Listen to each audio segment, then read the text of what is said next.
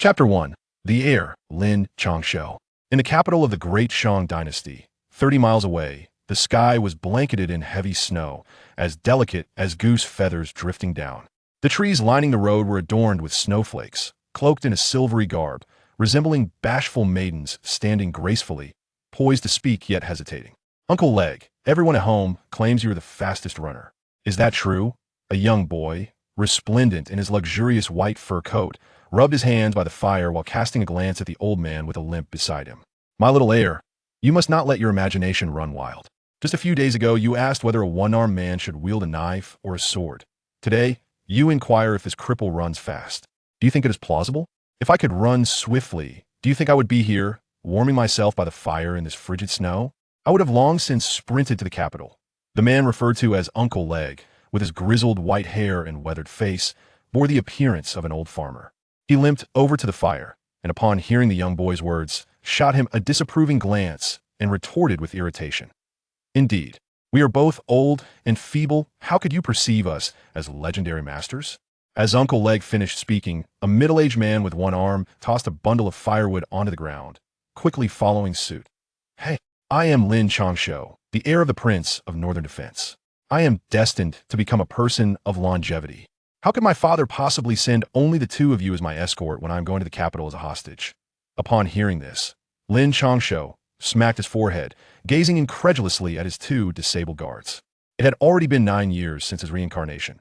Initially, he was quite content with his new identity as the sole heir of the Great Shang's foreign prince, wielding military power in the northern territories, which everyone referred to as Northern Shang. It was a life of inherent privilege, perfectly suited for galloping on horseback and embracing enchanting beauties.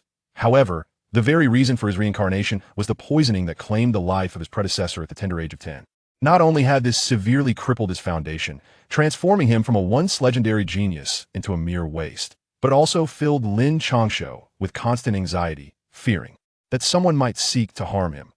Even the 9 provinces cauldron, which had accompanied his reincarnation and healed him, made him hesitant to reveal any of his restored abilities. The prince did not send only us two. A full 1,000 soldiers from the Northern Defense Army were dispatched to escort the heir out of the northern territories. Uncle Leg shot Lin Changshou an exasperated look and, without knowing where he had procured it, placed a chicken leg over the fire, the tantalizing aroma making one's mouth water. Indeed, although we have departed the northern territories, there are still 500 soldiers from the Northern Defense Army accompanying us. Who told you, heir, to insist on attending performances 4 months ago? Originally, 3 months prior was the scheduled time, yet you insisted on lingering at those performances, forcing the Northern Defense Army to advance ahead. Now look, it's just the 3 of us left. The one-armed guard wore a similarly bewildered expression, his gaze fixated on the chicken leg as he muttered in annoyance. Damn it, when I went to enjoy myself, I brought you along. Don't forget that you spent most of that money. Now you pull up your trousers and curse the patron, doesn't your conscience ache? Provoked by their remarks, Lin Changshou scooped up handfuls of snow and hurled them with great force, employing a surprise attack. The 2 individuals, dismissing themselves as mere decrepit old men, did not even cast a glance at one another. With a slight sidestep, they evaded the attack, their eyes unwaveringly fixed on the golden-brown chicken drumsticks being roasted over the fire. Curse it, 2 old geezers. Seeing his plan thwarted, Lin Changshou could not help but curse inwardly. These 2 had watched him grow up at the Wang residence. During his time there, he never perceived them as so shameless, but since departing the northern realm, they seemed to have flipped a switch, becoming increasingly irreverent. Wait, Uncle Dao, Uncle Leg, there's a murderous intent. At that moment, Lin Changshou grasped the hilt of his blade, his eyes glinting with icy menace as he surveyed his surroundings. Don't look at us, we're just 2 old relics. This time, it's all up to you, my lord, to demonstrate your prowess. Unfazed by Lin Changshou's mention of the ominous presence, the 2 old men remained fixated on the chicken leg, their tone dismissive. Indeed, we are merely 2 old relics. With your unparalleled skills, my lord, you could easily cleave them in 2. Uncle Dao wiped the drool from the corner of his mouth, eagerly chiming in. This is not the first time. It is always I, your lordship, who must take action. Do you not realize that I was injured at the tender age of 10, and now I am nearly akin to an ordinary person? Moreover, save that chicken leg for me. Throughout this journey, you 2 have consumed my provisions and even sold the carriage. Now I must toil while you lounge about. At Lin Changshou's words, his fury ignited, and he drew his gleaming white blade, his previously carefree demeanor now transformed into one of iron resolve. Actually, my lord, if you were to sell that fur coat made from the white bear, we could not only feast, but also procure a decent carriage. As Lin Changshou rose, the two old men showed no inclination to get up, their eyes lighting up at the mention of his coat. Have some dignity. At this, Lin Changshou's hard-won aura of ferocity dissipated instantaneously. He nearly hurled his blade at them, but settled for a cold snort, raising his presence to its zenith. In a flurry of white, he vanished before their eyes, leaving only faint footprints behind. Did you handle those few? Don't let anything happen to our lord. Once Lin Changshou's aura diminished, Uncle Leg turned to Uncle Dao, inquiring. Needless to say, if I hadn't dealt with them, I wouldn't have returned. However, they came prepared this time, with 3 masters and 5 minor masters. Damn it, otherwise I would have been back long ago. Uncle Dao scoffed, dismissively curling his lip as he added more fuel to the fire. I wonder what our lord fears. He is clearly on the cusp of becoming a minor master, yet remains hidden. Surely he doesn't believe anyone from the Wang residence wishes to harm him.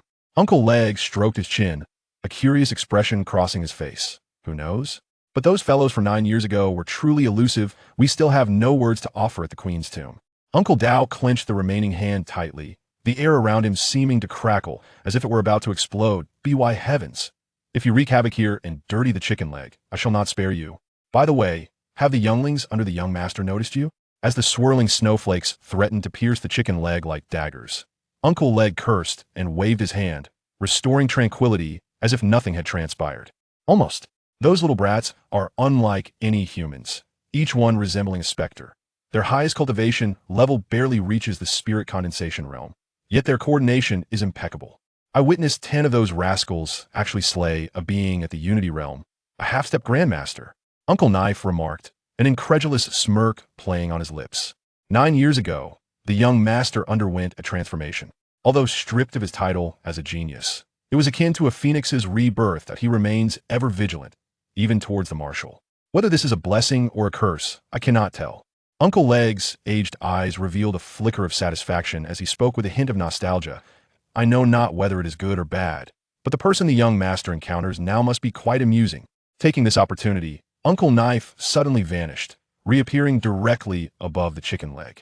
In the next moment, the chicken leg was at his lips as he cackled with pride. Chapter 2. The Exiled Sword Immortal. If one were to inquire about Lin Changshou's feelings at that moment, he could only utter 2 words, damn bastard.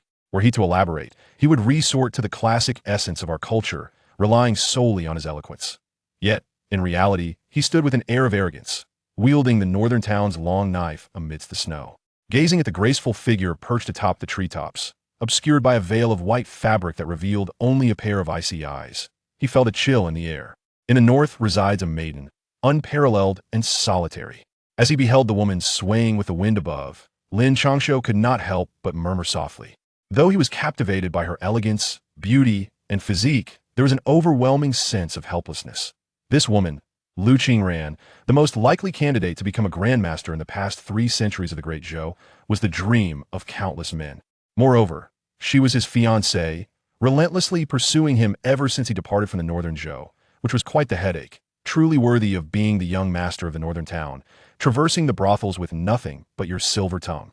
Upon hearing Lin Changshou's words, Lu Qingran's cold eyes widened in surprise, yet her voice remained frosty. The animosity she harbored, even from a distance, was palpable to Lin Changshou. Not at all. My ability to navigate the world of fleeting pleasures is due to my handsome visage, unparalleled intellect, and this honeyed tongue. Would you care to sample it? Lin Changshou, with a self-satisfied toss of his tousled hair, inwardly scoffed, thinking if he couldn't win her over with the insights from his previous life, he may as well. Perish, smooth-talking. How can the valiant king of the north and his esteemed wife produce a character like you? You might as well go die. Perhaps provoked by Lin Changshou's words, or perhaps dismayed by the sight of her fiancé in a brothel, Lu Qingran's fury was unmistakably heightened on this day. She lightly tapped her foot on the treetop, and amidst the falling snow, she appeared like a celestial being descending to the mortal realm, gracefully advancing towards Lin Changshou without a hint of earthly turmoil. Curse it, the wind and snow pavilion. You madwoman, starting with a lethal strike, are you not afraid of being left alone? As Lu Qingran made her move, Lin Changshou could no longer maintain his composure. He swiftly retreated several paces.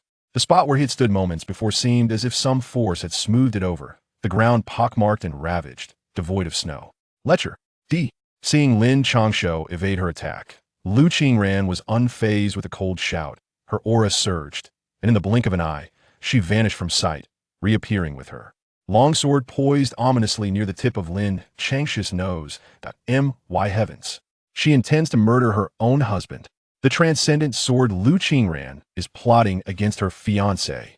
Witnessing the unyielding blade, imbued with a chilling intent, Lin Changshou did not even draw his weapon. Instead, he executed a roll to evade the strike. In a frenzy, he began to flee, shouting as he ran, a stark contrast to his earlier noble demeanor, now resembling a ruffian of the streets. Lin Changshou, halt! Silence yourself. Upon hearing his cries, Lu Qingran's sword trembled, and she stumbled momentarily, her gaze fixed on Lin Changshou's disheveled retreat as she shouted in anger. She was bewildered by her own reaction, hailed as the only woman in 3 centuries capable of becoming a grand master. She felt no stirrings of emotion as she pursued her singular goal of becoming the unique jewel of the snowy mountains. Even when others revered or distanced themselves from her brilliance, she remained unfazed. However, the revelation of her betrothal, the thought of descending the mountain to annul the engagement, sent ripples through her previously tranquil heart, akin to a stone cast into still waters. When she first laid eyes on Lin Changshou in the brothel, an unprovoked fury surged within her. She was meant to eliminate Lin Changshou with her prowess. How could a half-disabled man hope to escape? Yet, traversing 4,000 miles from Beizhou, her deadly sword had unexpectedly evaded harming him. Not fleeing? Only a fool would remain. I warn you, we are nearing the capital. Should you attempt another assassination and get caught, this young master will not protect you. In his desperate flight, Lin Changshou was oblivious to such matters to him. The figure behind was no celestial sword but a fearsome she-demon. For the sake of his own life, he disregarded the snow, eager to hasten his journey to the capital. He executed his technique, racing towards the grand capital of the Shang dynasty, the gusts from their rapid movement carving deep furrows into the snow below. Goodness, what a perfect match. Our young master is truly fortunate. Not long after the pair vanished, the duo of misfits appeared, and upon observing the direction in which Lin Changshou had fled, the knife-wielding man chuckled in delight. This time, the heir is not merely coming as a hostage. It is rumored that the emperor is preoccupied with the marriage of the 7th princess. The heir's arrival in the capital could bring either fortune or misfortune. Most notably, that transcendent sword he wields is said to be imbued with the emotionless technique from the great snowy mountains. Upon hearing this, Uncle Leg's rugged visage darkened with concern, and his weathered eyes revealed a hint of anxiety. What of it? Even if our heir were to marry both, what of it? Our northern town army could contend with not just the princess and that transcendent sword, but even if the gates of heaven were to reopen, celestial beings would be within our grasp. Uncle Knife, filled with an indomitable spirit, exuded an aura so powerful that even the falling snow dared not touch him. Humph, foolish one, once in the capital, do not cause trouble. There are not only eunuchs from the palace to contend with, but also the venerable headmaster of the academy. Seeing Uncle Knife's brazen demeanor, Uncle Leg snorted derisively, and in an instant his figure vanished, leaving only an echo behind. Tisish. If I were uninjured, that eunuch would dare to challenge me? However, the prince has warned that we must not provoke those fellows from the academy. The headmaster is no easy adversary. Having grown accustomed to Uncle Leg's abrupt disappearances, he now rubbed his chin with his remaining hand, murmuring in frustration. Meanwhile, Lin Changshou was drenched in sweat. Although he had reached the threshold of a minor master, capable of stepping over that boundary at any moment, he now had to conceal his prowess, feigning weakness while evading Lu Qingran's relentless pursuit. This was a torment he had to endure. Lu Qingran, do you truly intend to murder your own husband? I must inform you, just ahead lies the gates of the capital. After running all night, dawn had begun to break, and the imposing walls of the capital loomed in the distance, along with the throngs of citizens waiting to enter. Lin Changshou's face was drenched, his once white attire now stained a murky gray, presenting a disheveled appearance. Chapter 3. The Interception. Rogue, today shall be your end. At this moment, Lu Qingran was equally exhausted after a night of relentless pursuit. Each strike was tempered, lest she inadvertently harm him. The white veil that adorned her face was now clinging tightly, dampened by her perspiration. Help! Help! As Lu Qingran's fury intensified, Lin Changshou resolutely abandoned any notion of dignity befitting an heir and sped towards the city gates, his desperate cries drawing the attention of all. Bold one, Who dares to cause a ruckus at the city gates? Just as Lu Qingren's sword was about to reach him, a thunderous voice erupted from within the gates, followed by the appearance of a towering figure beside Lin Changshou. Upon seeing Lu Qingren's drawn sword, he snorted coldly, and his spear transformed into a dragon's tail, directly countering the sword's gleam. Time seemed to halt, and in the next moment, a shockwave surged forth, echoing with a resounding crash as the ripple effect intensified. The nearby stones and well-meaning citizens were swept away, chaos erupting as the city gates bore witness to the tumult. The figure that had emerged from within was sent stumbling back by the force, retreating several paces. Bold one, who are you to dare engage in combat before the city gates? Did your masters not teach you better?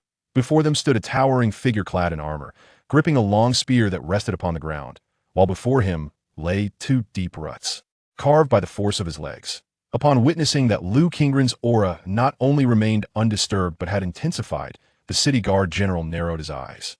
Suppressing the tension in his chest, he spoke in a gravely tone. However, the wary glint in his eyes did little to lend weight to his words. They seemed more like a thought of strength, concealing fragility within. General, why waste your breath on her? Do not be deceived by her beauty. She is nothing but a mad woman. She has pursued us relentlessly from 30 miles away until now, and she is no virtuous soul. Lin Changshou, observing the scene, understood all too well the thoughts of the city gate guard. His concerns were merely rooted in Lu Qingren's formidable prowess and youthful vigor. Fearing she might have powerful backing, he desired to downplay the situation. Yet how could this be allowed? Having been pursued for such a distance, it was imperative that Lu Qingren face some trials. Young master, it is not the place of outsiders to interfere with the duties of the city gate guards. Upon hearing Lin Changshou's words, the captain of the guards glared, speaking in a grave tone. Were it not for Lin Changshou's opulent attire and noble demeanor, he might have already taken action to apprehend him. The Great Snow Mountain. Lu Qingren, upon hearing this, merely shot a fierce glare at Lin Changshou, who was hiding behind the captain, and she sheathed her long sword with a cold voice.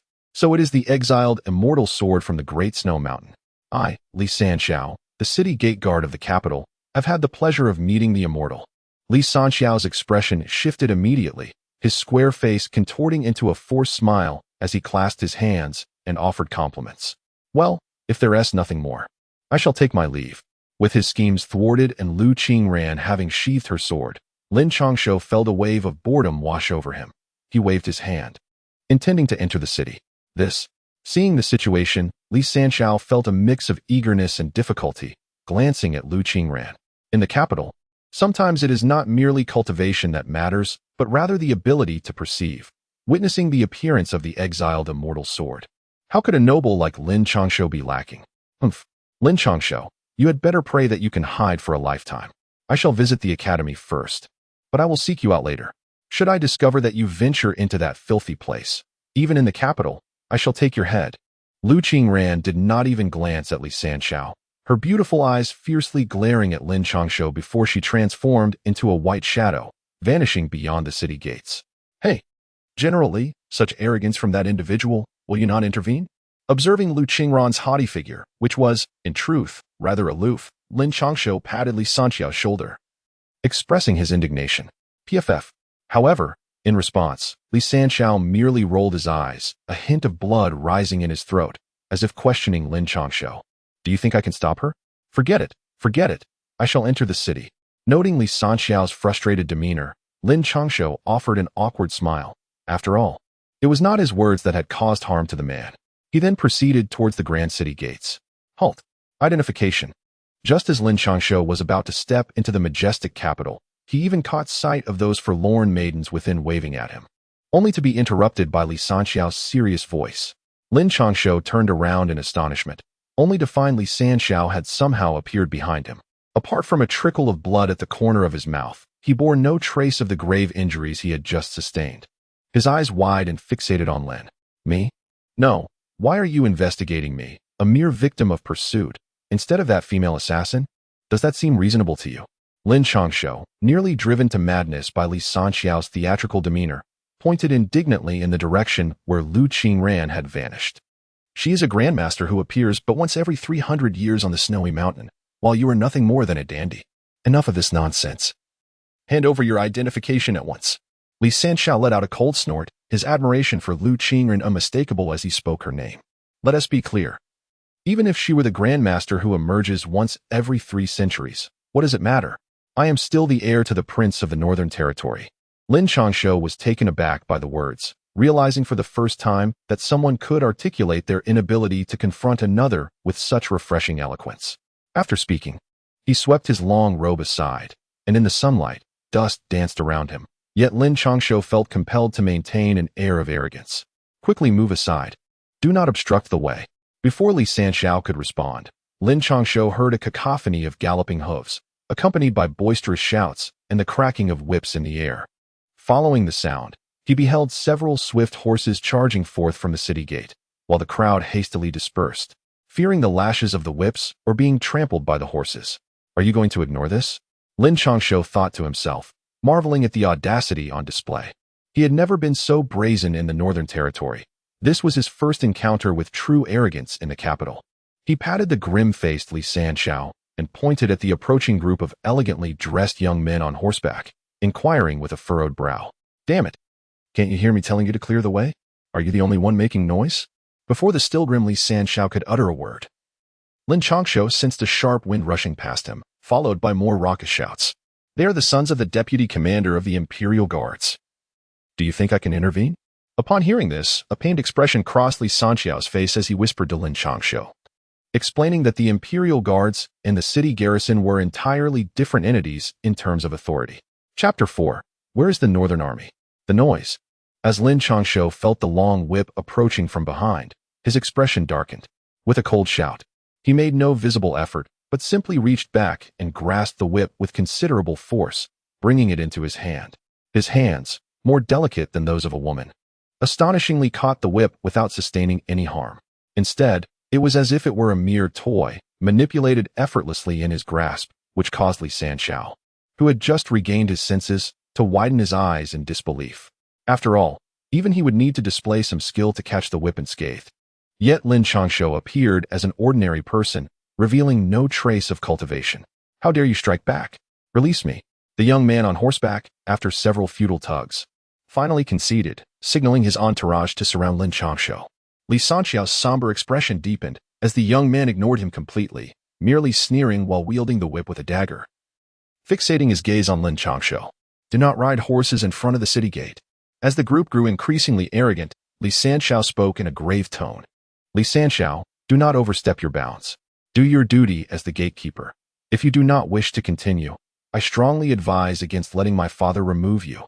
To his surprise, the noble young man merely scoffed in response, displaying no fear, but rather a disdainful glance at Li Sanxiao, retorting, Is your father truly formidable?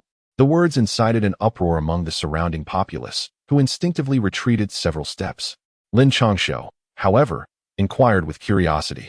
It is known that serving as a guard at the city gates is the purview of a powerful military figure, not merely a noble scion. Even the majority of officials within the court are compelled to treat them with deference. The deputy commander of the Imperial Guards. Li San's expression grew increasingly grim, and he nearly ground his teeth as he spoke. You know this, yet you still dare to linger. The noble youth, upon hearing this, smirked triumphantly and retorted sharply at Li San, What are you yelling about? Yet, before the young noble could bask in his arrogance for long, Lin Changshou exerted a powerful tug, causing the young noble to soar into the air, crashing heavily at Lin Changshou's feet. You dare! Kill him! At this moment, all present were momentarily stunned, and the sycophants encircling Lin Changshou took a while to react, brandishing their weapons and shrieking as they attempted to charge forward. Don't move. Are you not afraid he will perish? Disregarding these sycophants entirely, Lin Changshou seized the young noble by the throat, lifting him effortlessly. The noble, having just recovered from the jarring fall, was suddenly gripped by a sense of suffocation, his limbs flailing helplessly in the air. Attempting to summon his cultivation, he found a peculiar force suppressing all his abilities, plunging him into a state of panic. Is the son of a deputy commander of the Imperial Guards truly this formidable? Why don't you ascend to the heavens? Seeing that the sycophants were intimidated by his presence, Lin Changshou delivered a resounding slap across the young noble's face, causing his delicate visage to swell instantly, with blood seeping from the corner of his mouth. My father is the deputy commander of the Imperial Guards. You dare strike me? After finally catching his breath, the young noble, face flushed with rage, glared at Lin Changshou, and shouted, "Even if your father arrives, I shall continue to strike." Lin Changshou replied with a laugh, delivering another slap. "Release young Master Zhang. You dare? Do you wish for death?" The commotion was so loud that the sycophants failed to comprehend Lin Changshou's words clearly, and upon witnessing another slap land, they began to holler. "Silence! Boy! Who gave you the audacity to lay hands on this young master? Speak it, and you may leave here today." Lin Changshou let out a low growl, and with it, a wave of energy erupted from him, sending several lackeys flying. He regarded young Master Zhang with an impassive expression. From the moment the young man emerged, Lin sensed something amiss. The commotion caused by Lu Qingran was considerable, and its duration was not brief. Moreover, Zhang's appearance was rather too timely, and he hadn't even resorted to using the whip on the commoners obstructing his path. The targeting was unmistakably directed at him. Initially, Lin harbored mere suspicions, but once the first strike landed on him, he was convinced that this man was indeed intent on him, despite the somewhat disheveled state of his white outer garment. Crafted from premium white bear fur, it was something an ordinary person could only dream of encountering once in a lifetime. As the scion of an official family, how could this young man possibly lack discernment? Without inquiry, he had chosen to act with aggression. This was the capital. Had he truly been so reckless, he would have long since brought ruin upon his father, the deputy commander, before even having the chance to confront Lin. What are you saying? This young master knows nothing." Under Lin Changshou's piercing gaze, young Master Zhang swallowed hard, unable to meet his eyes, lowering his head instead. "You truly are a loyal hound. Return and inform your master that this young heir will remain in the capital for the next 3 years, eagerly awaiting his arrival, so he should prepare himself." Observing Zhang's submission, Lin Changshou let out a cold snort and chose not to press further. Regardless, he had already established his presence in this city, and he would eventually uncover who was orchestrating events behind the scenes. Sensing the murderous aura emanating from Lin Changshou, young Master Zhang attempted to utter something, but Lin paid him no heed. With a swift motion of his hand, Zhang was flung into the air like a ragged sack, his body producing a cacophony of cracking sounds. "Ah!" The young man's anguished scream echoed through the air as the sound of bones fracturing filled the atmosphere, blood gushing forth before he even touched the ground. "Ah, why must it come to this?" At that moment, Lin Changshou approached with a sigh, speaking softly to Lin Changshou. "Who am I?" Lin Changshou cast a glance at Lin Changshou and responded with an answer that was off the mark. "The prince of the northern town." Lin Changshou was taken aback momentarily, then, with a serious demeanor, replied, "Indeed." Upon hearing a satisfactory response, Lin Changshou proudly raised his head and smiled, leisurely making his way toward the city gate. "Halt! Someone, apprehend him!" Just as Lin Changshou was about to enter the city, a thunderous shout halted him, and a group of soldiers clad in armor, wielding weapons, swiftly surrounded him. "Are you done yet?" Glancing at the soldiers encircling him, and then at the middle-aged leader, a surge of anger welled within him. Ever since being pursued by Lu Qingran, he had not known a moment's peace, and now, even entering a city gate was met with the annoyance of these pests. In an instant, his internal cultivation erupted. "Where is the Northern Guard?" With a surge of energy exclusive to the realm, Lin Changshou's voice boomed, resonating through the air. "The 50-man squad of the Northern Guard pays its respects to His Royal Highness." As Lin Changshou's shout echoed, the sound of rushing air filled the space. And in the next moment, a squad clad in black leather armor, brandishing Northern Guard blades, knelt before him. Chapter 5. "Stay a moment, my lord." "Arrest him." Lin Changshou emanated an air of coldness, barely glancing at the armored soldiers wielding weapons. With a mere gesture, 50 soldiers from the northern garrison were instantly mobilized. Who were the northern garrison? They were the stalwarts guarding the northern frontier, engaging in fierce battles with the Xiongnu almost daily. The individuals accompanying Lin Changshou were the CR de la CRME, each having endured the crucible of numerous battlefields. Before the adversaries could even react, before they had the chance to draw their blades, the northern blade was already poised at their throats. This restraint was a courtesy from the northern garrison squad. Otherwise, the soldiers would surely have met their demise at the city gates that day. "Lin Changshou, do you dare?" As Lin Changshou approached step by step, the commanding leader lost his composure, his aura intensifying, stirring the dust around him. "How dare you?" he thought. "You, a mere squad leader. What audacity gives you the courage to strike against me?" Yet, Lin Changshou, undaunted by the threat, swung the northern blade, its scabbard crashing down upon the leader's head. Clang! The resounding impact knocked the leader's helmet askew, leaving his hair in disarray and his demeanor utterly disheveled. His aura flared even more fiercely. How dare you still resist? Let me show you. Dare to glare, and I will give you reason to think twice. Initially, Lin Changshou intended to conclude the encounter with that one blow. After all, this was not his territory, and he had already struck down one leader. However, the leader's venomous glare and the palpable malice emanating from him posed a significant threat, awakening a murderous intent within Lin Changshou's heart. The northern blade fell mercilessly upon the leader once more, blood trickling down from his forehead.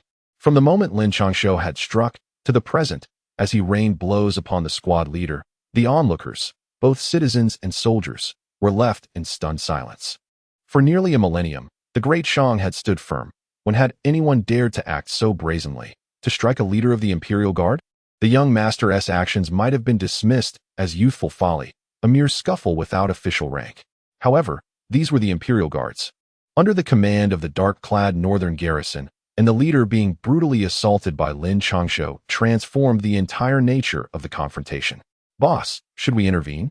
A city guard queried, inching closer to Lin Changshou, first casting a wary glance at the frenzied Lin Changshou, then whispering his inquiry. Intervene? Who is that young lord? He is none other than the heir of the Northern King, while they are the Imperial Guards. Whom do you suggest we support? Lin Changshou retorted, kicking the ground in frustration, his teeth gritted at the unfolding scene. But if this continues, someone may very well die. They are all soldiers. Should we not step in? The soldier, unfazed by the kick, instead approached Lin Changshou with a furrowed brow. Damn it! How is it that I, so clever, am surrounded by a bunch of fools? We are the city guards while they are the Imperial Guards, several ranks above us. Besides, they provoked that esteemed figure first. All we need to do is guard the city. Why should we involve ourselves in such matters? Do you have a death wish? Ah, my chest hurts. It must be from the earlier confrontation with that celestial swordsman. Quickly, take me to the city wall to rest. Upon hearing this, Lin Changshou delivered a sharp slap to his subordinate's head. In the next moment, his complexion turned as pale as gold paper, and he spat out blood, prompting his subordinate to assist him in sitting at the base of the wall. Oh, yes, the boss is injured. Hurry, come help. The subordinate, quick-witted, instantly understood Lin Changshou's intent, exchanging glances with his teammates before rushing to Lin Changshou's side to watch the spectacle. The Crown Prince of the Northern King has received the edict. Just as everyone thought the squad leader would be beaten to death by Lin Changshou, several swift steeds galloped in, and a sharp voice echoed through the crowd. Long live our emperor. At this proclamation, everyone immediately knelt, and even Lin Changshou and his companions forsook their pretense of injury, laying on the ground while secretly peering ahead.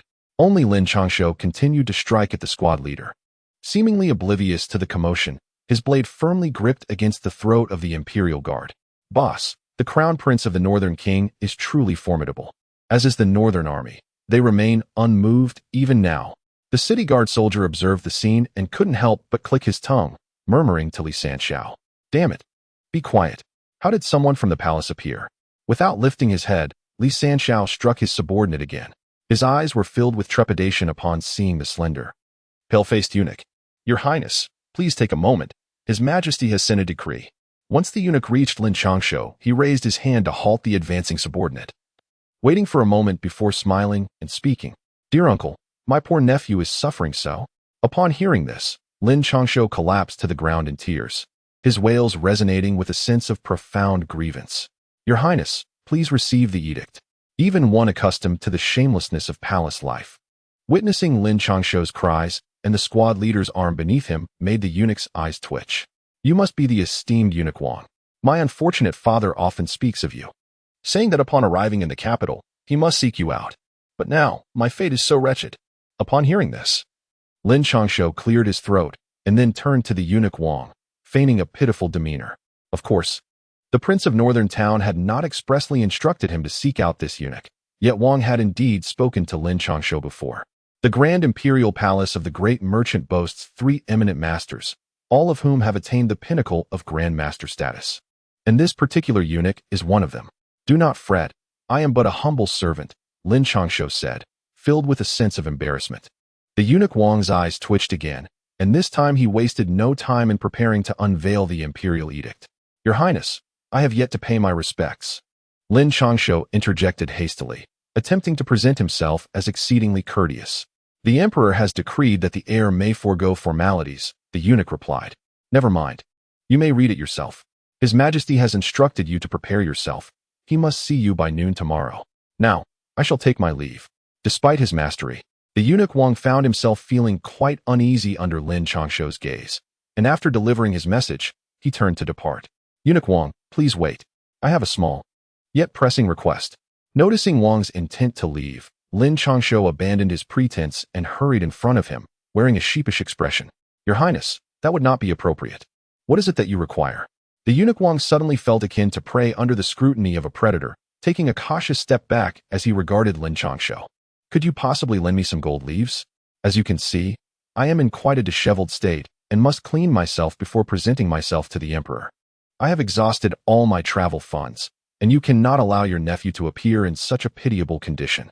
My father has always said that although you may lack the stature of a man, you are undoubtedly a remarkable hero in this world. As Lin Changshou's eyes darted, he fixated on the attire of the esteemed eunuch Wang, remarking, You, as an old servant, I hastily emerged without much. But here is the gold we managed to gather. The heir apparent shall undoubtedly receive more from His Majesty tomorrow. Upon hearing this, Wang's demeanor darkened. He had always been the recipient of funds, yet now he found himself in the position of having to part with his own. However, the words of the illustrious hero, the renowned prince of the north, combined with the heir's presence, left him no choice but to gather enough gold from his subordinates to place a handful into Lin Changshou's palm. After delivering his message, he hurriedly prepared to depart. That esteemed eunuch, do you know which establishment in the capital is the finest in the realm of pleasure? This heir wishes to indulge in some self-care. As Wang scurried away, Lin Changshou, unwilling to relent, called out boisterously. If the heir truly desires to go, the Qinghua Pavilion is quite a commendable establishment. As Lin Changshou's words fell, the crowd distinctly observed Wang's step falter, followed by a gritted voice exclaiming, Is this truly the conduct of a human? Not only does one ask a eunuch for money, but also requests recommendations for brothels, and speaks of places of indulgence. How outrageous!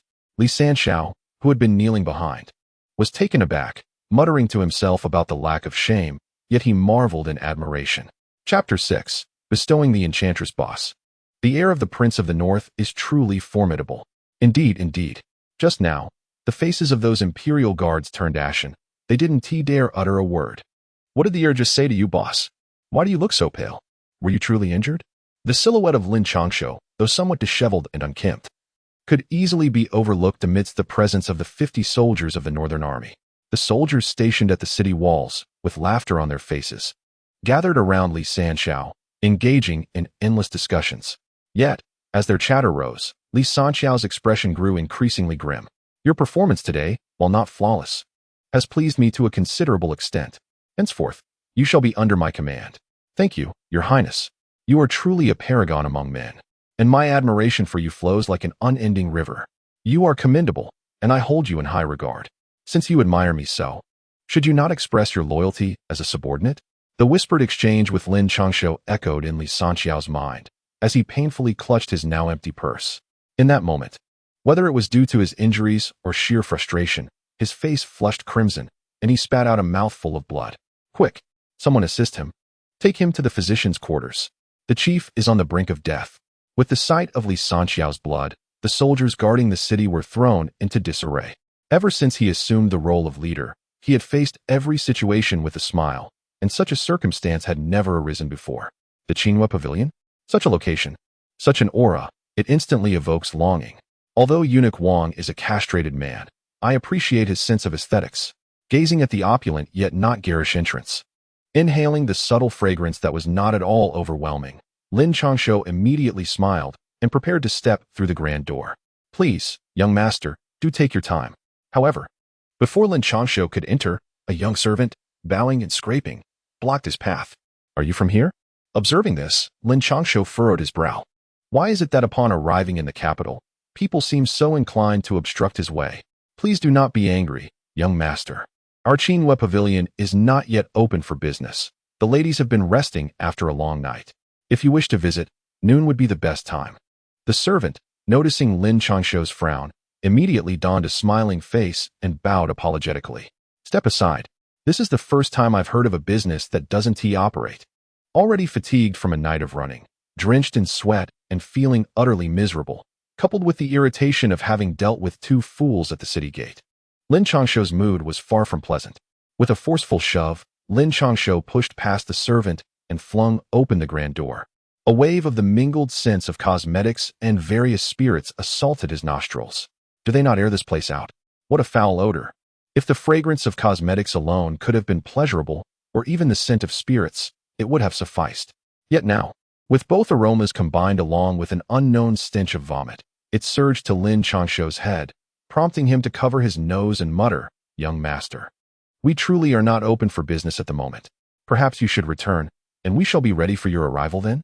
At that moment, the young servant hurried in with a distressed expression, having completely lost his temper with Lin Changshou. Were he to deal with an ordinary person, one might observe a different demeanor. However, those affiliated with Qinghua Pavilion are far from ordinary. In contrast, the scholars from esteemed academies, the noblemen, and various merchants are all individuals he cannot afford to provoke. Here, he has long cultivated a discerning eye, although Lin Changshou appeared somewhat disheveled. His inherent grace and attire distinguished him from the common folk. Enough of this chatter. Quickly, procure a beautiful companion for me and arrange for a room. The foul sweat from this journey has been exceedingly bothersome. Oh, and do not forget to bring me some food and drink. Lin Changshou was indifferent to such matters. He was not only fatigued but also famished, even able to detect the unpleasant odor of his own sweat. Young master, the attendant, visibly troubled, hesitated to speak further, pondering the impossibility of a brothel opening its doors at such an early hour. There had never been a precedent in the entire Great Zhou. You may leave. This young master appears quite handsome. Do you have any acquaintances among the ladies? I would be grateful if you could rouse one for me. At that moment, a woman in her 30s, still possessing a captivating allure, sauntered over, first waving her hand at the attendant before approaching Lin Changshou with a flirtatious smile. "Oh, sister, you are quite charming yourself. As this young master is new to this realm of pleasures, might you have any recommendations? If not, I wouldn't mind considering you." Upon witnessing this, Lin Changshou allowed a faint smile to grace his lips as he embraced her and chuckled softly. "Oh, my dear sir, how could the remnants of a fading flower like me offend your eyes? Allow me to prepare a room for you and summon a couple of maidens to attend to your needs. As for the young lady, this is not an establishment of ill repute. Whether she becomes your honored guest depends on your own prowess and sincerity." Flattered by Lin Changshou's compliment, the matron's eyes sparkled with delight, and with a playful tap on his shoulder, she gracefully spun away from his embrace, laughing. Her lithe figure, reminiscent of a ripe peach, became even more pronounced with her movements, showcasing her ample yet tasteful form. There is indeed a certain charm, as the saying goes. The beauty of the lotus pales in comparison to that of a fair maiden. The breeze in the water palace carries the fragrance of pearls and jade. You are not aged. Rather, you exude an irresistible allure. As the matron departed, Lin Changshou took a moment to savor the lingering aroma in the air, casting a meaningful glance in her direction. "This term, my lord." The matron's formerly radiant smile vanished, replaced by a look of astonished delight as she gazed at Lin Changshou. "Isn't that meant for you? I have bestowed that title upon you. Do you fancy it?" Lin Changshou smiled gently, his figure shifting gracefully until he stood before the brothel keeper. He lifted her delicate chin with a soft touch and remarked, "What merit do I possess, that your kind gift brings me such delight?" This time, the brothel keeper did not shy away. Her expressive eyes, resembling drawn silk, regarded Lin Changshou as she spoke. Over the years, she had encountered numerous individuals, nobles, scholars, and affluent merchants, all drawn to her for their carnal desires. Yet today, Lin Changshou marked the first to compose poetry in her honor. "Dear sister, do hasten to prepare a room for this esteemed gentleman. I can scarcely endure the stench any longer." Upon hearing his words, Lin Changshou chuckled with satisfaction, discreetly brushing his fingers against her earring, causing the brothel keeper to shiver slightly. "Dear adversary, escort this gentleman to the listening rain pavilion." Feeling the gentle withdrawal of Lin Changshou's fingers, a wave of emptiness washed over her, and with a lingering glance filled with unspoken longing, she murmured softly before instructing her subordinate, "I am truly grateful, dear sister." Upon hearing this, Lin Changshou, disregarding the astonished gazes of his subordinates, respectfully clasped his hands in gratitude towards the courtesan. "Young master, may I inquire, what is the name of this song?" As Lin Changshou's figure began to fade from view, the courtesan could no longer contain her curiosity and asked, "What is the name of that sister?" Lin Changshou did not respond. Instead, he smiled and gazed at the other person, inquiring, "My dear, charming lady." The brothel madam was taken aback for a moment before eventually replying in a soft tone, "Then let it be named Gifted Charm Lady." Lin Changshou chuckled lightly before turning away, leaving the old matron standing in place, motionless for a considerable time. Chapter 7. What are you worth? The Listening Rain Pavilion, despite its name suggesting a grandeur, is, in truth, a serene little courtyard nestled behind the Qingwei Pavilion. Within this quaint enclave, rockeries and flowing water have been artfully arranged to transform the modest space into a tranquil and elegant retreat. The esteemed courtesan, Meinyang, has already instructed for hot water to be prepared. Please take a moment to wait here in the Listening Rain Pavilion. Oh, the Maiden of Listening Rain is indeed our star attraction, offering her talents without compromising her dignity. After escorting Lin Changshou to the rear, the young servant merely stood by, refraining from advancing any further, his demeanor increasingly respectful. In his concluding remarks, he not only issued a warning, but also subtly extended a gesture of goodwill. "Oh, my dear fellow, though you blocked my way at the entrance, I am not one to be unreasonable. Here, a token of appreciation for your efforts." Upon hearing this, Lin Changshou nodded, refraining from further comment. He directly retrieved a piece of silver from the pouch he had obtained from Li Sanshou and tossed it to the young servant. After receiving the servant's obsequious gratitude, he raised his head and made his way into the Listening Rain Pavilion. Once Lin Changshou's figure vanished, the servant gradually straightened up, his eyes darting back and forth between the Listening Rain Pavilion and the main building of the Qingwei Pavilion. After a moment of contemplation, he finally ambled away into the distance. Unbeknownst to him, Lin Changshou was engrossed in the room's decorations. The chamber was divided into inner and outer sections, with a distinctive fragrance wafting from the inner room. To Lin Changshou's eyes, the overall arrangement of the room lacked ostentation. Rather, it exuded a comforting warmth that made one instinctively yearn to linger in such an environment. "The young master has already arrived. Do you not wish to come out and make his acquaintance?" Lin Changshou, after a prolonged wait, noticed that the individuals within showed no intention of emerging. He seated himself beside the round table, pouring tea for himself while casting an intrigued gaze into the room. Many spoke of the crown prince of the Zhunnan Wang as a frivolous scion, deemed the greatest bane of the Zhunnan Wang residents. Yet who could fathom the remarkable achievements he had accomplished within these mere 9 years? As Lin Changshou's words faded, a gentle voice, accompanied by the rustle of a flowing gown, gracefully approached him. A delicate layer of gauze draped over her form, and as she moved, it brushed against her porcelain skin. Coupled with Ting Yu's enchanting figure, the gauze lent an air of mystery, revealing glimpses of her silhouette that ignited an insatiable curiosity to explore further. You are aware of the significance of the talisman that transmits messages across vast distances. However, what you may not know is that all of your allure is a lesson I imparted. This gauze, along with the contents concealed within your attire, were the result of my research at the tender age of 11. Should your sole intention be to entice me into merely observing these, you shall meet your demise. Lin Changshou set down his teacup and gazed at the slowly approaching Ting Yu, speaking in a calm tone. At that moment, he lacked the imposing demeanor he had displayed before the city gates, and the playful banter he had shown in the presence of Meinyang was nowhere to be found. What remained was an endless indifference, as if the renowned courtesan Ting Yu were merely a frigid corpse. Ting Yu was taken aback by his words, her enchanting figure suddenly stiffening. She looked at Lin Changshou in disbelief, unable to utter a single coherent response.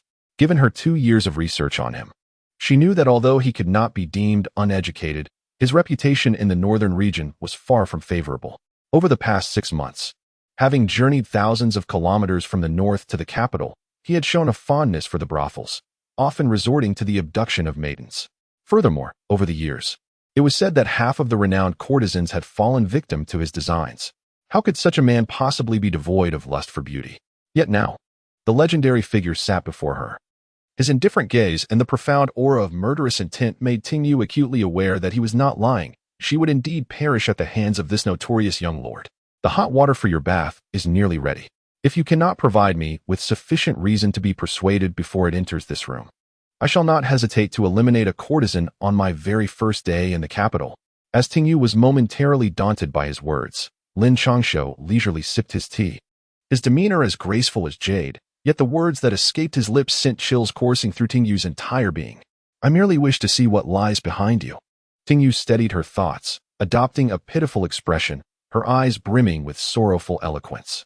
Do you comprehend what Mengyang signifies to me? Upon hearing this, Lin Changshou did not resort to threats or violence.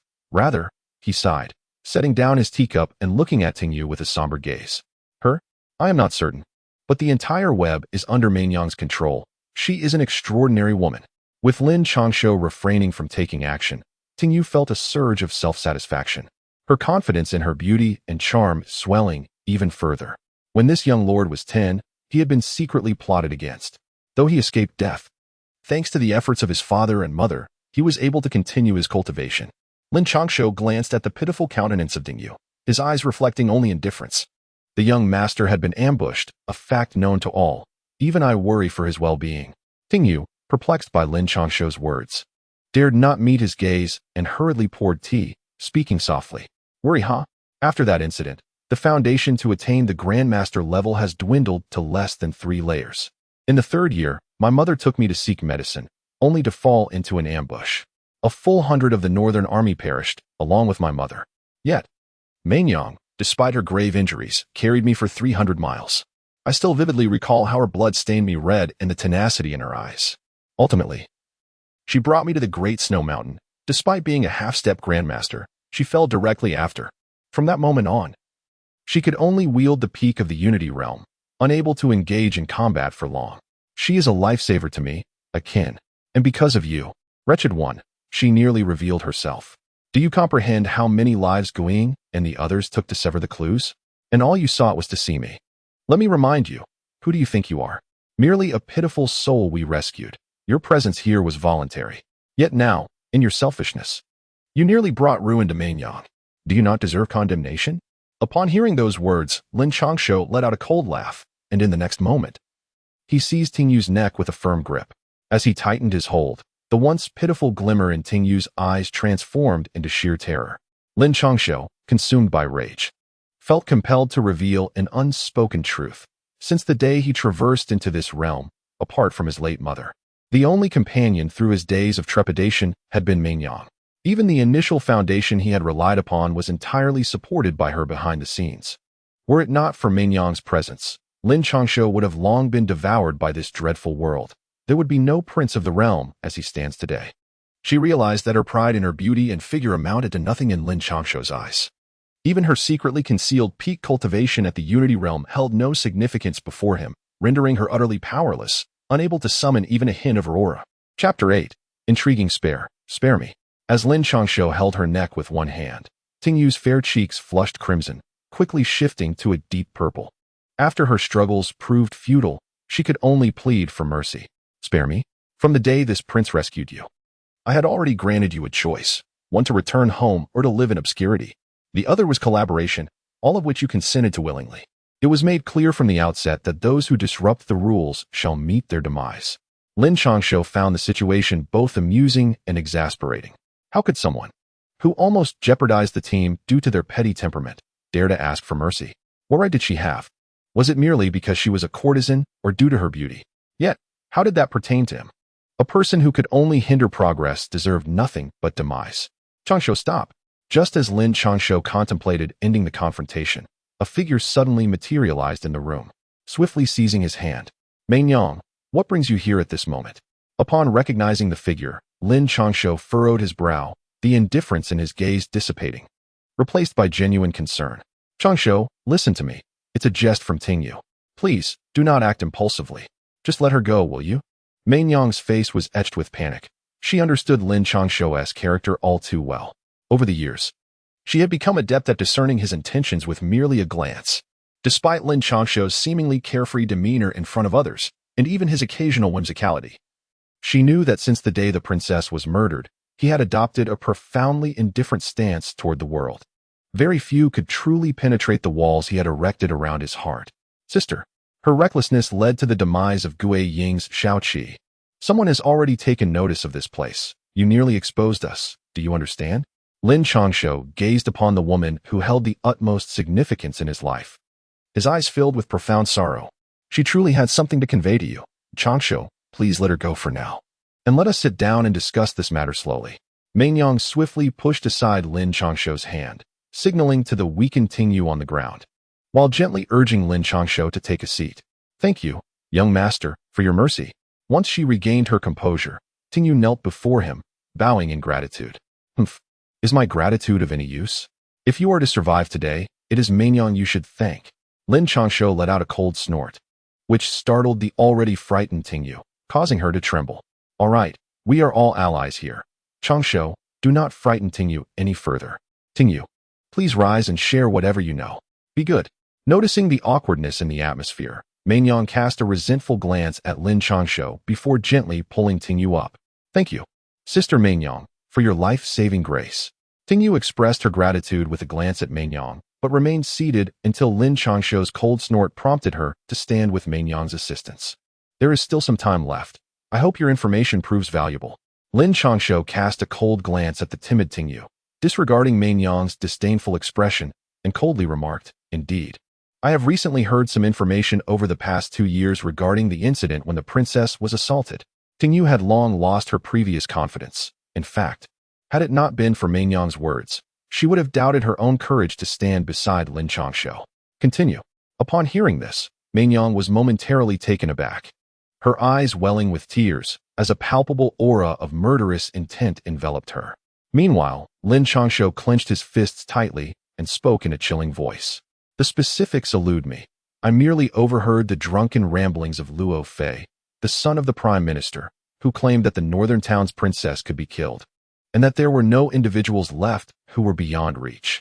Fearful of provoking Lin Changshou's wrath once more, Tingyu hastily divulged everything she had heard. That old scoundrel from the Luo family? Upon hearing this, Lin Changshou fell into a contemplative silence, stroking his chin while murmuring softly. Previously, the general had conducted an investigation into the individual in question.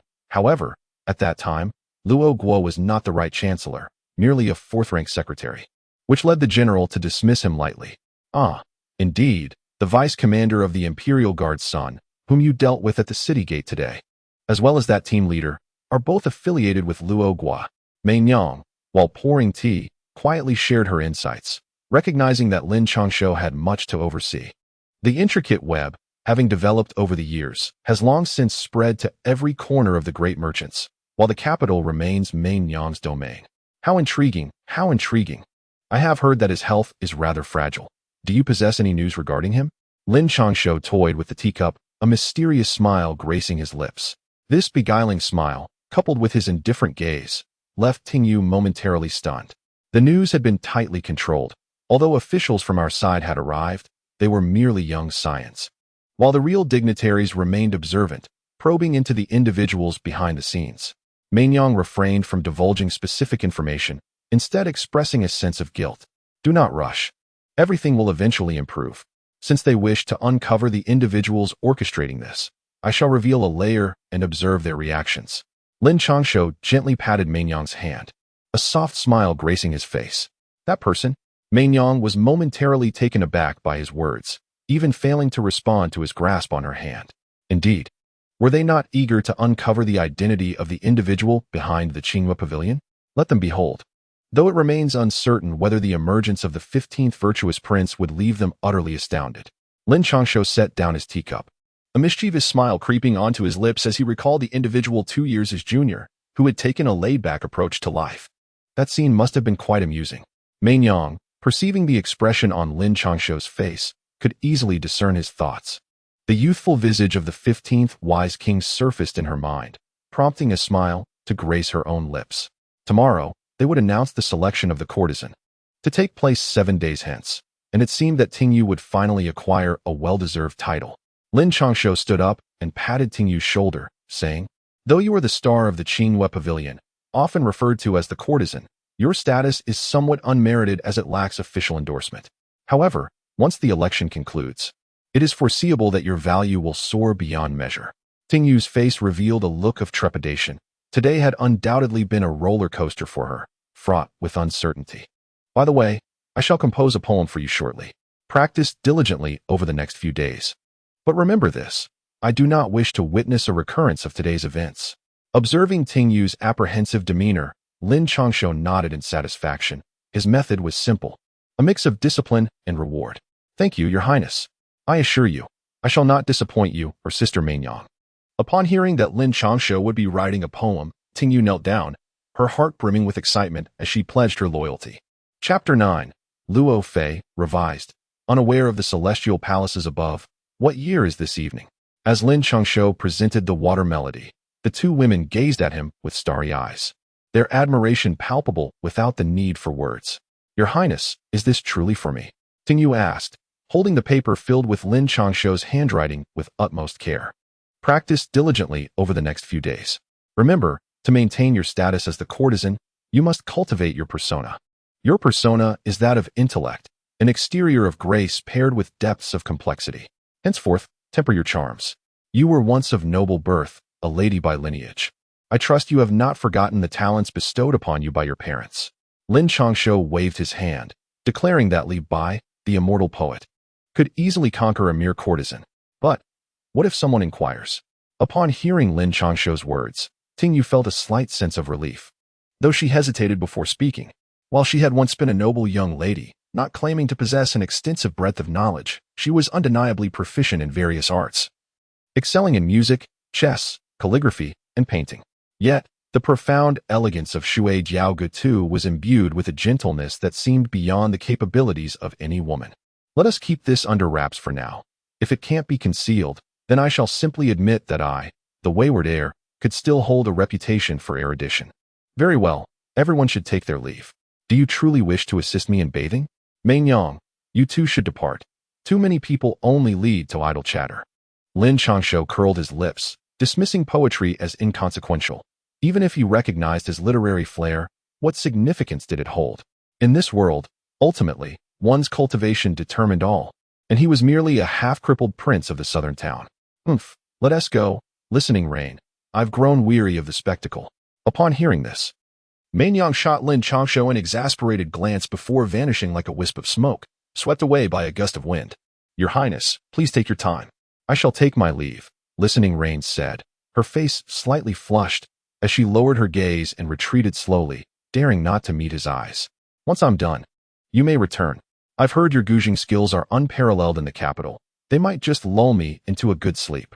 As she was about to disappear from his sight, Lin Changshou, with a sudden mischievous impulse, uttered these words, causing listening rain to falter momentarily and nod slightly in response. Time passed swiftly. After years of traversing this life, Lin Changshou had long since grown accustomed to being attended to. It was far from the imagined scenes of maidens frolicking. Although the two maids blushed and their eyes sparkled with youthful exuberance, Lin Changshou genuinely felt reluctant. In fact, under the pressure of their advances, he rarely showed any inclination of comfort and instead dismissed them. Who would have thought that a scion notorious for frequenting brothels was, in fact, still a novice? That day, Lin Changshou had no desire to move, opting instead to sleep on the bed in listening rain pavilion, inhaling the sweet fragrance that belonged to her. The melodious sound of her gouging drifted to his ears, and combined with the fatigue of his long travels, he quickly fell into slumber. What Lin Changshou did not anticipate was that, while he slept, the young servant had quietly slipped away from Qinghua Pavilion. Qingfeng Street, named for the refreshing breeze, was a gathering place for officials of the great merchant. Nearly every establishment housed officials of the fourth rank or higher, with the right prime minister's residence among the most prominent.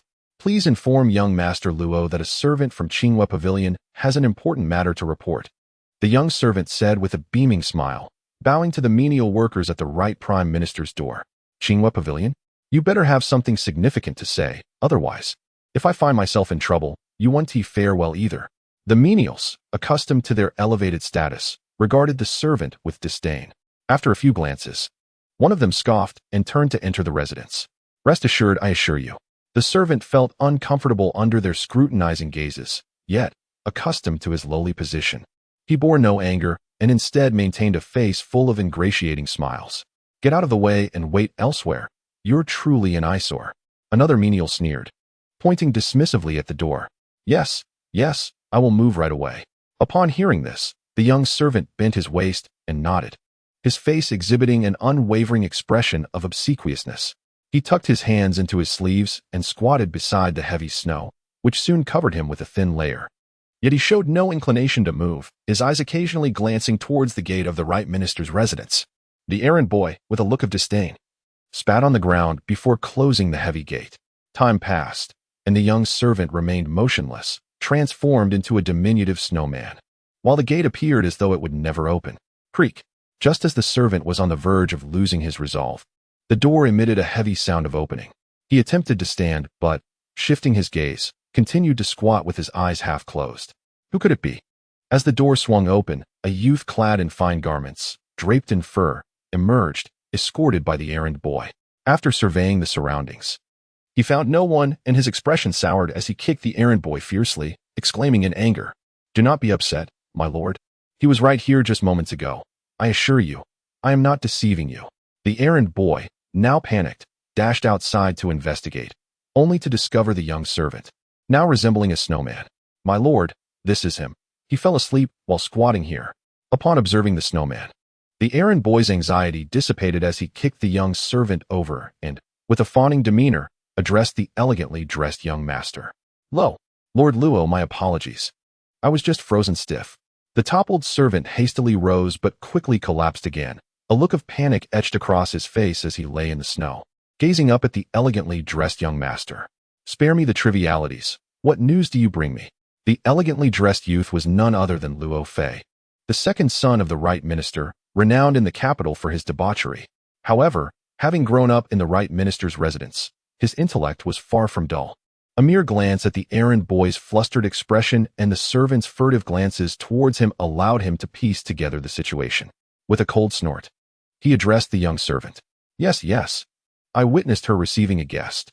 I saw a man enter the listening rain pavilion, and he has yet to emerge." The young servant, startled by Luo Fei's gaze, suppressed his inner turmoil and answered in a fluster. "Useless. Have someone escort me. I wish to see which fool dares to encroach upon what is mine." At his words, a powerful aura erupted from Luo Fei, showcasing his formidable strength at the late stage of the foundation establishment. With a wave of his hand, several guards appeared behind him, and the group set off in a grand procession towards the Qinghua Pavilion. Chapter 10. Are you certain? Lin Changshou enjoyed a restful slumber, perhaps a result of the hardships he had endured along the journey, where financial constraints forced him to endure the elements and have his meager provisions snatched away by those shameless ruffians. Accustomed to a life of luxury and indulgence, this sudden encounter with a fragrant and cozy bed allowed him to sleep soundly until the evening. However, it was not a natural awakening, but rather the cacophony of noise that roused him, accompanied by distant curses. "Who the hell is inside? Come out. You dare to compete with me for listening to the rain? You must be tired of living," he thought furiously. The clamor grew louder, followed by the sounds of scuffles and an irate voice. Clearly, the intruders had breached the rear courtyard, with the guards of Qinghua Pavilion either failing to intervene or too intimidated to act. "Oh, young Master Luo, please calm down. The person inside is still resting. If you could wait a moment, listening rain will soon emerge to play the qin for everyone." At this juncture, Lin Changshou had awakened, his eyes blazing with the fury of having been disturbed, their coldness palpable. Meanwhile, listening rain, in a state of panic, stood up as if she had committed some grave error, resembling someone caught in a compromising situation. "Why are you so anxious? What is that barking creature outside?" Lin Changshou cast a glance at the flustered Tingyu and promptly rose to gather his belongings. "It must be the son of the right Prime Minister, Luo Fei. Allow me to assist you in dressing, Your Highness." Upon hearing these words, Tingyu's face flushed even more.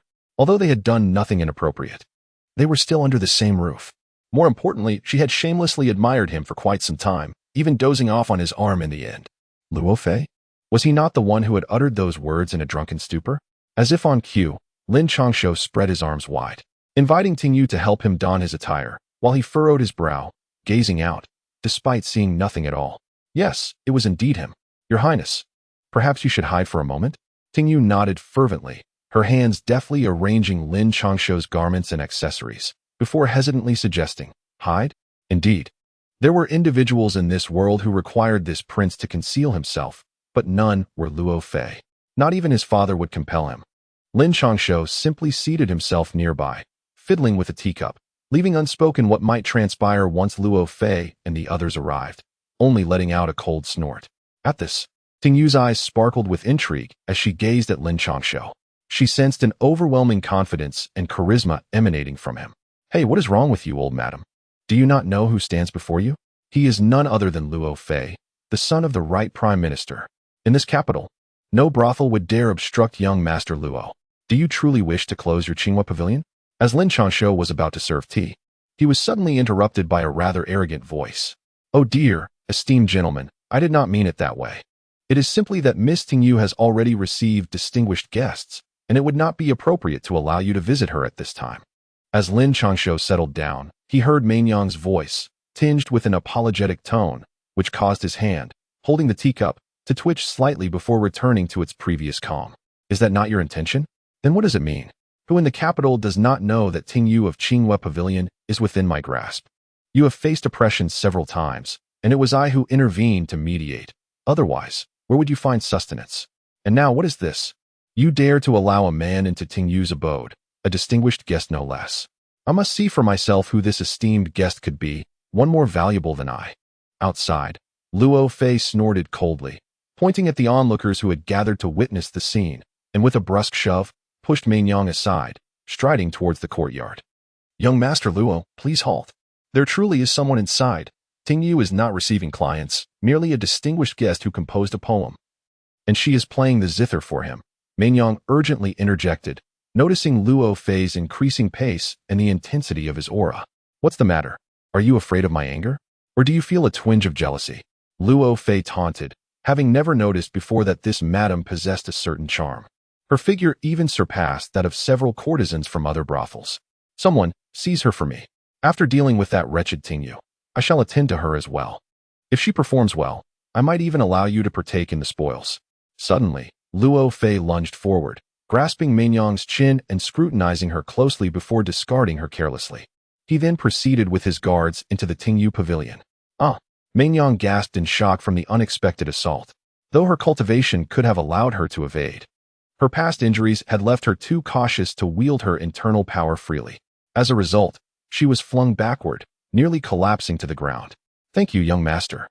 Your generosity knows no bounds, cheered the guards, their eyes glinting with excitement, as they regarded Mainyang with the hungry gaze of wolves, their laughter echoing with a sinister edge. The Qinghua pavilion faced dire straits. After finally discovering a unique niche, it was a pity to see it squandered. Indeed, Luo Fei is the favored son of the right chancellor. In this capital, aside from the noble families of the palace, who does not show him deference? Who would have thought that Qinghua Pavilion would exhibit such lack of discernment? Look, they say Luo Fei is ruthless. This time, that Mainyang and the girls of Tingyu are in for a grim fate. Some patrons had long gathered around, and upon witnessing the unfolding situation, their expressions turned to regret for the Qinghua Pavilion's plight. The establishment had dramatically transformed the landscape of the capital's pleasure quarters, affecting not only the dances but also the attire worn within.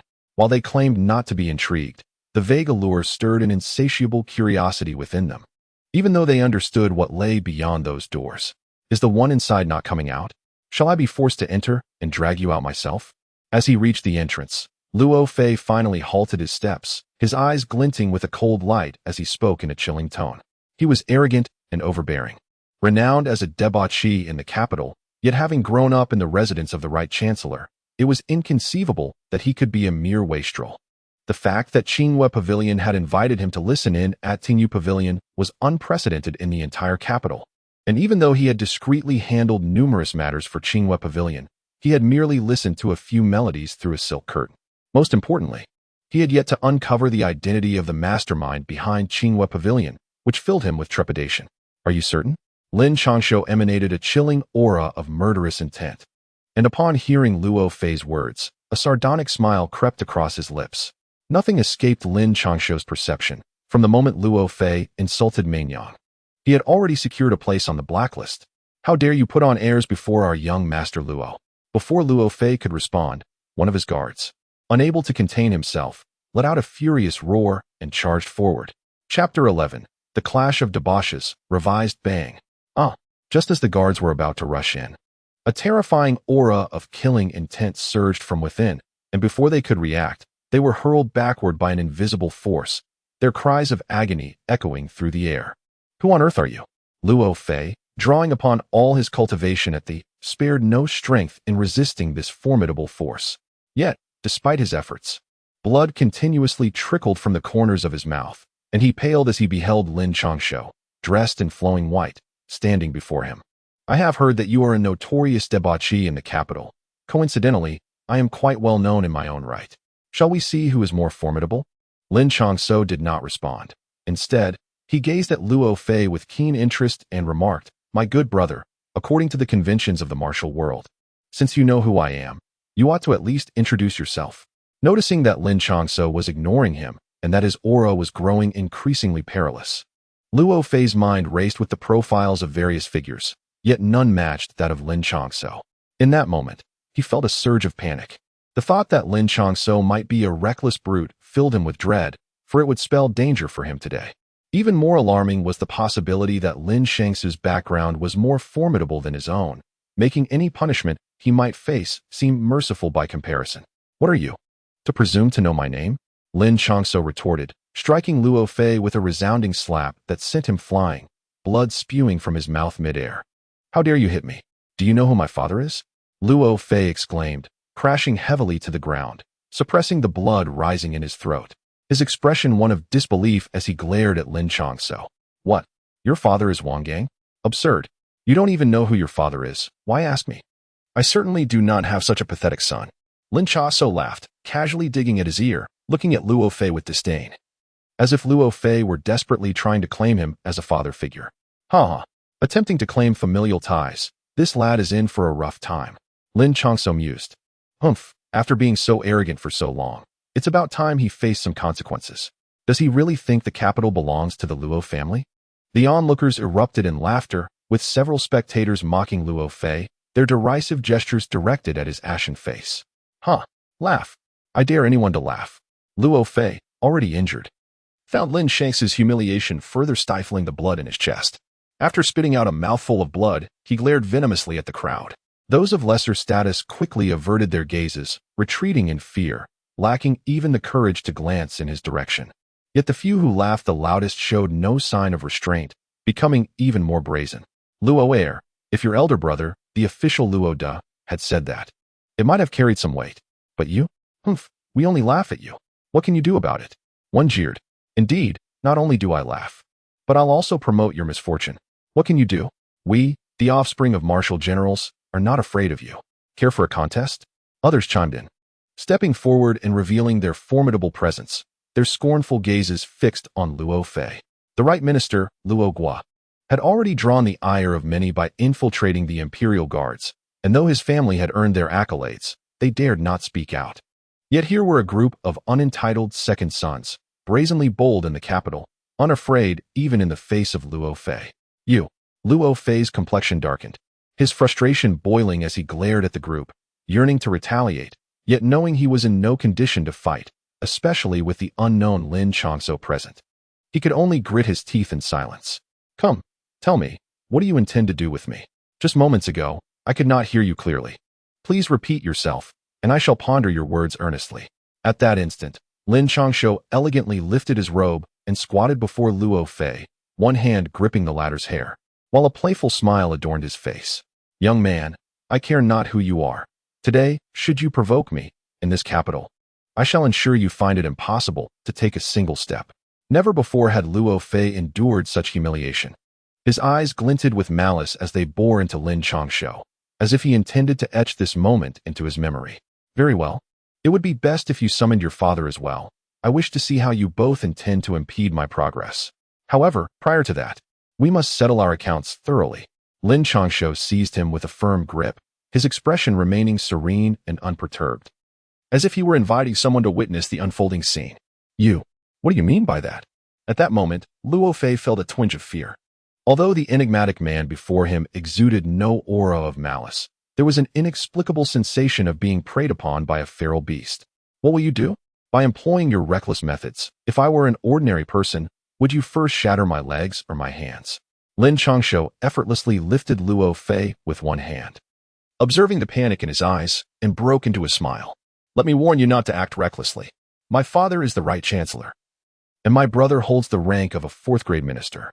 Should you dare to lay a finger on me, regardless of who you are, your entire family will face dire consequences. Release me now, and I shall treat this as if nothing occurred. You are not from the capital, are you? If you wish to establish yourself here, provoking me is certainly not a wise decision. As the perilous aura emanating from Lin Changshou intensified, Luo Fei quickly yielded, recounting the intricate web of relationships at stake. Hey, brother, do not trust him. This deceitful individual is the least trustworthy. If you let him go today, he will undoubtedly turn against you. Trust me, do whatever you must to him. If he dares to trouble you afterward, I will protect you. My father is a general of the expedition, and we fear not the Luo family. Just as Luo Fei finished speaking, one of the burly young men in the group shouted urgently, Han Huang, you scoundrel! If I suffer today, you shall not escape unscathed. Brother, do not listen to him. I swear, if you release me, I shall hold no grudges. Do not be fooled by his claims of being the son of a general. He is merely a second son, and his father has long ceased to make appearances in the capital. Minor scuffles are one thing, but should you truly harm me, our family will retaliate for the sake of our honor, and they certainly will not act on your behalf. Luo Fei, fearing Lin Changshou might heed the words of his adversary, abandoned all pretenses of dignity and anxiously insisted, what if we join in? My father is the commander of the Imperial Guards, and amongst us, each of our statuses rivals his. Brother, you should strike. We will surely stand by you. Seeing this, the remaining onlookers exchanged glances, and several young men stepped forward, casting cold glares at Luo Fei. Previously, they had resented Luo Fei but had been restrained by various circumstances. Today, with someone stepping forward, they relished the prospect of seeing him humbled. As for the notion of protection, it would depend on whether Luo Fei was worth their effort. If not, they would merely feign concern. Chapter 12. Do you even deserve it? You are quite amusing. Upon hearing the words of the young man, Lin Changshou suddenly flashed a charming smile, casting a glance at them that made their brows furrow. In that gaze, Han Huayuan and his companions discerned no gratitude or excitement. Rather, they saw an abyss of mockery, as if their innermost schemes had been laid bare. What do you mean? Han Huayuan and the others exchanged glances, their expressions growing cold. In the capital, even if they were not among the elite, they ranked in the second tier. The true elite were the legitimate heirs, and regardless of the status of outsiders, they were accorded respect. They could not fathom Lin Changshou's audacity. What do I mean? Lin Changshou cast a cold glance at the few individuals before him. After speaking, he gently waved his other hand, causing Luo Fei to suddenly scream in agony, as one of his hands twisted into an irregular shape. How outrageous! At this moment, Lin Changshou not only elicited a scream from Luo Fei, but also left the onlookers, including Han Huayuan and others, utterly astonished. Although they could not be considered virtuous individuals, they at least lacked the heart to casually sever a man's arm with such a cheerful demeanor. What I mean is, when watching a spectacle, one should remain silent. It is not your place to meddle in the affairs of this young master. Lin Changshou coldly gazed at Han Huayuan and the others. With a single gesture of his hand, a surge of energy struck Luo Fei's leg, intensifying his agonized cries. Who the hell are you? I swear I will make you suffer. At that moment, overwhelmed by excruciating pain, Luo Fei abandoned all pretense, his face contorted in rage as he bellowed at Lin Changshou. It was you who informed him, wasn't it? Lin Changshou, however, paid him no heed, casually discarding him to the ground as one would dispose of refuse. In the next moment, he appeared beside the terrified young servant, his demeanor cold and indifferent as he inquired, "What is it that you intend to do?" The young servant could scarcely fathom that in his quest to take a shortcut and alter his fate, he would find himself in such a predicament. He had even envisioned himself as a future benefactor, only to witness others, who once held promise, reduced to a state of helplessness, writhing in agony upon the ground. I intend nothing, Lin remarked. I merely wish to impart a rule to you all. Do not engage in petty misdeeds, for such actions may easily lead to your demise. Lin Changshou shook his head, refraining from taking any action. Instead, he sealed the blood vessels of the young servant and discarded him beside the fallen guards. Even without intervening himself, the lad was destined for a grim fate, especially considering that Luo Fei was hardly a magnanimous individual. Who exactly are you? The surrounding crowd fell silent, recognizing the young servant's impending doom. Only Han Huayuan and a few others glared at Lin Changshou with ashen faces, demanding an answer. This was no longer merely a conflict between them and Luo Fei. It had escalated into a matter of collective dignity. If they chose not to act today and allowed this incident to spread, their reputations would be irrevocably tarnished. An outsider, within the capital, had not only incapacitated Luo Fei but had also shown them a complete lack of respect. This was simply unacceptable. What business is it of yours? Speak up if you dare. Whether it's one against many or many against one, if you're dissatisfied, come forward. Lin Changshou cast a disdainful glance at a few individuals, for he was no novice. Their petty tricks, aimed at using him as cannon fodder, were nothing short of a death wish. If any of you think you can take this fellow down today, we shall reward you with 10,000 taels of silver. As Han Huayuan and the others glanced at the groaning Luo Fei on the ground, they instinctively took a step back. They were indeed rascals, but not fools. Confronting Lin Changshou would not only lead to a loss of face, but also considerable pain, as Luo Fei exemplified. After a brief discussion, they shouted towards the crowd surrounding them. The capital city was known for its mix of characters, especially in the finest brothels, where one could encounter numerous prominent figures alongside many capable practitioners of profound skills. They could hardly believe that 10,000 taels would not suffice to subdue this stranger. Lin Changshou. Indeed, upon hearing this proclamation, the crowd began to stir. Money could indeed move mountains. Although Lin Changshou appeared formidable, his aura hardly exceeded that of the first realm. Numerous minor masters, and even those of the master level, were present. Capturing Lin Changshou would not only yield wealth, but also win the favor of many young lords, creating a mutually beneficial network. Brotherly, your skills are unfathomable. Do not let this opportunity slip away. A few burly men urged a bewildered individual in the crowd. What do you mean? The man asked, momentarily stunned, as he turned to his companion. What do you think? Did you not hear? If you can bring down that brat, it's 10,000 taels. He is likely no more than a first-realm practitioner. Haven't you already reached minor master status? Indeed, brotherly, hesitate no longer. Not only can you claim the reward, but you will also leave a lasting impression before these young lords. Your rise to prominence is just around the corner. As his companions grew increasingly anxious, they recognized the effort it had taken to arrive at this moment. They had earned their military merits and honed their skills, but lacked influential patrons. He was the strongest among them, and how could they not encourage him? Hold on, don't speak carelessly. I have no desire to die. Let us retreat. The man's expression changed dramatically as he spoke. Glancing back at the center of the crowd where Lin Changshou wore a smile that was both enigmatic and menacing, causing beads of cold sweat to form on his brow.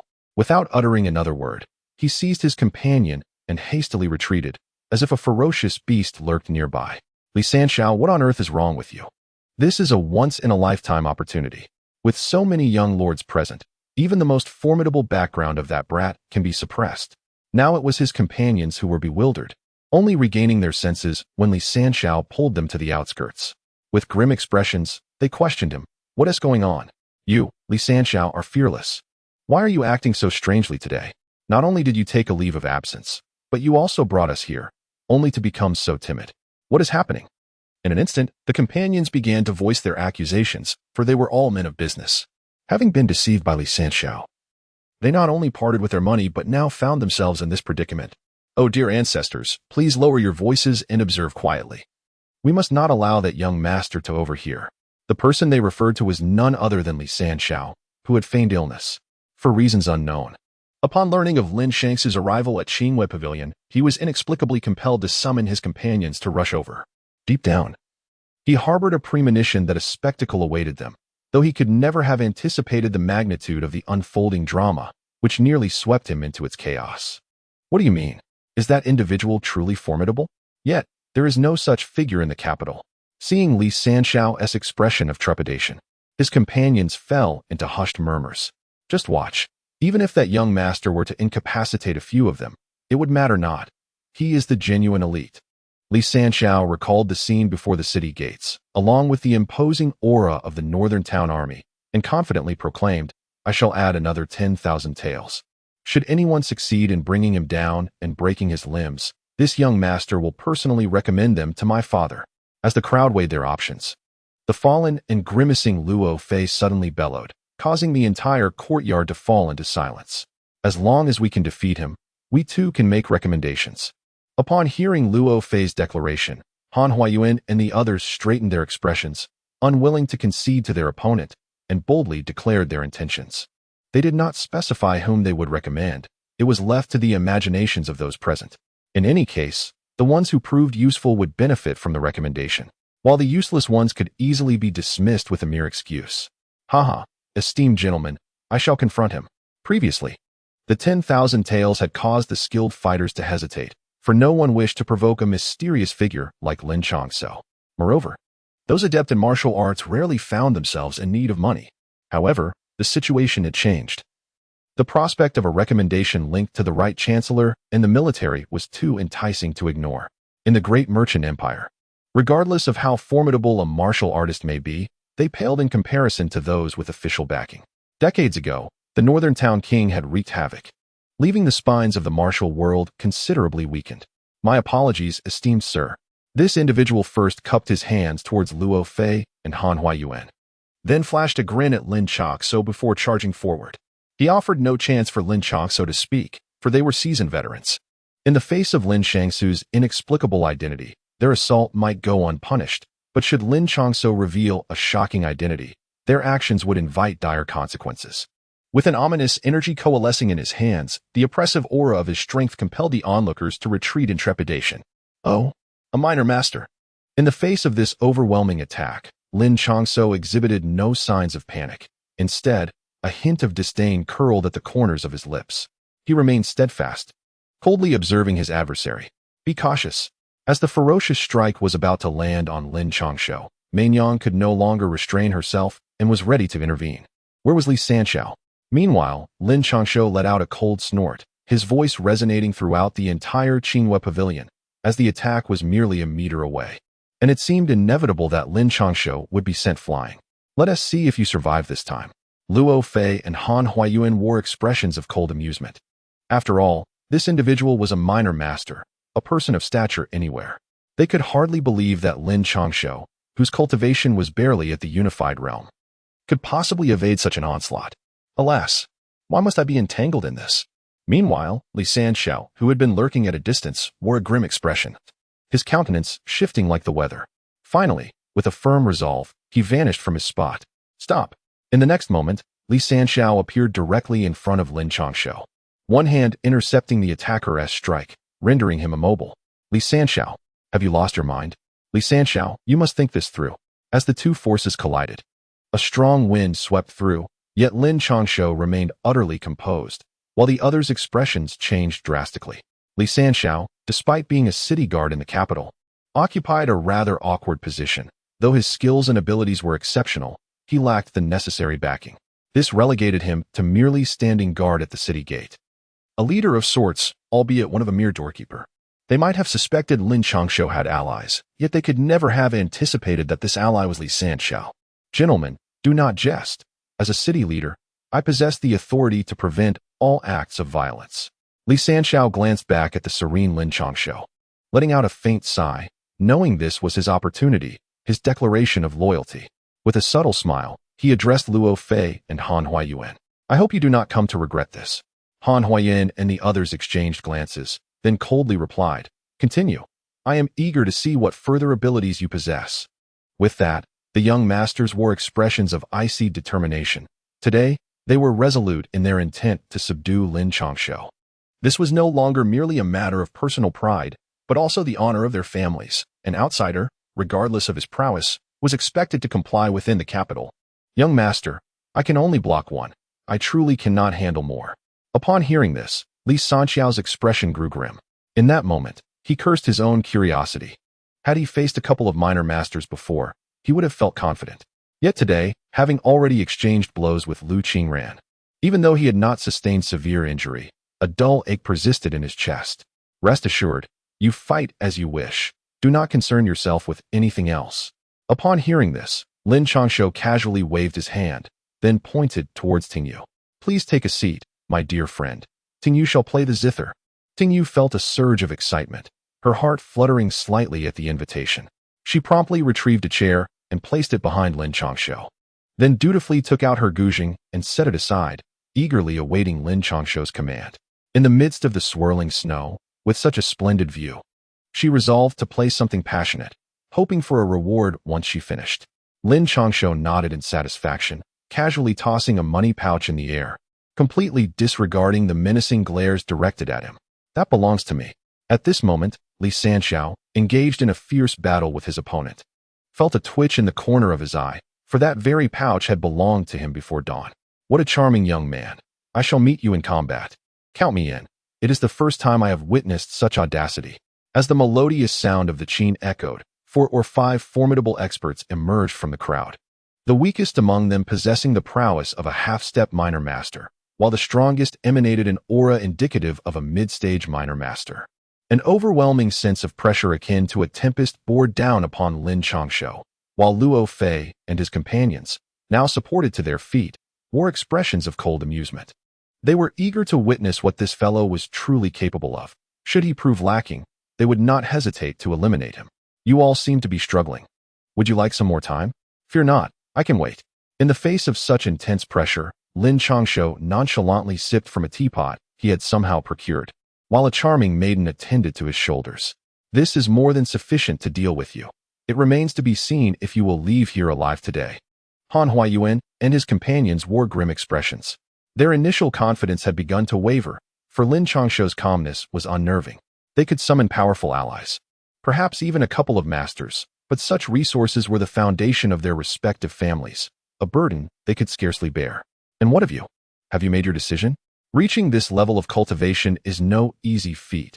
Sacrificing a life for an ephemeral promise is hardly worthwhile.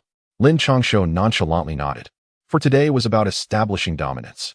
Although lacking the presence of his direct lineage, these elite scions could still be managed. There was no need for further words. If one were to cower, they might as well kneel and admit their faults, as the young masters could yet show mercy. The expressions on the faces of the few were filled with disdain. They did not believe Lin Changshou possessed any significant prowess. Even if he had the backing of these young lords, they felt no fear.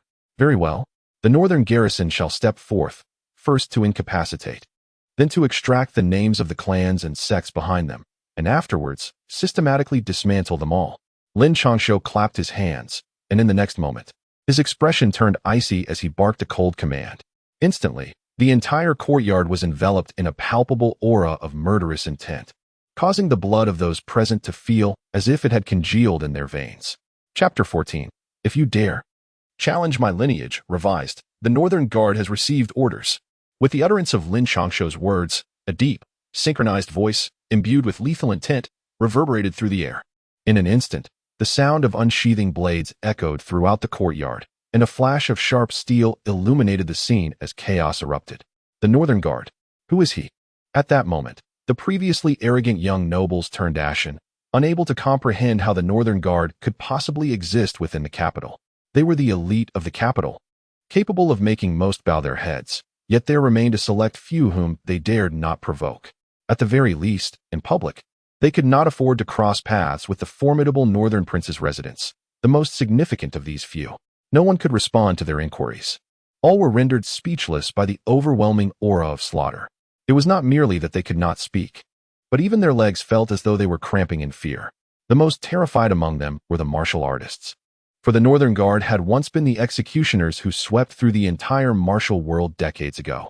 Now, after such a brief time, their presence in the capital sent a wave of dread through the martial artists, who longed to flee and inform their sects, fearing the Northern Prince would once again unleash devastation upon the martial realm.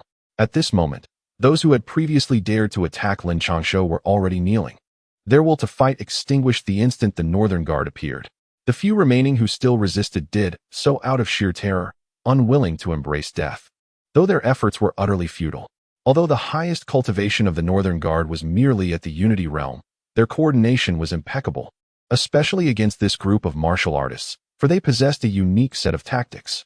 During their journey, Lin Changshou had even equipped them with compact crossbows, and in mere moments, the once invincible martial artists now lay bloodied upon the ground, while those who had surrendered found their limbs severed. The gruesome scene left the pampered young nobles pale with horror, some even succumbing to nausea. Report to His Highness the young master. The criminals have been apprehended. With a synchronized bow, the Northern Guard regarded Lin Changshou with solemn expressions, their northern blades dripping with blood, resembling beasts poised to devour their prey. Sheathe your blades. Lin Changshou rose from his chair, his eyes icy and his face devoid of the usual mirth. Indeed, as his words echoed, the soldiers of the North Town army uniformly sheathed their blades, standing resolutely beside Lin Changshou. You may still seek someone, but this is your final opportunity.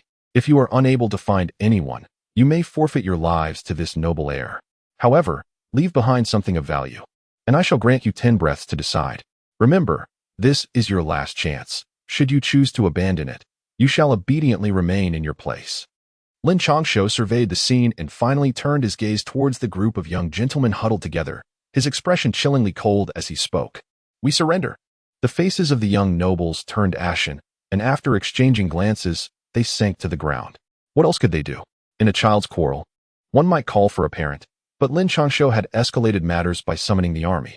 This was none other than the Northern Town Army, the most elite force of the entire Great Zhou, perpetually engaged in the fiercest battles. Not only were they incapable of confronting this army, even if they summoned their own powerful backers, the outcome would remain grim. The Northern King would pursue relentless vengeance. It was not merely the secondary sons who would suffer. Even the direct descendants would find themselves bound and delivered to the Northern King's estate, left at his mercy. Are you truly this cowardly? How utterly tiresome. As he observed the group capitulating so readily, Lin Changshou felt a wave of boredom wash over him. His gaze suddenly shifted to the evasive Luo Fei. Luo Fei, do you harbor hatred towards me? I can release your bodyguard now. You may summon your brother or your father. Invite as many as you wish. How about an opportunity for revenge? With that, Lin Changshou approached Luo Fei, eyeing him intently, noting the injury that had rendered one of his limbs useless. His voice dripped with temptation as he continued, or perhaps you would prefer to kill me. Luo Fei felt tears welling up. After all these years, he had managed to become one of the most notorious scions in the capital due to his keen perception and sharp tongue. This had allowed him to evade many formidable adversaries. Yet today, Lin Changshou seemed intent on provoking him, even threatening his family. In that moment, Luo Fei resigned himself to his fate. Do you truly believe I am that kind of person? Are you really not going to call anyone? And what about the rest of you? Do any of you find me displeasing? Hurry and call for help. How about seizing this chance? Lin Changshou could hardly bear this sight, shaking his head repeatedly before casting a hopeful glance towards Han Huiyun and the others. Observing their averted gazes, he turned his attention back to the crowd. Yet, all within were silently cursing. Who would dare provoke him with a battalion of the Northern Guard at his back? As Lin Changshou's gaze swept across the assembly, many instinctively recoiled. It seemed they had all submitted. That was well. Remember my name, Lin Changshou, the heir of the Northern King of the Northern Frontier. I have officially entered the capital. From this moment forth, irrespective of your status, heed this warning. Do not provoke me. Whoever dares to challenge me shall face the consequences. If you remain unconvinced, feel free to come forward and test your mettle. Should you still resist, summon your fathers. And we shall see whose lineage holds greater power, my father's or yours. My words have been spoken. Those who oppose me, step forth. Seeing that no one dared to meet his gaze, Lin Changshou rose with a frigid demeanor, his eyes narrowing into icy slits as he addressed the crowd in a chilling tone. As his words echoed, heads bowed in submission. After all, the most formidable presence here was none other than Luo Fei and his entourage, with those of noble birth being even more daunting. Whether they were present or not, it was unlikely they would openly antagonize Lin Changshou. With the imperial edict in hand, Lin Changshou proclaimed, I, Lin Changshou, shall receive the decree. The silence that enveloped the crowd drew a derisive smirk from him. Today, he intended to establish his authority and ensure everyone recognized his arrival. Simultaneously, it served as a message to those lurking in the shadows. The grievances from 9 years past, along with the vengeance owed to his mother from 2 years' time, were about to be settled. He was unafraid of the crowd's potential retaliation. What he feared was their cowardice, and he was determined to stir the waters. At that moment, a shrill voice pierced the air, instantly alleviating the tension among the young noblemen. It was Eunuch Wang, approaching slowly with a retinue of guards, who disregarded the fallen and the bloodied on the ground, directly seizing the imperial edict to read aloud.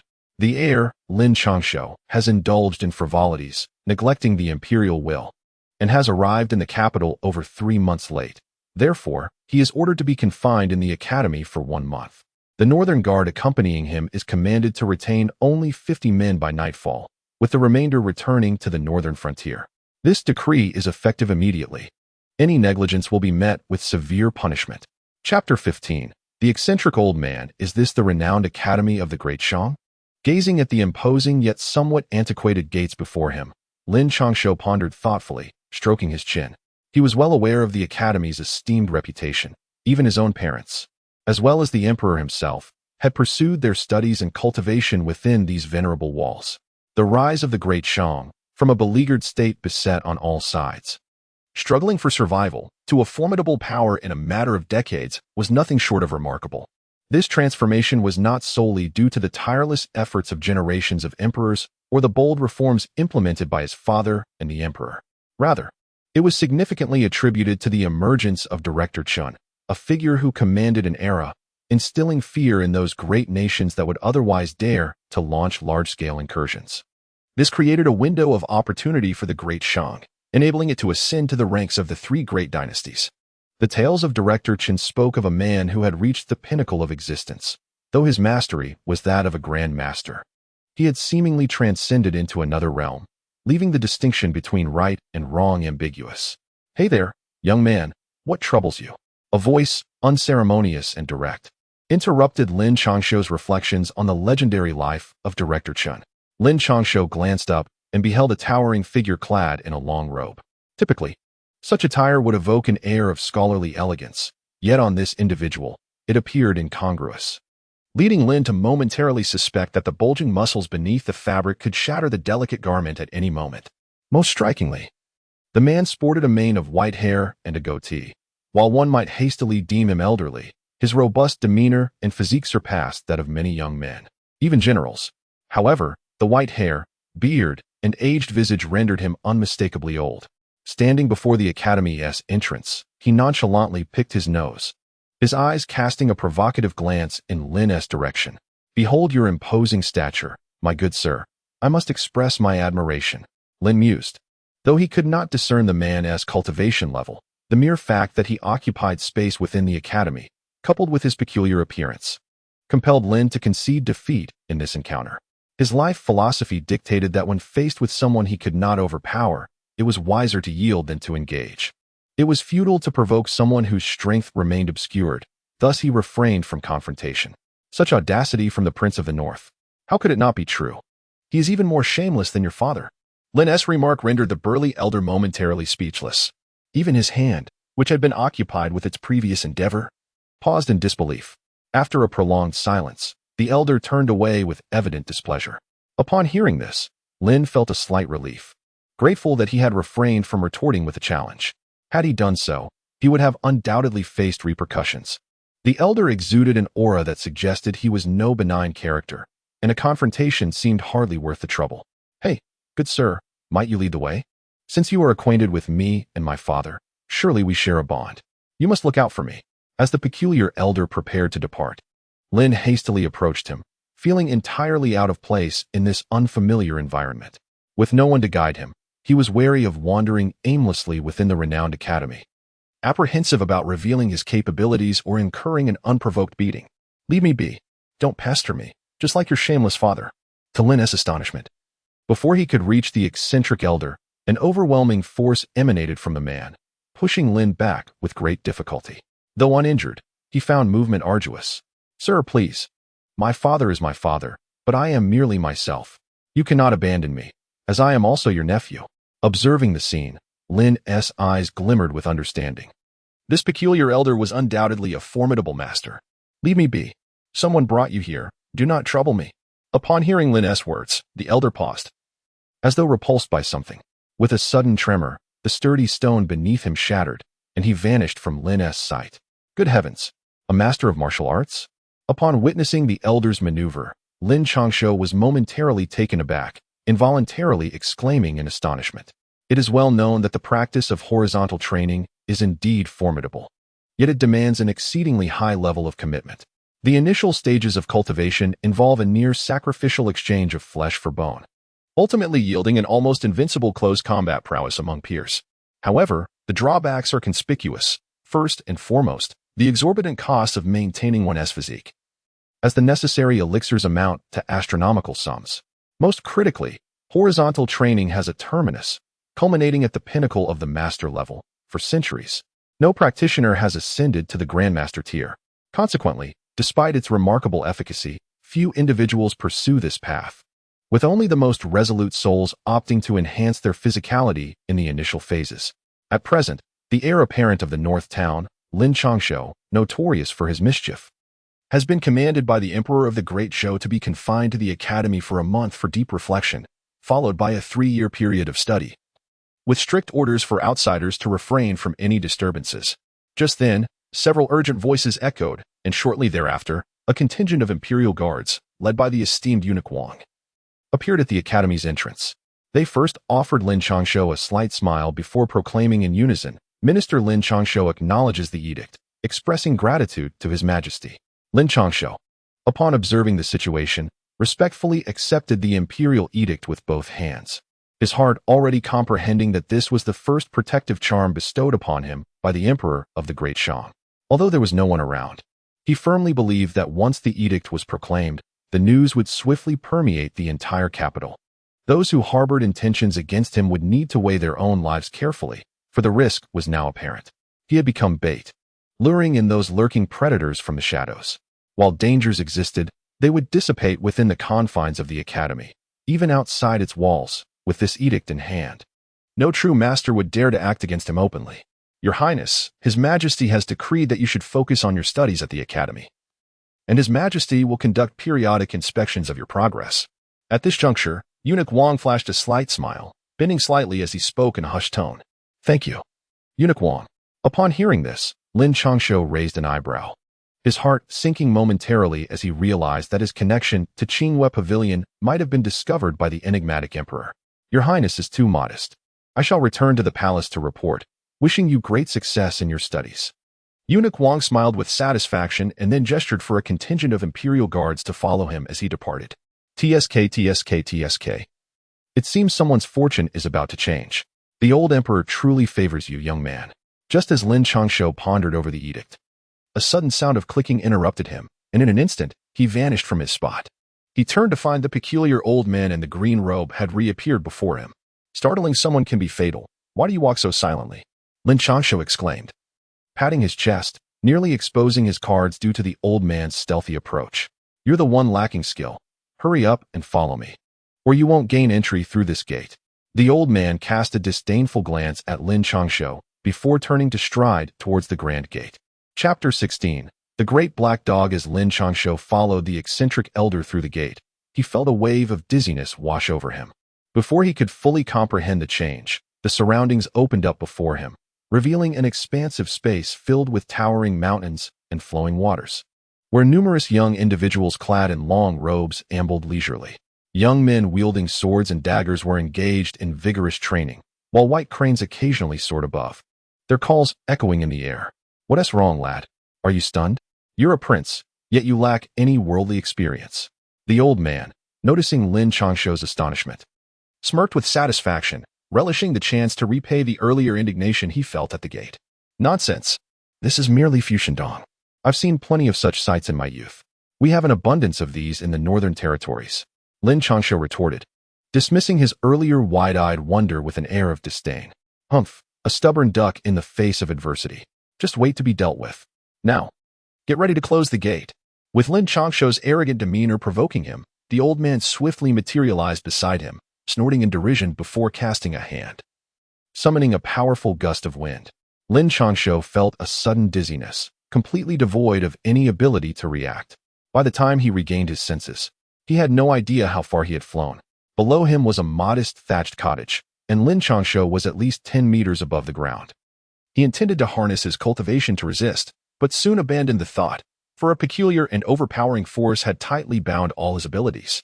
Damn it! Realizing that his resistance was futile and that he had ultimately fallen victim to the strange old man's trickery, Lin Changshou twisted in midair and defiantly raised his middle finger towards the bizarre elder in the distance, shouting in anger. It seemed it was still insufficient. Triple the gravity. Little did Lin Changshou know, as soon as his words left his mouth, the old man let out a cold chuckle and waved his hand, sending forth a silent wave of energy. "Oh no! What the hell?" Bang! Almost instantaneously, Lin Changshou felt as though a mountain had descended upon him, and the speed of his fall doubled. He barely had time to curse before he crashed violently to the ground. Who is this man, daring to provoke such an individual? TSK, TSK, TSK. It has been a long time since this one has appeared here.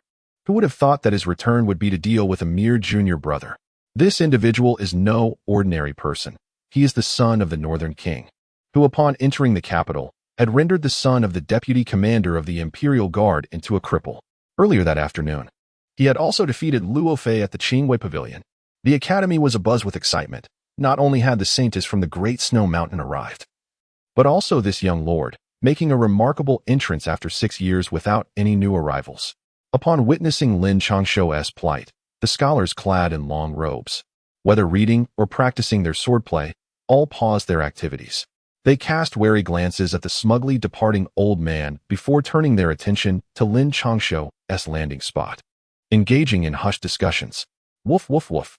At that moment, Lin Changshou felt as if his entire body was disassembled, and when he attempted to channel his internal energy to recover, that force firmly suppressed his abilities. Yet, this was not the most distressing part for Lin Changshou. The immense pressure weighing down on him felt like a mountain, making it exceedingly difficult to rise. Just as Lin Changshou contemplated giving in and lying flat, he heard the sound of barking, followed by the sensation of being licked on the head. Damn it! Is there no sense of decency? This is bullying on campus. Is there no one to intervene? The old man is already tormenting him, and now even the dog is joining in. Lin Changshou laboriously pushed the dog's head away, struggling to rise from the ground, and roared at the sky. How noisy! Double the gravity. Little did he know, his furious shout not only failed to elicit any assistance, but instead, he heard the vexatious voice of that detestable old man. In the next moment, an invisible force bore down upon him once more. Damn it! This caused Lin Changshou's back, which he had just managed to straighten, to bend again, while the black dog seemed equally affected, its forelegs involuntarily bending as well. Yet, it soon shook itself and, harnessing an unseen power, began to whirl rapidly around Lin Changshou. Is this gravity confined to this courtyard? Witnessing the black dog's reaction, Lin Changshou was momentarily stunned, disbelief etched across his face, remaining unmoved even as the dog approached him. Had he bitten off more than he could chew? Just as Lin Changshou pondered this, a cool voice drifted in. Turning with great difficulty, he beheld Lu Qingran, clad in white, cradling a sword in her arms, standing at the entrance of the courtyard with an amused expression. Bite off more than you can chew? How could that be? I am the rightful heir of the Prince of the North. How could I suffer? He quickly masked his trepidation and forced a nonchalant smile. TSK, TSK, quintuple gravity. Your Highness wishes for me to taste it as well. You might want to outpace that large black dog first. Observing Lin Changshou's demeanor, Lu Qingran's beautiful eyes flickered, and without another word, she turned and departed. Hey, don't leave. Are you brave enough to clarify your words? As he watched Lu Qingran walk away, Lin Changshou was thrown into a panic, glancing at the black dog circling him and then back at Lu Qingran's retreating figure. He called out urgently. Yet Lu Qingran did not even glance back, vanishing from Lin Changshou's sight, while the onlookers also turned away, refusing to meet his gaze. Are you truly a dog? No. Could you be a demon? But that cannot be. Weren't demons said to have vanished with the closing of the heavenly gate? So what exactly are you?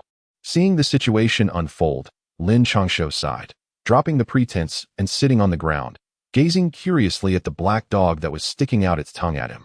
Woof, woof, woof. But who could have anticipated that the once docile black dog would suddenly transform into a streak of black light? Before Lin Changshou could react, he felt a sharp pain in his arm. Damn, you beast, how dare you bite me? I'll cook you for dinner. Already suppressed by the gravity and lacking his cultivation, Lin Changshou was caught completely off guard by the black dog's sudden attack, which struck like lightning. By the time he regained his senses, the black dog had already darted away, looking back at Lin Changshou with its head tilted, as if to say, "Why aren't you pursuing me?" In a fit of indignation, Lin Changshou summoned all his strength and pursued the black dog, leaving behind distinct footprints with each determined step. The breed of this elusive creature remained a mystery. Under a gravity 5 times that of normal, it not only moved with remarkable agility, but also, when Lin Changshou drew near, its eyes seemed to convey a mocking humanity.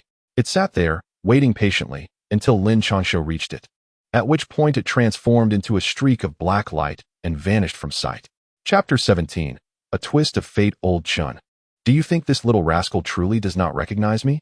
The peculiar old man gazed down at Lin Changshou, who was relentlessly pursuing the black dog, and inquired with a hint of curiosity. Beside him stood the venerable Director Chun, distinguished by his flowing white beard and gray robe. If you were Lin Zhan, would you disclose to your son the identity of an adversary from the past? Director Chun mused, stroking his long white beard. His eyes filled with intrigue as he observed Lin Changshou below. Does he regard me as merely a training partner for his son? The peculiar old man reacted with an air of indignation, his entire demeanor vibrating with agitation. Are you not? You are Shang Kuang, a once feared master who instilled dread in his enemies. Not only are you a sparring partner for Lin Zhan, but also for his son. Surely that is a tale worth recounting?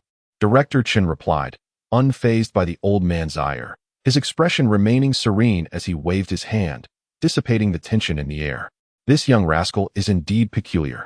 The old man, now somewhat calmed, observed Lin Changshou with a mix of curiosity and wonder. That poison could have claimed the life of a master. Yet he not only survived, but has cultivated himself to the brink of a minor master. How can this not be astonishing?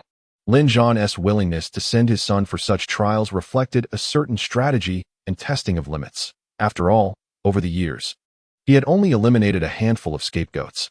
It was inconceivable to quell the rage that brewed within him, especially considering the enigmatic disposition of their sovereign, whose attitude towards his nephew was rather perplexing. Beneath the facade of the tranquil Great Shang, tumult was brewing.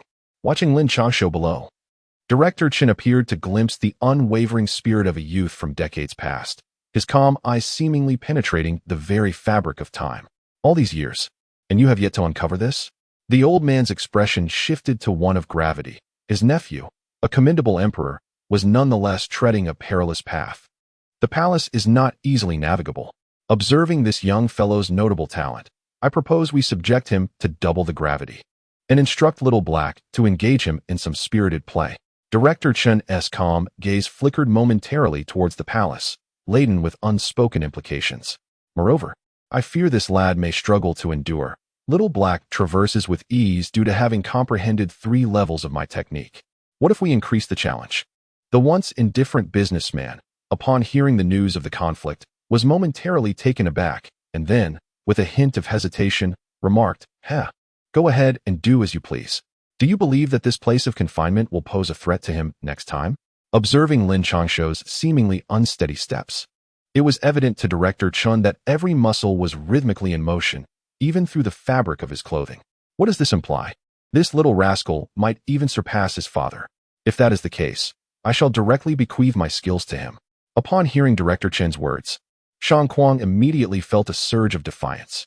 After scrutinizing Lin Changshou closely, he discerned that aside from appearing disheveled, there was nothing else of note, prompting him to disdainfully retort. Despite being one of the most skilled practitioners across several nations, Shang Kuang practiced unorthodox techniques. Thus, while his physique was formidable, his discernment paled in comparison to that of other cultivators. Then allow me to extend my gratitude to Lin Zhan on your behalf. Farewell. With a smile gracing his lips, Director Chen gradually vanished from Shang Kuang's sight. What a peculiar old man. Regardless, if that lad truly succeeds, what would it matter if I passed my techniques to him? After all, he is an unpredictable variable. Watching Director Chen disappear, Shang Zhan furrowed his brow and glanced once more at the stumbling Lin Changshou. After murmuring a few words, he shot through the air like a meteor, shattering the air as he vanished entirely. Damn, is that eccentric old man watching me? How utterly despicable. Hiding away to witness this farce. The sound of the air exploding caused Lin Changshou to collapse to the ground, and upon further reflection, he erupted into a torrent of curses. Disrespectful to elders, double the gravity. Little did Lin Changshou know, as soon as he uttered those words, Shang Kuang's voice resonated once more from the sky, and the very next moment, the newly risen Lin Changshou found himself once again immobilized beneath an invisible weight. Woof, woof, woof. Even the previously agile little black dog found itself tensed, nearly collapsing to the ground as it began to howl angrily into the distance. Ha. Today you face your reckoning. Witnessing the little black dog's predicament, Lin Changshou laughed heartily, for this mischievous canine had caused him considerable distress, instilling an unwarranted self-doubt in this genius. Yet, just as Lin Changshou spoke, the little black dog's muscles bulged, and in an instant, The air trembled before it pounced directly onto Lin Changshou. Damn it! Just wait. I shall feast upon your dog meat. With the black dog pressing down on him, Lin Changshou was overwhelmed by a suffocating pressure, and the muscle control he had recently acquired from the dog became sluggish. Woof, woof, woof. All that responded to Lin Changshou was the mocking bark of the dog, which soon became the norm in their surroundings. Even as night fell, Lin Changshou's furious roars and the dog's triumphant barks echoed through the air. Meanwhile, in the imperial study late at night, Shang Jun set aside the memorial he had been reviewing, leaning wearily against the dragon throne. Your Majesty, it is time for you to rest. Grandpa Wang bent slightly, his face etched with concern as he gazed at the other party. He understood this emperor all too well, although his ascent to power was somewhat radical. The entire Shang dynasty had, under his leadership, surged toward unprecedented strength. Yet, in recent years, the emperor's health had deteriorated markedly, no longer resembling a master practitioner. Patience was essential. What was fourth sister doing at this moment? Shang Jun furrowed his brows, suppressing the discomfort within him before he slowly inquired. Fourth sister referred to the mother of the seventh princess, a sworn sister from his days traversing the martial world, while the other concubines were addressed by their names. This one was always called fourth sister. Lady Hua has remained in the Taoist temple and has not taken a single step outside, Wang Gonggong responded, lowering his head, his tone somber. Even with Lin Changshou's arrival, she has shown no reaction? Shang Jun sat up in surprise, regarding Wang Gonggong with curiosity. Years ago, Lin Changshou had nearly lost his life due to poison in the Wang residence, followed by the ambush that befell Lin Zhan's wife, his sworn sister, during their oaths. From that moment onward, Lady Hua, the emperor's most cherished consort, had moved out of the palace to reside in the temple. She hasn't. It is as though she is unaware. Wang Gonggong hesitated before finally speaking the truth. Cough, cough, cough. It appears fourth sister still has not forgiven me. What news from the empress? Hearing this, Shang Jun felt a surge of blood rise within him, leading to a series of coughs. A fresh stain of crimson appearing on his golden handkerchief. The right chancellor has been summoned once, but the maid could not discern what was said. Witnessing this, Wang Gonggong's face reflected both concern and fear as he hastily knelt, filled with shame. Chapter 18. She can't be moved by anyone. 3 days later, within the confines of Lin Changshou's secluded courtyard, a large, glossy black dog continuously provoked with its barking. Behind it, Lin Changshou pursued swiftly, wielding a long wooden stick. Yet every time he aimed to strike the dog, it would suddenly accelerate, forcing Lin Changshou to constantly adjust his strength and muscles. He understood that should he falter, he would be met with the suffocating weight of the dog, and most crucially, this black dog had a penchant for biting. Have the courage to stay still. Witness the prowess of my dog fighting technique. Under sixfold gravity, Lin Changshou's ability to briskly walk or even jog within 3 days was astonishing. Yet, he remained unsatisfied. His mind solely fixated on subduing the great black dog. Woof, woof, woof. Yet the only response Lin Changshou received was the merciless derision of the dog, which, facing the wind, even relieved itself in his direction. Behold, the celestial prowess of this young master. Lin Changshou had never experienced such indignation before. In the next moment, his muscles tensed, and a faint sound of breaking filled the air. Following that, the long stick in his hand shot forth like a released arrow, aimed directly at the black dog. Though the speed was remarkable, outside this small courtyard, even a child could evade it. However, this was a closed courtyard with 6 times the normal gravity. This was also the method Lin Changshou had secretly contemplated over the past few days. And for the first time, he observed an unexpected flicker of emotion in the black dog's eyes, aside from mere derision. Woof! Just as the wooden stick was about to strike the black dog, a furious growl erupted from it. In an instant, Lin Changshou felt a shadow dart past him. And the next moment, the black dog had clamped down on one end of the stick with its jaws. What do you think you're doing? I warn you, don't mess around. I am quite formidable. As the black dog clutched the stick, its eyes gleamed with a dangerous light, circling menacingly around Lin Changshou, who swallowed nervously. This stick was something he had found the previous morning, perfectly straight and incredibly resilient. Even the stones in the courtyard could be shattered with Lin Changshou's physical might using this stick. It was precisely because of this stick that he had avoided the fate of being bitten by the black dog and pinned down by it. Woof! Upon noticing the panic in Lin Changshou's eyes, a glimmer of triumph appeared in the black dog's gaze. The next moment, a low growl resonated from its throat. transforming into a streak of black light aimed at Lin Changshou. Damn it, just wait. I will surely have my revenge one day. At the moment, the black dog vanished. Lin Changshou sensed impending danger. Unfortunately, his speed was no match for that of the black dog. In the blink of an eye, he endured several blows. The black dog seemingly aware of acupoints, with each strike inflicting excruciating pain. Unbeknownst to him, with each hit, the movement of his muscles became increasingly enigmatic. He could even manage a light jog now, yet he remained unable to evade the relentless assaults of the black dog, which grew fiercer with each passing moment. Is the entire Lin family composed of monsters? How is this even possible? Not far away, the merchant observed the scene in the small courtyard. At this moment, it was indeed remarkable that he had not noticed Lin Changshou entering. He was momentarily at a loss, torn between astonishment and envy. Though this small courtyard was ostensibly a place of confinement, it represented a form of inheritance within the academy, embodying the essence of his teachings. While it was true that only those with extraordinary talents could enter the academy for cultivation, even the quickest among them required a month to begin their journey. The gravitational force they faced was merely 3 times that of normal conditions. However, Lin Changshou was different. He faced 6 times the gravity and managed to enter the academy in just 3 days, which left the merchant in a state of inner turmoil. On one hand, he yearned to find a successor capable of inheriting his legacy, especially since he had already surpassed 100 years of age, given that he practiced external martial arts. Without a breakthrough into that elusive realm, his lifespan was nearing its end. On the other hand, Lin Changshou was the son of Lin Zhan, burdened with the legacy of the holy maiden from the Great Snow Mountain, as well as the fortuitous battle god technique of Lin Zhan. These factors hindered Lin Changshou's ability to concentrate on his own cultivation, plunging the once-called madman into a dilemma, rendering him immobile for an extended period. In the innermost part of the courtyard, however, a different scene unfolded. Here, an ancient tree continued to flourish with dense foliage even in the depths of winter.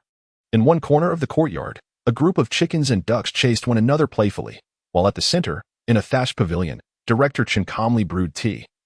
Observing the young woman seated opposite him, at his feet lay a languid golden retriever, peacefully slumbering. Before my arrival, my master expressly instructed me to seek your consent before entering the academy. The young woman, known as Lu Qingran, who was lauded as the only one capable of becoming a grand master in centuries, said respectfully, having removed her veil. The Great Snow Mountain has existed in this world for millennia, and even I find their legacy profoundly moving. The assistance I can provide in your cultivation pales in comparison to what your master, the revered figure of the Snow Mountain, has offered, Director Chen replied, gently pushing a cup of tea toward her, his demeanor remaining tranquil and unruffled. As Director Chen extended the teacup, an invisible force swiftly enveloped the entire courtyard. In that instant, a chill coursed through Lu Qingran's body, and with a soft sound, an ethereal figure materialized beside her. They say the current academy head suppresses an era. Initially, I, this old fool, was skeptical. Now I am convinced. Upon the appearance of this figure, whose eyes bore the weight of time, he gazed at the composed Director Chun and expressed his reflection. Who are you? The sudden occurrence caused Lu Qingran, previously calm, to change her expression dramatically. With a sound of a sword song, a pristine white sword appeared in her hand, her aura intensifying. Calm yourself, young one. You may return, I mean you no harm. But she is beyond your reach. Director Chen merely waved his hand lightly, and Lu Qingran's anxious demeanor transformed into tranquility as she obediently sat aside. Do you intend to meddle in our affairs as well? As the shadow heard these words, her expression darkened, and a chilling glint emanated from her eyes as she gazed at Director Chun. She is the daughter-in-law of my master. Should you dare to act, I advise against visiting your domain. Do not presume that I cannot locate you. Depart. In response to the shadow, Director Chen exhibited little courtesy. The previously light-hearted demeanor vanished. His face turned slightly cold, merely casting a glance at the shadow. It appeared as though an invisible force had struck her, rendering her even more ethereal. Very well. I shall await your return. The shadow, upon witnessing this, felt her icy demeanor morph into apprehension and resentment. Uttering a few hasty words before transforming into a wisp of blue smoke and fleeing the academy. Where did this wild dog come from? Die? Yet, before he could exit the courtyard, a rough, thunderous roar echoed, followed by a barrage of fists that struck down upon him, causing the shadow to vanish from the sky like a bullet. Chapter 19. Brother Dog's Transaction? What are you staring at? Have you never seen roasted meat? This was Lin Changshou's fourth day in the small courtyard and the second day of being beaten by the large black dog. At this moment, he sat by the fire, roasting a rat. Once, he was the esteemed heir of the Northern King, a figure of great renown across vast territories. Yet now he found himself reduced to a life of roasting rodents, which ignited his ire. Initially, he had thought the academy would provide sustenance, or that his fiancée might offer him some assistance. However, on this fourth day, even his half-step grandmaster cultivation could no longer withstand the strain, let alone the constant gravitational pressure and the watchful gaze of the formidable black dog. The large black dog sat nearby, its eyes fixed intently on Lin Changshou. Beside it lay a straight, dark staff radiating a mysterious aura. Woof, woof, woof. The dog's eyes displayed a distinctly human-like disdain, and it prepared to seize the staff. Hey, hey, hey. We're in a truce now, do you understand? I tell you, it's not that this young master cannot defeat you. It's simply that I need to eat. Are you not hungry? Upon seeing this, Lin Changshou's anger dissipated instantly. He waved his hands frantically, for the speed of the large black dog was overwhelming, and the pain from the staff strikes was unbearable. Most importantly, this dog was undeniably trained. Its techniques were both audacious and cunning, targeting his weak points. Despite Lin Changshou exerting all his efforts, he was still quite heavily beaten. Perhaps Lin Changshou's words had some effect, or perhaps the black dog was in a good mood, as it proudly set the staff down, tilting its head and glancing at Lin Changshou. The next moment, it sniffed the air, its eyes suddenly brightening, and it vanished from its spot. Damn it, that was mine. By the time Lin Changshou regained his senses, the rat on the fire had long since disappeared. And there was the black dog, devouring the golden-brown roasted rat with gusto. Woo-woo. As Lin Changshou prepared to rise, the black dog's fur bristled instantly, emitting several warning barks. All right, you're impressive. Lin Changshou, sensing the situation, felt a genuine sense of intimidation. Unable to overpower the creature, he sat back down on the ground, visibly frustrated, and began to calm his breathing. Meanwhile, the large black dog, sensing its triumph, displayed a look of smug satisfaction. Unfazed by the heat, it devoured the golden-brown roasted mouse, bones and all, with great relish. After finishing its meal, it licked its lips and glanced back at Lin Changshou, as if still unsatisfied. What are you staring at? It's just one unfortunate mouse after 4 days. Lin Changshou huffed in annoyance, his stomach betraying him with a loud growl. Woof, woof. The black dog, upon hearing the noise, displayed a semblance of human-like contemplation. It barked twice at Lin Changshou, as if to issue a warning, and in the blink of an eye, transformed into a streak of black light, vanishing from the small courtyard. Don't get too proud. Once I acclimate, I'll stew you into dog meat. Lin Changshou, watching the dog's disappearance, let out a disgruntled snort, though his voice was barely audible, as if he feared the black dog might overhear. After that, he stood up from the ground, exhibiting a newfound ease, though not quite as effortless as before, nonetheless.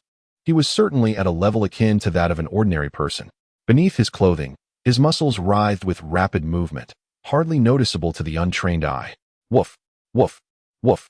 Just as Lin Changshou was striving to control his muscles and further adapt, he suddenly heard a series of barks, followed by a dark figure darting into the courtyard.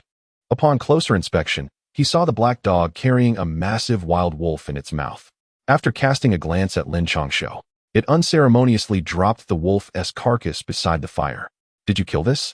Lin Changshou was momentarily taken aback. The beasts of this world were far from ordinary.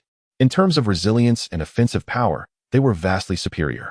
This wild wolf was at least 2 meters long, rendering the large black dog before it little more than a toy. Woof, woof, woof. Perhaps sensing Lin Changshou's astonishment, the large black dog disdainfully raised its head, then proceeded to nudge the wolf's corpse with its paws. Let's split it down the middle, or I shall not take responsibility. Lin Changshou was well aware of the meaning behind the black dog's behavior, and with a cold snort, he remarked, Woof.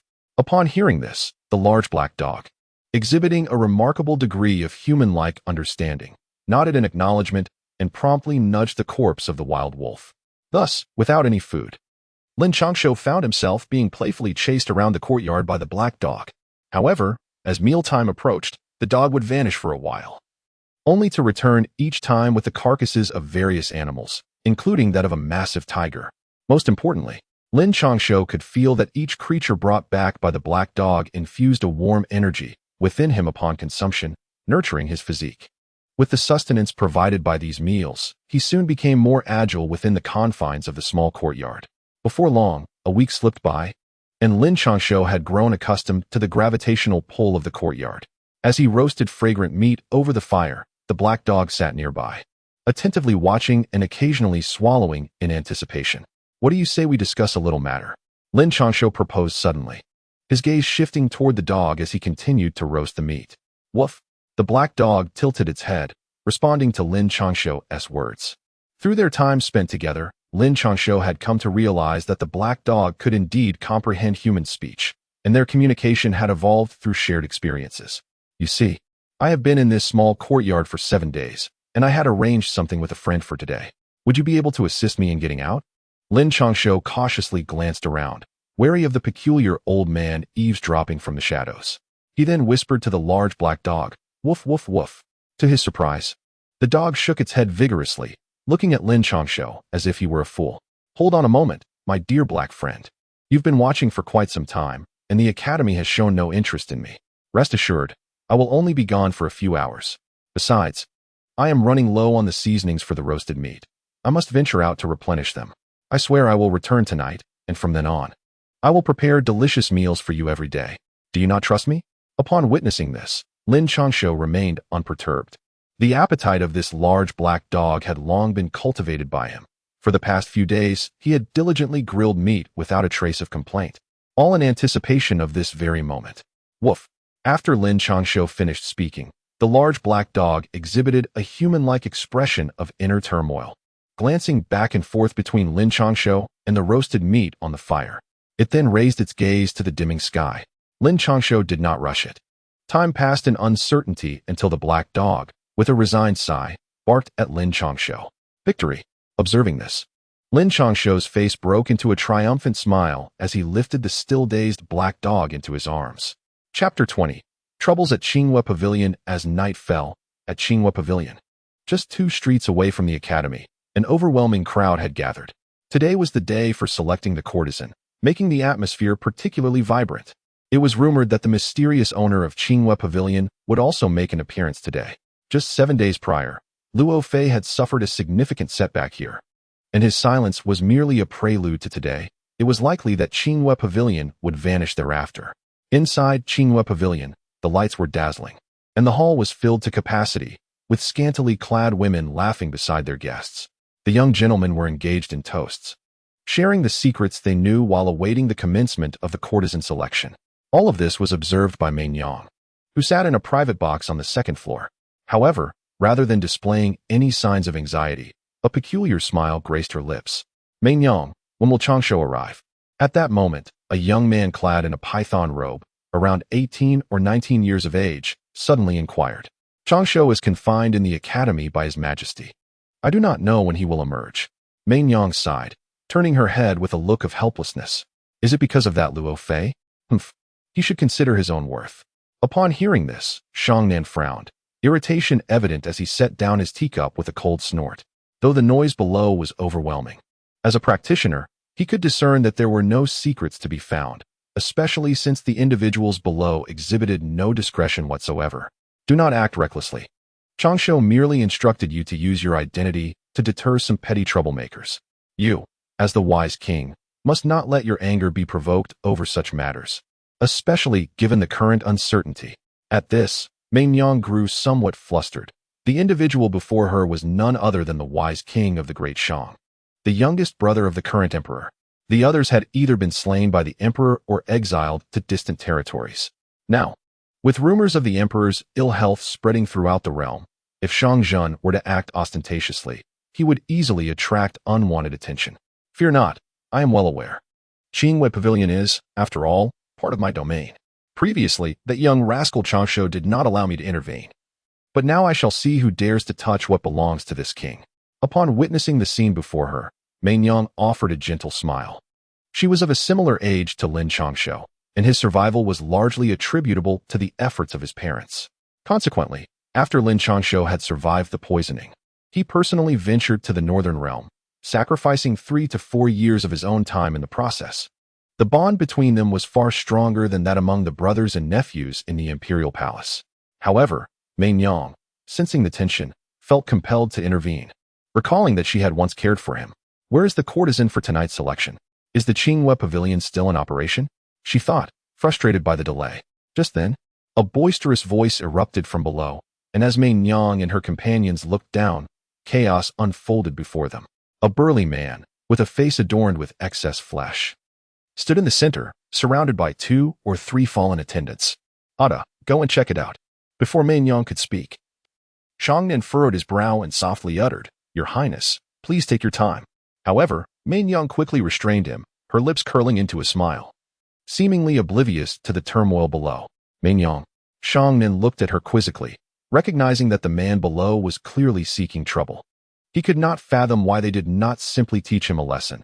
Otherwise, the selection of the courtesan would be jeopardized. This is merely a minor character. One should handle such matters with the appropriate methods. Changshou has instructed that you are the main protagonist and must refrain from acting impulsively. Mei-Nyang replied with a gentle smile, addressing the raucous man below. Oh, I shall eagerly await that. Shangnan observed the radiant Mei-Nyang, momentarily lost in thought before regaining his composure and waving his hand, chuckling. As the crowd gathered, the burly man grew increasingly arrogant, even beginning to reach for the young women present. I see this Qinghua Pavilion has no shortage of women. Since you are not selecting a courtesan, why not entertain me instead? He lunged forward, seizing a young woman who had not been quick enough to evade him, his large hands shamelessly attempting to breach her garments. If you are in a hurry, sir, I can find you a companion, but this behavior is quite bullying.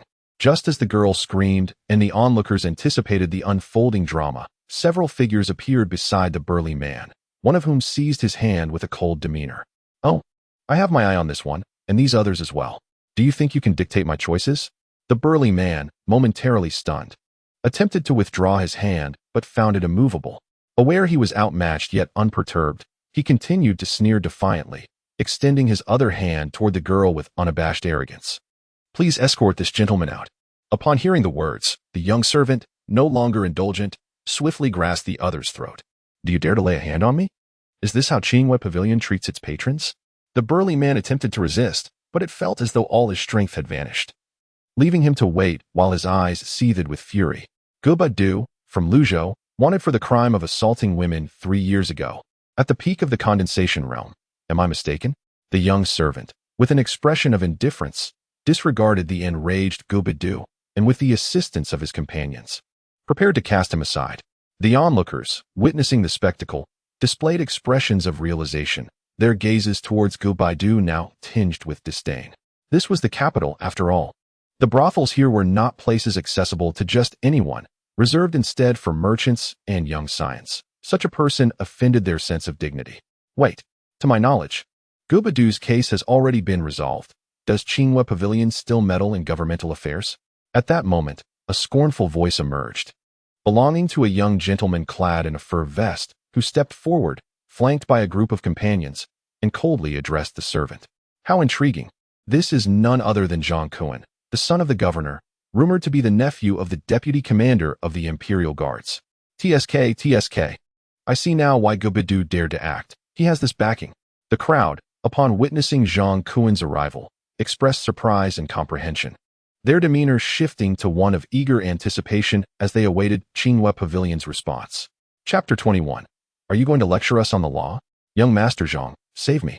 Guba Du, who had previously appeared as lifeless as a corpse, now cried out as if he had found a lifeline upon hearing Zhang Kuan's words.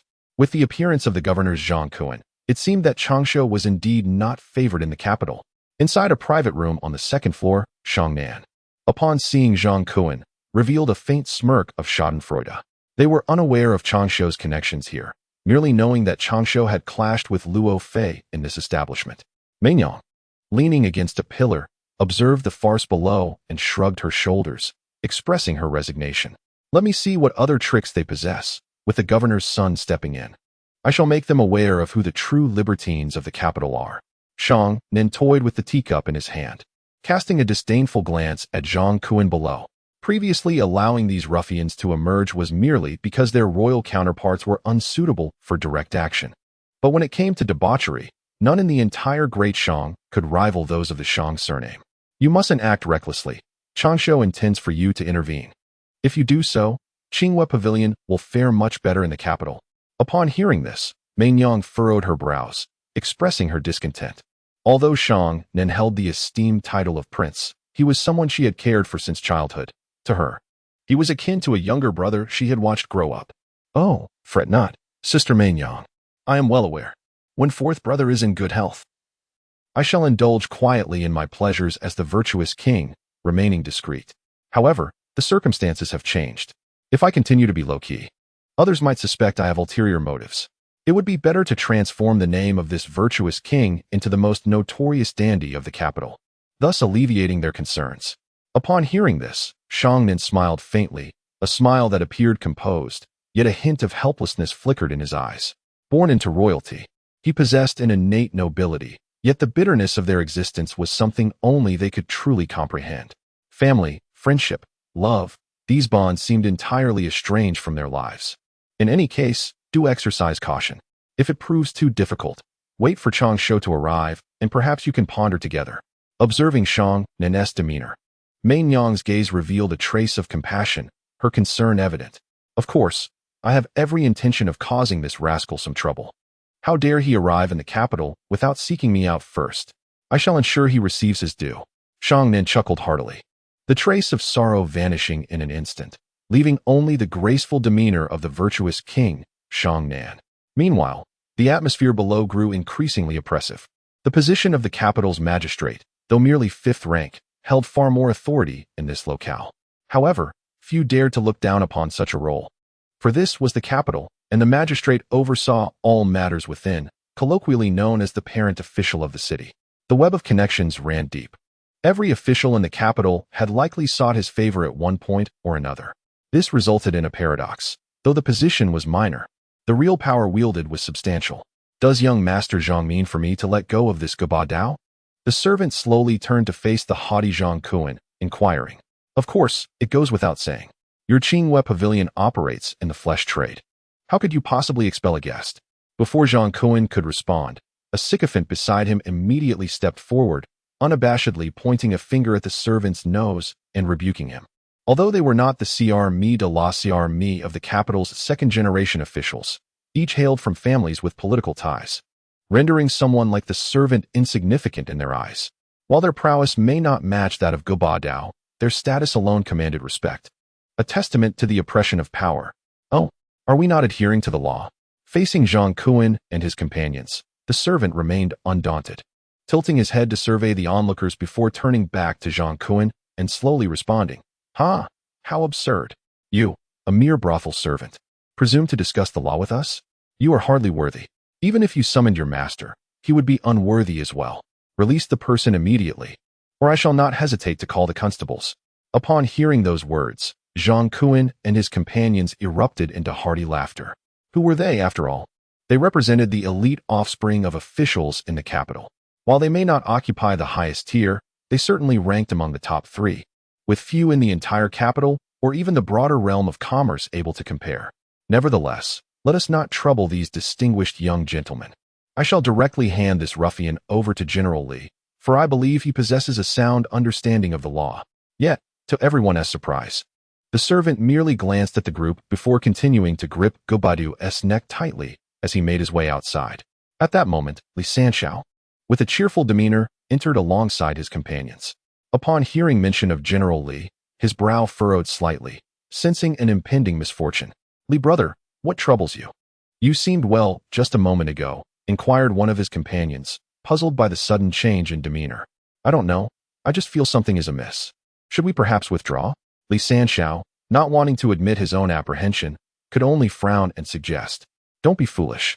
Today is the day of selecting the courtesan at Qinghua Pavilion, and there is much excitement to behold. If we leave now, where else can we witness such an event? Indeed, if we depart now, who knows if we shall ever have the chance to witness Qinghua Pavilion again. Upon hearing Lin Changshou's hesitance, his companions voiced their objections, eager not to miss the spectacle of both beautiful women and the once-in-a-lifetime festivities. Generally, this scoundrel is a wanted criminal. He just caused a ruckus at our Qinghua Pavilion, and we implore you to take action." Just as Lin Changshou was about to speak further, he noticed a servant gripping the burly man's neck, respectfully bowing towards him.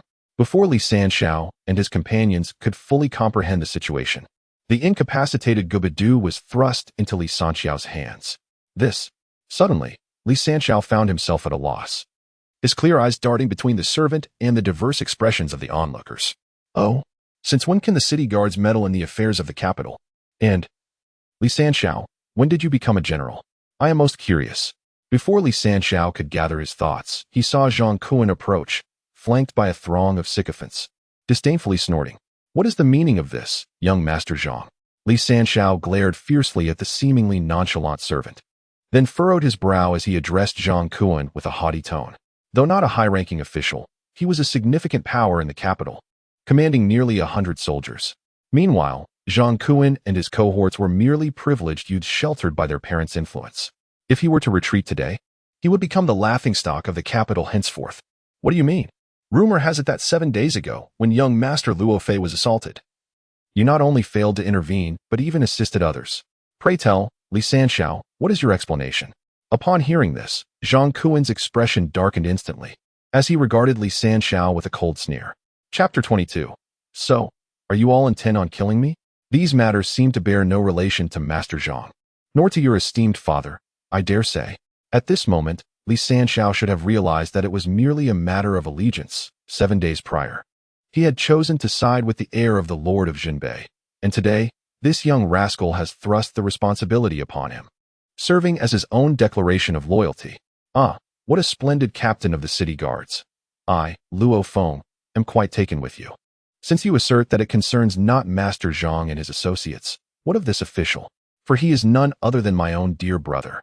Upon hearing Lin Changshou's words, Zhang Kuan and his companions were instantly consumed with fury, ready to advance, yet their path was obstructed by a resonant voice. A young gentleman clad in white, exuding an air of nobility, approached gracefully from behind, his countenance inscrutable, yet his gaze fixed intently upon Lin Changshou. It remains unclear by what authority young Master Luo speaks, be it as a commoner or as a man of rank. If he speaks as a man of rank, the Ministry of Rights cannot intervene in this official's affairs. If as a commoner, then I implore you to present your charges to the general in charge of the city's defense. Lin Changshou maintained his impassive demeanor, though a flicker of apprehension glimmered in his eyes when faced with Luo Feng, a genuine official of the Ministry of Rights. What a silver-tongued fellow. Today, I have come merely to indulge in wine and admire the blossoms. As for the individual in your grasp, he is simply my bodyguard, not a wanted criminal. At Luo Feng's words, he swiftly closed his paper fan, revealing no trace of anger on his face. Instead, he lightly tapped the seemingly lifeless Gusandao with it, speaking in a muted tone. As Luo Feng's words echoed through the hall, an eerie silence enveloped the space, every gaze directed at Lin Changshou, awaiting his response. Meanwhile, Lin Changshou had finally managed to escape the confines of the academy, as dusk had settled completely. "Dog brother, you need not follow me, I assure you. Once I have sold my wares, I shall return. Do you not trust my integrity?" Lin Changshou brushed off the dust from his clothing and turned his head, gazing helplessly at the large black dog. Woof! To his surprise, the dog gazed back with an evident air of skepticism, no matter how much Lin Changshou pleaded. It stubbornly refused to leave his side. "Oh dear, if you insist on following me, you must refrain from biting anyone." In that moment, Lin Changshou found himself at a loss with the black dog. Earlier, as he stepped outside, he had attempted to channel his inner energy. Through meticulous observation, he discerned that not only had his inner strength returned, but it had also become significantly more refined. Even his physical form had grown remarkably formidable, granting him a sensation of overflowing power, as if he could shatter the heavens with a single punch. However, he recognized that this feeling was merely an illusion stemming from his inability to acclimate to the sudden surge in cultivation. Conversely, the large black dog exhibited no such transformation. It remained as it always had been, prompting Lin Changshou to begin questioning the dog's own level of cultivation. "Let us go. Today promises to be lively. I just wonder if Sister Mainyang and Shangnan can maintain order in my absence." As Lin Changshou adjusted to his cultivation, he made his way towards the Qingwei Pavilion. With each step, he could see deep shoe prints etched into the hard stone surface. However, as time passed, the imprints gradually faded away. Unable to enter the academy through the main gate, Lin Changshou was compelled to take a longer route with the large black dog, requiring another half-hour to reach the Qinghua Pavilion. Along the obligatory path between the academy and the pavilion, silence enveloped the surroundings, broken only by the moonlight and the wind that stirred the remnants of snow on the ground, adding an air of desolation. Two frail little beggars huddled together, barefoot on the snowy ground, leaving faint traces of crimson as they walked. "Sister, don't worry about me. You must hurry on, or you too will freeze to death." Gradually, their weakened forms struggled to move, and the taller boy weakly uttered these words. "No, I must help my brother back. I have already lost our parents. I cannot lose you too." The little beggar girl's nose was reddened from the cold, her tears frozen into icy crystals, yet she remained undeterred, stubbornly shaking her head. Taking a deep breath, she supported the boy and pressed forward. "Ah, sister, please let me rest here for a moment. I see a light ahead. Can you bring me something to eat?" Sighing at the sight of his sister's determined face, the boy reluctantly pointed towards the distant glow. "All right, brother. Stay here and wait for me. I will be back soon. You must not fall asleep." The girl glanced at her brother and then at the light not far away. Gritting her teeth, she set him down against a wall before dashing off. The boy managed a weak smile as he leaned against the wall, snowflakes quickly blanketing him with a thin layer. Where did these little beggars come from? What are you doing here? At that moment, several masked figures suddenly appeared around the street, and upon seeing the boy, the leader scoffed coldly. "There was anyone here before? He looks like he won't last much longer." Another figure scrutinized the boy's condition and spoke in a detached tone. "Do you wish to die? Kill him. Lin Changshou must die tonight, without any unforeseen circumstances." The leader responded with a disdainful snort, his eyes coldly fixed on the speaker. "Understood." The other, initially resistant, reluctantly acquiesced, and, in the next moment, raised a hand to strike the boy's head. Being at the Unity Realm, he was confident in his strength. A single blow could crush even steel. "Lin Changshou, someone is out to kill you." But who could have known that the boy, teetering on the brink of death, would unleash a furious roar in his final moments? This sound reverberated through the stillness of the night, reaching even Lin Changshou, who was half a street away. Not to mention the little girl, who had ventured out for water. She paused, her expression turning icy.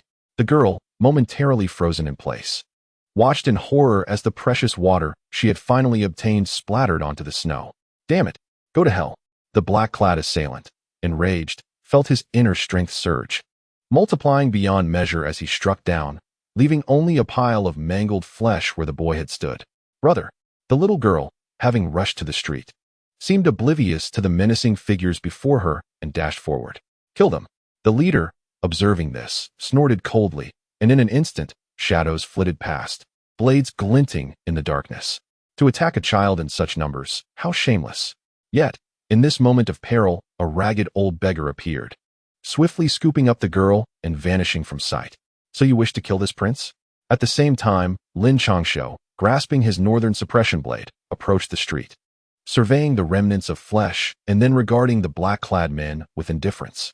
Chapter 23, Crisis Kill. The atmosphere thickened upon Lin Changshou's arrival. The assassins exchanged glances, and with a collective roar, they surged towards him with lethal intent. "Kill." As the assassins charged, Lin Changshou inhaled deeply, and in the next moment, he raised the northern suppression blade single-handedly, advancing towards them like an unstoppable army. Almost instantaneously, the northern suppression blade met a long sword, unwavering in Lin Changshou's grip. With both hands on the blade, he swung down as if to cleave the very fabric of space, and with his movement, a chilling blade aura erupted, hurtling towards his adversary. He was not at the spirit-gathering stage. He was at the unification stage. The assailants, witnessing this, felt their pupils contract in shock as their leader bellowed, augmenting his power. Bang! Ah! As blade met sword, the explosive force dissipated, and in mere moments, the long sword shattered into fragments, leaving the wielder to cry out in agony as his body split apart like a butchered carcass. "Third brother, die." In the wake of this gruesome spectacle, one of the assassins went mad, doubling his assault speed in a frenzy. The others, too, unleashed their full strength, aware that any hesitation would turn this day from an attempt to kill Lin Changshou into their own demise. Too slow. Lin Changshou's eyes revealed a hint of regret. He had intended to eliminate one more adversary, but was thwarted by the assault of others. Reluctant to sustain injury, he could only evade and redirect his focus towards another vulnerable point. With a sudden surge, Lin Changshou accelerated, transforming the tribulations he had endured within the confines of the courtyard into his sweet fruit of triumph. Under 6 times the force of gravity, he had daily engaged in a relentless chase with the formidable black dog, ultimately finding himself pursued and struck by it wielding a stick throughout the courtyard. This experience had now become his advantage. Even while dodging the assassin's attacks, he occasionally managed to inflict further wounds upon them. In a moment, the air was filled with the sparks of clashing weapons and the resounding explosions of strikes against walls and trees. After a brief yet intense skirmish, both factions stood motionless, with Lin Changshou holding the northern suppression blade, standing resolutely in the center, while the other assassins, with their cold, icy gazes, fixated on him. To their astonishment, the crown prince of the northern suppression, deemed by the world as weakened and merely at the spirit condensation realm, indulging in a life of pleasure, had secretly ascended to the unity realm. As the chilling wind mingled with the scent of blood enveloped them, the leader of the assassins broke the silence. Casting a contemplative glance at Lin Changshou, "How dare a pack of lurking wretches presume to judge this prince? I am curious to know how you, the defeated curs, have the audacity to appear before me again. Or have you grown accustomed to serving as dogs after my father shattered your sect?"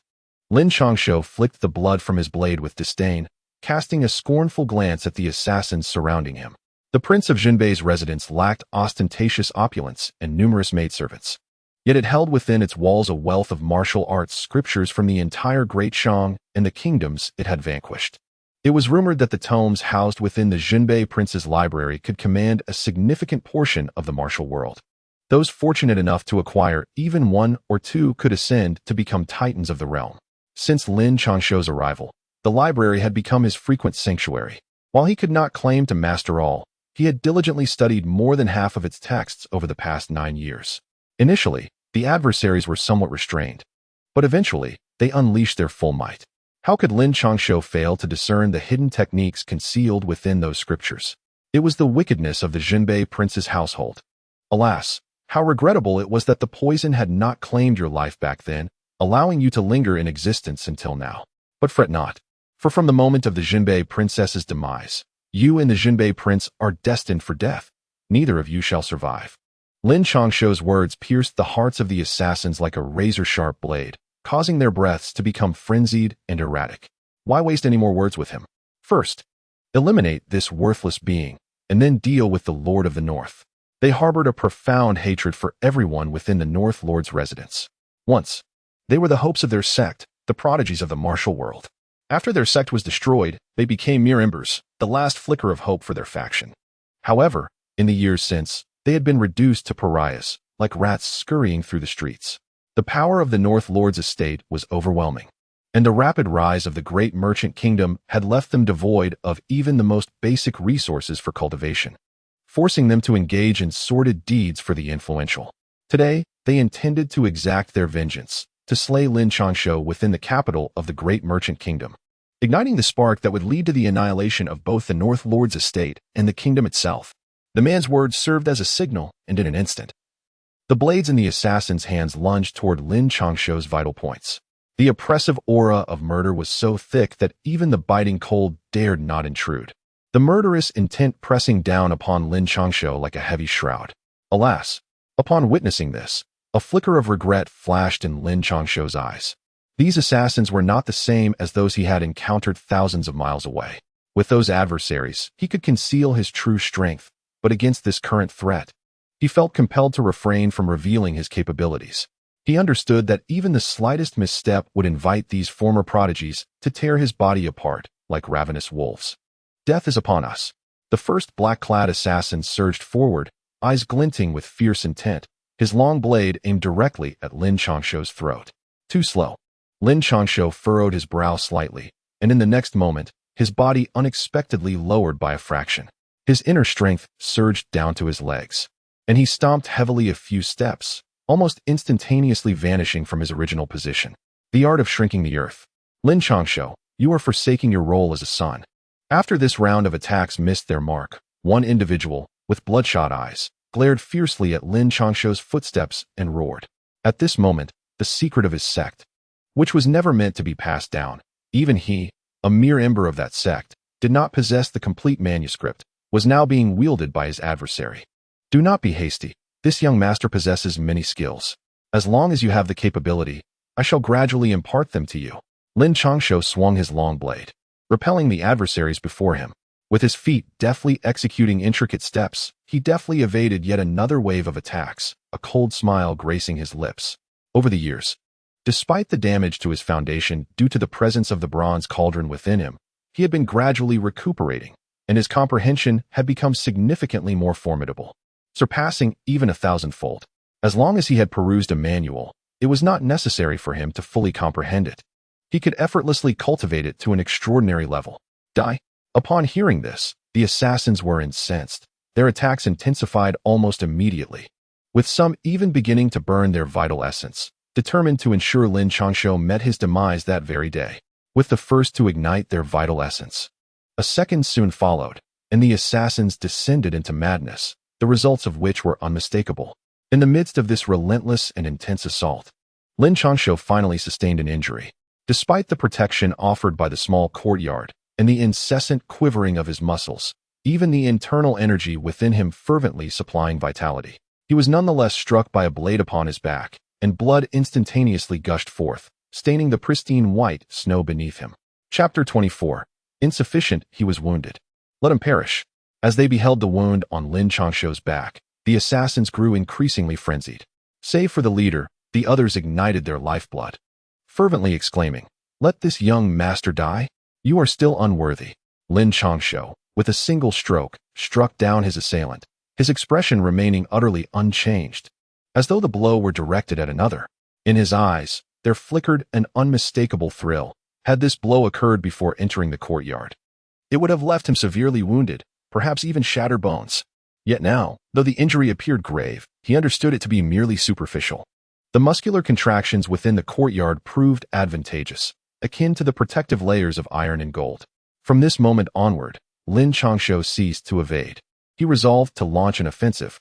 Since the instant of his transmigration, he had frequently infiltrated military camps and battlefields, evolving from initial discomfort and nausea to a final state of indifference, even towards the lives of his adversaries. Within the Northern Town Army, he did not acquire any sophisticated martial arts, but learned one invaluable lesson: the art of survival through relentless effort. In the chaos of battle, it is often those who fear death the most who perish swiftly, while he, devoid of such fear, found that his enemies were the ones who consistently fell.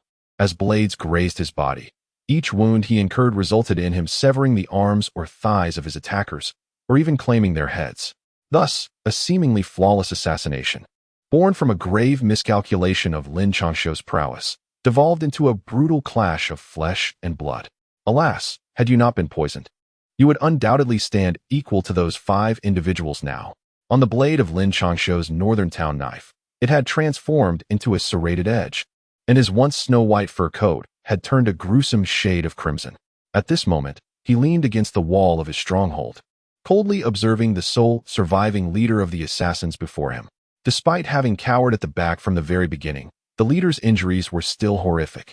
His left arm had vanished, and his body was riddled with terrifying scars inflicted by blades. Even his face bore a gaping wound, exposing the grotesque flesh beneath. Yet, in that moment, he felt no pain. Instead, the lone eye that remained gleamed with a frenzied excitement. Slowly, he approached Lin Changshou and coldly remarked, "Do you know a saying?" Lin Changshou exhaled deeply, the metallic tang of blood saturating his mouth, yet he remained utterly unconcerned. He merely cast a disdainful glance at the leader of the assassins and uttered a scoff. "What did you say?" The assassin leader paused, a look of confusion crossing his face as he inquired of Lin Changshou. Once one of the most brilliant geniuses, he had exercised great caution over the years, believing that Lin Changshou had long since reached the end of his strength. The villain perishes through verbosity. Lin Changshou let out a cold chuckle, and in the next moment, he spat a mouthful of fresh blood towards the leader of the assassins. His form transformed into a streak of white light, maneuvering around to enter the opponent's blind spot. What a surprise! He still had the strength to fight. The assassin, witnessing this, revealed a look of astonishment in his single eye, and in an instant, his figure vanished, slicing towards his side. He had not encountered such a brutal battle in a long time, yet having lived daily amidst shadows and conflict, he was all too familiar with the quickest methods of killing, his body having developed an instinct for survival. To him, it was merely a matter of evading while casually striking Lin Changshou's weapon away, all while fearing the opponent's next move. Die, however, as the assassin's blade swung forth. It did not meet the clash of weapons.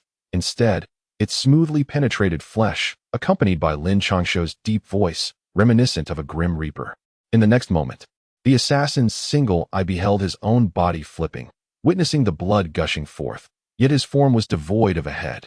Cough, cough, cough. Can you evade the blade of this young master? Lin Changshou felt a sharp pain as a long knife was deeply embedded in his shoulder. Gritting his teeth against the agony, he discarded the blade and sank onto the cold snow, casting a frigid gaze upon the multitude of lifeless bodies. After spitting out a mouthful of blood, he spoke in a chilling tone. Are you not coming out? This is your final opportunity. At that moment, Lin Changshou remained taut and alert, despite his seemingly relaxed posture. With a disdainful snort, he surveyed the silent street, reflecting on how, should the world learn of this brutal clash, it would undoubtedly serve to humiliate them.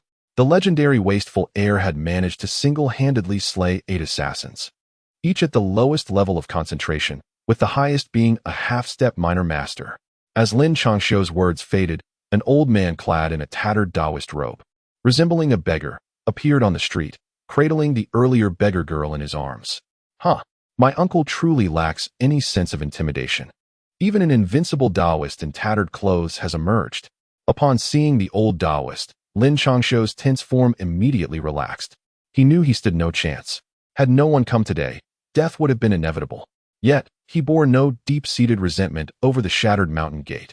After all, they had erred in the past. The old Taoist had accrued numerous debts over the years, and by intervening now, he could repay them all at once. A most profitable exchange. Unfazed by the circumstances, the old Taoist gazed at the bloodied Lin Changshou with a sense of profound reflection. Dog brother. Lin Changshou addressed the being referred to as invincible beneath the Grand Master level with earnestness, then bellowed at the top of his lungs. Woof, woof, woof. In response to Lin Changshou's call, the large black dog instantly appeared before him, displaying a surprisingly human-like concern upon noticing Lin Changshou's injuries. Cough, cough, cough. I'm fine for now, but if that old man decides to act, I will meet my demise.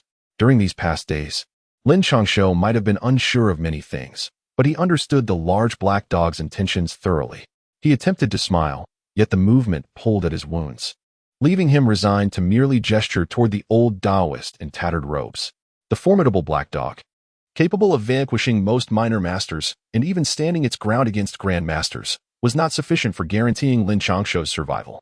Upon observing the black dog, the old Taoist's expression remained unchanged. His deep, indifferent gaze shifted between Lin Changshou and the black dog before he shook his head.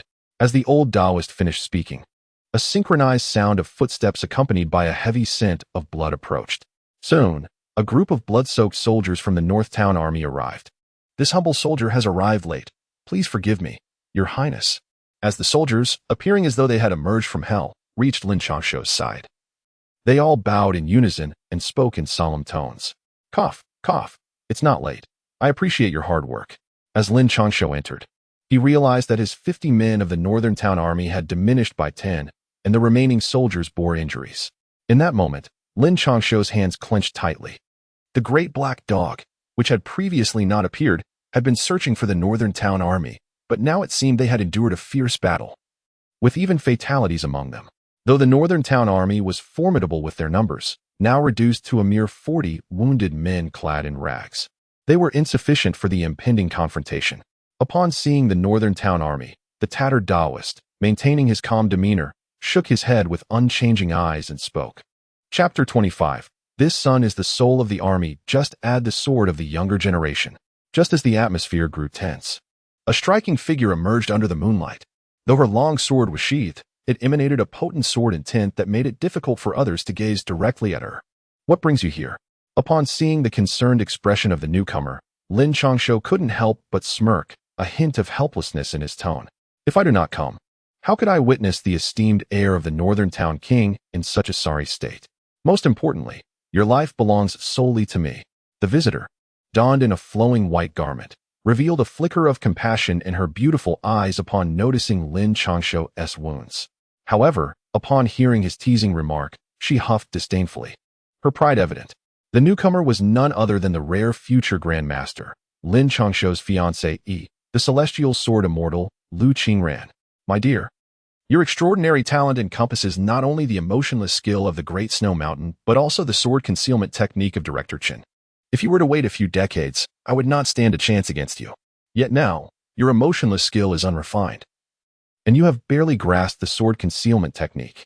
Even if you were to draw your sword now, it would only shatter your dreams of becoming a sword immortal. It cannot impede me. The tattered Taoist regarded Lu Qing with admiration, particularly as he beheld her long sword, astonishment flickering in his seasoned eyes.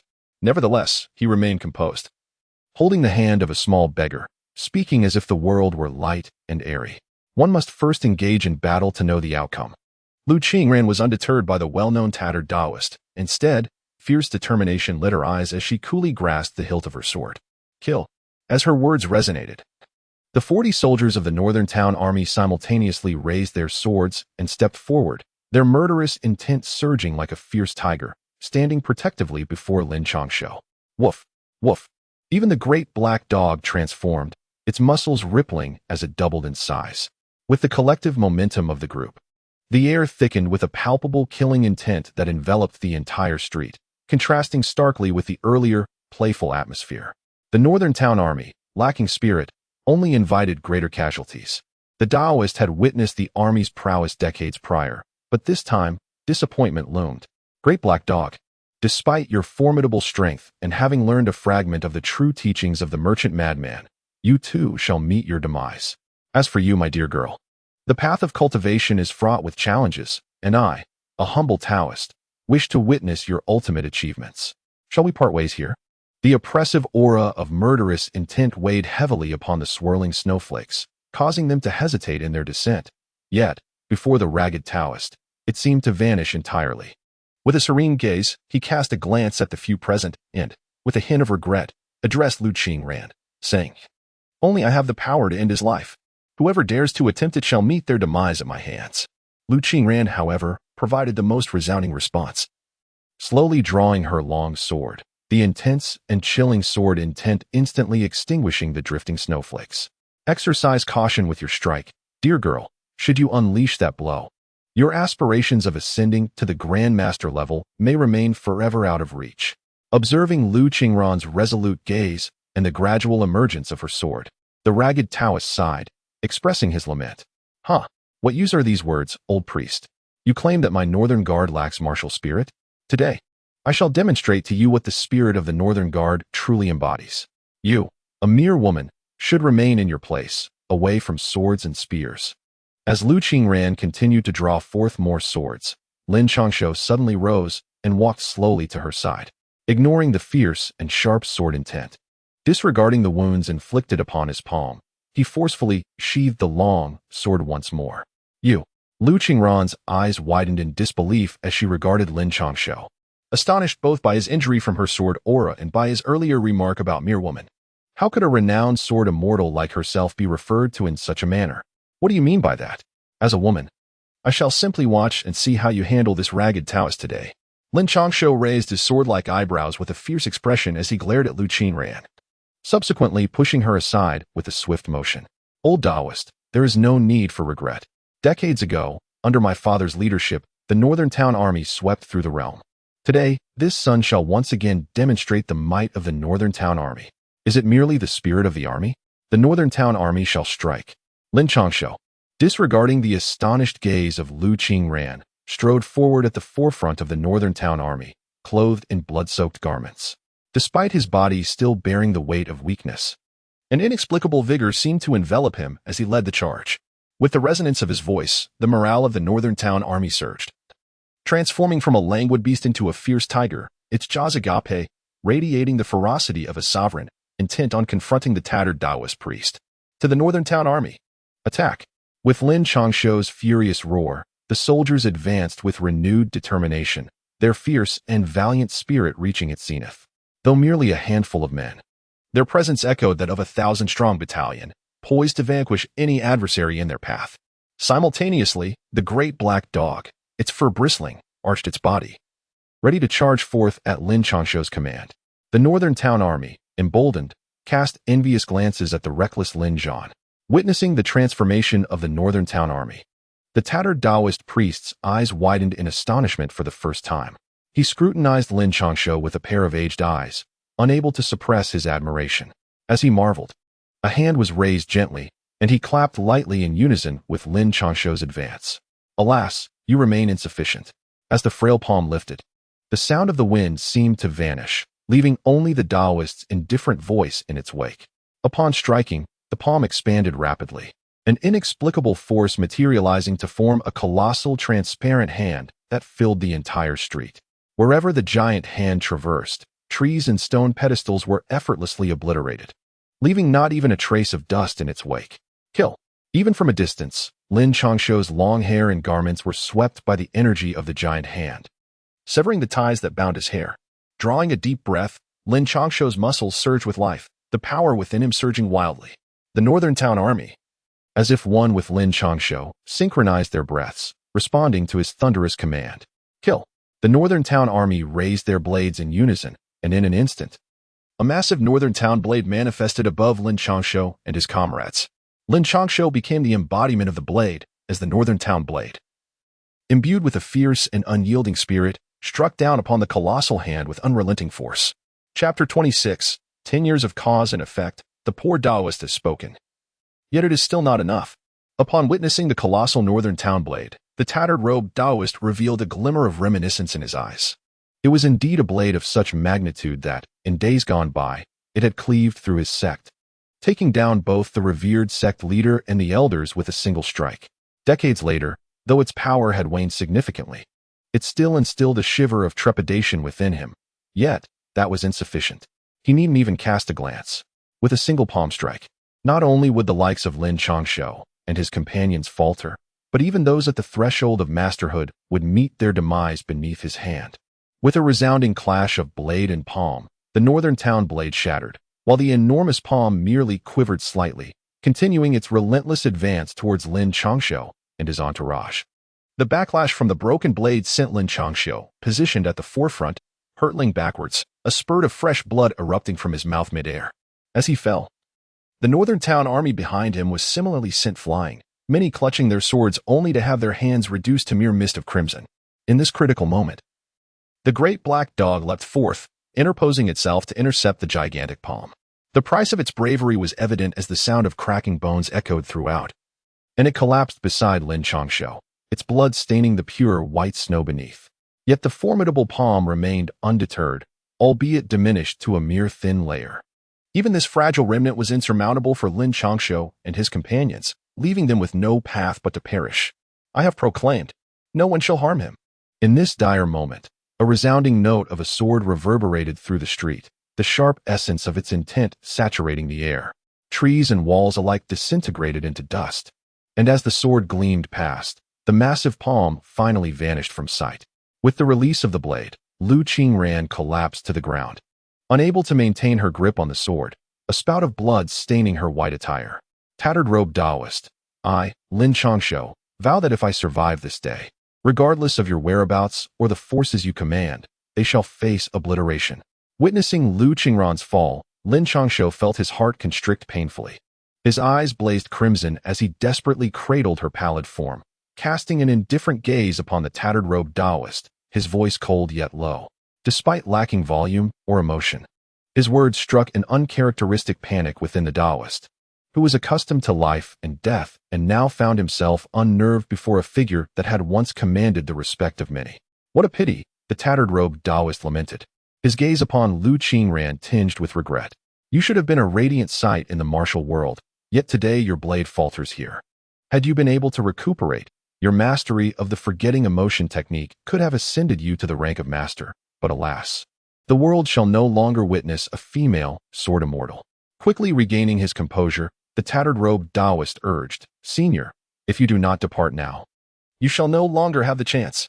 At this moment, Lu Qingran appeared to be utterly unconcerned about the disappearance of her swordsmanship, simply lying in Lin Changshou's embrace. A faint flush appeared on her pallid face as she apathetically regarded the tattered Taoist priest. If I could, I would have chosen to strike merely once today to repay that debt. Yet now, I find myself compelled to strike again, irrespective of whether my sect is in the right or wrong. Ultimately, these blood debts will fall upon Lin Changshou. After this strike, regardless of whether he survives, our fate shall be severed, even if he still wishes to strike at me. Upon hearing her words, the tattered Taoist slowly shook his head. He could sense several formidable presences rushing toward them, yet he gradually raised his hand, the oppressive aura intensifying with the movement. What a pity, he lamented. You were destined to be an unparalleled prodigy, yet poisoned in your youth, your foundation irrevocably damaged, despite your efforts to transform over the years. Surprising everyone by reaching the threshold of a minor master, the heavens remain indifferent. Fairness is merely a fable. You, Lin Changshou, shall be lost to the annals of history, just as your mother was. As he gazed into Lin Changshou's crimson eyes, the tattered Taoist expressed yet another lament. However, his hand's motion shifted slightly, and the aura surrounding him grew even more potent. A colossal, transparent hand re-emerged in the street, filling the entire thoroughfare, a strike devoid of malice yet capable of vanquishing most powerful beings in the world. This time, neither the Black Dog, Lu Qiran, nor Lin Changshou or the Northern Army could muster the strength to resist. They could only watch helplessly as the hand approached. What audacity! After decades apart, you've become quite formidable. Haven to you, you old Taoist. I shall see how you intend to slay my heir. Just as the situation reached a critical juncture, a figure soared in from the distance, almost instantaneously appearing beside Lin Changshou and the others. In the next moment, Uncle Dao, not particularly robust in stature, directly positioned himself before the colossal hand, his aura surging despite being riddled with wounds. It was as if he were about to shatter the very air around him. With a single sweeping motion, a spear materialized in his grasp. With this spear, I shall end you. As the spear grazed his hand, Uncle Dao's figure straightened, emanating the distinctive fierce aura of the Northern Army. With a single tremor of his hand, the spear shot forth like a dragon, hurtling toward the enormous hand. A soft sound echoed through the air as the massive hand surprisingly halted in response to the strike, engaging in a fierce contest of strength. Lin Changshou observed with growing concern as Uncle Dao's legs trembled increasingly with the passage of time, even the spear beginning to bend under the strain. Fallen warrior. It appears those wretches have failed to impede you. If it were 10 years ago, at your peak, you could have blocked that strike. But now, with your battered body and damaged foundation, it is simply insufficient. The ragged Taoist displayed no surprise at the arrival of Knife Uncle. He remained composed, standing still as he calmly shook his head at Knife Uncle's fearsome visage. Spare me your empty words. The general should have heeded my counsel and ended your wretched life at the outset. You should never have been allowed to draw breath. Knife Uncle's face flushed crimson, a trickle of blood appearing at the corner of his mouth. With a disdainful snort, he unleashed a torrent of curses. Today, the favor owed to the Northern King has been repaid. The ragged Taoist's eyes widened, and for the first time, his voice resonated with emotional intensity as he addressed Knife Uncle earnestly. And what of me? Meanwhile, Knife Uncle's long spear was bending under immense strain, emitting pained groans. Just as the spear seemed on the brink of breaking, Leg Uncle's figure flashed by, wielding a northern blade that cleaved through the air, forcing the massive hand to retreat. Lin Changshou, today I shall sever the karmic ties between us, yet simultaneously, I shall forge new ones. I have waited a decade for you. Should you fail to take my life within this span, I shall take yours instead. This child is a beacon of hope. I hope you can assist her, as her brother implores you. With Leg Uncle's arrival, the ragged Taoist suddenly waved his hand, causing the enormous hand to vanish in an instant, along with the Taoist's presence, leaving only his tranquil voice echoing in the ears of the onlookers. Chapter 27. Then you may go. 10 years, you say? This foul priest does not require a decade. Within 5 years, I shall claim your head. Lin Changshou's eyes burned crimson as he roared towards the heavens, his fury palpable. Faced with the Taoist's cataclysmic assault, he felt genuine fear and overwhelming despair, knowing death was imminent yet powerless to evade it. The last time he encountered such a fate was in his second year after traversing realms, when his mother had led him into an ambush, resulting in her demise and irreparable harm to Sister May's cultivation foundation. Now, facing only the ragged Taoist, Though lacking the multitude of formidable foes from before, the despair was no less acute, intensifying Lin Changshou's trepidation. Behind him, the northern army lay decimated. Lu Qingran's swordsmanship shattered, and even the typically enigmatic and formidable Black Dog lay incapacitated. Had Knife Uncle and the others not arrived in time, Lin Changshou could scarcely fathom the outcome. He had no intention of striking first. Cough, cough. At that moment, Leg Uncle limped over, equally battered and bloodied. After uttering a few words, he was unable to suppress a coughing fit that expelled blood. Regardless of the circumstances, he had acted today, and there would be no forgiveness. Upon hearing this, Lin Changshou was acutely aware that his opponent had not truly intended to kill. Yet, the mere light touch of those two palms had already sent his companion sprawling to the ground, injured. Nevertheless, what difference did it make? Since the confrontation had commenced, regardless of any restraint shown, the enmity had been firmly established.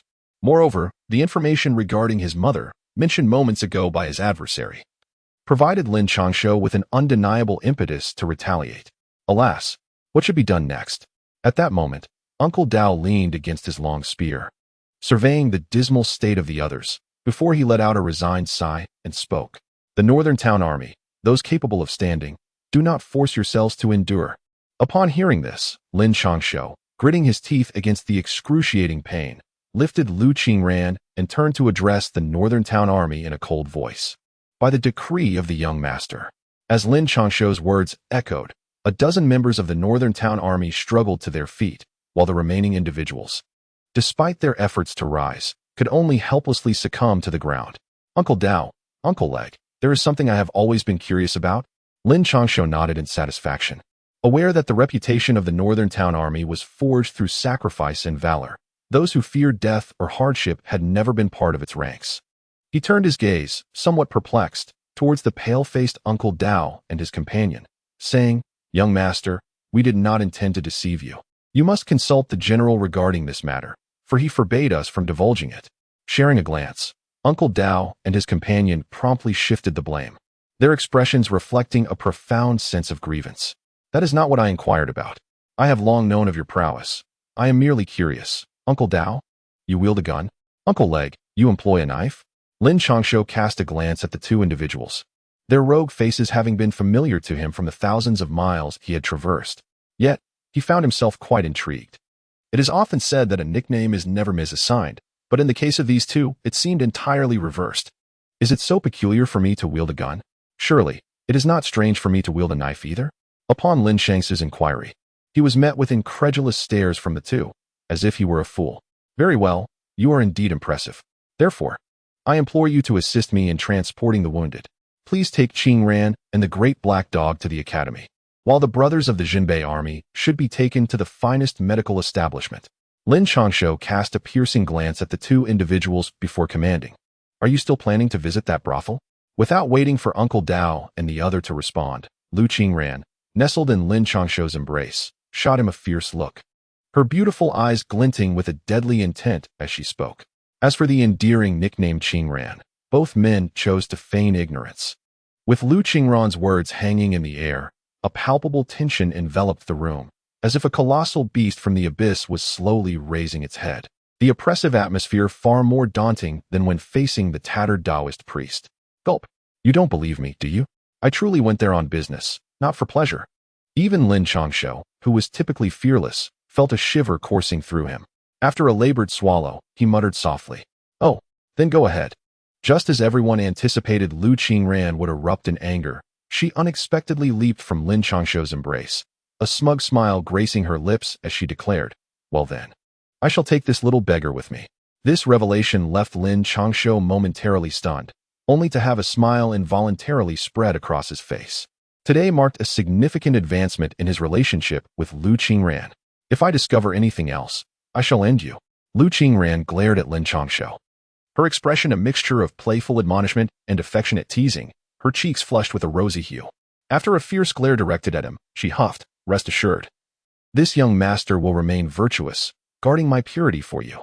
Lin Changshou flicked his scattered hair, chuckling softly, and before Lu Qingran could react, he grasped the little beggar's hand and vanished around the street corner, accompanied by the injured soldiers of the Northern Army. Humph! Upon witnessing this, A smile involuntarily crept across Lu Qingran's lips.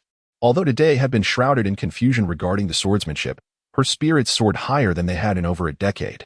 Meanwhile, as Lin Changshou departed from the blood-soaked streets, his expression darkened instantly. He was acutely aware that he would face assaults within the capital, and even during the arduous journey of several thousand miles, attacks had incessantly plagued him. Yet, he had never anticipated that the onslaught would come so swiftly and ferociously, leaving his life hanging by a thread. Most crucially, there were still individuals unaccounted for.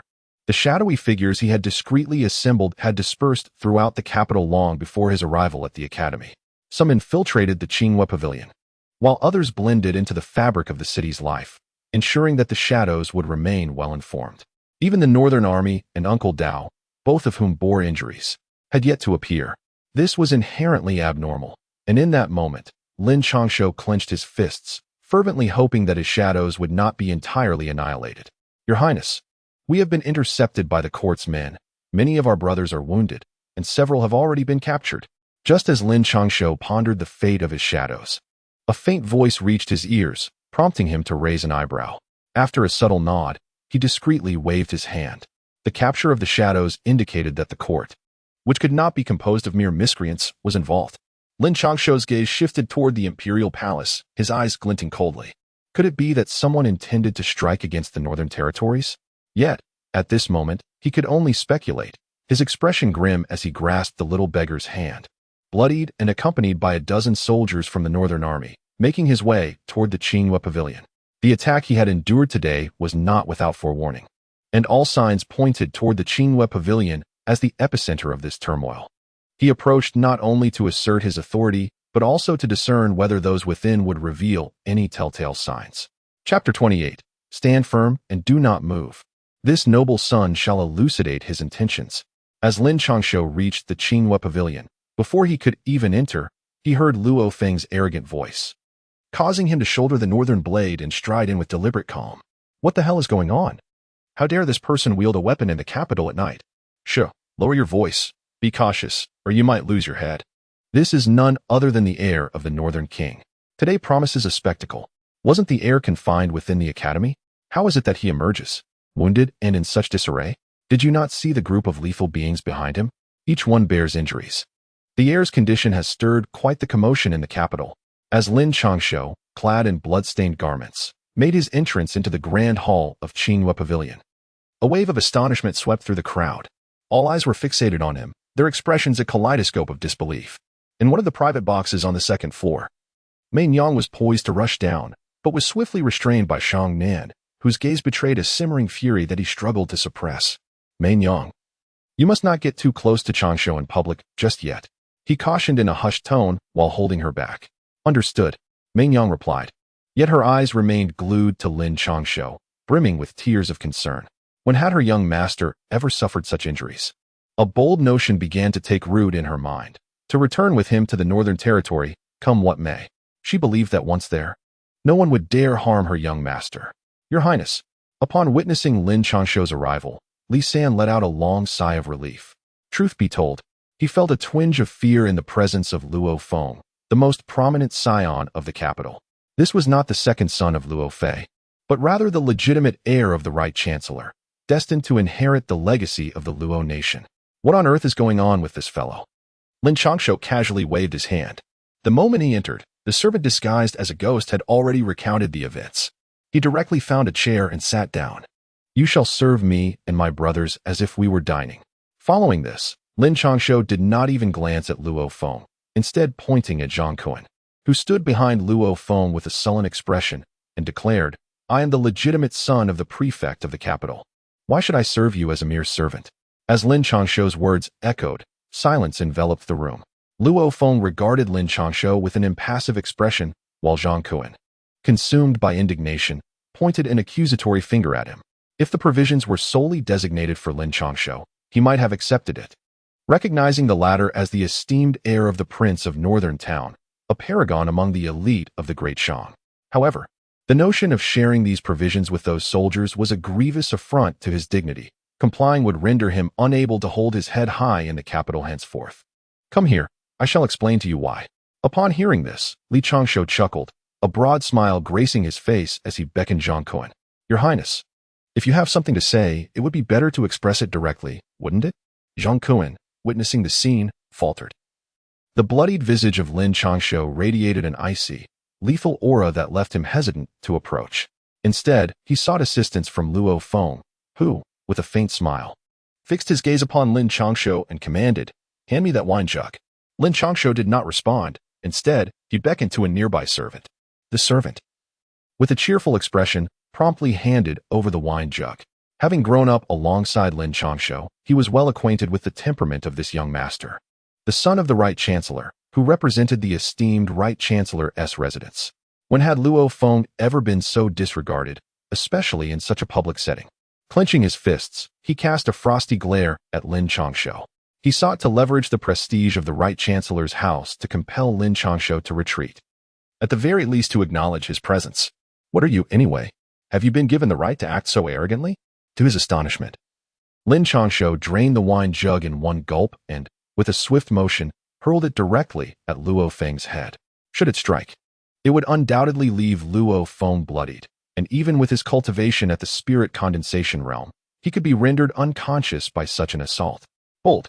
Just then, a figure appeared before Luo Feng, seizing the wine jug with undeniable prowess at the unity stage. This promised to be an entertaining spectacle, though it remained uncertain whether Lord Luo or the newly arrived young master would prevail. The onlookers, intrigued, exchanged glances between the sullen Luo Feng and Lin Changshou, who had once again taken hold of the jug, whispering among themselves, "Execute him." Just as the crowd anticipated Lin Changshou to utter a few words, he merely waved his hand dismissively, his tone indifferent. "Lin Changshou, you dare?" Luo Feng's eyes widened in disbelief, glaring furiously at him. Yet Lin Changshou did not even deign to look in his direction. Under his command, over a dozen soldiers from the northward garrison transformed into crimson shadows, charging forth. "Kill!" With a low command, the glint of blades flashed, and the burly man standing before Luo Feng, attempting to resist, was swiftly dispatched, falling lifelessly to the ground. "Lin Changshou, do you intend to make an enemy of the Right Chancellor's house?" Strangely, despite the combat occurring so close to Luo Feng, it seemed to spare him entirely. Only the blood from the fallen man splattered across him, rendering him a portrait of disarray. "Stand still, do not move."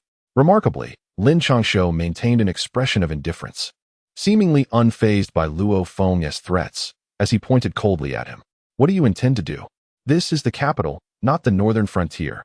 Upon meeting Lin Changshou's emotionless gaze, Luo Feng panicked.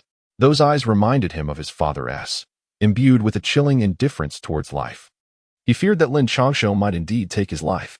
He had yet to exact his revenge, had not yet become the second Luogua of the great merchant, and had just taken a concubine. All these thoughts filled him with dread. "Stand still, do not move." Lin Changshou remained silent, his expression still indifferent. Upon seeing Luo Feng obediently standing in place, he lifted the wine jug and struck it sharply against Luo Feng's head. "Ah, Lin Changshou." Blood instantly gushed from Luo Feng's wound, yet no one dared to step forward. The northern town army stood by, brandishing their bloodied northern blade, and the ground was littered with fragments of flesh. The hall echoed solely with Luo Feng's anguished cries. "Remember, if you lack the capability, do not recklessly draw attention to yourself. Come here, bring food for my brothers, fetch the wine, and tidy up this young girl. Find a doctor to examine her." Lin Changshou did not even cast a glance at Luo Feng. After speaking, he pointed towards Zhang Kun and coldly ordered, pushing the little beggar towards the servant. The sound of slaps echoed. Truly, the son of the northern king was ruthless, but in this capital city, isn't striking a fourth-rank minister a blatant disregard for the laws of the great merchant? Just as Zhang Kun trembled while preparing to eat. Applause rang out from a distance, its tone light, yet serving to further heat Lin Changshou under scrutiny. Chapter 29. You too shall be struck. What is it to you? Everyone anticipated that Lin Changshou would utter something in response, perhaps even to clarify that he had not defied the laws of the great merchant.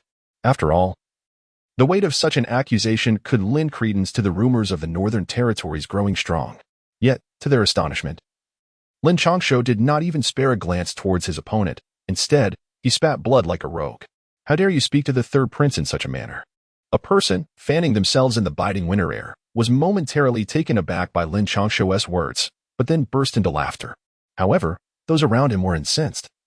immediately stepping forward to point at Lin Changshou, shouting angrily. The third prince? Has he truly arrived? They exclaimed. Isn't he known for his low profile, often compared to the leisurely prince as one of the most unassuming of the royal family? Upon hearing the mention of the third prince, murmurs of discussion surged anew, all eyes turning towards the gentle-looking youth holding a folding fan. The third prince was born of a concubine, who tragically passed away during childbirth. Most significantly, her family possessed no power, rendering the third princess position within the royal family quite precarious. For the sake of survival, or perhaps out of wisdom, he had never sought the spotlight. His days were spent either indulging in wine and merriment or drifting on boats to admire blossoms, his reputation neither markedly good nor bad. And he had achieved no notable merits, making him one of the least threatening individuals to hold his position. In fact, even within the capital, very few of the children of officials had laid eyes on him over the years. Do you see that pile of mangled flesh? If you do not keep your dog in check, that shall be his fate. Lin Changshou held a chicken leg, took a bite, and nonchalantly pointed at the minced meat before Luo Feng. Oh, I am quite curious as to who has incited such ire in you that you would disregard even the royal family's face. Just as the atmosphere thickened with tension, the third prince, undeterred by the guards' attempts to impede him, leisurely made his way through the northern town army and seated himself beside Lin Changshou. After savoring a cup of wine, he chuckled. Are you standing up for him? Or for yourself? Lin Changshou unexpectedly cast a glance at the third prince, then pointed towards the trembling Zhang Kuan, who was anxiously attending to the northern town army, and then directed his finger at Luo Feng, who stood there holding his head. If I were to plead for mercy, would you relent? The third prince, taken aback by the unconventional demeanor of Lin Changshou, inquired with keen interest. Indeed. Lin Changshou swallowed a piece of chicken and took a hearty gulp of wine before he spoke. Well, Lin Changshou's words momentarily stunned the crowd, yet they soon found them quite reasonable. Just as the third prince was about to speak further, Lin Changshou interjected, I will strike you down as well. Surprised, the guard drew his sword, directing it menacingly at Lin Changshou, exclaiming, How dare you? With an icy glance at the third prince, Lin Changshou laughed coldly and replied indifferently, You dare? I am a man of the third prince. Upon hearing Lin Changshou's declaration, the northern guards immediately rose, their swords humming as they brandished their weapons. The guard, taken aback, hastily retorted, Take him outside to execute. We are dining here. Just as the northern guard was about to dismember the guard, Lin Changshou abruptly raised his hand to stop them. Before the guard could breathe a sigh of relief, Lin Changshou impatiently waved his hand, declaring, Lin Changshou, you are committing an act of treason. How dare you? The guard attempted to resist, but it was futile against the multitude of northern guards. Within moments, he was forcibly escorted out, his screams echoing in the hall. You will find this conduct easily leads to punishment. At the very least, you will face extended confinement at the academy. The third prince displayed no trace of fear or sorrow at the fate of his guard. Instead, he regarded Lin Changshou with a gentle smile, saying, By heaven, were you not a prince, I would certainly give you a good beating for this. You have used me as a pawn. Remember, you owe me a favor, and if you fail to repay it, be prepared. In response, Lin Changshou savagely took a bite of chicken, as though it were the third prince himself. It seems the rumors were inaccurate. They say you have descended into debauchery after losing your foundation, yet it appears those tales are misleading.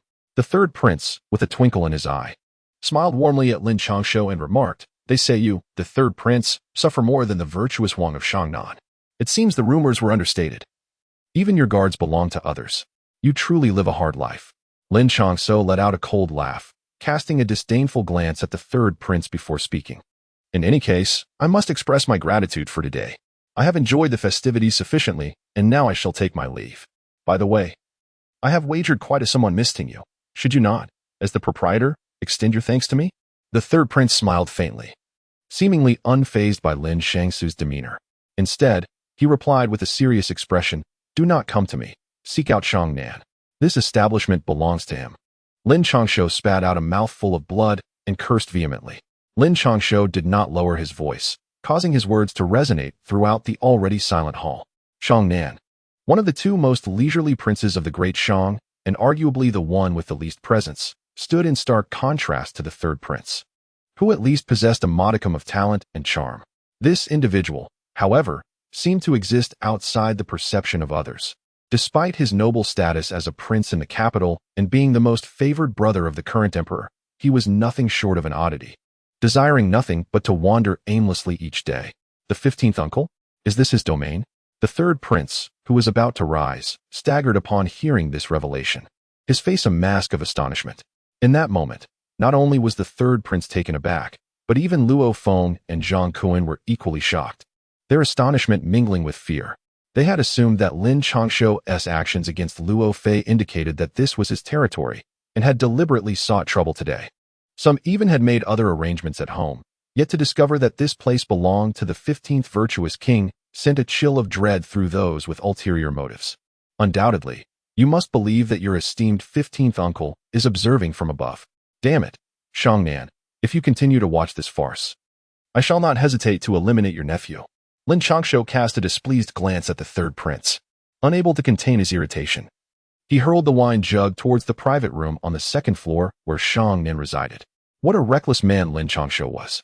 The jug was abruptly halted by an unseen force, and the sound of Shang Nan's bemused reprimands echoed from within. Soon, as the door swung open, Shang Nin emerged slowly, accompanied by Meng Yang and his guards. See, I told you it was his, he declared. And you too, if you dare to leave. I shall have no choice but to chop you into pieces today. I dare you to try? Lin Changshou cast a scornful glance at the astonished third prince, suddenly pointing at the fleeing Luo Feng and his companions, his voice laden with coldness. Chapter 30. The Old Monk. What do you intend to do?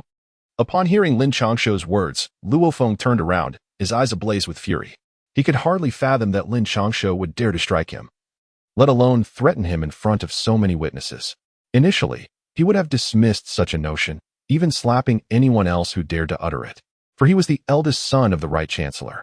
Yet, in the presence of Lin Changshou, he found himself unable to dismiss the threat, too fearful to make any unnecessary movements, unwilling to wager his life on Lin Changshou's boldness. How about you take a step forward and find out? Lin Changshou retorted, chuckling derisively, his eyes glinting with mockery as he regarded Luo Feng and the others. Do you truly intend to kill me? Facing Lin Changshou's piercing gaze, Luo Feng swallowed hard, a hint of terror creeping into his voice. Damn it, you dare to slack off while serving us food? Yet, Lin Changshou had no interest in even sparing Luo Feng a glance. Instead, he hurled an entire plate directly at Zhang Kuan's head, the sound of impact echoing as blood immediately flowed from his forehead. At that moment, however, Zhang Kuan dared not utter a sound, nor did he even attempt to wipe the blood away, hastily maneuvering among the northern town army to continue serving the banquet. 15th uncle, I truly did not anticipate that this would be your domain. Meanwhile, the third prince approached Shang Nin with a forced smile, expressing a sense of resignation. Oh, the funds provided by the Internal Affairs Office are utterly insufficient. Otherwise, I would not be engaged in such endeavors. I had hoped to operate discreetly, but alas, some individuals would not allow me to remain at ease. Thus I was compelled to reveal myself. At these words, Shang Nin shrugged with a wry smile, his expression reflecting deep frustration. However, to Luo Feng and his scheming companions, this revelation struck like thunder, for despite their considerable capabilities, they found themselves reduced to mere jesters in the face of royalty.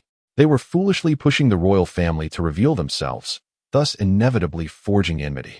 They longed to return home and inform their elders that the Qinghua Pavilion was not a lawless land, nor was it the territory of Lin Changshou, but rather the domain of the royal 15th prince, Shang Nan. Luo Feng, do you see the injuries upon my body? Lin Changshou disregarded the thoughts of the crowd, slowly gesturing towards the ever-fluctuating expression of Luo Feng. I see. Luo Feng was neither foolish nor blind. Since Lin Changshou's arrival, everyone had been astonished by the audacity of one who dared to harm another within the capital. Moreover, Luo Feng was acutely aware that this assassination attempt bore a connection to his own family. He had believed himself sufficiently discreet, yet it was becoming evident that his actions had been discovered. Very well, stand firm.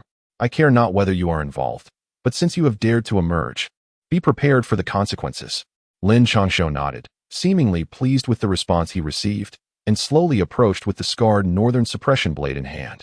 Lin Changshou, do not overstep your bounds. He is the eldest son of the Right Chancellor, and you must consider the consequences.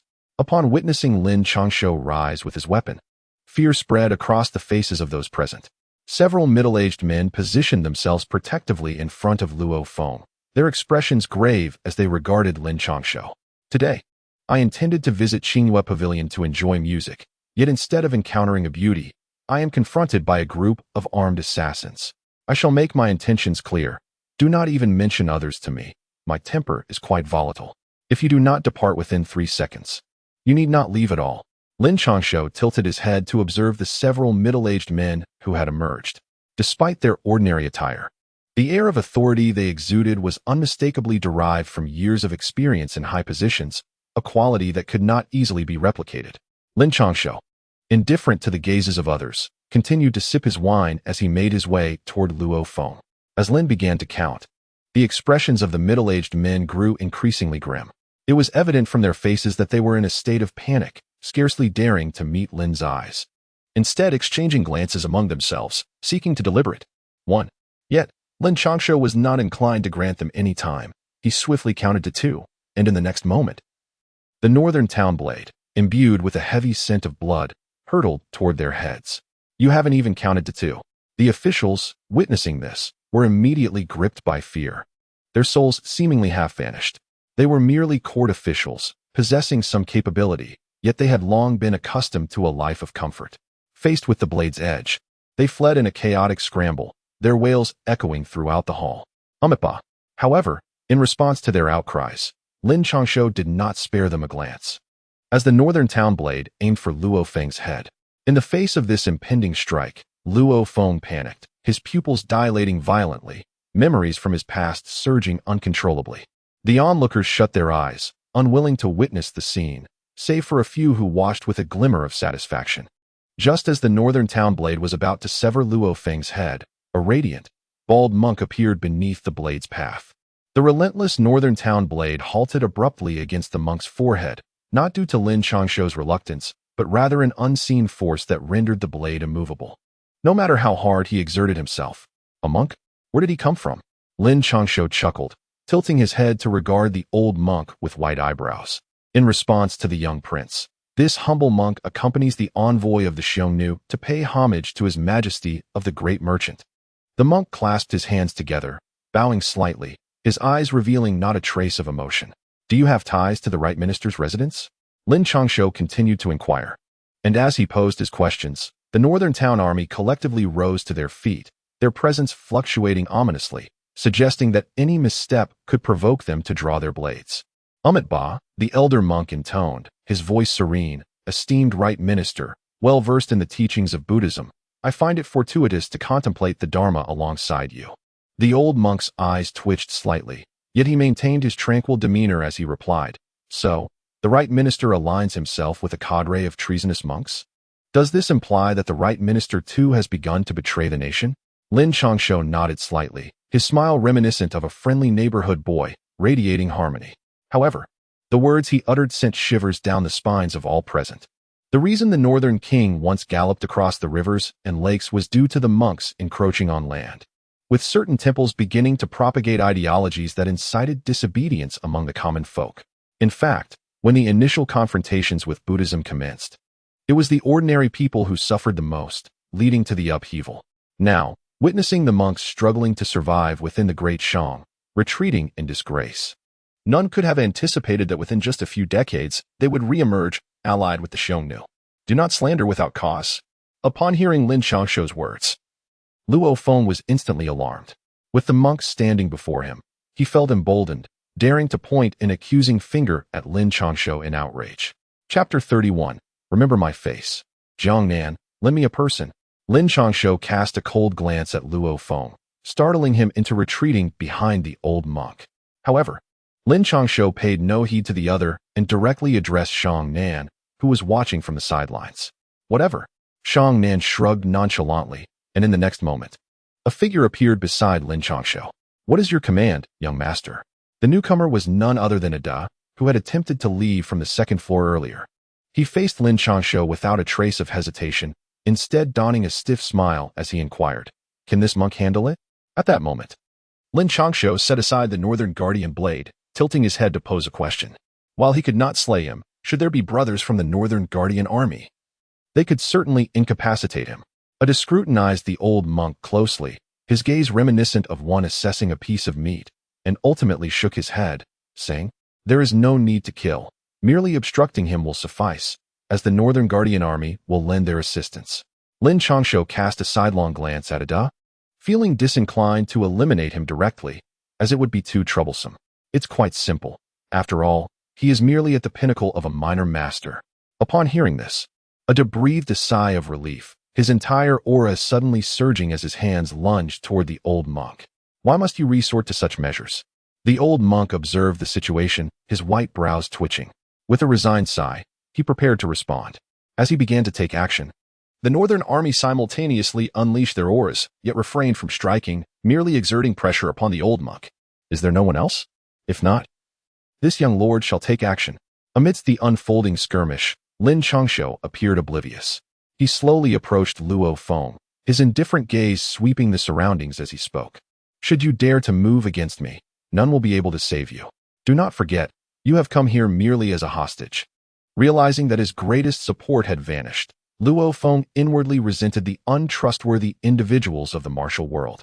They had promised to unite against Lin Changshou, yet now this group had failed to show their faces. He could only resort to threats, hoping to instill a sense of trepidation in Lin Changshou, genuinely fearing that this fellow might cleave him in two. Will no one intervene? On the other side, two royals leaned together, sipping wine while observing the scene. As Lin Changshou seemed poised to act, the third prince could not restrain himself from asking, "If you have the courage, then stop him. Do not be deceived by his smiling facade. Should anyone dare to approach, the northern blade will surely rend them asunder." Shang Nin shot a disapproving glance at his nephew, fully aware of Lin Changshou's capabilities. In the past, while in the Northern Territory, this lad had massacred villagers due to a single band of Xiongnu, wearing the same expression. Ultimately, the young Lin Changshou had led a charge into the heart of Xiongnu territory, exterminating the entire clan before he ceased his pursuit. "I will not intervene. I am not familiar with them. Besides, if they dare to employ a monk, they deserve to be cut down."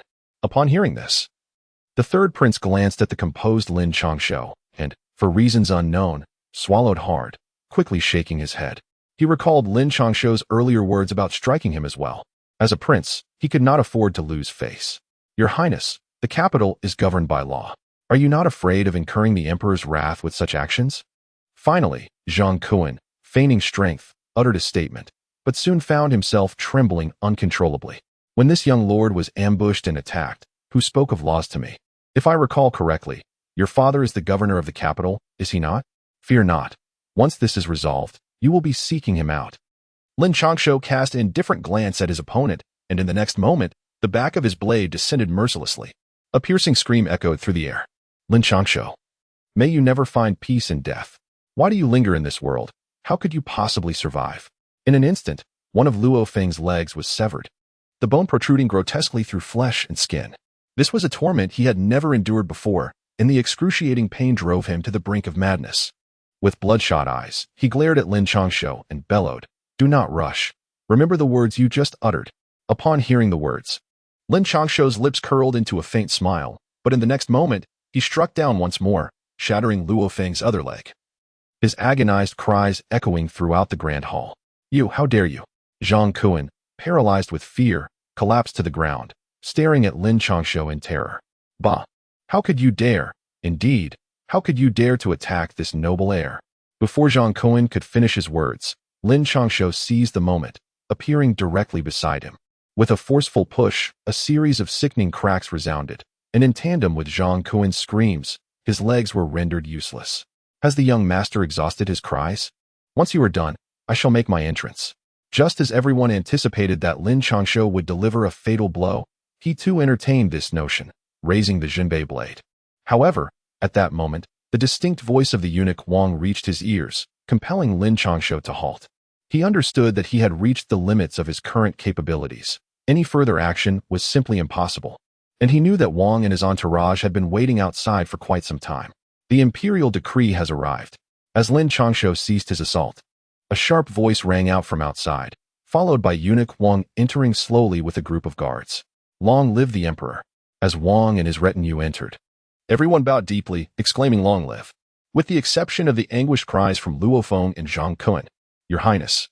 The Emperor commands you to return to the palace immediately. Your presence is required for tomorrow's court session. Just as the crowd expected Wang to deliver a lengthy admonition, he approached Lin Changshou with a benevolent demeanor and spoke. I must lodge a complaint.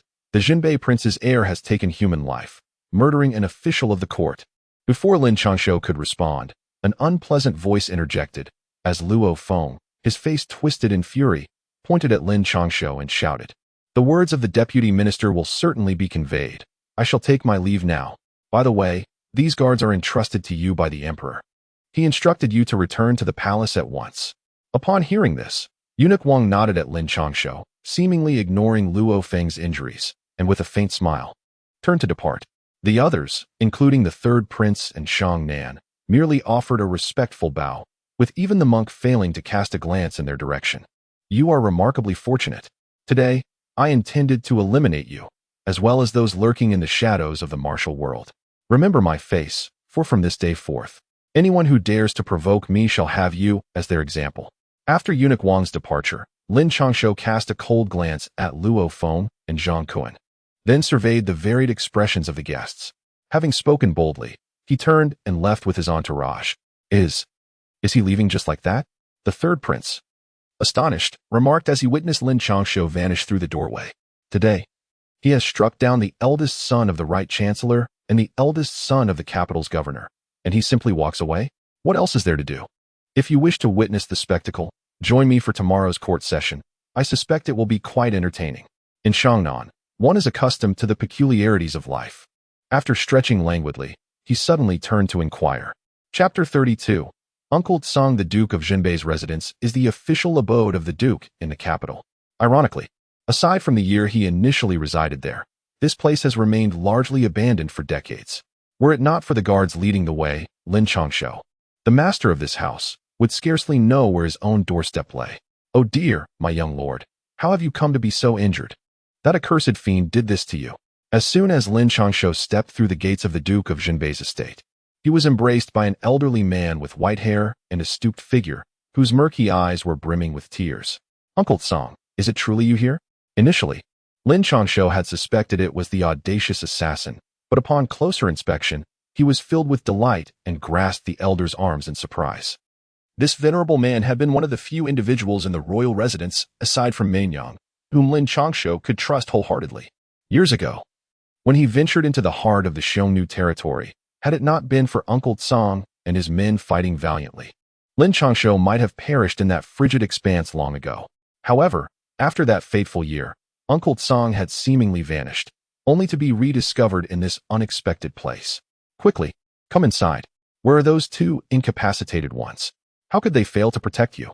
That wretched scoundrel has done this to you. I will see to it that he pays. Upon hearing this, Uncle Tsang sighed, his aged eyes ceaselessly scrutinizing the wounds adorning Lin Changshou's body. When his gaze fell upon the exposed bone, a palpable aura of menace emanated from his frail form, causing the royal guards present to instinctively grip their swords. Oh, it's nothing. Let us go inside. I've sent Uncle Leg and the others out on errands. Lin Changshou firmly grasped the elderly man and resolutely pulled him inside.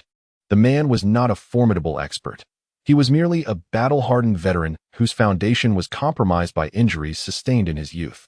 However, he was utterly loyal. While Lin Changshou might have doubted the words of others seeking vengeance, he had unwavering faith in Uncle Tsang's intentions. Lin Changshou believed that as long as he revealed his identity, the other party would undoubtedly wield the Jinbei blade against him. Even the emperor would not be exempt. Let us investigate the identity of that little beggar, he murmured before entering the master bedroom. Uncle Tsang, it has been many years since we last met. Why has my father sent you here? You would be better off accompanying me in the northern wilderness. I have searched for you for quite some time. After Lin Changshou finished speaking, he directly pulled Uncle Tsang into the bedroom, where a maid had already prepared wine and refreshments. Let us set aside those matters for now. We must promptly attend to your injuries. I was puzzled as to why a royal physician would come, but who would have thought it was you, the heir, who was injured? However, Uncle Tsang paid no heed to this and swiftly extricated himself from Lin Changshou's grasp. He stepped outside to instruct the maid to summon the royal physician. Once everything was taken care of, he finally settled beside Lin Changshou. Well then, Uncle Tsang, are you all right now? Do share, what brings you to the capital? Seeing this, Lin Changshou did not intervene. Instead, he poured wine with a smile. What else could be done? Wasn't he the young lady who sought to study here? The general insisted that the house in the capital could not be without one's own people, and thus directly brought me here. Upon arrival, he mentioned that this place was a dragon's den and a tiger's lair, asserting that one could not be without trustworthy individuals. However, it was only after I came that I realized I had been deceived. Were they luring me here for a life of leisure? Had I known, I would have preferred to slay a few more Xiongnu in the northern frontier. Dying there would be better than languishing here. Uncle Song, having no reservations with Lin Changshou, downed his drink in one gulp and indignantly remarked that for an old soldier like him, dying while killing Xiongnu in the north was a matter of pride. Yet he could not accept retiring here. My elder sister has been here. Where is she now? The previously cheerful Lin Changshou, upon hearing about the young lady, spat out his wine in shock and asked, "You do not know? When we left, it was the general himself who saw us off. As for where the young lady has gone now, I truly do not know. After staying at the academy for 3 years, she suddenly declared her intent to cultivate elsewhere. You know her temperament. I could not possibly stop her. I wrote to the general, who said it was of no concern, and thus I have been idling away the days since." Uncle Song was unfazed by Lin Changshou's demeanor during their time in the northern frontier. Lin Changshou was unruly and beyond reproach, but whenever the young lady intervened, she was as docile as a lamb. "Interesting, old man. What are you plotting?" Upon hearing this, Lin Changshou furrowed his brow. That elder sister of his was a celestial being. If Lu Qingran's talent was that of a once-in-a-century female grandmaster, then Lin Changshou had every reason to believe that his sister was several times more formidable than Lu Qingran, albeit cold and known to very few. Thus, as Lin Changshou reminisced with Uncle Song over drinks, they continued until the imperial physician arrived to tend to his injuries. Perhaps due to the day's exhaustion and peril, Lin Changshou fell asleep immediately after his wounds were treated, only to be awakened by Uncle Song when it was time for the morning court assembly. "Young master, you should dress more appropriately for your first court appearance. Should I fetch the general's official robes for you?" Uncle Song suggested, observing Lin Changshou being attended to by the maidservants. "Please don't. I've already caused enough trouble. I currently hold no official position. If you dare to send my father's clothes, do you believe those fellows wouldn't devour me alive?" Lin Changshou replied, shaking his head. Although he was a young master, that title did not confer an official rank. "What will you wear then? Let me see if there are other garments. My young master must dazzle everyone on his first appearance at court." Uncle Song paused in surprise before realizing he needed to find different clothes, as Lin Changshou's belongings were all at the academy. "Don't look for anything else. Just wear that. Today, I am not the one who is going to be reported on. I am going to voice my grievances and lodge a complaint." Lin Changshou pointed to the blood-stained garment draped over the chair and with a cold snort, uttered a few words. Once he had made all the necessary arrangements, he outright declined to take the palanquin, opting instead to mount a chestnut steed and lead his entourage towards the imperial palace. "Pray tell, royal uncle, must we set off at such an early hour? The sun has yet to rise, and in this biting cold, wouldn't it be more comfortable to remain in the palanquin? Surely that is preferable to being treated like a spectacle by this lot." Meanwhile, in front of the palace gates, a crowd had already gathered. The third prince, leaning wearily against the wall, expressed his discontent to his companion, Xiongnan. "What is there to fear? Don't you find them rather amusing? They dare to greet me, yet with you, they tread carefully. Do you believe that among them, they could concoct 1,000 reasons for our presence here?" Xiongnan, with his hands tucked within his sleeves, scoffed disdainfully.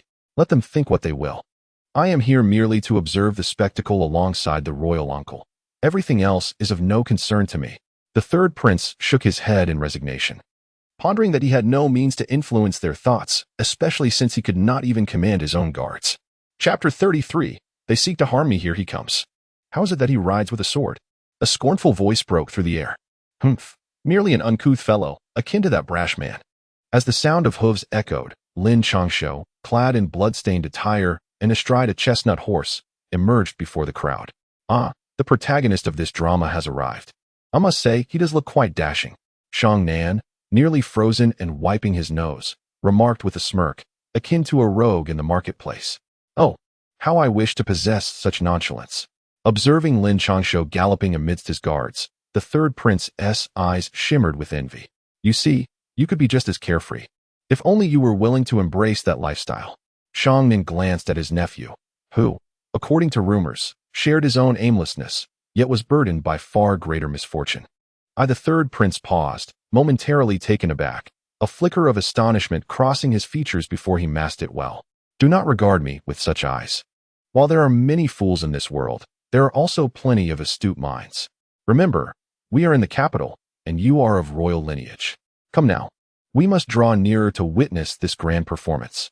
Shang Nin cast a meaningful glance at the third prince, and, without waiting for a reply, headed towards Lin Changshou. Royal uncle, you do not appear to be as the rumors suggest. The third prince observed Shang Nin's retreating figure, his eyes gleaming with intrigue, as he quietly mused. In the palace grounds, one should not ride with such abandon. Did your elders not teach you the proper decorum? On the other side, Lin Changshou was dozing atop his steed when he felt the horse come to a halt. Upon opening his eyes, he was met with the stern gaze of a middle-aged man, who looked at him with an expression of indignation. It was as if Lin had committed some egregious act that had drawn the ire of this individual. As the middle-aged man spoke, nearly all the officials turned their attention toward them, their expressions a tapestry of varied emotions. Who are you? Lin Changshou scrutinized the individual before him, casting a glance at the official attire, yet he soon relinquished the effort, for he could not decipher its meaning. With a furrowed brow, he inquired, I am an official of the great merchant. The middle-aged man, sensing the moment, straightened his posture, not genuinely seeking to trouble Lin Changshou. Rather, he aimed to make an impression, as Lin's reputation soared, having already offended both the right minister's residence and the chief of the capital. Even if Lin were to become enraged and cast a fierce glance his way, he would not suffer. At the very least, he could attain a reputation for integrity, unyielding to authority. Alas, this young lord is terrified by this man. I can hardly breathe.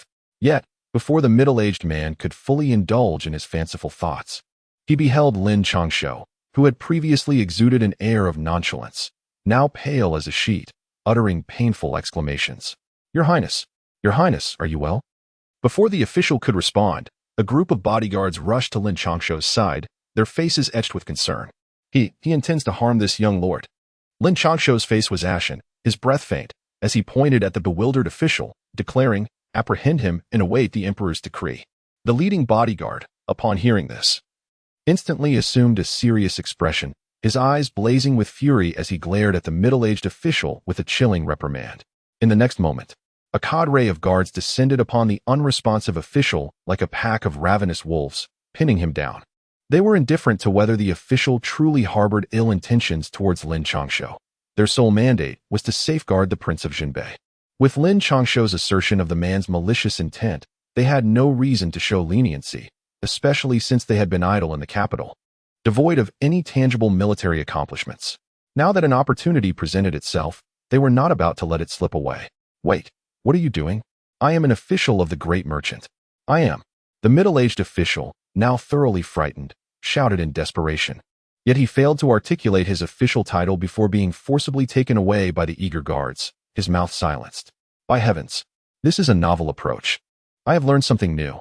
Meanwhile, Shang Nan, who had witnessed the entire scene, stood in astonishment, his mouth agape.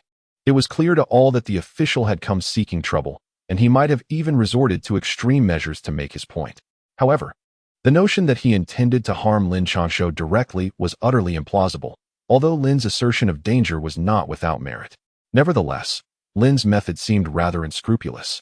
Even as a friend, Shang Nan found it difficult to watch. Is there no one to intervene? In that moment, Lin Changshou, with a twinkle in his eye, glanced at the astonished Shang Nan, then turned his gaze to the officials surrounding him, wearing an expression of feigned frailty. As if to say, do not frighten me. The remaining officials, unable to utter a word, were acutely aware that the entire court could not possibly consist solely of the right prime minister's faction. Among them were those who stood in opposition, neutrality, and even representatives of the military. Yet, as they met Lin Changshou's gaze, they all averted their eyes, not daring to look back, fearful of drawing the ire of this shameless individual. Please, esteemed lords, step inside. At that moment, the heavy gates of the palace creaked open, revealing 2 rows of armored soldiers standing sentinel. Several eunuchs, with smiles plastered on their faces, addressed the gathered crowd, declaring, let us proceed. We are here merely to witness the spectacle. Do ensure that I do not lose face.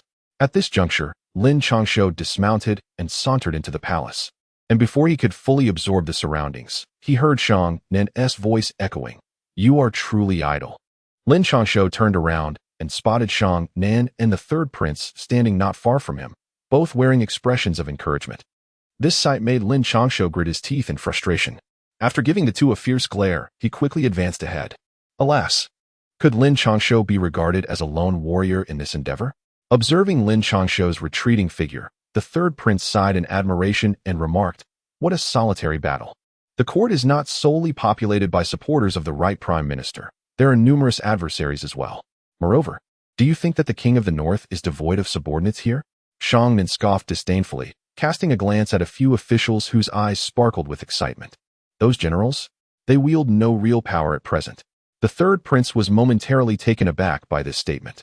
Recalling the few great generals who had remained in the capital after assisting the king of the north in his conquests, but soon shook his head in disappointment. Indeed, the absence of support is detrimental. Who told you that former subordinates would genuinely lend a hand? Who claimed that assistance must come from within the military? Observing the frown on the third prince's face, Shang Nan sighed and shook his head. Although this prince was quite intelligent, his shortcomings were glaringly apparent. He lacked a solid foundation and reliable allies, rendering him, as a prince, less informed than even his own uncle. Chapter 34. My uncle is in danger. The palace resembled what Lin Changshou had witnessed in television dramas of his past, opulent and grand, adorned with intricate sculptures of auspicious beasts upon its structures. The only notable difference was that Lin Changshou felt an overwhelming pressure emanating from the water pool, not of human origin, but akin to that of a water creature, which inevitably brought to mind the legendary dragon. Upon entering the court, he beheld a gathering of civil and military officials who had already stationed themselves in order, standing rigidly with eyes half closed, resembling wooden figures. Do you see? The third one on the left is the right prime minister, Luo Gua. Those two you incapacitated are his sons. Just as Lin Changshou pondered where he should position himself, Shang Nan approached with a mischievous demeanor, whispering to him while pointing at an elderly man with graying hair. Aren't you two going to step forward? Lin Changshou cast a discerning glance at his counterpart, who appeared on the verge of death. Were it not for the official attire and an air of authority surrounding him, one could scarcely fathom that this individual was the illustrious Right Chancellor. As Lin Changshou scrutinized him, the man seemingly sensed his gaze, turning his head to regard him without moving his body, and offered a surprisingly amiable nod. What was the purpose of approaching the front? Did you ever run to the front during your teacher's lectures? Is your mind in disarray? In response, Shang Nan looked at Lin Changshou as if he were a fool, before promptly dragging Lin Changshou and the third prince to stand beside a pillar. Leaning lazily against it, he wore an expression of drowsiness. The scrutiny of a hawk and the gaze of a wolf. This kingdom of Luo is no simple matter. It is certainly superior to his two ineffectual sons. Lin Changshou leaned against the pillar, his hands tucked within his sleeves, quietly observing the crowd while murmuring softly. The third prince, witnessing the incongruity between the two, found himself in a dilemma, unsure whether to stand or lean against the pillar, engulfed in a state of inner turmoil. It was no surprise. During the tumultuous times of war, this individual had merely been an inconsequential minor official. Over the course of more than 20 years, he had ascended to the position of prime minister, wielding almost absolute authority within the Ministry of Rights. It would indeed be strange if matters were straightforward. Be cautious, he warned. This man is ravenous and leaves no bones behind. Shang Nan cast a glance at the uncomfortable third prince, refraining from further comment. Yet his disdainful expression conveyed his apprehension. Caution! What nonsense! It is they who ought to be wary. Let us not forget, I nearly met my demise in the capital. I shall not shoulder the blame for anyone's misdeeds. Should anyone provoke me, I shall place the burden squarely upon their heads. Upon hearing this, Lin Changshou spat dismissively, displaying an air of indifference as he shook the blood-stained garments on his body. You truly are a scoundrel. However, it is quite possible that those assassins were indeed sent by that individual. TSK, it seems you are a harbinger of calamity. Trouble follows you wherever you go. Upon hearing this, Shang Nan's eyes sparkled with intrigue, but he soon adopted a look of disdain, distancing himself from Lin Changshou. I am but a dandy, lacking in skills and knowledge. Today, I am curious to see who dares to court death. Lin Changshou swiftly seized Shannon back, his expression radiating pride, his voice unwaveringly loud. This caused the officials to twitch their lips, turning their gazes towards the legendary wastrel, only to quickly avert their eyes, refraining from looking at Lin Changshou any further. Devoid of any fear, His Majesty has arrived. Long live our emperor. Soon, with the sharp announcement from Grand Eunuch Wang, everyone rose and bowed in respect. The legendary emperor of the great merchant dynasty, Shangzhen, donned in a resplendent black dragon robe, strode slowly to the dragon throne, casting a deep gaze upon the gathered ministers. Rise. Upon noticing Lin Changshou and his companions, the emperor's profound eyes flickered, especially lingering on Lin Changshou's bloodstained attire. Subsequently, he regarded the bowing Luo Guo with a knowing glance before raising his hand, and after a flourish of his black robe, he settled firmly onto the throne, surveying those below. Thank you, Your Majesty. Upon hearing this, everyone clasped their hands in gratitude and orderly returned to their positions. Your Majesty, I accuse the heir of the northern town prince of indulging in debauchery and neglecting his duties. Your Majesty, I accuse the heir of the northern town prince of defying the imperial edict and leaving the academy without permission. Your Majesty, I accuse the heir of the northern town prince of leveraging the northern army to injure the minister of rights, Luo Feng, this very night. As the ministers took their places, one by one, they stood, first bowing to Shangzhen, then raising their memorials high above their heads, their voices resonating with clarity. Meanwhile, Luo Guo appeared unfazed, standing still with his eyes half closed. Hey, I'm talking to you. On the other hand, Shannon, resembling a scoundrel, nudged Lin Changshou's shoulder, speaking in a mocking tone. Fool. The nudge landed directly on Lin Changshou's wound, causing him to furrow his brow slightly as he muttered a curse under his breath, unsure if his ire was directed at Shannon or the group of accusers. Your Majesty, I accuse the 15th virtuous prince, as a member of the royal family, of engaging in disgraceful acts, tarnishing the dignity of Qingwei Pavilion. Your Majesty, I accuse the 15th virtuous prince, as a royal, of reveling in scenic pleasures, extravagantly causing suffering among the common folk along his route. Your Majesty, I accuse. At that moment, just as Shannon was about to retaliate, he heard the chorus of accusations echoing through the court, and this time, he found himself at the center of it all. Well deserved. Upon witnessing the ghastly expression on Shang Nan's face, Lin Changshou felt a considerable sense of relief. He coldly mocked his counterpart, exclaiming, "This predicament is entirely your doing. You calamity." Observing the reactions of those around him, Shang Nan was initially taken aback. After all, his reputation as the wise king stemmed from his penchant for wandering far and wide since childhood. This reputation, conferred upon him by a cadre of officials, was now being turned against him. However, it did not take long for Shang Nan to regain his composure, glancing at Lin Changshou, drenched in blood, and then at Luo Guo, who stood in the third position. He realized that the root of this turmoil lay in his alliance with Lin Changshou in battle. Perhaps you should venture elsewhere. If that were the case, they might just spare you. Lin Changshou shrugged nonchalantly, gesturing with his chin towards a nearby spot as he spoke. Pa, does this king fear such trivialities? However, let me inform you, your compensation is due to me. Otherwise, our affair is far from over. Upon hearing Lin Changshou's words, Shang Nan felt as if he had been insulted, spitting disdainfully as he remained rooted in place, his eyes glinting with a frosty light directed at the officials who had brought charges against him.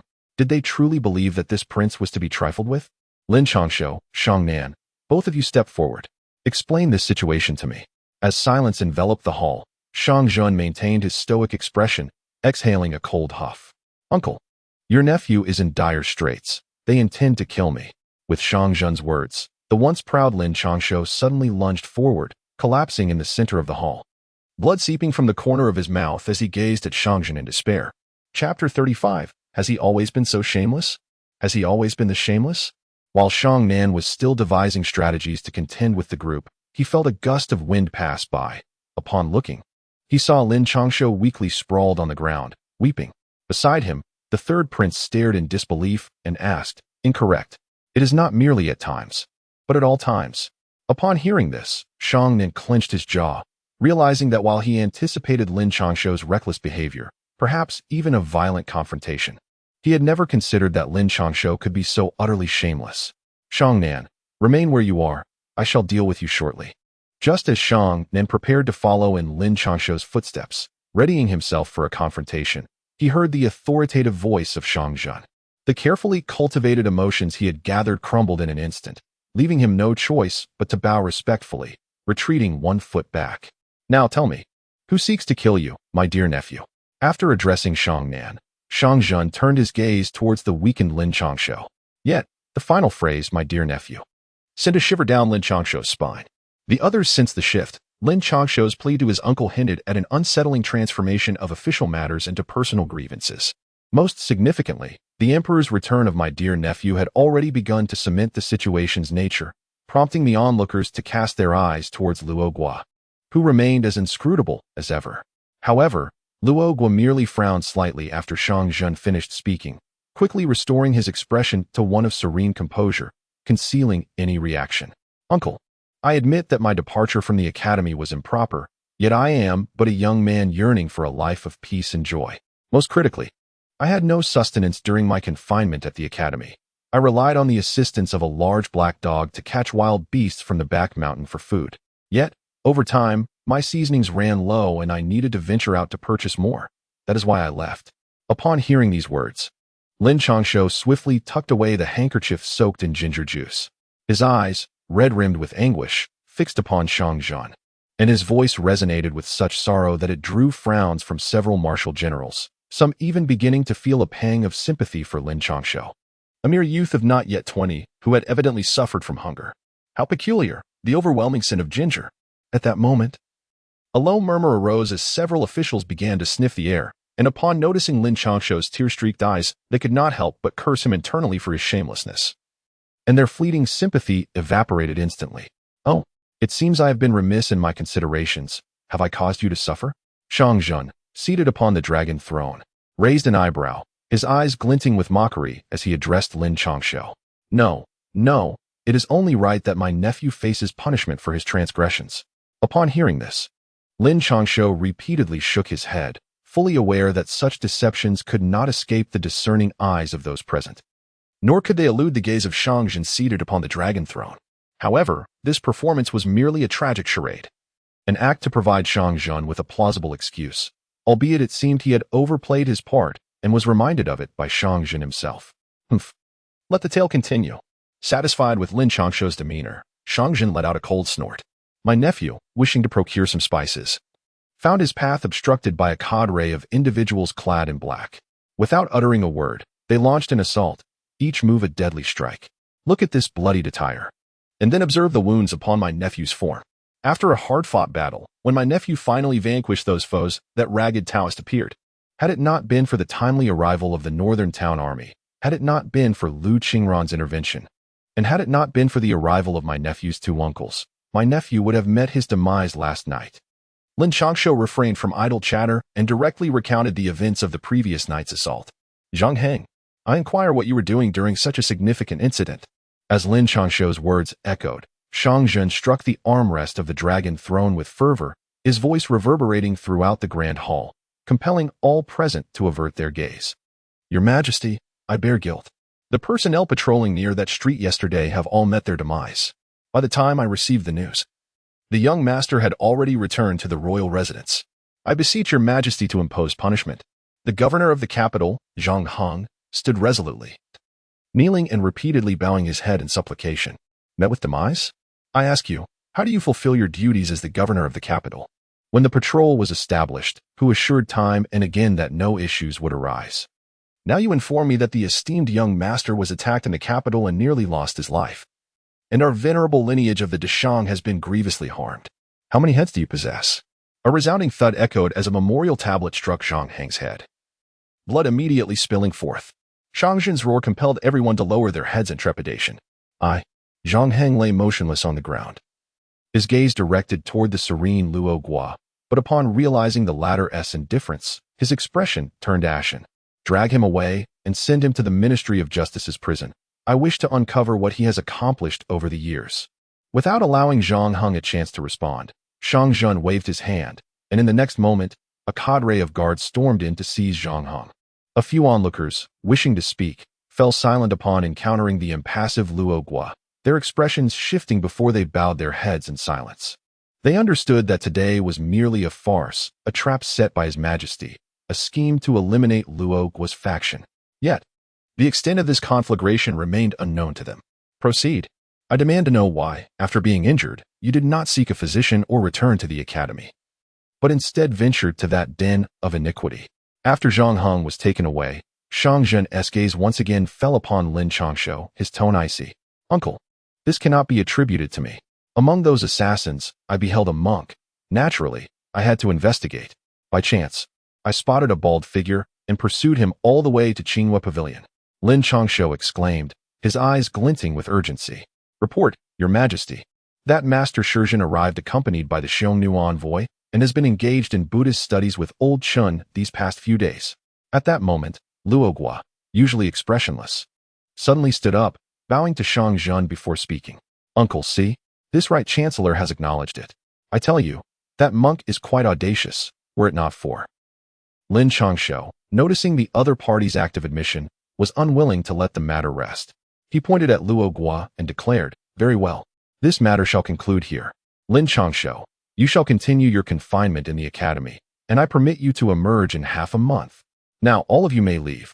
However, before Lin Changshou could finish speaking, he was abruptly interrupted by a wave of Shang Zhen's hand.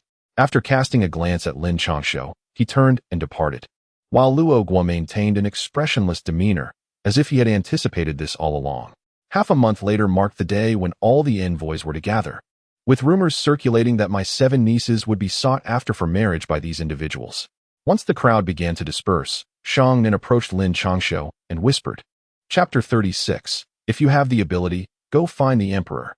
On that day, Lin Changshou expected that His Majesty would summon him for a private inquiry, or perhaps others would reach out. Yet, by the time he exited the imperial palace, not only was there no word from the emperor, but even Luogua and other officials remained silent. This left Lin Changshou with the sensation of having struck a fist against cotton. After all, he was a top-tier official's son in the Daishang dynasty, with his father being a solitary ambassador guarding the northern frontier. He thought it unlikely that he would not encounter anyone, even those who might seek to curry favor or former subordinates of his father. Regrettably, everyone seemed to ignore him, distancing themselves as if he bore some unclean mark, save for the peculiar Shang Nan and the third prince. Lin Changshou, I am speaking to you. Shang Nan exclaimed. My 7 nieces are truly ethereal in beauty, with a foundational cultivation that is rarely seen in a century, though perhaps slightly inferior to Lu Qingran. Nevertheless, she is certainly a coveted prospect among the powerful. Most importantly, Hua Fei is her biological mother, holding an irreplaceable position in the emperor's heart. Are you not the least bit moved? Seeing Lin Changshou's gaze continually wandering back to the palace, Shang Nin grew displeased and grasped Lin Changshou firmly, resembling a puppeteer, and remarked, Rest assured, I shall convey your words to Qingran, word for word. Lin Changshou cast a glance at Shang Nan, then turned to the inquisitive third prince, giving him a disapproving look before speaking earnestly. Hey, Lin Changshou, how can you be so ungrateful? I am only looking out for your best interests. Yet you repay kindness with malice.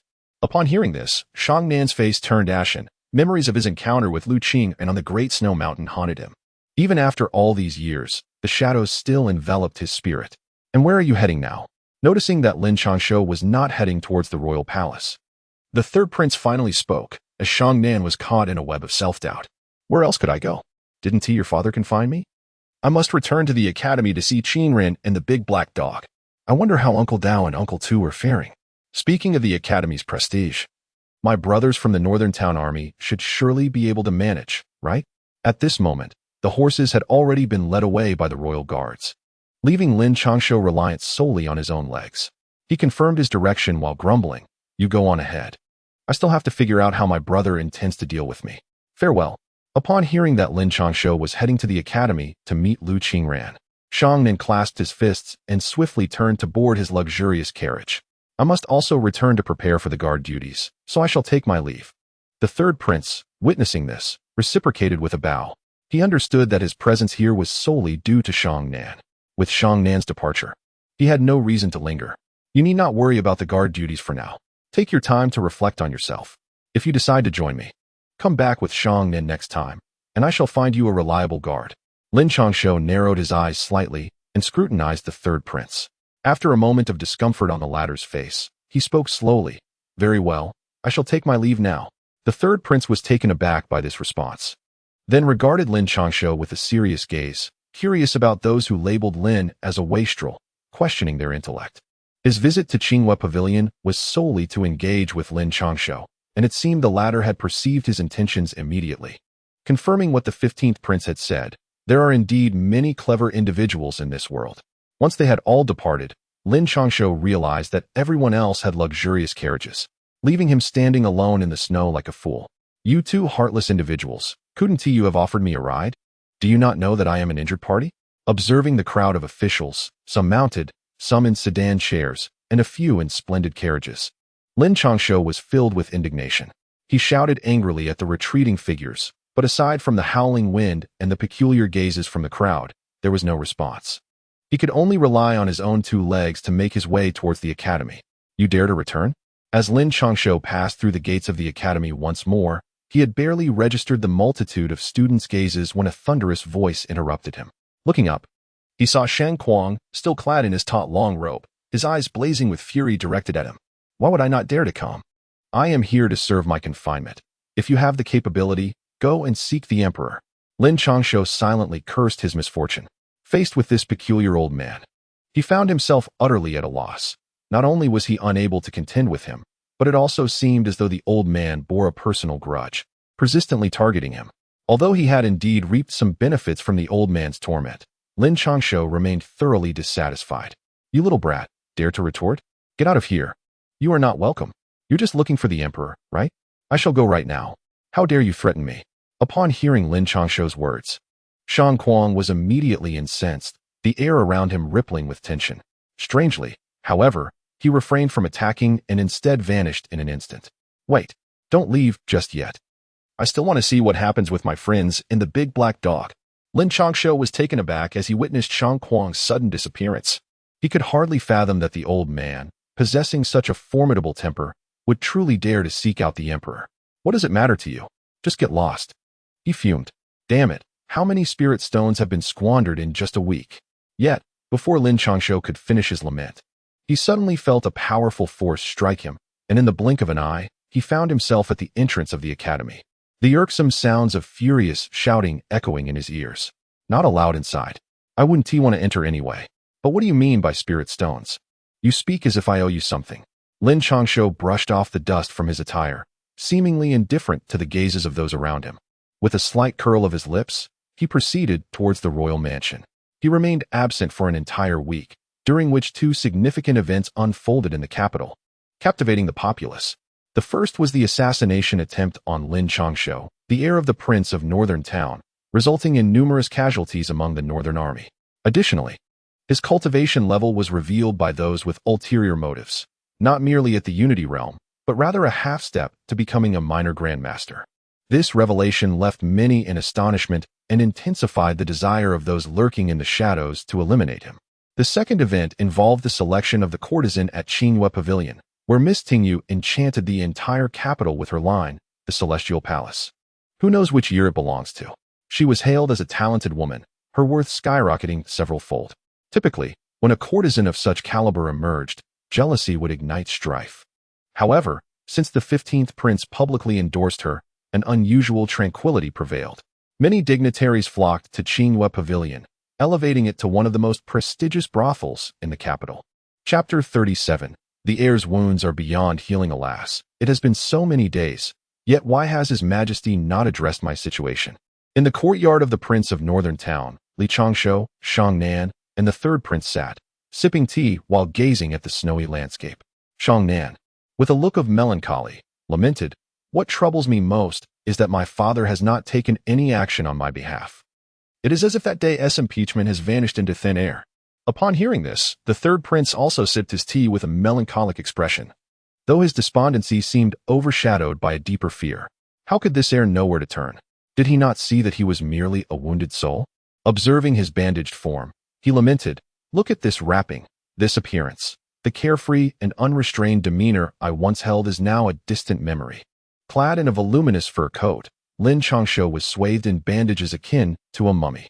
Now, not only was venturing outside out of the question, but even the slightest movement left him feeling taut and uncomfortable. You brought this upon yourself. Did you not insist that your injury required rest at the royal mansion? Otherwise, His Majesty would not have permitted the imperial physician to reside here. Such privileges are reserved for only a select few in the court. Shang Nin retorted without reservation, noting that even he, the 15th prince, lacked the luxury of a resident physician, while Lin Changshou had effortlessly acquired it. Damn it! Had I not been unable to defeat that strange old man, would I be here in the royal mansion? Lin Changshou felt an overwhelming surge of anger at the recollection of that incident. After that day, he found himself unable to enter the academy. It was as if an invisible barrier had been erected at the entrance. No matter what he did, his efforts were in vain. Ultimately, he was deprived of even a glimpse of Qingran and the others. To make matters worse, he received an inexplicable imperial edict delivered by Eunuch Wang, expressing concern for the crown prince of the northern expedition, who had been attacked and injured. The edict insisted that he return to the royal residence to recuperate, accompanied by 3 imperial physicians. Consequently, his daily life became a matter of strict oversight, with his meals and sleep regulated. Even the simplest acts, such as drinking water or using the restroom, were meticulously monitored by these physicians. Should Lin Changshou exhibit the slightest impatience, the physicians would kneel before him, lamenting that if he were to be displeased, they would never return home. 3 centuries ago, there existed a prince of our nation whose talents were woefully lacking, and whose lineage was tragic. As a youth, he was left bereft of any foundation, his path to cultivation thwarted, and he found himself incapable even in Confucianism, Buddhism, and the sword arts. Yet, he never surrendered. On the contrary, he redoubled his efforts. Upon hearing Lin Changshou's words, Shang Nan's lips twitched slightly before he spoke slowly. Are you aware of the legendary war god of the Great Shang? It is said that had it not been for him, our nation would have long been annihilated, and neither the current emperor nor my father would hold any significance. But why do you share this with me? Listening to these words, Lin Changshou sensed an unsettling feeling. Though he could not pinpoint the source, he merely waved his hand and spoke. That extraordinary individual was greatly esteemed by his father. When discussing the formidable figures of the world, this person was acknowledged as one who could only secure a position among the top 5. However, given another century, he would undoubtedly ascend to the status of a celestial being among mortals. Allow me to finish my account. This individual vanished for a century, and just as the Great Shang was on the brink of annihilation, he re-emerged. This esteemed ancestor possessed no internal energy from cultivation, yet his physical prowess was remarkably formidable. Despite sustaining severe injuries, he approached several grandmasters, using his iron fists to shatter 2 of them. Ever since that incident, his body has suffered tremendous damage, resulting in a diminished lifespan. Coincidentally, at that time, Director Chun returned from his travels and took charge of the academy, and thus, he became a teacher there. Perhaps influenced by the academy, he consistently donned a long robe, and his name was Shang Quan. Shang Nin regarded Lin Changshou with an expression of peculiar intrigue, his eyes reflecting an ambiguous mix of envy and sympathy. As a member of the royal family, he harbored profound admiration for this ancestor, yet to this day, he had never glimpsed his figure. The royal family coveted his physical cultivation techniques immensely, yet in the end, no one was able to attain them. Furthermore, those who returned in defeat appeared as if their souls had been lost. The most severely afflicted among them, once endowed with remarkable talent, suddenly found their foundation of internal energy to be utterly mediocre, and now they secluded themselves in their fiefdoms, passing their remaining days in obscurity.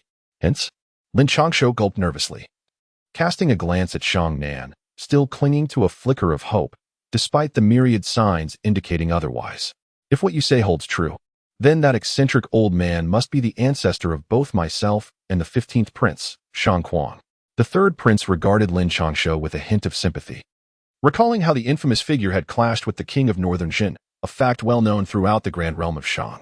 It was painfully evident that Lin Changshou had fallen into the adversary's grasp, and coupled with the swirling rumors, the challenges he would face in the days to come were beyond imagination. This young lord fears nothing. Upon hearing this, Lin Changshou promptly extinguished the fantasies within his heart. After speaking, he exerted himself, and in the next moment, the wounds on his body suddenly burst open, the blood instantly staining the bandages crimson. Imperial physician, Imperial physician. This young lord sensed that his body would not recover anytime soon. After uttering these words, Lin Changshou did not even glance at the 2 individuals, instead shouting into the air. Although the elder respected the other party, he had also forged an enmity with them. The principle of repaying one's debts, though inherently unreasonable, was one he had no reason to doubt in this instance. Meanwhile, within the right prime minister's residence, Luo stood by the bedside, a frown etched on his face as he looked at his eldest son, Luo Feng, lying there. "Father, you must avenge me." Feeling a piercing pain in his legs, Luo Feng looked at Luo Guo with tear-filled eyes, pleading, "Silence. How dare you weep here? Did you not consider the consequences when you acted initially?" Luo Guo retorted sharply, glaring at his son. "Amipa, it is entirely my fault. I did not anticipate the presence of two members of the royal family in that sordid place. Otherwise, I would never have allowed young Master Luo to be injured." Master Shizhen gently lowered his hands. Having expended much of his true energy tending to Luo Feng's wounds, he was now gasping for breath. "Master, this matter has nothing to do with you. It is solely the fault of these two ungrateful wretches. You have not even learned the patience I have endeavored to teach you." Luo Guo spoke politely to Shizhen, though his inner fury yearned to dismantle this bald monk and feed him to the dogs. Unfortunately, for the sake of a certain plan, he had to endure. "What? Does he dare to kill my son? Does he truly believe that anyone can bully the right prime minister's residence?" Before anyone else could speak, a woman of noble bearings, dressed in silks and furs, retorted angrily, "Humph, the right prime minister's residence. Even if he were to kill Fenger, so what? He is merely the heir of the prince of the northern garrison, not more precious than your son. You, a mere woman, should leave." The usually composed Luo Guo now glared fiercely at his wife, his voice laced with anger. Chapter 38. Reactions from all sides. Luo Shizhu. Lin Changshou possesses profound talent and cunning, far exceeding the information we have received. I suggest we bolster our personnel in the study of the right prime minister's residence. Shizhen, with a compassionate expression, addressed Luo Guo. "I shall report to the higher authorities, but we cannot afford to suffer casualties on our side. I hope the Xiongnu will also take action." Luo Guo slowly sipped his tea, his aged eyes deep and murky, resembling a chasm as he gazed at Shizhen. "Time. The princes have already briefed the Khan on the situation. It will take at least half a month for the experts to arrive." Shizhen listened intently, his brow slightly furrowing. The Buddhist sect had already faced severe persecution decades ago, and now, skilled practitioners were exceedingly rare. Although there were formidable individuals among the Xiongnu, their status as the state religion meant such matters could not be entrusted to outsiders. Otherwise, the fragile foothold they had painstakingly established could easily be undermined by the Khan's loss of faith in Buddhism. A fortnight? Are you aware that the entire Great Shang is currently in pursuit of those assassins? In merely 2 weeks, the most crucial stage of the marriage to the 7th princess will unfold. At that time, the defensive capabilities of the Great Shang will only fortify. Believe me, if Lin Changshou encounters trouble then, not only will you be in jeopardy, but even I and the higher-ups shall find ourselves without any means of escape. Upon hearing this, Luo Guo heavily set down his teacup, his expression darkening as he glared at Shizhen, indignation evident in his voice. "We were driven from the Great Shang, expelled from the Central Plains, and all our strength lies with the Xiongnu. In these 2 weeks, I have been working tirelessly." Shizhen's white brows quivered. He was profoundly dissatisfied with Luo Guo's demeanor, as it was now Luo Guo who sought collaboration, not the other way around. "I have heard that there are ascetic monks in Jingzhou whose cultivation is remarkably high. It is my belief that as fellow practitioners of Buddhism, mutual assistance would be beneficial. Wouldn't you agree?" Luo Guo's eyes, resembling fathomless abysses, remained expressionless as he addressed Shizhen. "You." Shizhen, taken aback by the words, momentarily lost his composure, his eyes wide with astonishment. "I do not care about your affiliations. However, I have already lost numerous capable individuals on my side. It is impossible for you not to contribute. And remember, this is not solely about my superior, it pertains to you as well. Whether it concerns your Buddhist sect or the Xiongnu, bear in mind that I require genuine masters. When the time comes, I shall dispatch someone to escort the skilled practitioners." Luo Guo cut off Shizhen's retort with a decisive wave of his hand. "Amiba, the poor monk shall depart at once." After casting a few glances at Luo Guo, Shizhen could only grit his teeth and utter a prayer before turning to leave. "Is Dehe all right?" In the serene courtyard of the academy, the once tranquil space was now suffused with the scent of medicinal herbs, as Shang Kuang anxiously regarded Director Chun. "The tattered-robed Taoist fears you might retaliate, so how could he possibly strike with full force?" Director Chun, glancing at Shang Kuang's robust figure, couldn't help but smile as he spoke. Recalling that it had been nearly a century since Shang Kuang had been this agitated, when the great Shang nearly faced extinction. I'm not criticizing you, Xian Kai, but that tattered-robed Taoist, along with the assassination attempt, were both evident. Why did you prevent me from taking action? Now, not only has my Dahe been injured, but that girl Lu Qingran has also been hindered in her swordsmanship, and countless valiant soldiers are affected. While that cursed Lin Changshou seems to have escaped unscathed, observing Din Chen's calm demeanor, Shang Kuang could no longer restrain himself and seized the injured teacup from him, subsequently beginning to voice his grievances. The proximity of the academy was alarming. The scenes from the earlier battle were intensely vivid. It was not merely the seasoned experts who felt the gravity of the situation. Even the students from the academy were acutely aware of it. Yet, Din Shun had chosen to seal off the entire institution, making it nearly impossible for Shang Kuang to venture outside. His reluctance stemmed from the matter concerning Daoist Pi. And did he truly believe that Daoist Pi could have been responsible for Lin Changshou's demise? Din Shun regarded the visibly incensed Shang Kuang with a serene smile before retorting, for his sake? In the past, this fellow exhibited a modicum of chivalry, but now, aiding the wicked should warrant a swift retribution. Upon hearing this, Shang Kuang's ire intensified, creating ripples in the surrounding air, a manifestation of his inability to contain his physical form, resulting in an outpouring of energy. He owed a debt of gratitude. In the realm of cultivation, one must adhere to the principles of cause and effect. By taking action this time, he would settle the karmic debt and no longer pursue Lin Changshou with intent to kill. If I am not mistaken, a new grandmaster shall soon emerge in this world. Din Shin was no stranger to such occurrences, having witnessed Shang Kuang struggle with his emotions over the years. This was also a testament to Shang Kuang's deepening cultivation. Unlike ordinary practitioners who might retreat for decades to emerge with significantly enhanced prowess, Shang Kuang's limited lifespan and concern for the Deshang weighed heavily on him. He feared that a prolonged retreat could lead to his demise, resulting in the current predicament. Are you suggesting that Daoist Pi is on the verge of becoming a grandmaster? Upon hearing this, Shang Kuang furrowed his brow. A grandmaster represented the pinnacle of martial prowess, yet unfortunately, this individual did not align himself with the Deshang. Rest assured, he has his own mission. As per our agreement, once he attains the status of grandmaster, he must serve as a guardian in the city of the horizon for a decade. After 10 years, if the Deshang has yet to resolve its troubles, it may be best to allow it to dissolve. Seeing this, Din Shin appeared to be well aware of Shang Kuang's thoughts and spoke in a calm tone. If it comes to that, it is not entirely unfeasible.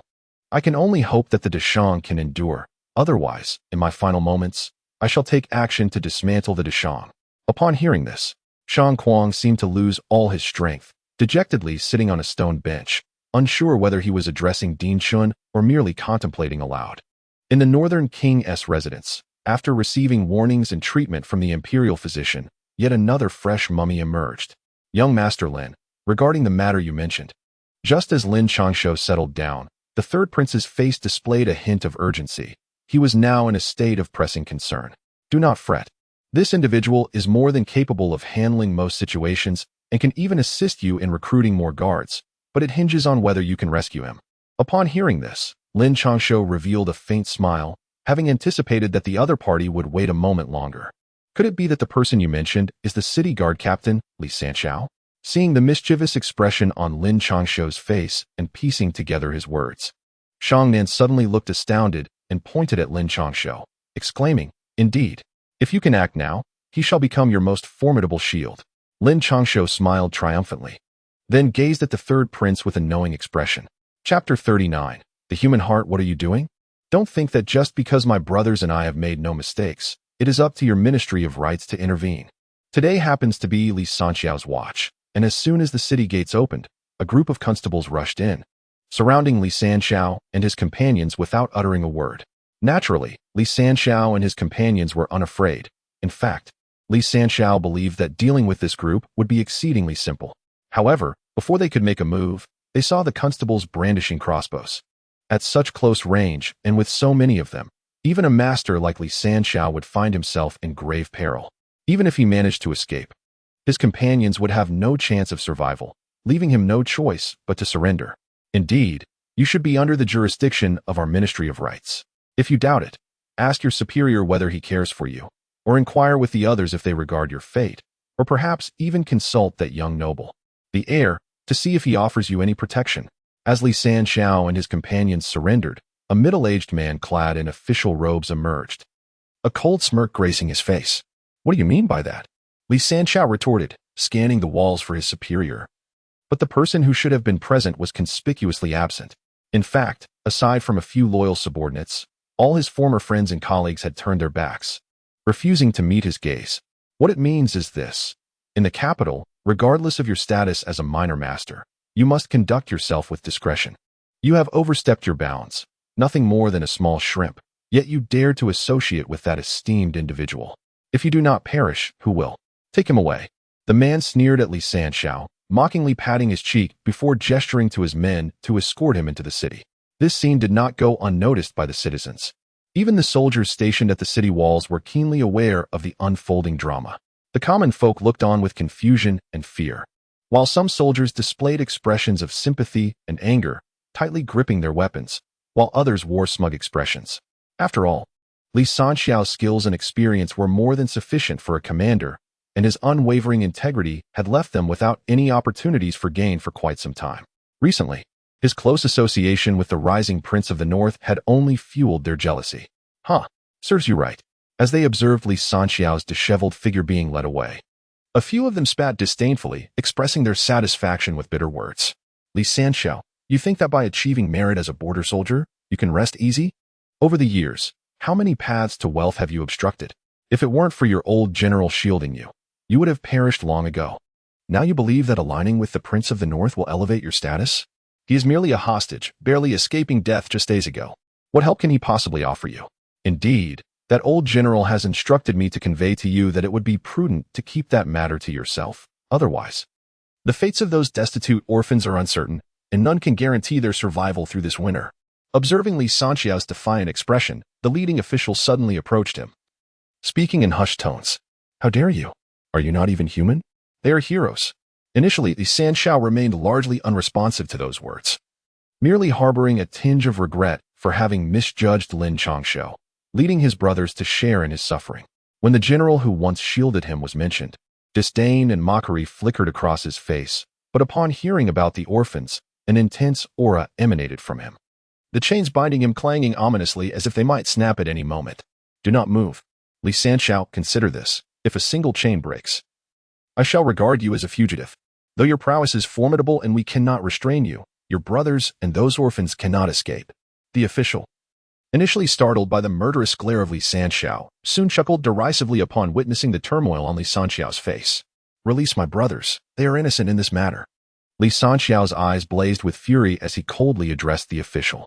Lin Changshou, do you not comprehend? Even if I were to release them now, would they truly be safe? A wise man knows when to yield. You are suited only for the battlefield, not for returning. The official regarded Lin Changshou as though he were a fool, then gestured for the guards to continue escorting Lin Changshou and his companions away. Lin Changshou's eyes seemed to lose their luster as he cast an apologetic glance at the dozen or so brothers at his side, silently expressing his regret. Initially filled with rage, their expressions shifted to fear and, eventually, resignation. However, after hearing the official's words, several of them looked at Lin Changshou with resentment. They were once individuals of the lower echelons in the capital, possessing seemingly respectable positions, a status earned through generations of toil and wealth. Yet today, all of that would dissolve into nothingness, and because of Lin Changshou, they might even face death.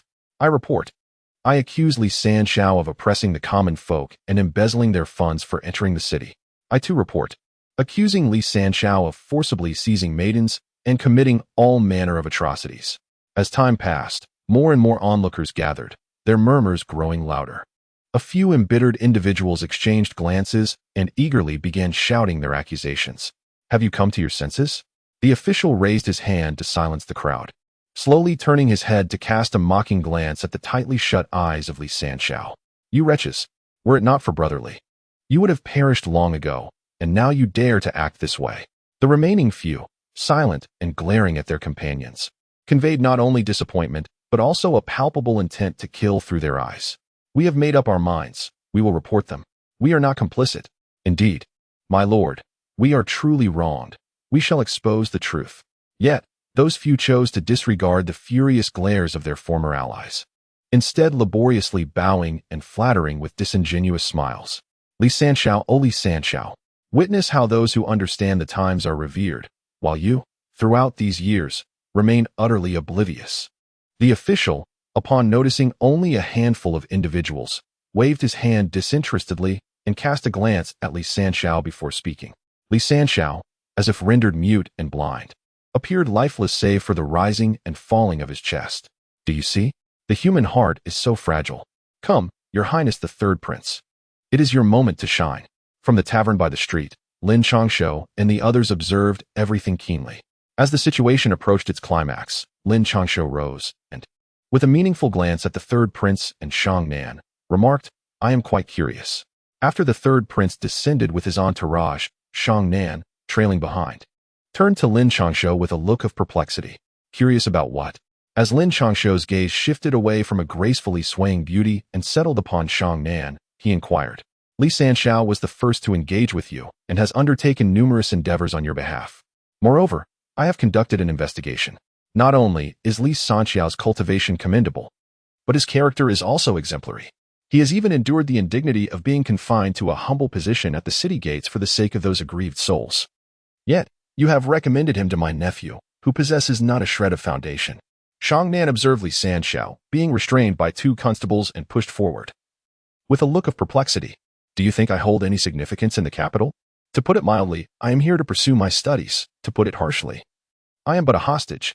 If I were in the northern territories, or even in the neighboring provinces, I would have the means to advocate for him. But alas, I find myself in the capital. Among all the officials here, how many would come to my aid? Even you, along with the Third Prince and my father's old subordinates, are hardly enough. Yet, on that day in the court, did you witness anyone speak up? His predicament is substantial, and the Third Prince's ambitions are vast. Their collaboration will undoubtedly yield far greater results than any I could achieve. Lin Changshou, feeling a twinge of ennui, stretched lazily as he gazed at the common folk below and the majestic palace in the distance. A hint of self-deprecation graced his lips as he remarked, You are the heir of the king of North Town, Lin Changshou. If anyone else were to utter such words, I might believe them. However, coming from you, I find it hard to accept. He sighed, adding, Nevertheless, I shall not pry into your intentions. I only beseech you for one favor. If he should falter, would you be so kind as to spare his life? At this moment, Shang Nan's eyes bore an unusual seriousness as he fixed his gaze intently on Lin Changshou. If that day should indeed arrive, as long as he does not court his own demise, I shall ensure his safe passage. Upon hearing these words, Lin Changshou cast a glance at Shang Nan, inwardly pondering the peculiarity of his childhood friend, who was far from possessing a benevolent nature. While he appeared nonchalant, the blood on his hands was not insignificant. At times, Lin Changshou even felt that Shang Nan was far more ruthless than himself. Despite being of royal blood, he harbored no sense of kinship towards other royals. How could he possibly be so invested in this Third Prince? Nevertheless, he thought, Thank you. Let us proceed. For a splendid spectacle awaits. It is also the first appearance of that rascal Shang Jia. I must be present. Before Lin Changshou could voice his curiosity, Shang Nan cheerfully strode towards the exit. How intriguing. Observing Shang Nan's carefree silhouette, Lin Changshou smiled faintly, murmuring to himself.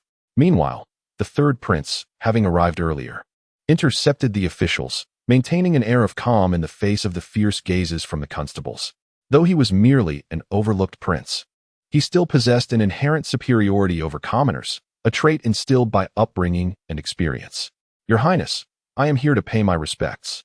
May I inquire what brings you here? The official, upon noticing someone daring to obstruct their path, initially reacted with anger. However, upon recognizing the prince's visage, he hastily bowed and asked, somewhat perplexed, Release them. Shang Jia did not even spare a glance at the official, considering him merely a lowly bureaucrat unworthy of a prince's regard. Your Highness, I am here under the orders of the Ministry of Rights to escort Lin Changshou and others. Unless there is a decree from the ministry, I cannot. The official's eyes flickered with resignation. As a grassroots individual who had managed to secure a position of power in the capital, he was undoubtedly astute. Fully aware that once he had received orders from the ministry, there was no turning back. He had even contemplated how to respond should Lin Changshou impede him, ready to endure a beating if necessary. Yet, He never anticipated that the person before him would be the third prince. I have commanded you to release them. Do you mean to say that your ministry has authority over the criminal ministry? Or must I attend court tomorrow to inquire with your minister of rights about what constitutes overstepping? Upon hearing this, Shang Jia's expression darkened. He recognized his precarious position as a prince, yet he never imagined that even someone unworthy of attending court would dare to defy him. Your Highness, this matter is of great importance. Lin Changshou is suspected of harboring fugitives, and we must take him away, as per the instructions of the Prime Minister. The official, witnessing Shang Jia's grim demeanor, felt a surge of trepidation but resolutely pressed on. He could discern the distinction between a powerless prince and the formidable Prime Minister. Very well. You dare to invoke the Prime Minister against me. Bold indeed. Let us see if I can still take him today. Shang Jia, consumed by fury yet oddly amused, reflected that in the past he might not have reacted with such ire. However, after enduring great trials to achieve even a modicum of recognition, he found himself thwarted by this official, who stood as a formidable obstacle in his path. Moreover, Lin Changshou and Shang Nin were observing from a distance. Esteemed official, I urge you to reconsider your stance. As a contingent of guards encircled them, the official's garments were drenched in perspiration, yet retreat was not an option. To withdraw would signify failure, and failure would obliterate his future prospects. Proceed. Shang Jia commanded without so much as a glance at his adversary, gesturing for his guards to unsheathe their blades and charge forth. The constables, unaccustomed to such an imposing display, reluctantly lowered their weapons, unwilling to resist. What a grand display of authority from third brother. Previously, I had only heard tales of his detachment from worldly affairs, living in leisure. It appears, however, that he possesses a fierce side as well. As the guards began to unshackle Lin Changshou and his companions, a melodic laughter accompanied by applause resonated through the air. Shang Jia turned to see a young nobleman, a smile adorning his face, approach with the deputy commander of the Imperial Guards by his side. Fifth brother, I had not anticipated your presence. Shang Jia's countenance darkened further upon recognizing the newcomer. Among the contenders for the throne in the great Shang dynasty, there were but three with the most promise. The first was the eldest son of the Empress, the Crown Prince, whose prospects were bolstered not only by the Empress's support, but also by the esteem of both civil and military officials. The second was the sixth prince, whose mother was the daughter of a general renowned for repelling the southern barbarians, possessing considerable influence in military circles, even if he could not rival the northern king. And the third was the very prince before him, whose maternal lineage traced back to the Luo kingdom, a fact that had granted him an advantageous entry into the palace. Were it not for my presence, how could I witness the formidable aura of my elder brother? Yet I wonder, does he realize that Lin Changshou is a notorious criminal? Sought for interrogation? The fifth prince remarked with a subtle smirk, his eyes gleaming with mischief. Chapter 41. The threat to the prince. Is it possible that third brother intends to harbor a suspect? I shudder to think of Father Emperor's reaction if he were to learn of this. As he observed Shang Jia's darkening expression, the fifth prince's lips curled into a faint smile, his gaze dripping with disdain. Before him stood Shang Jia, who, in the presence of many, would call him elder brother. Yet when alone, was rendered insignificant, merely a prince born of a concubine, whose sustenance was barely sufficient for a lifetime. Once compliant, Shang Jia's demeanor had shifted since Lin Changshou's arrival. If he still harbored resentment, he would soon learn the true meaning of being a prince. Fifth brother. To apprehend a mere captain of the city guard as a suspect without any documentation seems rather hasty. I believe even Father Emperor would not wish to undermine the soldiers' morale. Shang Jia narrowed his eyes, casting a cold gaze upon the fifth prince, a look he had become all too familiar with throughout his life. In the past, he lacked the strength to contest. Though he still found himself powerless now, he was markedly different from before, bolstered by the presence of an audacious ally behind him. Oh, it seems that after a few days, my royal brother's audacity has grown considerably. However, I must take this person with me today. Do you have any objections? As Shang Jia spoke thus, the smile faded from the fifth prince's face, and he regarded Shang Jia with a frosty demeanor. Observing this, the officials required no further prompting. A mere wave of the hand summoned the constables to seize the individual in question. Stop! How dare you move while I am speaking? Shang Jia, filled with righteous indignation, barked an icy command. He understood that hesitation was no longer an option. Today was not solely about retrieving his guard, but also about securing his position in the capital. If the fifth prince were to take the person away, he had no doubt that his father would send him to his fiefdom without a second thought. Take him away? Royal brother, do remember your station. There are matters that do not concern you. Do you understand? The fifth prince scoffed, waving his hand, summoning a cadre of guards from the shadows. Meanwhile, aside from one or two who remained close to Xiangjia, the others had already drifted to the sidelines. A result that elicited incredulity from the onlookers. Ah, royal brother, remember that our game requires capital. It would be wise for you to continue your leisurely existence as a prince. Is that not preferable? We shall take our leave. The fifth prince remarked with a mocking tone, his expression sardonic as he observed the ashen face of Xiangjia, before gesturing to take the individual away. What an audacious and disrespectful fifth prince. I have only heard tales before, but today, I am witnessing it firsthand. Just as Xiangjia clenched his fists, on the verge of fury, a round of applause accompanied by scornful laughter erupted. The crowd turned to see Lin Changshou leisurely approaching alongside Xiangnan, applauding as he walked. Lin Changshou, whatever I intend to do is of no concern to you, is it? Surely you do not believe your status as an heir can rival that of a prince. The fifth prince's countenance darkened at Lin Changshou's words, which undoubtedly served to humiliate him publicly. Oh, how grand the fifth prince's heirs! Shall you not pay your respects to your 15th uncle? Is it time to distort the truth? Lin Changshou, with an arm draped over Xiangnan's shoulder, gazed in astonishment as if confronted with something utterly incredulous. Lin Changshou, nephew pays respects to the 15th imperial uncle. The fifth prince cast a fierce glare at Lin Changshou, his anger simmering just beneath the surface. However, in the presence of the crowd, he was compelled to bow and pay his respects to Xiangnan. Haha, no need for formalities. Xiangnan replied with a cheerful smile, all the while giving a gentle pat on Xiangjia's shoulder, which only served to darken the fifth prince's expression further. Enough of the pleasantries. Now, shall we engage in something more substantive? I intend to take this away. Do you have any objections? Do you have any objections, or perhaps you do have some reservations? Lin Changshou turned a blind eye to the murderous gaze of the fifth prince. After stretching languidly, he pointed towards the official, who bowed his head in silence. Noticing the official's reticence, he continued to observe the fifth prince's guards, who, despite their fierce expressions, dared not utter a sound, for the fifth prince had yet to speak. Lin Changshou, have you considered the consequences? Do not forget, we are in the capital. The fifth prince, suppressing the murderous intent within, coldly addressed Lin Changshou. At present, the majority of officials had covertly aligned themselves, leaving only a few who were either neutral royalists or wielded significant power, individuals whom even the princes dared not offend lightly. Among them was the Prince of Northern Suppression, who happened to be one of the latter.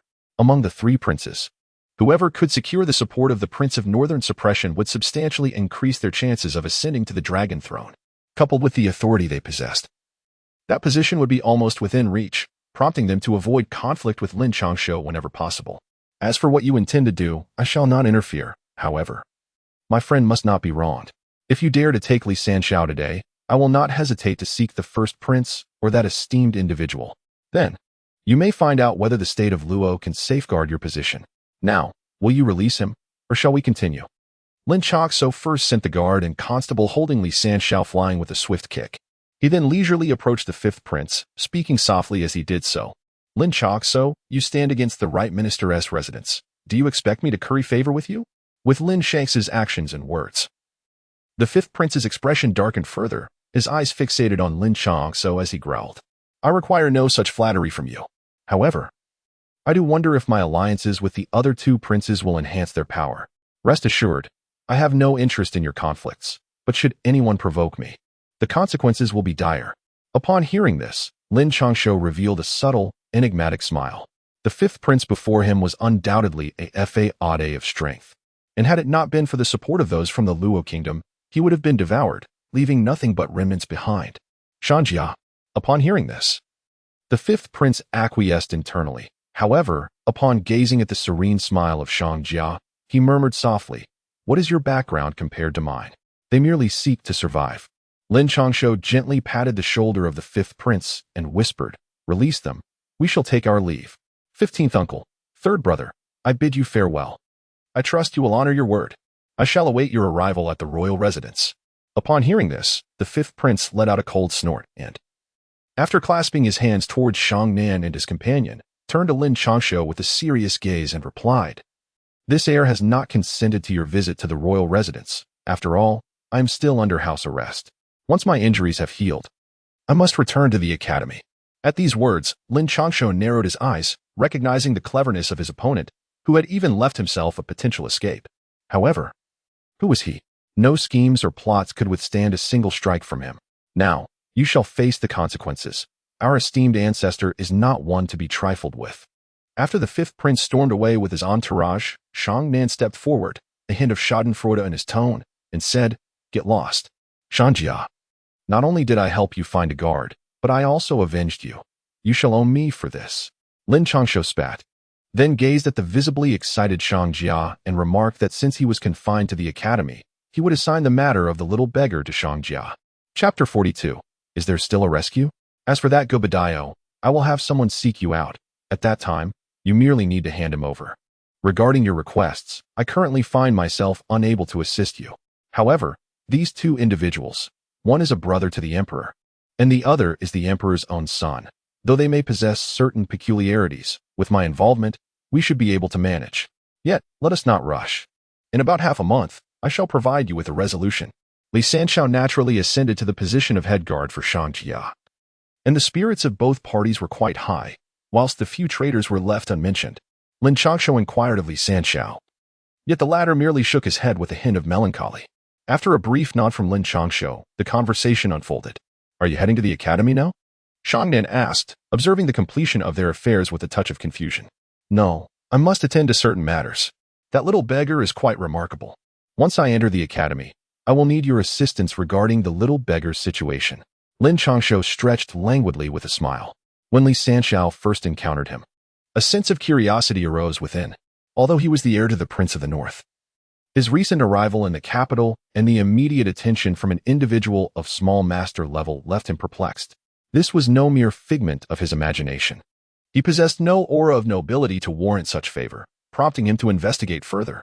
Thus began Lin Changshou's continuous probing, one to gauge the other's resolve, the other to assess their character. As it stands, the impression remains quite favorable. "Oh, it appears that the matter concerning that little beggar is rather extraordinary. If it has garnered your attention so fervently before your departure." Upon hearing this, Shang Nan raised an eyebrow. Being an exceptionally astute individual, he had already begun to formulate his own strategy based on Lin Changshou's words. From his understanding of Lin, the latter typically approached minor matters with directness, employing a singular, powerful strike to resolve myriad complexities. Yet now, he seemed to be employing a more intricate approach. This is quite significant, entangled with too many elements. I shall return to the Wangfu. After a while, I will arrange for someone to deliver the items to you. I would appreciate your assistance in investigating further." Lin Changshou helplessly waved his hand, and after speaking, he directly led his companions away. 15th uncle, let us depart as well. Tranquility will soon abandon the capital." Observing Lin Changshou's retreating figure, Shangjia remarked to Shang Nan, "Indeed, unrest is imminent. Everyone must brace themselves, including you." Shang Nan said with a knowing glance at the excitement in Shangjia's eyes. "The Duke of Jinbei's residence in the capital. What is your name?" Lin Changshou gazed upon the delicate little beggar before him. However, it was no longer accurate to label her as such. In recent days, she had been well cared for, and the waxy yellow hue of her complexion had vanished. Coupled with her exquisite attire and rosy cheeks, she evoked an inexplicable fondness in his heart. Moreover, the vivacity reflected in her eyes was far beyond what one would expect from a mere beggar. "My name is Lingo, Zhao Linger." She timidly glanced at Lin Changshou, then lowered her gaze as she spoke. She had witnessed firsthand the fierce battles Lin Changshou had fought, although she had kept her distance. The harrowing cries and the sight of him drenched in blood were indelibly etched in her young mind. "There's no need to be so afraid of me. This world operates in such a manner. If you do not consume others, they will consume you, and some may even take the initiative to do so. I am no exception, nor are your parents or brother." Lin Changshou gently took the little girl's hand, guiding her to his side before he spoke slowly. But Lingo's parents did not wish to harm anyone. They merely sought to assist others. Zhao Lingo's earlier timidity vanished, and with her large eyes brimming with tears and a sense of injustice, she implored, "If that day your brother had seen someone attempting to harm me and had cried out in warning, would he not have wished to save a life?" Upon hearing this, Lin Changshou's eyes flickered with a hint of bewilderment. How arduous it is for a virtuous soul to save another. akin to the time he first traversed into this realm, when his mother yearned to protect him and Sister Mainyang sought to shield her. Even the majority of those within the Wang residence wished to rescue him. Yet in the end, he alone emerged unscathed, while the rest either succumbed to grievous injuries or met their demise. "But my brother is dead," Zhao Linger exclaimed, her eyes resembling glistening grapes, brimming with tears. "Indeed, he perished, sacrificing himself for the sake of this heir. Your parents are also missing due to the disappearance of the townsfolk in Taohua Town. So, Linger, do you still wish to save others in the future?" Lin Changshou gently stroked Zhao Linger's little head, a faint smile gracing his lips as he inquired, "Do you wish to save others in the future?" Zhao Lingo paused for a moment, a look of conflict crossing her cherubic face. Yet, as if recalling something, she resolutely nodded her head in affirmation and replied, "But it will be very arduous and exhausting. Are you afraid, Linga?" A flicker of surprise crossed Lin Changshou's eyes as he sensed Zhao Linger's earnestness. He had initially presumed that she would waver, yet it became evident that her path ahead required a fresh reevaluation. Fear not. His father had once imparted the wisdom of living honorably and caring for the vulnerable. Linger was undaunted by hardship or fatigue, with a sorrowful glimmer in her eyes. Memories of her father, mother, and brother flooded her mind, and she resolutely nodded her head. "Very well, from this moment forth, Lingo shall accompany me. Let us embark on our journey." Upon hearing this, Lin Changshou felt a warm surge within him. In this world, there are always so many ordinary individuals who strive, with their frail bodies, to uphold the so-called justice. It's rather foolish, yet Lin Changshou holds deep admiration for them. In the past, he was blind to such valor. But now that he has gained insight, he cannot turn a blind eye any longer. "Your Highness, where are you headed?" As Lin Changshou took Zhao Linger's small hand and prepared to leave, Uncle Tsang hurriedly approached and inquired, "Where else could we possibly go?" "Naturally. We are bound for the academy. Having exited the royal palace unscathed today, if we do not proceed to the academy, the emperor's punishment will surely follow." Lin Changshou turned back with a sense of resignation. In the past, he could claim that his injuries had not healed and thus hide within the confines of the Wang residence. However, today, emerging into the world made such evasion seem rather ungrateful.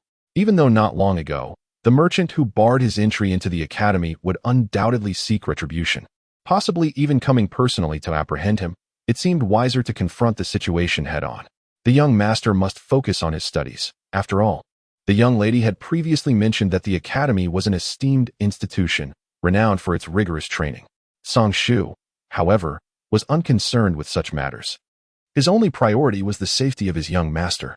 A faint smile crept across his aged visage as he remarked, "It is said that our young master is nothing more than a frivolous dandy, yet only we, the elders, truly comprehend his exceptional qualities. Now, he has even gained admission to the most prestigious academy, leaving no room for doubt regarding his capabilities. Indeed, the only uncertainty that remained was how this esteemed institution would challenge his young master." Upon hearing this, Lin Changshou's expression bore no trace of joy. Rather, it resembled that of a condemned prisoner. What will become of Linger? Song Shu assumed that the young master was simply unable to endure the monotony of the academy and paid little heed to his words. He instead pointed to the bewildered Zhao Linger and inquired, "What about her? She will soon be the youngest scholar at the academy." Lin Changshou smiled as he gently patted Zhao Linger on the head. Chapter 43, The Soft and Melodious Voice of Youth. "Humph, at least you possess a modicum of self-awareness. However, this is an academy. What purpose do you have in bringing a young girl here?" Upon crossing the illusion at the entrance of the academy, Lin Changshou was met with the cold, mocking gaze of Shang Kuang, who stood there observing him. "Of course, I brought her here for training. What is it, Senior Shang? Does the academy not allow for the presence of a little girl?" Upon encountering Shang Kuang, Lin Changshou felt a quiet sense of relief wash over him. He was certain that had he not appeared today, the individual before him would undoubtedly have ventured into the Wang residence to seize him. Nonsense. The academy embraces all who sincerely seek knowledge. Anyone with a pure and benevolent heart is welcomed. How could it possibly reject a mere child? Upon hearing this, Shang Kuang raised an eyebrow and, filled with indignation, responded, "Well then, that settles it. Linga possesses an exceptionally kind heart, and her parents and brother, having perished while heroically attempting to save others, are a perfect testament to the academy's ideals." Lin Changshou gently held the somewhat frightened Zhao Linger by the hand, intent on leading her further inside. "You brat, stop right there." Just as they passed by Shang Kuang, A thunderous roar echoed, and a large hand seized Lin Changshou's shoulder, forcefully pinning him in place. What is the meaning of this, senior? Lin Changshou felt as if an immense mountain were pressing down upon him, making even the slightest movement a laborious task. He could only use his gaze to pacify Linger before he spoke. What is the meaning of this?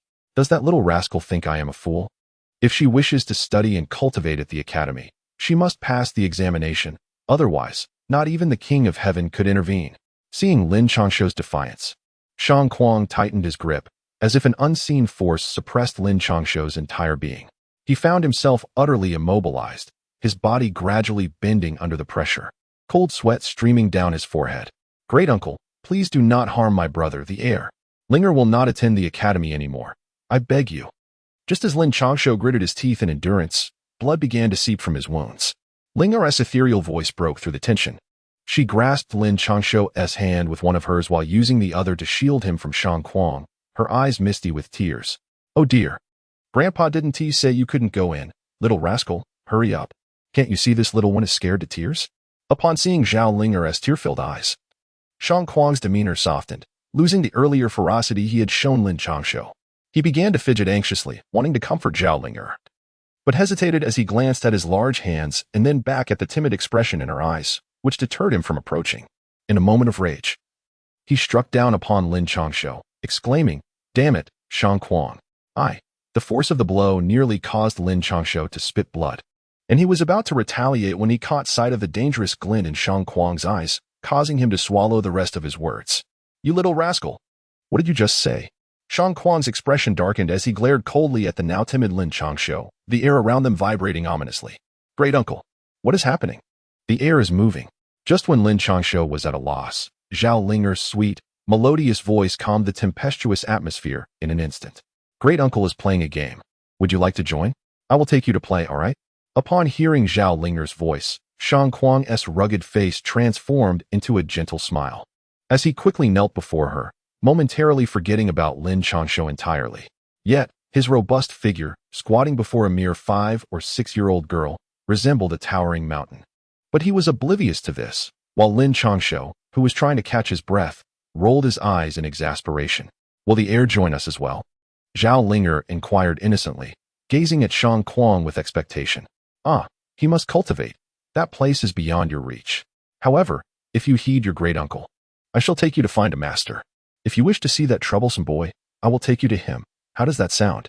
Gazed at Zhao Linger with a seemingly amiable expression, yet his inherently stern visage forced into a semblance of warmth appeared rather awkward. Elder brother, Zhao Linger exclaimed, her large eyes blinking inquisitively at Lin Changshou. Ahem, you mischievous little rascal, your courtyard is laden with gravitational forces. This child's physique cannot endure it. Rest assured, I shall have the old scholar's female disciple accompany her. Before Lin Changshou could utter a word, Shang Kuang coughed, his eyes brimming with an implicit threat. Hee Linger, do accompany that sister of yours diligently in your training. Should you find yourself missing me, do come visit. Lin Changshou had always intended for Linger to enter the academy for her studies. If his conjectures were correct, the one whom Shang Kuang referred to as the old scholar must be the esteemed Director Chun. To study under such a distinguished mentor would be an unparalleled opportunity for Zhao Linger, and Lin Changshou could never bring himself to impede her. Very well, my dear brother. You must wait for Lingo to see you. Zhao Lingo gazed at Lin Changshou with eyes brimming with reluctance, her large eyes nearly swaying him to reconsider. Lingo. Is it? Come, my dear great uncle shall escort you to find your master. You, young rascal, should return to the small courtyard. Your 2 remaining generals departed a few days ago with their troops, and Lu Qingran is currently in seclusion, while De He is recuperating in the back mountain. Remain in the small courtyard obediently. I shall come to find you shortly. Fearing that Lin Changshou and Zhao Linger might change their minds, Shang Kuang swiftly lifted Zhao Linger and vanished from sight, leaving behind an impatient voice echoing in Lin Changshou's ears. Your Highness, it would be wise to hasten to the small courtyard. Otherwise, when the old master learns of this, you shall incur his wrath. Just as Lin Changshou contemplated examining the academy more thoroughly, he noticed several men clad in long robes, swords at their waists, smiling as they spoke. Indeed, Your Highness, you should make haste. Otherwise, you may invite trouble, and we shall bear the consequences alongside you. Observing Lin Changshou still in a daze, The others exchanged wry smiles, revealing the esteemed status Shang Kuang held within the academy. Very well, very well. Continue your training, then. When I emerge, I shall take you all to explore the brothels. Upon witnessing the scene, Lin Changshou could only wave his hand in resignation and utter a phrase filled with helplessness. However, he remained oblivious to the fact that as soon as he spoke, the expressions of those around him turned ashen, their faces reflecting deep resentment towards him. Stay within the courtyard, he admonished. You little rascal, keep that outfit on and don't even think about leaving the academy today. In the next moment, an article of clothing hurtled down from the heavens, crashing heavily at Lin Changshou's feet, creating a resounding thud as the reinforced stone surface of the academy cracked and crumbled beneath the impact. Chapter 44. An unexpected turn amidst the resentful gazes of the academy students. Lin Changshou struggled to don the seemingly light, yet exceedingly heavy garment, taking measured steps toward the small courtyard. The spiritual stones were running low. Meanwhile, after handing Ling over to the third disciple of Din Shun, Shang Kuang made his appearance in Din Shun's courtyard, speaking in a grave tone. Alas, we must wait a little longer. The situation in Tianbian City is dire. Fluctuations in the barrier have been detected, and news from Tianyu indicates that a king among the barbaric beasts has emerged. Upon hearing this, Din Shun sighed softly. Spiritual stones were a specialty of Tianbian City and an essential resource for cultivators. The energy contained within them could provide sufficient strength for practitioners. Yet they were unavailable on this continent, only obtainable from Tianbian City at the cost of countless skilled lives. Even Tianyu has acknowledged this. Perhaps I should take matters into my own hands. I'll punch through their ranks. Shang Kuang frowned at this. Tianyu was a true genius, the first disciple of Din Shun. Although he had not made a name for himself in the Deshang over the years, every encounter was approached with utmost seriousness. For he was the youngest half-step grandmaster. Considering his age, he was even several years younger than that ragged Taoist, yet their cultivation levels were comparable. What purpose would that serve? The time is not ripe yet. First, pass the postnatal dominance technique to Changshou. I had hoped to wait a bit longer to temper his disposition, but it seems the time is indeed too short. We must exercise caution regarding that creature that escaped from Lu Qingran recently. Din Shun shot a disapproving glance at Shang Kuang. Knowing that the latter was undoubtedly a formidable presence among grandmasters, even he was uncertain of the full extent of the opponent's power. Yet, now that there were individuals in Tianbian City, their task would be considerably arduous. They needed to strike with precision when the moment arrived. If they acted prematurely, Din Shun feared that the barbaric beasts would retaliate, potentially leading to devastation for the entire continent. Damn it, I simply cannot comprehend you all. I'm off to check on that little rascal. With that, Shang Kuang, clearly unperturbed, waved his hand in irritation and prepared to vanish from the courtyard. By the way, Xuan Xiaocai, do you truly hold that little rascal in such high regard? However, soon after, Shang Nen halted once more, his expression grave as he gazed at Din Shun. He was an anomaly. In truth, his fate had been sealed 9 years prior, yet he thrived in the present. Naturally, we should refrain from excessive interference, for growth invariably demands a price. Din Shun paused momentarily, his hand faltering with the teacup, and a fleeting look of bewilderment crossed his eyes before he spoke softly. That year, unbeknownst to anyone, he ventured to the northern borders, yet it was too late. To him, the extraordinarily gifted child appeared to have perished. Even he found himself powerless, compelled to depart in silence. However, the news that followed revealed the child was very much alive, albeit with a drastically altered temperament. Very well. One more question. Are you an avatar, or your true self? Shang Nen nodded. Despite his lack of fondness for Lin Changshou, he felt a certain satisfaction. After all, how else could he justify investing spiritual stones in Lin Changshou's endeavors? Indescribable, indescribable. Upon hearing this, Din Shun chuckled softly, shaking his head with an air of mystery. If you choose not to speak, so be it. Your actions are monumental and exceedingly perilous. Exercise caution. Shang Nen wished to voice his thoughts. Yet upon seeing Din Shun's tranquil demeanor, he could only exhale a sigh and respond slowly. Din Shun merely smiled faintly and nodded, saying little more. For his heart was dedicated to the well-being of the entire continent's populace, and he bore no regrets, even unto death.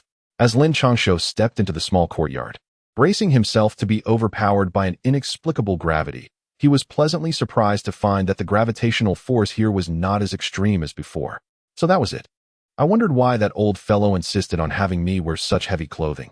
It turns out the formation had weakened. How disappointing. As Lin Changshou gradually acclimated to the gravity and the weight of his garments, a surge of energy coursed through his entire being. You little rascal.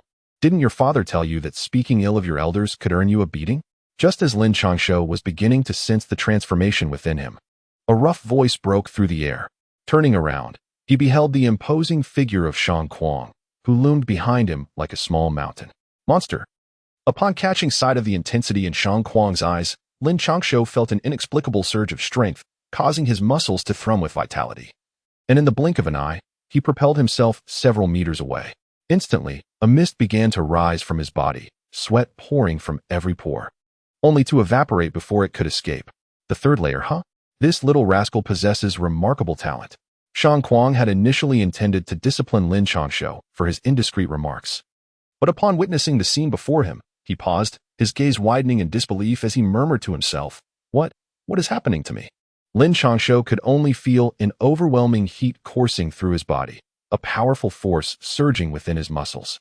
Yet he was beset by an undeniable weakness that rendered him almost immobile.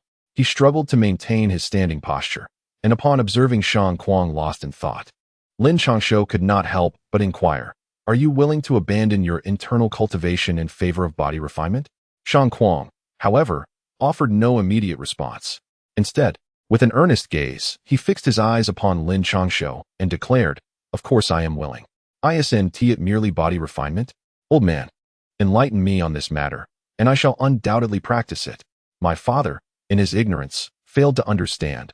I am determined to pursue body refinement. At this moment, Lin Changshou was indifferent to the concepts of qi cultivation or body refinement. Within him, a tempest raged. The toxins accumulated in his body were so potent that even a bronze cauldron could not contain them. Anxiously, he spoke up, believing that by acquiescing now, he could dictate his own path of cultivation later. After all, he aspired to live a long life, and qi cultivation could indeed prolong one's years. As a mature individual, he desired it all, but for the time being, he needed to stabilize the situation at hand. Previously, his father had refrained from agreeing because this particular technique was exceedingly domineering. Engaging in intimate relations could easily prove fatal for the other party. Kid, as far as I know, you are the sole heir of the Lin family. Your sister, though equally talented, cannot carry on the lineage. So perhaps you ought to consult your father before making a decision. Upon Lin Changshou's words, Shang altered his demeanor entirely, casting a fleeting glance at Lin Changshou, as if discerning all his hidden thoughts. After speaking, he merely waved his hand gently and instantly vanished from the courtyard. Hey, old man. After Shang Kuang waved his hand, Lin Changshou felt an extraordinary force surge into his body, flowing through his muscles and bones, swiftly dispelling the sensation of confinement. The turbulent internal energy and toxins within him were quelled, restoring equilibrium once more. Chapter 45. Are you that junior disciple? No way. If you dare to practice that technique, I will personally lead troops to the capital and bring you back. Amidst a fierce internal struggle and a yearning for strength, Lin Changshou sent a message to his father in the northern territories, only to receive a terse reply. Do not fear being labeled as a mutiny. Gazing at the now dulled transmitting stone, Lin Changshou mumbled to himself. In his view, practicing Shang Kuang's body refinement technique would merely enhance his strength slightly. That alone was insufficient. He could always seek more partners. As the heir of the Northern King, was it unreasonable to acquire a few more wives? What a jest! Yet, he was perplexed by his father's vehement reaction. In his boredom, Lin Changshou resorted to throwing punches in the courtyard, honing his skills. While Lin Changshou busied himself with his training, the outside world underwent a transformation. Release him, and you may yet live. At night, at the foot of a small mountain in the capital, Lin Changshou stood with several cloaked figures beside him, facing a group of black-clad individuals wielding swords and knives. Who spoke coldly? What if we refuse? Lin Changshou exchanged glances with his companions before addressing the masked figures. Earlier, someone had approached him, claiming to escort Gobadiah away, brandishing Lin Changshou's identification. Initially, everything had proceeded smoothly. However, upon attempting to leave with the man, they were obstructed by this group of black-clad assailants. Then death it shall be. Upon hearing Lin Changshou's words, the leader of the black-clad figures let out a sharp rebuke. In the next instant, a flurry of blades appeared, and their figures vanished, with swords aimed directly at Lin Changshou and his companions. Did they truly believe that I, Lin Changshou, possess a gentle temperament? Witnessing the unfolding scene, Lin Changshou ceased to hold back. The aura of a minor master surged within him, propelling him towards the leader. Almost instantaneously, the residual force from their clash scattered the surrounding dead trees and snowflakes, sending them fluttering in all directions. Take your men and leave. I shall hold them off. After the engagement commenced, Lin Changshou had assessed the situation. The leader's cultivation was on par with his own, yet the techniques employed were entirely unfamiliar to him. The skills of the black-clad assailants, while not as formidable as those of their leader, remained formidable nonetheless. Gritting his teeth, Lin Changshou resolved to stand his ground against this group. As long as Lin Changshou's subordinates managed to escape, he could always flee later. However, as he turned to speak, he noticed the masked figures had not led anyone away. Instead, the two masked individuals stood resolutely in front of Gubadu, their cold gazes fixed on their adversaries. Remaining silent. Hey, hurry and leave. This person is of great importance to the young master, Lin Changshou exclaimed, his urgency mounting. Despite his desperate struggle, the others appeared as immovable as wood, infuriating him to the point where he nearly left himself open to an attack. Kill them. Leave none alive. To his surprise, the assailants ignored him entirely, maintaining their stance as a chilling voice emerged from beneath the masks. In the next moment, Lin Changshou stood aghast, for aside from himself, at least two figures adorned in ghostly masks had appeared among the remaining black-clad men. They uttered not a word, their presence silent, even as they struck with blades that made no sound. Yet, with each stroke, they harvested the lives of the black-clad figures, not a single scream escaping their lips. These beings seemed as though they had emerged from the depths of hell, driven solely by the urge to kill. Hey, that's mine. The sudden assault of the ghostly figures, coupled with their seamless coordination, meant that by the time one side was vanquished, they swiftly moved to aid elsewhere. Thus, it was hardly long before the remaining black-clad figures were reduced to only the leader still engaged with Lin Changshou. In the blink of an eye, the group materialized at their side, prompting Lin Changshou to shout in alarm. Make quick work of them. The young master has further instructions. Yet, the ghostly figure beside Gubadu did not even cast a glance, the icy voice resounding once more. Kill. Almost as soon as the command was uttered, the spectral figures sprang into action. With Lin Changshou present, their adversary was distracted. In a few careless moments, blades pierced his neck and heart, rendering his arms and legs utterly absent in the blink of an eye. You wretched beings are nothing but demons. Gazing at the blood-soaked snow, Lin Changshou could not help but sigh. He had come from the battlefield, having endured far more brutal encounters than this, yet he had never witnessed such a silent massacre, solely dedicated to slaughter. We have taken the person away. Please convey the matter of Zhao Linger to the 3rd Prince and the 15th Wise King. Farewell. The ghostly figure offered no response, merely bowing to Lin Changshou.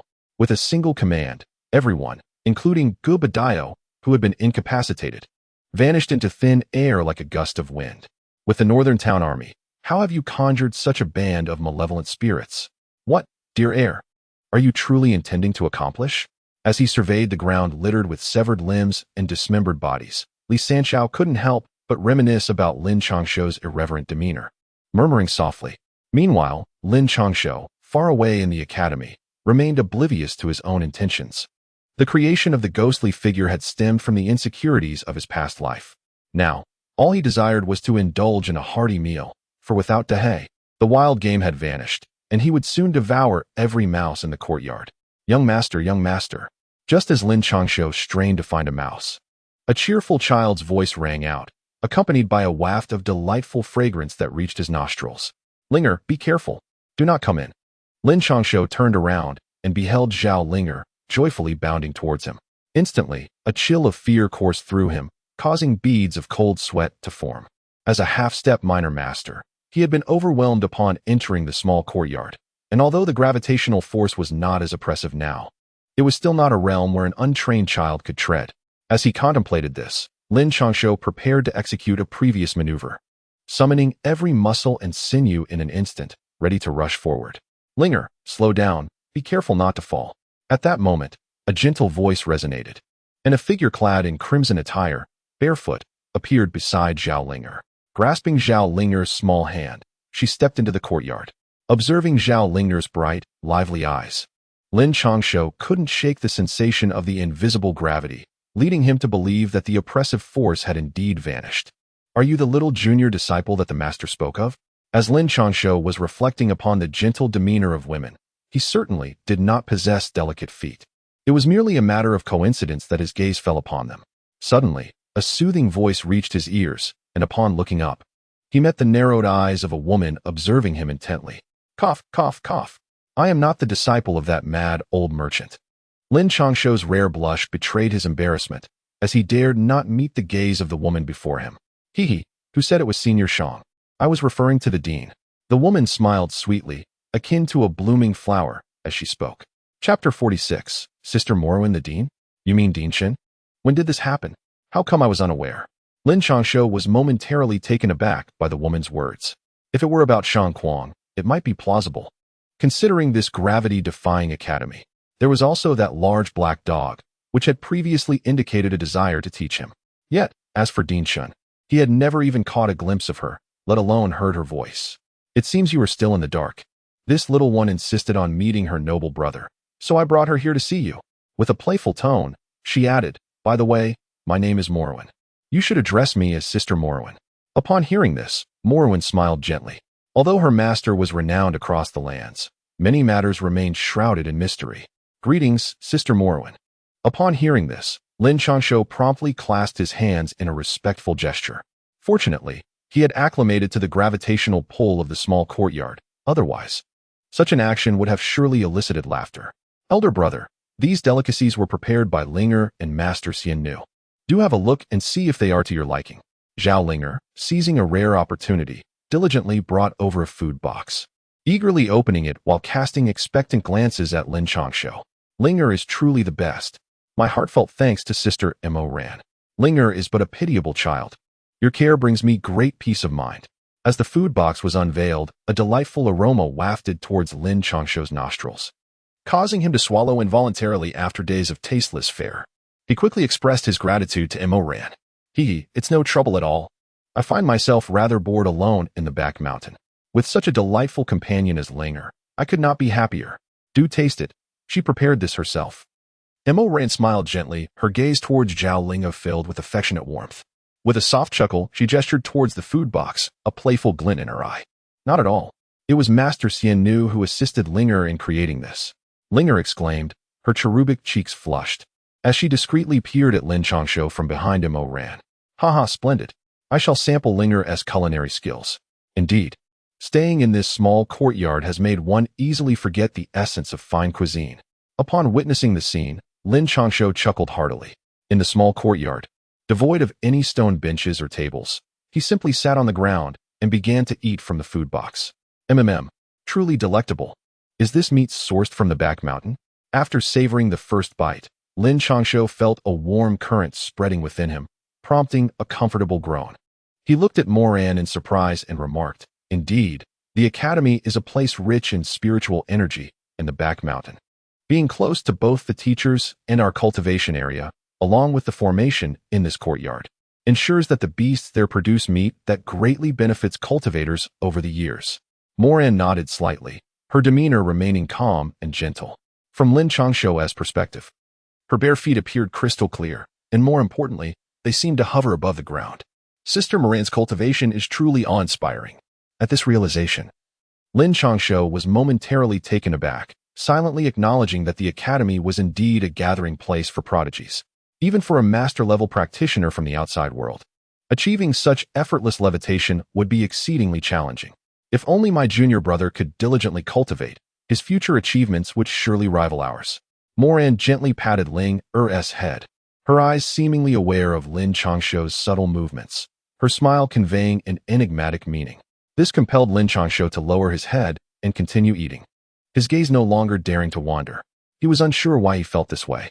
Having been a young lord for many years and a frequent visitor to the brothels, he had encountered women of all kinds.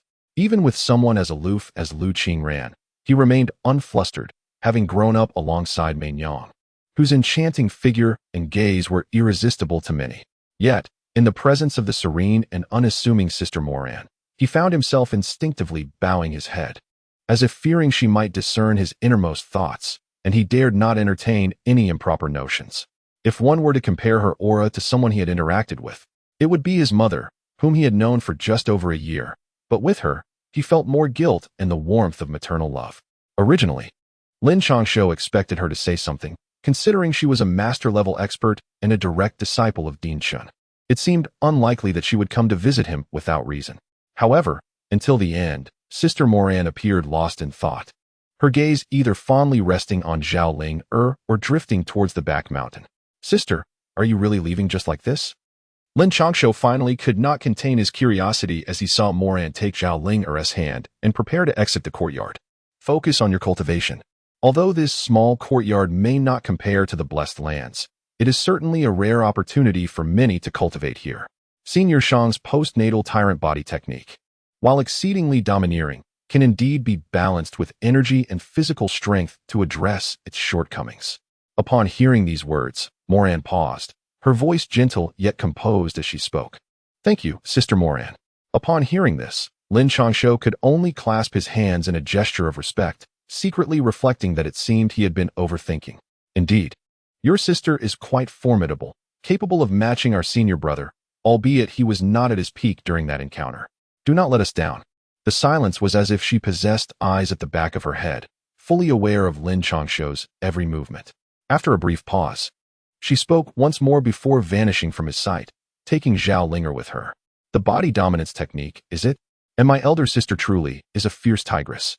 Lin Changshou paused in the courtyard, a mysterious gleam flickering in his eyes. It was the first time he had learned the name of the body refinement technique practiced by Shang Kuang, and he found it surprisingly formidable. Furthermore, his elder sister had not disappointed him in the least. After all, she was the senior brother of the academy. Although there were no grand tales circulating in the outside world, her mere presence conveyed her immense strength. Most importantly, Lin Changshou had received a significant piece of news. The postnatal dominant body technique could also allow for a buffer. He could already sense the promising life ahead beckoning to him, a wicked smile involuntarily curling at the corners of his mouth. "Little rascal, what on earth did that foolish old man of yours say?" Just as Lin Changshou was lost in dreams of becoming powerful and resilient, an impatient voice interrupted his reverie. He looked up to see Shang Kuang, a frown etched on his face, his eyes brimming with irritation. "My father does not approve." Lin Changshou waved his hand dismissively, embodying a sense of resignation at the utter lack of courtesy displayed by the other party. "What? How dare he refuse? I shall confront him at once." Upon hearing this, Shang Kuang was instantly enraged. Countless individuals aspired to learn his techniques, yet he regarded them with disdain. Initially, the Northern King had rejected him, and now he was denying his son the opportunity to learn. Did he truly believe that this Grandmaster-level practitioner of body refinement was to be taken lightly? Chapter 47. The Jade Slip and the Back Mountain Old Man. "What are you doing? At your age, you should exhibit a modicum of wisdom." Observing this, Lin Changshou hastily intervened, fully aware that Shang Kuang's temperament could indeed drive him to the Northern Territory in search of his father. Should such a situation arise, Lin Changshou knew that not only would he be unable to learn this body refinement technique, but he might also find himself unwelcome in the capital. "What? You little rascal. What do you mean by that?" Glancing at Lin Changshou grasping his hand, Shang Kuang furrowed his brow and questioned him with a tone laced with hostility. "Although my father forbids me from learning, I, as the heir, see you are of considerable age and have yet to pass on your teachings. Thus, it would not be entirely unreasonable for me to learn a little." Lin Changshou, with a confident toss of his head, spoke with great assurance. According to Shang Nan, it was not that the royal faction lacked the desire to learn, but rather that they were utterly incapable of grasping the concepts. Over the years, Shang Kuang had exerted considerable effort in his quest for a worthy successor. "Are you not concerned about the Lin family's lineage?" Upon hearing this, Shang Kuang's tone softened as he looked at Lin Changshou with curiosity. "Just moments ago, my silent senior sister arrived and proposed a solution. As long as I maintain a balance between qi cultivation and body refinement, these issues will be easily resolved. In that case, I will not need to solely rely on your body refinement techniques, nor will I have to fear being slain by my father. Most importantly, your legacy will continue. Is this not a cause for mutual rejoicing?" Upon witnessing the scene, Lin Changshou, with a relaxed tone, articulated his plan. "That girl, Mo Ran, has some issues, and you two seem to be lacking in judgment. Are you not afraid of self-destruction with such a dual approach?" Just as Lin Changshou anticipated that Shang Kuang would be overjoyed, he was suddenly struck by an overwhelming force, sending him crashing to the ground. While the furious voice of Shang Kuang echoed in his ears, although he sought a worthy successor, his temperament was less than forgiving, and he ought to remember who he truly was. Even royal descendants would only approach him at their own discretion, yet Lin Changshou was ever vigilant. Self-destruction? Mo ran. The serene and ethereal sister suffer from mental afflictions? Lin Changshou, lying on the ground, was not physically harmed, but was taken aback by Shang Kuang's words. How could the gentle and otherworldly Mo Ran possibly be unhinged? Such statements were nothing short of slander and falsehood. Why doubt it? Indeed, she may appear calm in her everyday life, but in battle, she transformed into an entirely different entity. Surely, one would not presume her daydreaming demeanor was a reflection of her character. I assure you, she is likely contemplating the extent of force required to annihilate her opponent. That pretentious scholar, despite his illustrious reputation, produced disciples of ever-increasing eccentricity, and you, too, are afflicted with your own peculiarities. Observing Lin Changshou's expression, Shang Kuang discerned his thoughts and spoke directly, and yet you would entrust Linger to her? Upon hearing this, Lin Changshou was immediately incensed. The thought of such a delightful young girl like Linger being in the company of that individual was simply perilous. I assert that her demeanor towards foes is not akin to that towards her own. She treats her own well enough, as long as she refrains from taking action. Shang Kuang cast a sidelong glance at Lin Changshou, as if regarding a fool. How could he possibly harm someone as charming as Linger? So, will you permit me to learn, or not? If not, then so be it. At this moment, Lin Changshou finally breathed a sigh of relief. As long as his silent senior sister posed no harm to Linger, cultivating both internally and externally, you truly do not fear the risk of bodily explosion. I must inform you that this method is indeed feasible, yet it is akin to dancing on the edge of a blade. A single misstep could lead to the devastation of your meridians, or worse, utter annihilation. At that point, no one would be able to rescue you. Noticing the seriousness in Lin Changshou's demeanor, Shang Kuang's expression became equally grave as he gazed into Lin Changshou's eyes and inquired, "Since I managed to survive 9 years ago and have cultivated to the threshold of a minor master, this young master shall encounter no unforeseen mishaps." At this juncture, Lin Changshou radiated immense confidence, for the presence of the bronze cauldron within him.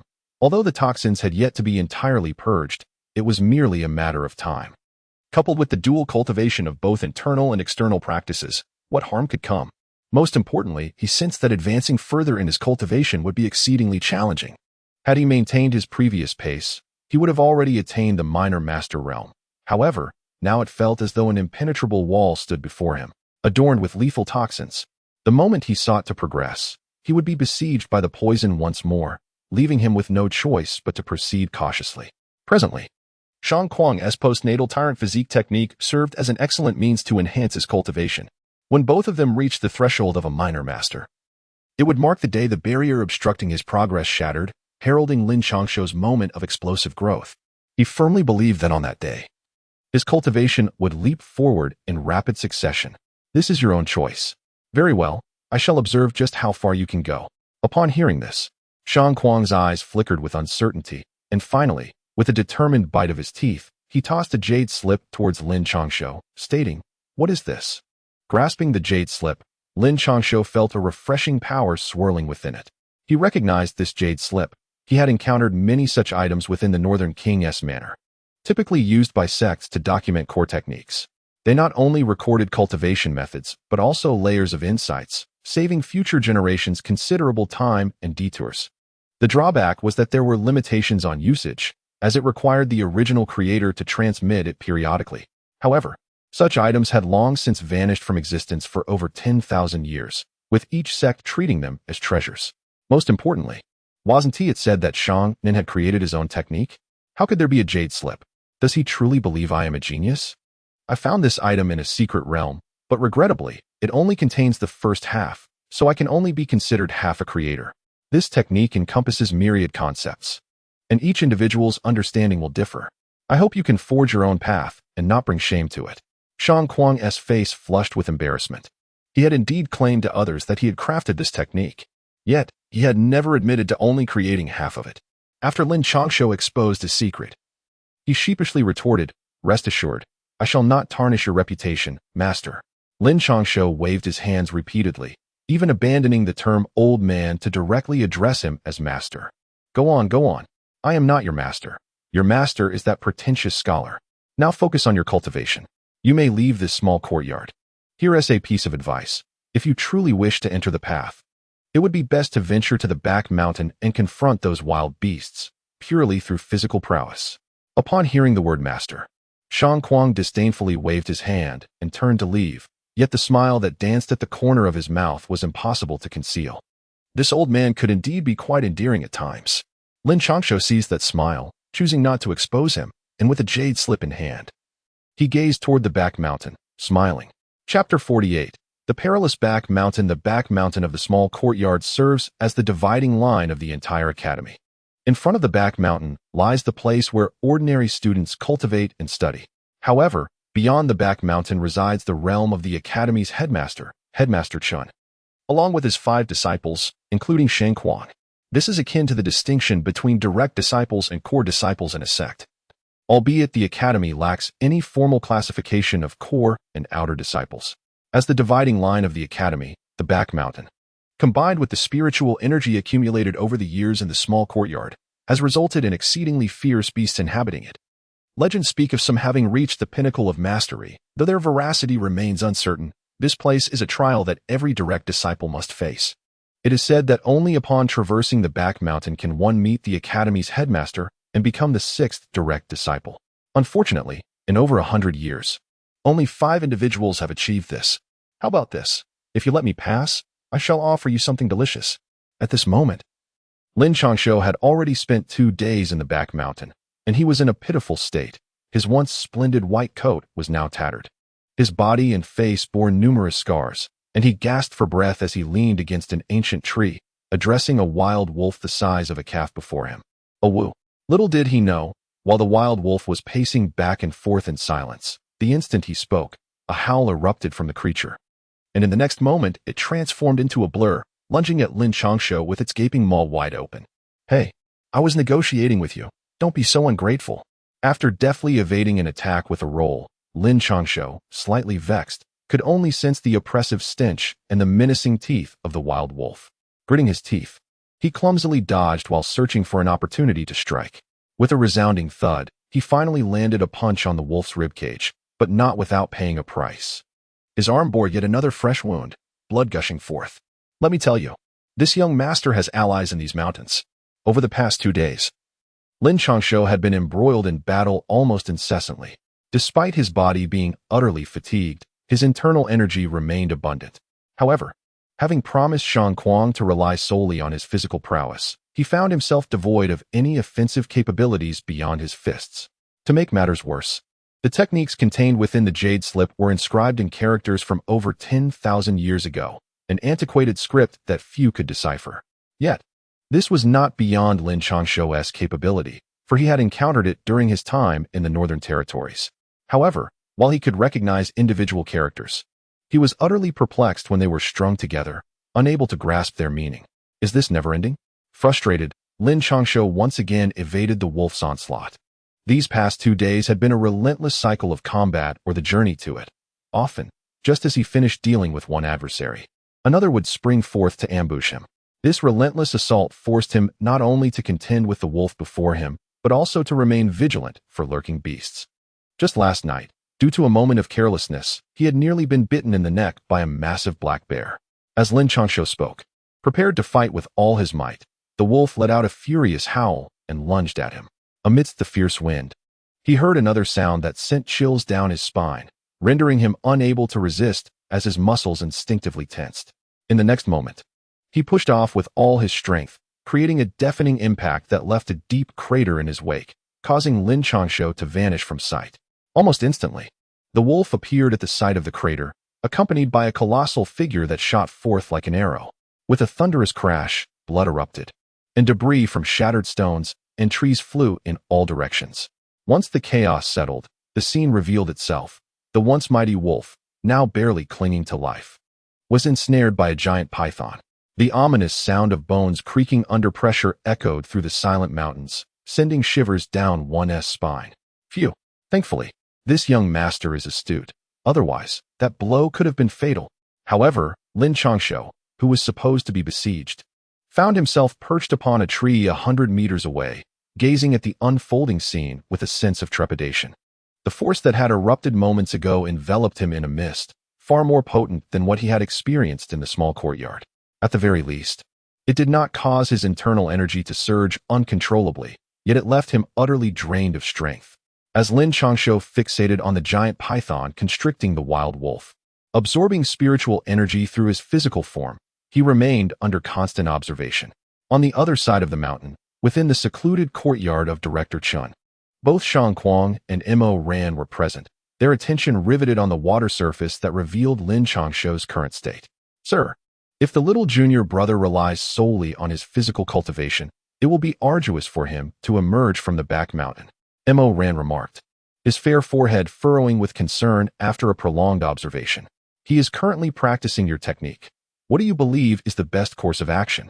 Director Chin did not respond, but instead cast a glance at the silently contemplative Shang Kuang, who replied with a calm demeanor, "Let us wait a while longer.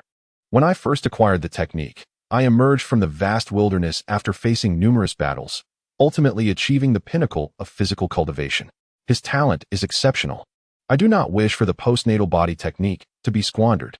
Upon hearing this, Shang Kuang frowned as he observed the mist enveloping Lin Changshou, then gritted his teeth and said, "Did you not instruct him on how to cultivate?" At Shang Kuang's words, even the typically composed Director Chun gazed at him in astonishment and inquired, "You did not?" "No, I discovered it step by step. He too can certainly navigate this path. You are aware that every individual experiences the technique differently, leading to varied results. There cannot be another Shang Kuang in this world. But there must be a first Lin Changshou who excels in physical cultivation."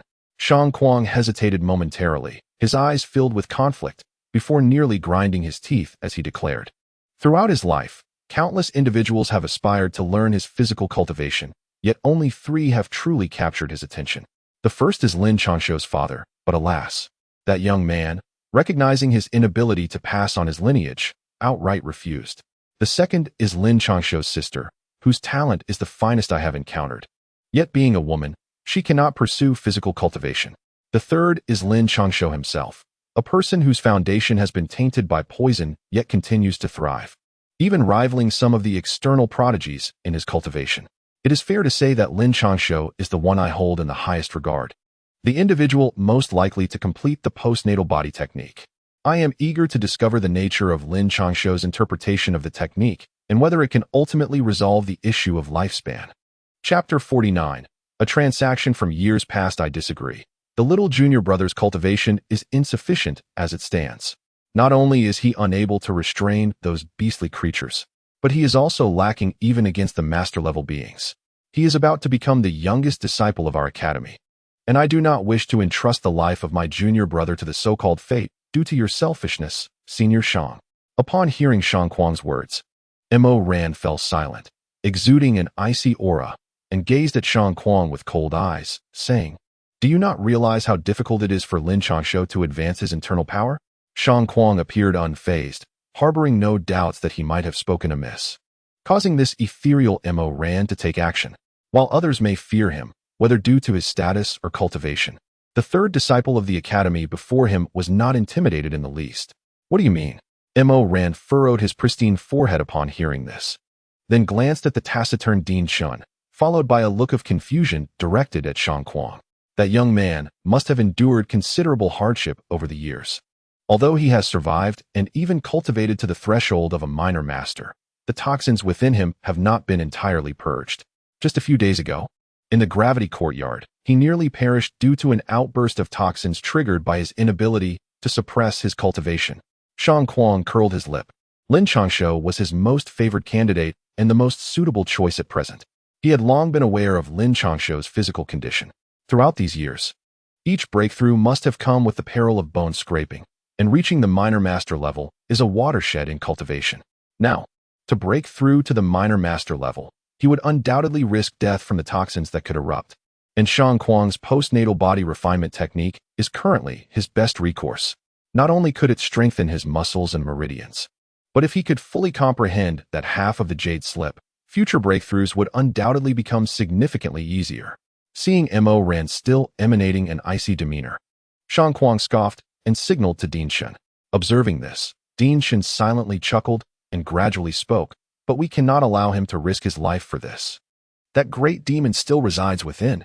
Even if he does not take action, other master-level beasts are beyond his ability to contend with. Even if we intervene, we cannot guarantee his safety. Mo Ran, for reasons unknown, seemed particularly concerned about Lin Changshou.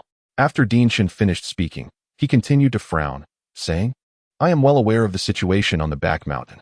When we initially passed through the gravity courtyard to enter the back mountain, we faced near-death experiences.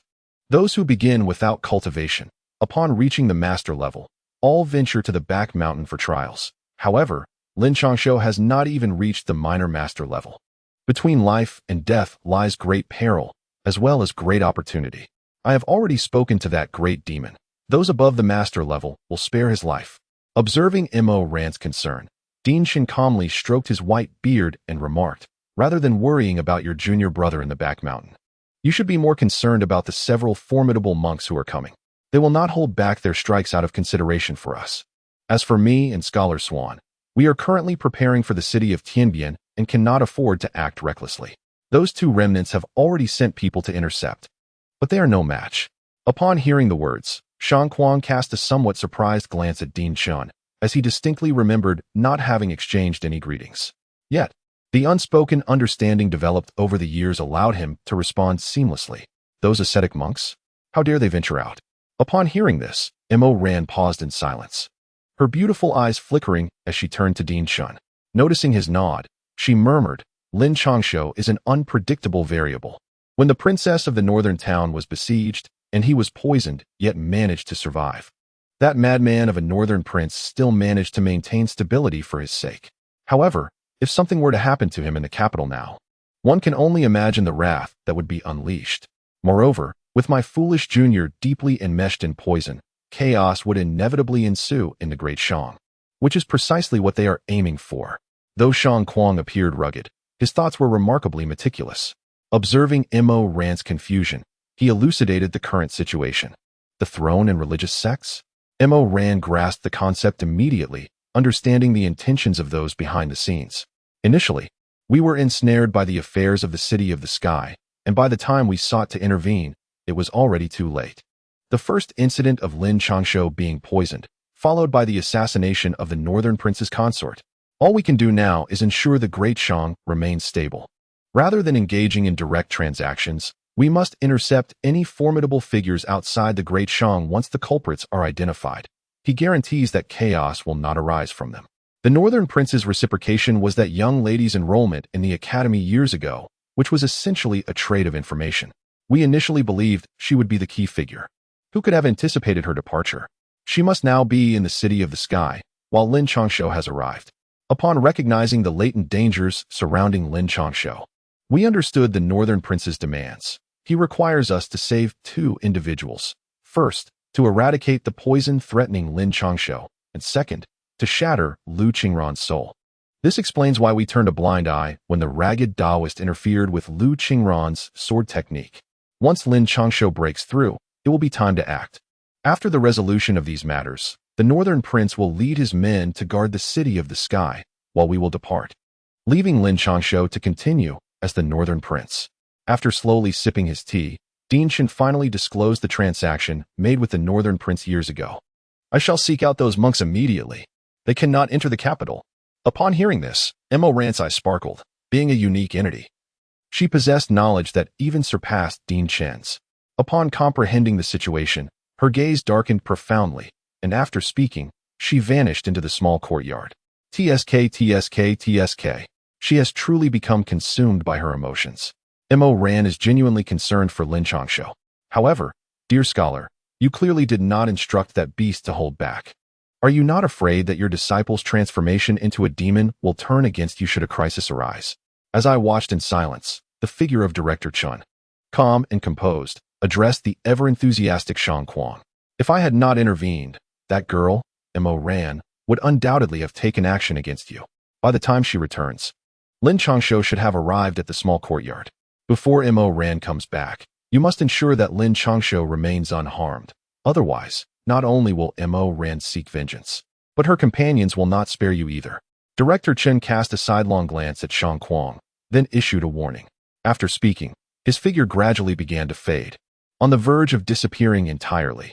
Hey, you're not planning to flee, are you, Scholar Swan? Shang Kuang exclaimed in alarm. Although he feared no one, the disciples of Director Chen were a genuine source of concern for him. He quickly inquired, Old man, there are matters at hand over there. I leave this to you. To his astonishment, Director Chen's disappearance accelerated rather than slowed, leaving only a lingering echo of his voice. Chapter 50. The dramatic transformation of the jade tablet on the rear mountain of the academy. Lin Changshou remained oblivious to the chaos his presence had stirred, nearly provoking an altercation between the newly acquainted Mo Ran and Shang Kuang. He was unaware that all his actions on the mountainside were being broadcast live. All he sensed was an overwhelming hunger and fatigue. After taking refuge in a tree, he remained in position, contemplating when the two small master beasts below would finish their battle. Little did he know, the massive serpent had almost slain the feral wolf, the sound of its bones grinding audible. Yet, despite its dire predicament, the wolf retaliated, sinking its fangs into the serpent's vulnerable spot, drawing blood. The fierce bite, coupled with its formidable jaw strength, rendered the serpent's scales futile. With one strike, a significant portion of flesh was torn away.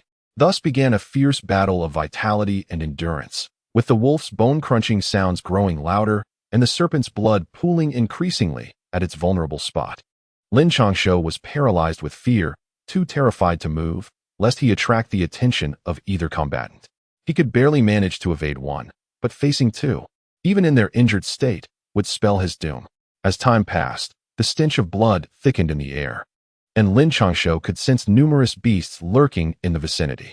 Their hesitation to engage was a testament to the overwhelming power of the two combatants, who reigned supreme in this territory. Thus, the other creatures dared only to observe from a distance, fearful of incurring the wrath of the two formidable beasts.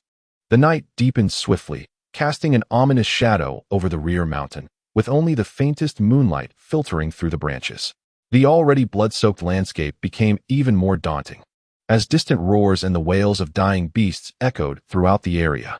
Just as Lin Changshou was on the brink of slumber in the latter half of the night, the two beasts below finally unleashed their last reserves of strength. The sounds of a bone-crunching struggle filled the air, followed by the tearing of flesh. A resounding crack echoed, akin to the shattering of bones, accompanied by a tearing sound. The wild wolf seemed to contort like a strand of noodle, ensnared by the great serpent. At that moment, the colossal head of the serpent lay severed upon the ground, crimson blood gushing forth from its neck. Witnessing this, Lin Changshou felt as though he had been immobilized, his muscles involuntarily quivering. His hands opened and closed like the gaping maw of a monstrous beast, each motion reverberating through the air. The muscles upon his body began to undulate rhythmically, reminiscent of the serpent itself, though the movement appeared slow. The latent explosive power shattered the withered leaves and snowflakes that clung to him. As Lin Changshou's physique transformed, the jade slip began to flicker in tandem with the contractions of his muscles, mysterious forces coursing into his very being. This jade slip. Just as Lin Changshou grasped the situation, he froze momentarily, then hastily retrieved the jade slip and pressed it against his forehead. In an instant, his consciousness was drawn into a phantasmagoria, revealing a desolate world marred by the remnants of cataclysmic force. Mountains lay fractured, rivers ran dry, trees and boulders lay in ruin. And at the heart of this ravaged earth stood a muscular, bloody giant, bellowing to the heavens. Suspended in the sky, several disheveled figures hovered, their faces etched with terror. Today, with a single fist, I shall eradicate the false immortal, ensuring peace for countless generations to come. The giant's muscles surged with fervor, jets of steam erupting from his pores, as if colossal dragons encircled him. With a thunderous roar, the magnificent figure launched his fist towards the hovering false immortal. In that instant, the world dimmed, the sun and moon lost their radiance, and all that remained was the singular force of that strike, devoid of any grand spectacle. Merely silence and annihilation. Looking up, Lin Changshou beheld the path of the fist, where all existence dissolved into nothingness. Even the sky bore the brunt of this blow, a vast chasm gaping where it had struck.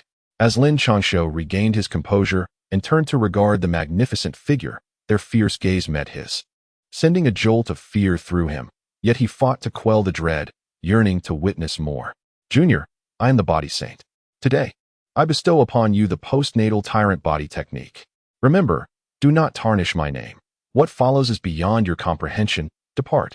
Just as Lin Changshou contemplated lingering in the vision, a voice, commanding and imperious, reverberated in his mind. Before he could react, he found himself expelled from the realm of consciousness. This jade slip is unlike any other. Gazing at the jade slip in his hand, now dimmed significantly, Lin Changshou could not help but murmur. From the moment he acquired the slip, he began to examine it. Unfortunately, apart from the cryptic and obscure characters, there was little else to discern. Even when he attempted to activate the body-refining techniques he had comprehended in the gravity courtyard, or to channel his internal energy, nothing materialized. Little did he know that witnessing the final strikes of two demon beasts before their demise would ultimately unlock the jade slip, revealing to Lin Changshou a grand and poignant vision. Once he absorbed this revelation, he felt an overwhelming surge of energy coursing through him. A latent power that was not merely doubled in strength compared to before. He no longer needed to fear the backlash from toxins or internal energy when leaping. He could wield it freely, though the exertion would still limit him to merely 3 instances, even at his current state. Starving. This young master is famished. Upon fully digesting his newfound strength, an intense hunger gnawed at him. The emptiness within his body was so profound that he fancied he could consume several elephants. Strangely, the prior scent of blood now wafted to him as a delicious sweetness. He pondered whether the flesh of the great serpent and the wild wolf would prove palatable. Given their status as minor masters, they should be decent enough, one would assume. The enticing aroma of blood drew Lin Changshou's gaze to the carcasses of the 2 demon beasts. In a flash, he appeared beside the remains, swallowing hard as he murmured to himself. As his words faded, a dagger mysteriously appeared in his hand, and the next moment, a swift glimmer of the blade rendered the 2 carcasses impeccably processed, leaving only the choicest morsels behind. Time to feast. With flames dancing, Lin Changshou roasted the meat, eagerly placing the tender, snow-white serpent flesh into his mouth. The moment it touched his tongue, it melted away, sending a wave of sweetness coursing through his entire being. A portion even settling within his dantian, while the majority infused his muscles. Roar. Just as Lin Changshou was relishing his meal, a fierce aura accompanied by a deafening roar approached. Before he could react, a rancid whirlwind struck him. Chapter 51. You really are tough. Damn it, that was my dinner. Startled by the roar and the fetid gust, Lin Changshou swiftly vanished from his spot, though the meat he had prepared fell to the ground. Looking up, he saw a colossal silhouette of a demon beast where he had just stood, and in one swift motion, it devoured his meal, provoking Lin Changshou to stomp in frustration. Roar. Seeing Lin Changshou still daring to make a commotion, the beast opened its blood-red maw and unleashed a roar that carried the stench of decay. Damn it! You oversized golden tabby dare to snatch away my possessions? You must be seeking death. Lin Changshou was swept up by the turbulent wind, yet he remained undaunted. Not only had he made new strides in the body dominance technique, but even his previously hollow physique had received a modicum of enhancement. It was the perfect moment to seek out an opponent, and the resplendent tiger before him arrived just in time. With a ferocious roar, the colossal beast, upon noticing that Lin Changshou neither fled nor cowered, abandoned its meal and lunged forward. The whirlwind generated by its imposing body scattered the snowflakes, and the trees it brushed past were reduced to splinters. Its gaping maw was filled with menacing fangs, and its claws gleamed with lethal intent as they were aimed directly at Lin Changshou's head. How dare you treat me as if I were mere dough? You have stolen my food and now dare to strike. You are as good as dead. Lin Changshou sensed the aura emanating from the demon tiger, realizing its cultivation level was on par with a mid-tier minor master, perhaps even stronger than the giant serpent and the demon wolf. It likely hailed from another territory, drawn here by the sin of blood. Yet, he felt no fear. With his recent enhancements, even if he could not triumph, he could certainly evade. Though empowered by the force contained within the jade slip, his strength remained equivalent to that of a half-step minor master, possessing merely greater resilience. As the moment approached, he transformed into a mere shadow, surging toward the demon tiger. If one were to observe closely, they would see the muscles beneath his heavy garments writhing. And in an instant, jets of energy erupted from his pores, coiling around him like ethereal dragons. His fists clenched tightly. And at the moment of confrontation with the demon tiger, he suddenly crouched, narrowly evading the beast's massive jaws and sharp claws. Like a spring, he launched himself upward. The ethereal dragons accompanied his fists as they struck mercilessly against the tiger's abdomen, producing a resounding thud. The demon tiger was sent reeling from the force of the blow, while Lin Changshou grimaced, clutching his other hand, which throbbed painfully from the impact. "You are indeed remarkably resilient." Lin Changshou understood that while it appeared he had gained an advantage by striking his opponent, he alone was aware that the blow had failed to penetrate the defenses. Rather, the recoil had sent a sharp pain through his fist, had it not been for his prior progress with the postnatal dominance technique. That strike could have resulted in a fractured hand. Roar. Indeed, as Lin Changshou had anticipated, the demon tiger rose to its feet, shook off the snow from its back, and lunged at him once more, its steps and breath indicating it was entirely unfazed. "You great feline, just wait for me." Upon witnessing the situation, Lin Changshou swiftly evaded, unwilling to engage in a deadly confrontation, for he knew he could not prevail.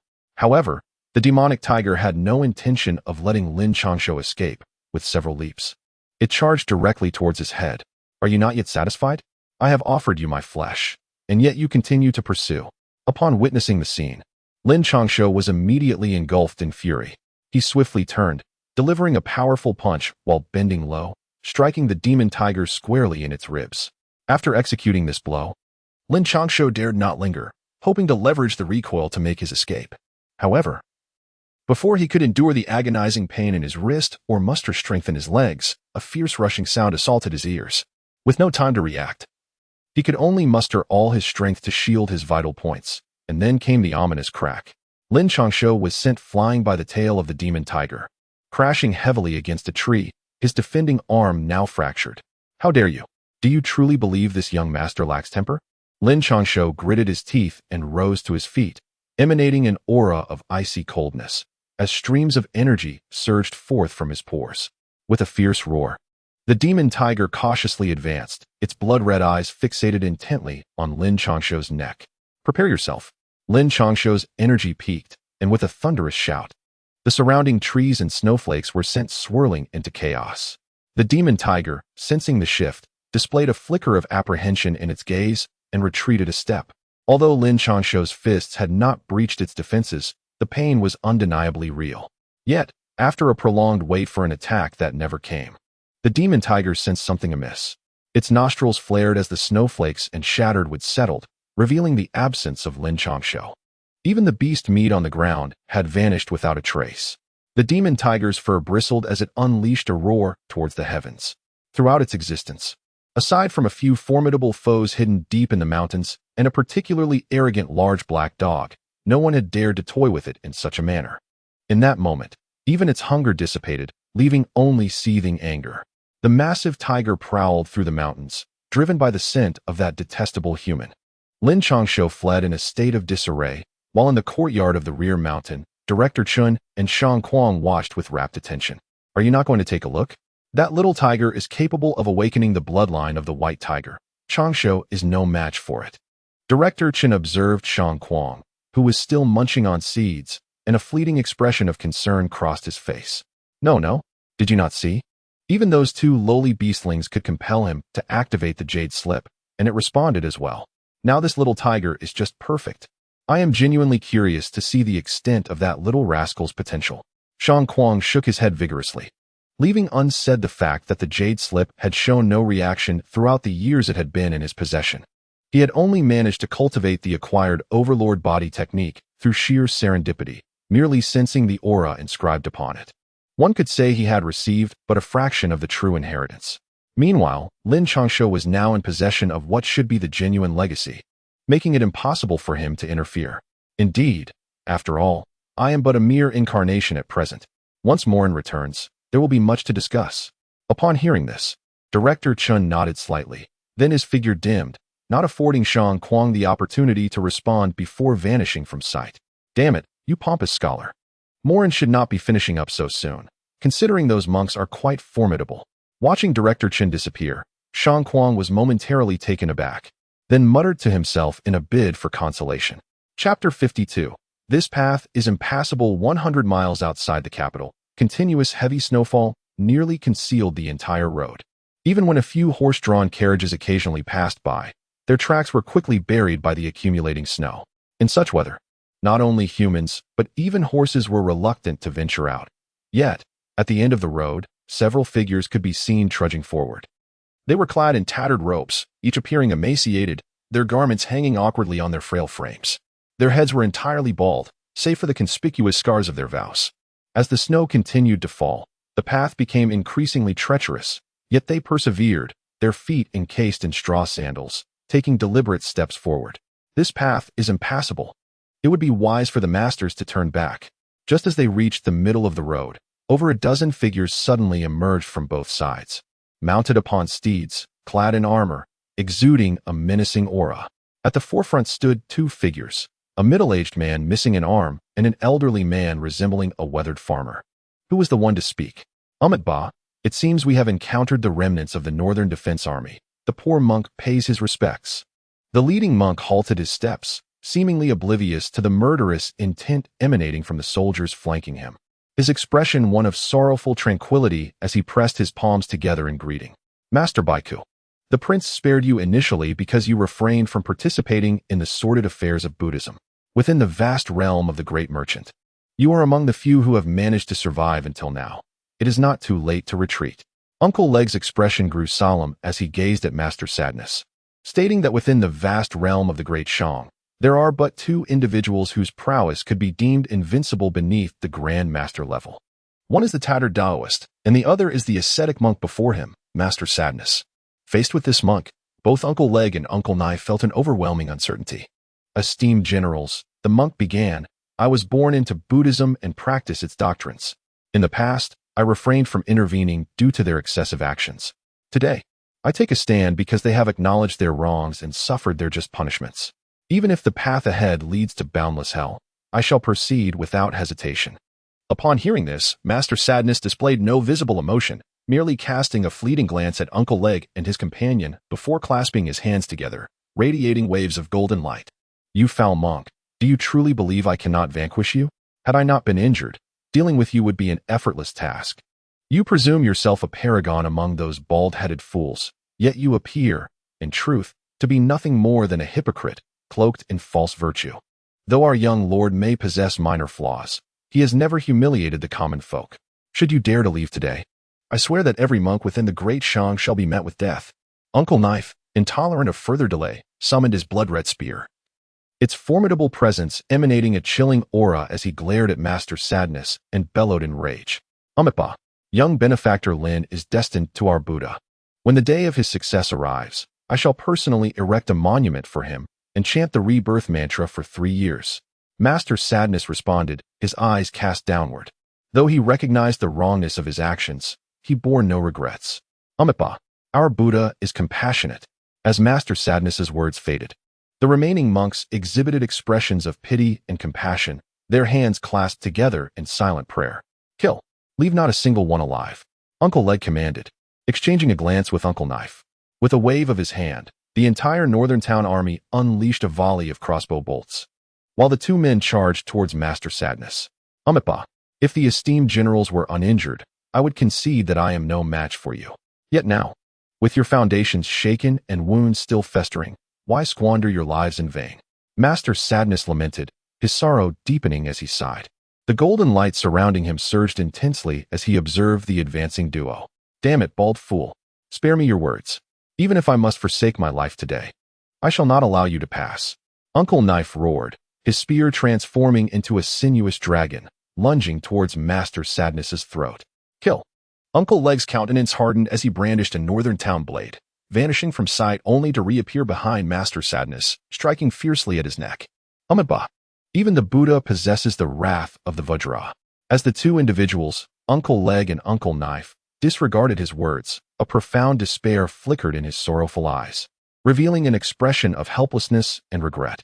In an instant, the tattered monk's robe disintegrated, and his previously emaciated frame swelled with vitality, radiating a soft golden light. Against the onslaught of Uncle Knife and his companion, he did not even need to evade. A surge of energy erupted from his being, and in the next moment, their weapons struck an invisible barrier, halting just inches before him. The tension in Uncle Knife and his companion's expressions intensified as they channeled all their inner strength into their weapons, but it was insufficient. Observing this, the monk shook his head gravely, and the golden light around him deepened as he shifted his stance. His hands, seemingly slow yet instantaneous, appeared above the blade and spear, grasping them with authority. "Have you both attained enlightenment like the tattered robe?" Uncle Leg exclaimed, his countenance now fraught with concern. The reason Grandmasters stand atop the hierarchy of cultivators is due to their understanding of the Tao. Once one attains such enlightenment, they can harness the power of the rules. It resembles a realm of its own, though not as formidable as true domains. The earlier ease with which the tattered Taoist defeated them was due to their inability to approach. "Indeed, I have attained enlightenment." The monk slowly lifted his head. His eyes no longer filled with compassion, but rather emanating an indescribable aura of dominance and confidence. "Do you think enlightenment is all that impressive?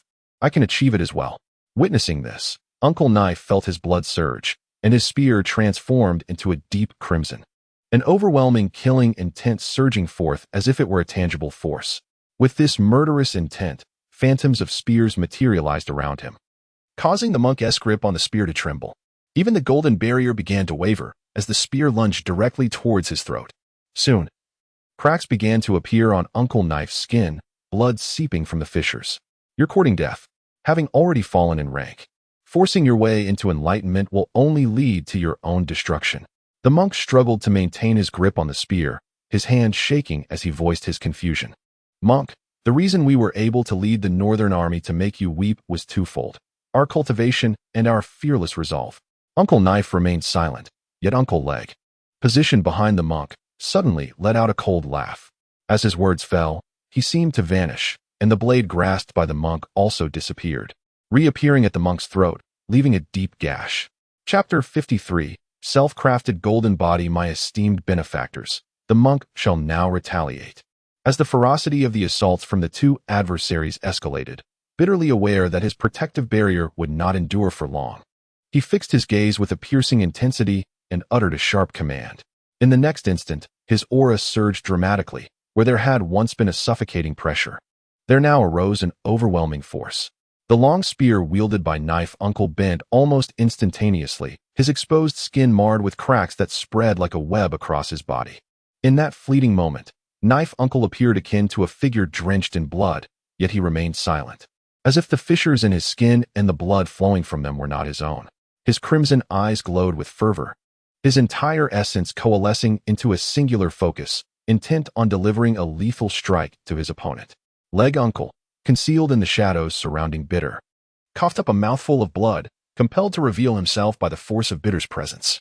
The northern suppression blade, which had been poised at Bitter's throat, withdrew, and the visible wounds began to heal before the naked eye. "You are no longer a mere half-step Grandmaster. You have truly ascended to the realm of Grandmaster." Leg Uncle's eyes widened in disbelief, a bitter smile creeping upon his lips. He realized that they could not impede this force, nor could they preserve their own lives or those of the dozen or so northern suppression soldiers. Amitba. This monk has squandered most of his life, but has finally reached the Grandmaster level. A hint of pride flickered in Bitter's eyes. At nearly 200 years of age, achieving such a rank was a rare feat, deserving of the title genius. "You all flee. I shall hold the line." "So what if he is a Grandmaster? I have slain many before." At that moment, Knife Uncle's eyes began to weep blood, and with a fierce shout, his aura surged once more, struggling to straighten the bent spear. He understood the grim reality. Their chances of survival were slim, yet for the sake of the young lord, he could not shatter the last glimmer of hope, ensuring the lord understood the strength of his foes. Already heavily wounded, Knife Uncle recalled the foresight of Lin Changshou, who had astutely noted that Leg Uncle was exceptionally swift. Until the opponent's leg faltered, few in the world could match his speed. "Take care, retreat." Leg Uncle grasped this truth, casting a profound glance at Knife Uncle before vanishing from sight. The Northern Suppression Army faced only the prospect of death, no retreat. Yet, unexpectedly, the traditionally disciplined Northern Suppression soldiers openly defied orders, gathering together in defiance. With a fierce shout, they lifted their long blades, wholly abandoning their defenses. "Brothers, take care." Witnessing this, Leg Uncle's aged eyes turned bloodshot, transforming into a fleeting shadow that dissipated before the onlookers. The Northern Suppression Army was resolute. In that moment, Knife Uncle relinquished all restraint, fully aware that he could not vanquish the adversary before him. Neither Bitter nor the monks behind him could be slain. However, it was not the intent to kill. Merely to buy time for Leg Uncle was sufficient for him to achieve his purpose. The Northern Town Army understood this principle as well. Upon a bellow from Knife Uncle, they gathered resolutely behind him. He cannot escape, nor can you hinder this monk. Observing Leg Uncle's retreat, Painful's countenance remained serene despite the turmoil within. In the past, he could not keep pace with his adversary. Had Leg Uncle not been injured at his foundation, he would have faced despair against Knife Uncle. But the present was different. He was now a Grand Master, the mightiest ascetic of the Buddhist order. He possessed the confidence that he could not only vanquish Knife Uncle and the Northern Town Army, but also pursue the elusive Leg Uncle and effortlessly bring him to his end. This venture was not merely for the Buddhist faith. It was also to declare to the world that he, Painful, had ascended to the pinnacle of existence. A Grand Master at the apex of the global hierarchy. In the treacherous capital, he could come and go as he pleased. As for Lin Changshou's life, it was but a matter of plucking fruit from a tree, and he even felt capable of challenging the legendary head of the academy. Enough of this nonsense. Kill. Knife Uncle's spear had transformed into a magnificent green dragon crescent blade, raised high with a chilling command. Kill. With Knife Uncle's icy shout, the Northern Town Army raised their broadswords in unison, their morale surging to its zenith. In the air, the colossal green dragon crescent blade radiated a fierce, killing intent directed at Painful and the other monks. How nostalgic it was. 20 years ago, the Northern Town Army was a formidable force. Wherever the green dragon blade struck, the world would capitulate. Though the green dragon general was absent today, slaying you, the vice general would suffice. Gazing at the fearsome green dragon blade, Painful maintained his composure, even dismissing the protective energy surrounding him. He allowed the blade's intent to mar his body in crimson, yet he seemed impervious to the pain, his eyes reflecting a hint of nostalgia as he remarked, "You bald donkey, you really do talk too much. Kill." Knife Uncle remained unfazed by the words, even as blood flowed more freely from his wounds. With another cold command, he and the Northern Town Army brought their swords down, and the green dragon blade, infused with the malevolent energies of heaven and earth, descended upon Painful and his companions like a cataclysm. For the first time, a grave expression crossed Painful's features. Though he was a Grand Master, decades prior, the green dragon blade had obliterated sects of Grand Master caliber. Meanwhile, the monks behind him lacked his composure. They were merely masters, lesser figures. Many had already faltered as the blade descended, and now, a significant number were reduced to mere flesh by the malevolent energy it carried. Amitabha, the Buddha teaches. With fierce eyes of the Vajra, subduing dragons and tigers, the sorrowful figure paid no heed to his disciples behind him. With a sharp command, a radiant golden light enveloped him.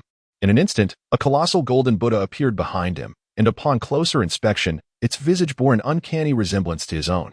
"You dare to forge a golden body," exclaimed Uncle Dao, exerting all his strength, his face shifting dramatically with incredulous rage as he beheld the golden figure. "I am the Buddha. Why should I pay homage to others?" Demon-slaying fist.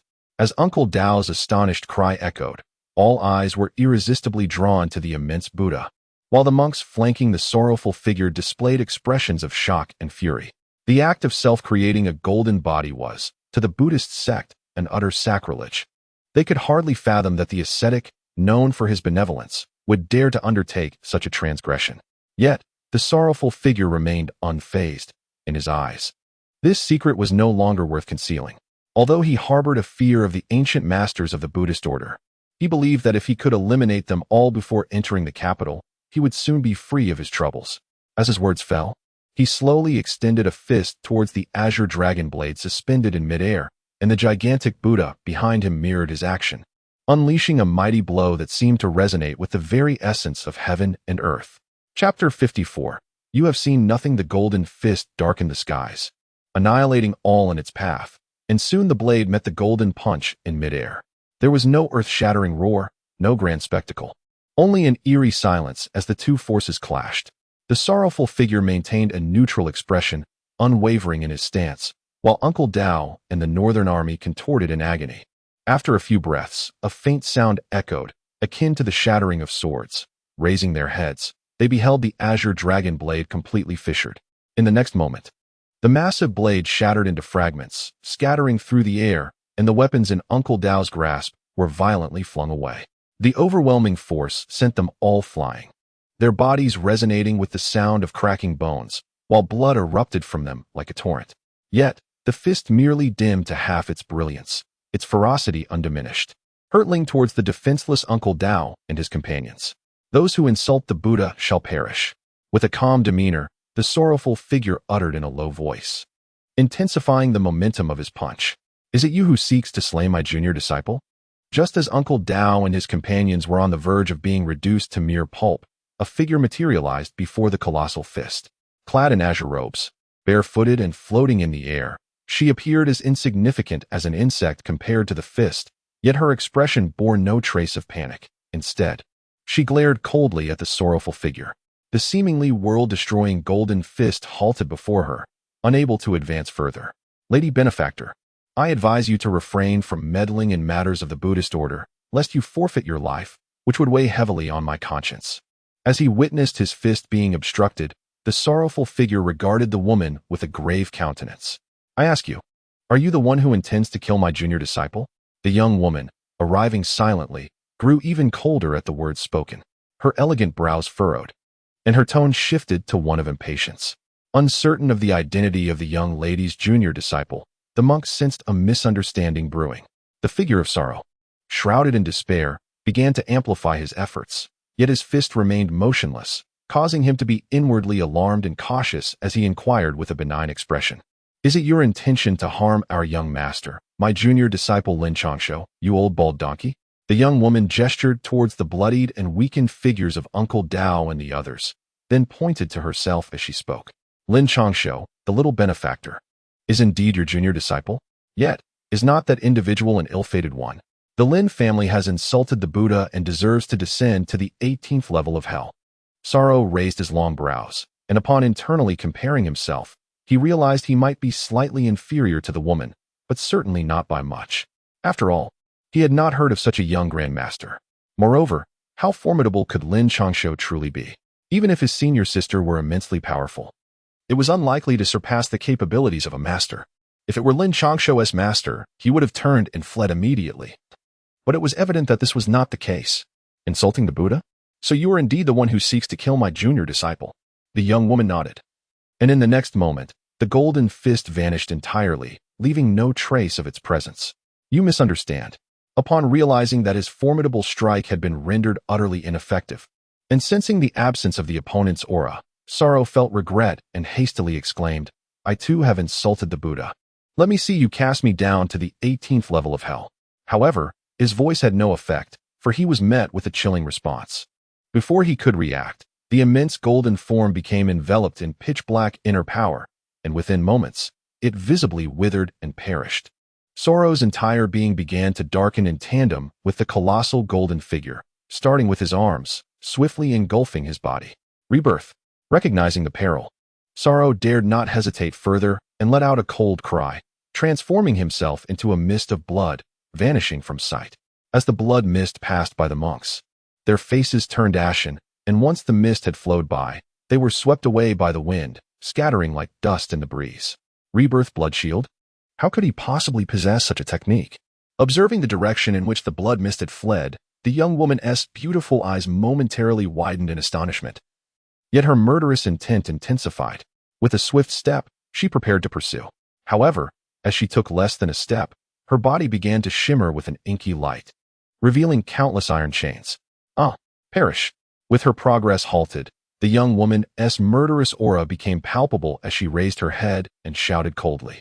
The dark iron chains began to show signs of cracking, as though they would soon break apart. What the? Was it not said that this demon perished after slaughtering the martial world of Ezhou and challenging Director Qin?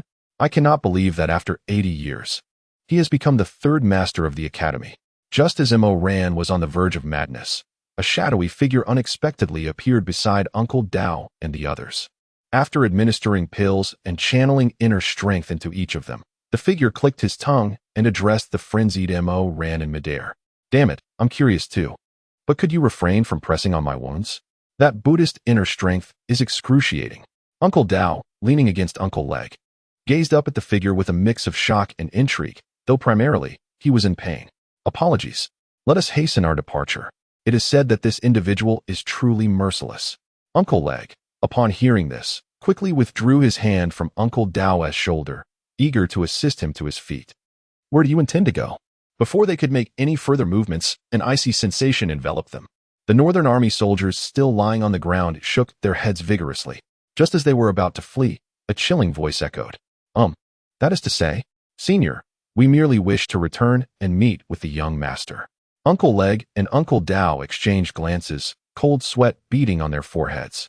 After stuttering for a while, they hastily used Lin Changshou as a shield. You did not witness my transformation today. Mo Rant's eyes, filled with murderous intent, suddenly paused. He then regarded Uncle Dao and the others with a serious expression before solemnly stating, Indeed, rest assured, Mr. San. We only observed Mr. San repelling that old bald donkey. We have seen nothing else, have we? Uncle Dao nodded vigorously, winking at his companions as he spoke. Yes, we have seen nothing else. Uncle Leg and the others certainly understood, promptly nodding in agreement.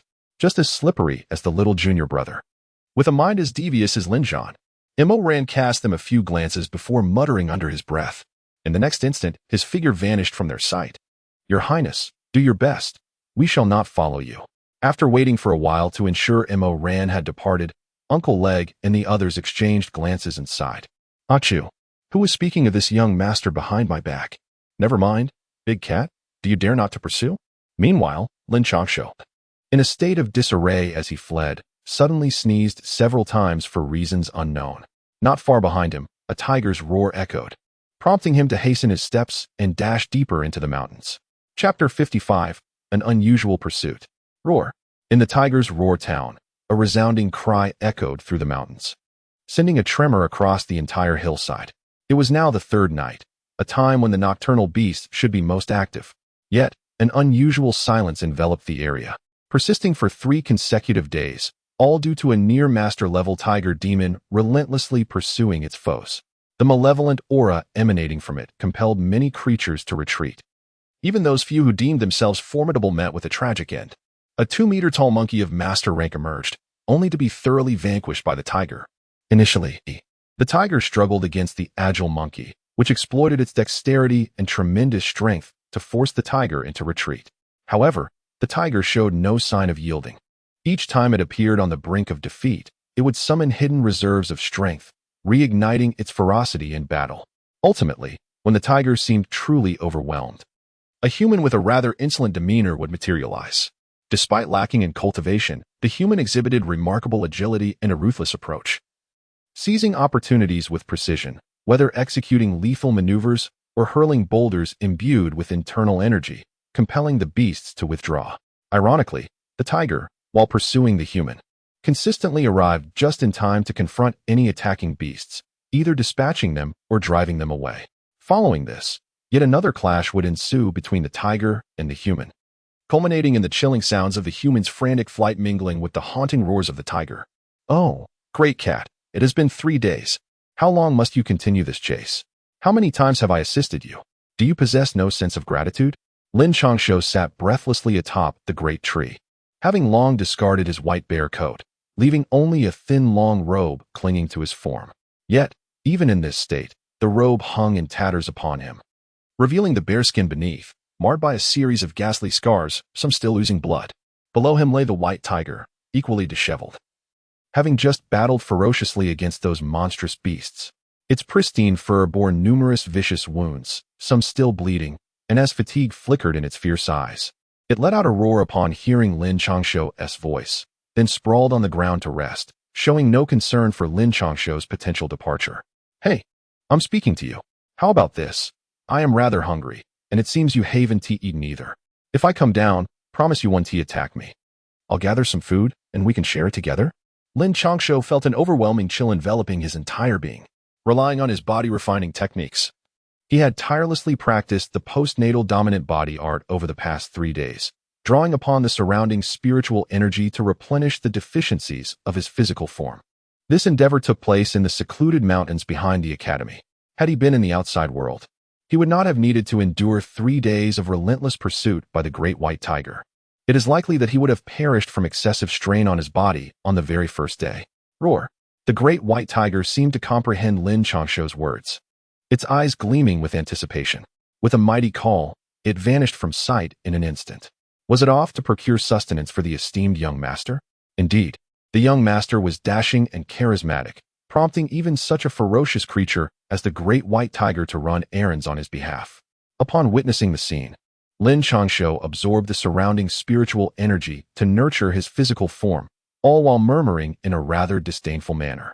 He could sense that the relentless battles and escapes over the past 3 days had significantly enhanced his postnatal body cultivation technique.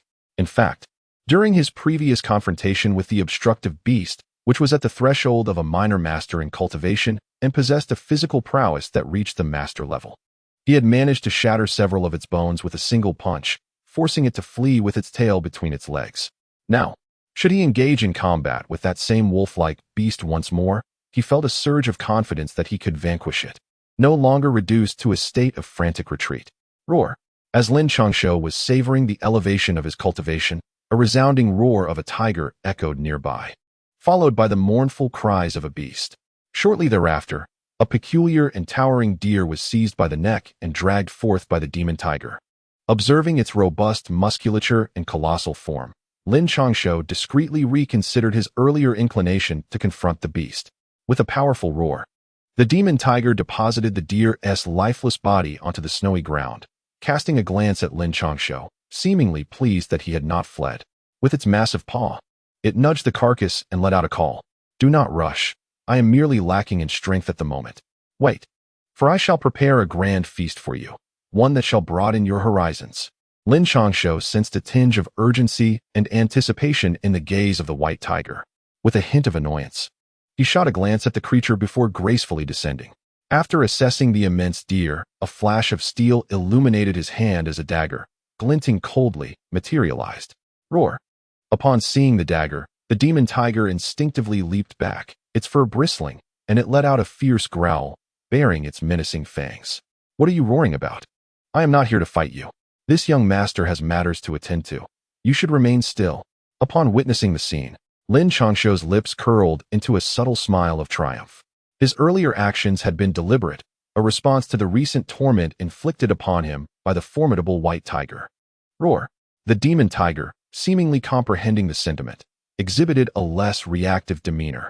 However, upon catching sight of Lin Changshou's grin, it erupted into another furious roar, followed by a flurry of snow cascading down upon him. "Do you still wish to devour him?" Lin Changshou was about to determine where to strike when an icy chill enveloped him. Fortunately, due to his accomplished training, he avoided succumbing to the cold. Roar. The demon tiger, undeterred by the situation, displayed a smirk that was almost human-like and promptly laid down to rest. "Damn it, here I am, owing you a debt. Being hunted down, and yet I am still required to prepare food for you." Lin Changshou swiftly cleaned the venison. Casting a glance at the comfortably sprawled demon tiger in the snow, he muttered under his breath, yet the demon tiger appeared oblivious, its eyes fixed intently on the prepared meat without a flicker of distraction. Meanwhile, in the small courtyard on the back mountain, Shang Kuang seethed with rage upon witnessing the harmonious interaction between man and beast, both indulging in roasted meat. "I haven't eaten anything yet, you little rascal. The jade slip of techniques I bestowed upon you hasn't yielded a morsel in return. Just wait until you cross the back mountain. I shall show you how to handle your insolence." His fury escalated as he observed the man and tiger devouring their feast, reaching a boiling point. With that, he stormed off, having spent the past few days merely observing Lin Changshou, fearful of any potential fatal injuries. As a fully realized body cultivator, he was already ravenously hungry, and witnessing the scene before him made his insides revolt. Yet, Shang Kuang failed to recall that Lin Changshou and the demon tiger had already transcended the mid-level of the back mountain and were now on the cusp of the deeper realms. In the very heart of the back mountain, a terrifying figure that had been resting suddenly twitched its nose, amber eyes snapping open, fixating on the direction of Lin Changshou and his companion. Chapter 56. From now on, you shall remain to cook. Hey, though you may have slain the deer, I am the one who prepared it. With such a bounty, what shall I eat? Do not be so greedy, O tiger. By the fire. Lin Changshou's freshly roasted meat was once again snatched up by the great white tiger, igniting his ire. This had occurred far too many times. Crucially, he had consumed less than 1/5 of the substantial deer, with the remainder wholly devoured by the demon tiger, exacerbating his hunger. Roar! The demon tiger, licking its paw, glanced at the large thigh in Lin Changshou's grasp, letting out a roar as it approached once more to seize its prize. If you dare to take it again, believe me, I shall disregard you entirely. Upon witnessing the scene, Lin Changshou leaped effortlessly onto a tree, glaring at the menacing demon tiger before him. If you seek sustenance, go find your own. I am not yet sated. The demon tiger, displaying an attitude of trying to seize its prey by force, incited Lin Changshou's ire. His muscles still ached with hunger. Even at the risk of his life, he could not allow the demon tiger to claim his meal. With a roar, the demon tiger glanced at the deer leg in Lin Changshou's grasp, pacing back and forth before reluctantly retreating into the thicket. Unbeknownst to them, not far off, perched upon a tree, stood a magnificent demon beast adorned with a single horn and resplendent white fur. Once the demon tiger returned with the carcass of another beast. Lin Changshou eagerly commenced his preparations, soon enveloped by the enticing aroma of cooking meat. This fragrance caused both the man and the demon beast to salivate, their eyes fixated intently on the roasting food. Do not move. This is mine to divide. Should you disagree, the remainder shall be yours to handle. As the demon tiger grew increasingly impatient, Lin Changshou guarded the food closely, his gaze unwaveringly fixed on the creature. The demon tiger, realizing it had no other option, accepted the situation, knowing that without Lin Changshou's cooking, it would be unable to enjoy the bounty before them. Content with the tiger's compliance, Lin Changshou nodded in satisfaction, the glint of his dagger flashing as he divided the cooked meal in half. Both man and tiger were prepared to indulge, but just as they were about to take a bite, the food vanished into thin air, their teeth clashing in surprise. What on earth? In an instant, both man and beast stood frozen, exchanging bewildered glances before surveying their empty hands, their expressions laden with gravity. In this secluded forest, the entity capable of stealthily absconding with their meal was undeniably a formidable foe. Gradually, they rose, instinctively drawing nearer to one another, their gazes locked on the shadowy woods. Hey, what is the matter with you two? Don't just stand there. Keep cooking. I relish a good meal. Just as Lin Changshou's cold sweat began to trickle. Unable to locate the source of the disturbance, a voice echoed, accompanied by the sound of smacking lips. Moments later, a figure with a single white horn descended gracefully from the moonlit sky. Gulp. As the figure approached, Lin Changshou beheld its appearance, wholly white as snow, adorned with two horns, though only one was intact, while the other was broken.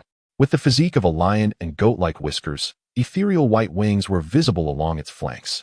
Upon witnessing the entire form, Lin Changshou distinctly heard the demon tiger beside him gulp in trepidation. Are you, little tiger, afraid of this divine beast? Noting Lin Changshou's silence, the creature turned its gaze toward the demon tiger, its deep-set eyes regarding the beast as it softly inquired. The demon tiger, upon hearing this, dared not utter a sound, vigorously shaking its massive head while retreating on all fours. Even the little tiger has begun to spin tails. Pray tell, what is your name? The demon beast cast a glance at the terrified demon tiger, its eyes filled with disappointment as it shook its head. It then turned to Lin Changshou and asked in a calm manner, Greetings, esteemed senior. I am Lin Changshou, here on behalf of the Senior Shang. I have come to the back mountain, and I fear I have intruded upon your serene meditation. I hope you will not take offense, and we shall take our leave at once. Lin Changshou gazed at the creature whose mouth incessantly opened and closed, a flurry of expletives flashing through his mind. Earlier, he had encountered the large black dog and the demon tiger, and had assumed that these were the epitome of demonic beasts. However, upon witnessing this being, whose demeanor and speech surpassed that of humans despite its non-human form, he finally came to the realization that truly, there exist monsters in this world. Oh, to pit that insipid scholar and brash fellow against this divine beast? Upon hearing this, the demon beast cast a placid glance at Lin Changshou, then spoke in a measured tone, I would not dare, for I am merely afraid. Lin Changshou, upon hearing this, hurried to explain. But before he could finish his words, he felt a pair of profound eyes gazing at him. You bear the surname Lin, and your bloodline is identical to that of Lin Zhan and that young girl. What is your relation to them? The beast scrutinized Lin Changshou from head to toe, and suddenly, its eyes emitted a piercing light, interrupting Lin Changshou's speech. Are you acquainted with them? Faced with this inscrutable and deeply cunning creature, Lin Changshou dared not respond hastily and cautiously posed a counter-question. I am an old acquaintance of theirs. Lin Zhan and that girl have both visited me on the back mountain. The beast cast a detached glance at Lin Changshou, as if it could see right through him, and said coolly, in response to your words, Lin Zhan is my father, and the other is my elder sister. Seeing that the creature displayed no emotional fluctuations, Lin Changshou finally found the courage to admit, very well, very well. Since that is the case, you shall remain here to cook for me. However, the moment Lin Changshou's words fell, the previously indifferent beast suddenly radiated a chilling aura, coldly regarding Lin Changshou. What do you mean by that, senior? At the instant the beast spoke, Lin Changshou attempted to flee, but before he could make a move, he discovered that his entire body was immobilized, his meridians unresponsive, leaving him with a sullen expression. This broken horn of mine was shattered by your father, and your sister also broke off a piece years ago. What do you think I intend to do? The beast's gaze was icy as it regarded Lin Changshou, and as its words fell, the broken horn emitted waves of white light. How about you go find them instead? What business do you have with me? Are you not ashamed to bully a junior? It was at this moment that Lin Changshou comprehended that the trouble had originated from his father and sister, and he bellowed in indignation. Lin Zhan, I cannot defeat, nor can I escape this mountain. As for that young girl, I am not confident. But you, I have every assurance that I can toy with you at my leisure. The beast, unfazed, regarded Lin Changshou as if it were a matter of course. You truly have no shame. Faced with the beast's nonchalant demeanor, Lin Changshou, unable to retaliate, could only curse vehemently. Weakness is the original sin. You would do well to be compliant. Otherwise, do not blame me for your suffering. The beast turned and strode away, while Lin Changshou found himself helplessly drifting behind it, the chilling voice echoing softly in his ears. Chapter 57. I am Bai Zhe. Help. Help. The anguished cries of Lin Changshou resonated throughout the night sky, eclipsing even the lament of the beast before its demise. Upon witnessing Lin Changshou being taken, the beast retreated into the night sky with a few heart-pounding leaps. Oh, how did I hear that little rascal's cries for help? At this moment, the gluttonous merchant, having indulged in a generous portion of beef shank, took a hearty swig of wine and, with bleary eyes, gazed towards the distant mountains, murmuring softly. Yet, he was soon captivated once again by the exquisite wine before him, resuming his indulgence and casting aside that fleeting thought. Meanwhile, Lin Changshou found himself in a dire predicament. He felt his body lift as the scenery around him shifted in an instant, quickly losing all sense of direction. Hey, senior, I still don't know your name. Noticing that the beast did not intend to attack, Lin Changshou remained calm, floating idly in the air and asking with a hint of boredom. Are you plotting revenge in the future? The beast continued its strides, yet its indifferent voice reached Lin Changshou's ears. How could I, a mere junior, dare to do so? It's just that you, esteemed senior, are so illustrious and formidable. I can only surmise that you must have quite a resounding reputation throughout the realm. Lin Changshou was caught off guard, yet remained composed, regardless of whether the other party could perceive it. With an expression brimming with admiration, he declared, My name is Bai Zhe, the divine beast Bai Zhe. After a moment, just when Lin Changshou thought the other would ignore him, a calm voice resonated. The divine beast Bai Zhe. Upon hearing those words, Lin Changshou's heart trembled with astonishment. Bai Zhe was a legendary creature from his previous life, reputed to be a strategist among the beasts in the primordial celestial court. It was said that this being could discern fortune and misfortune, possessing the ability to understand all thoughts, thus being the foremost among auspicious beasts. He wondered if the same held true in this world, prompting Lin Changshou to suppress his own thoughts. How have you heard of me? Bai Zhe, noticing Lin Changshou's astonishment, slowly turned to gaze at him, his eyes filled with curiosity. Of course I have heard of you, esteemed one. You are the celestial auspicious beast, endowed with prophetic abilities, and I hold you in the highest regard. Seeing this, Lin Changshou hurriedly spoke, attempting to clasp his hands in greeting, only to realize that his entire body was utterly immobilized. Humph. With a silver tongue, I have been in the city of the sky since the moment of my birth, confined to the back mountain of this academy before reaching maturity. Where have you heard of my name? Bai Zhe, upon witnessing this, revealed a glimmer of brilliance in his eyes, scrutinizing Lin Changshou from head to toe, and in an instant, an invisible force nearly penetrated Lin Changshou's mind. Senior. Lin Changshou could only utter these two words, inwardly lamenting the imminent end of his life, yet he was surprised to find that the anticipated pain did not manifest. Instead, the long still bronze cauldron suddenly resonated within him, an intangible force dispersing Baize's power from his consciousness. Odd, why can't this young man see through it? Before Lin Changshou could react, Baize appeared directly before him, his gaze fixed intently upon him. Could it be due to the purity of the younger generation's thoughts? Lin Changshou was taken aback by the other party's demeanor. After a moment of quick thinking, he smirked and said, "Humph, go back. Remember, you are now my chef. If you fail in your duties, while I may not be able to kill you, your fate will certainly not be pleasant." After several attempts to gauge Lin Changshou's true feelings, Baize remained perplexed and solemn, letting out a cold snort before turning to leave. Senior, you haven't revealed where the city of the horizon is. Why have I never heard of it?"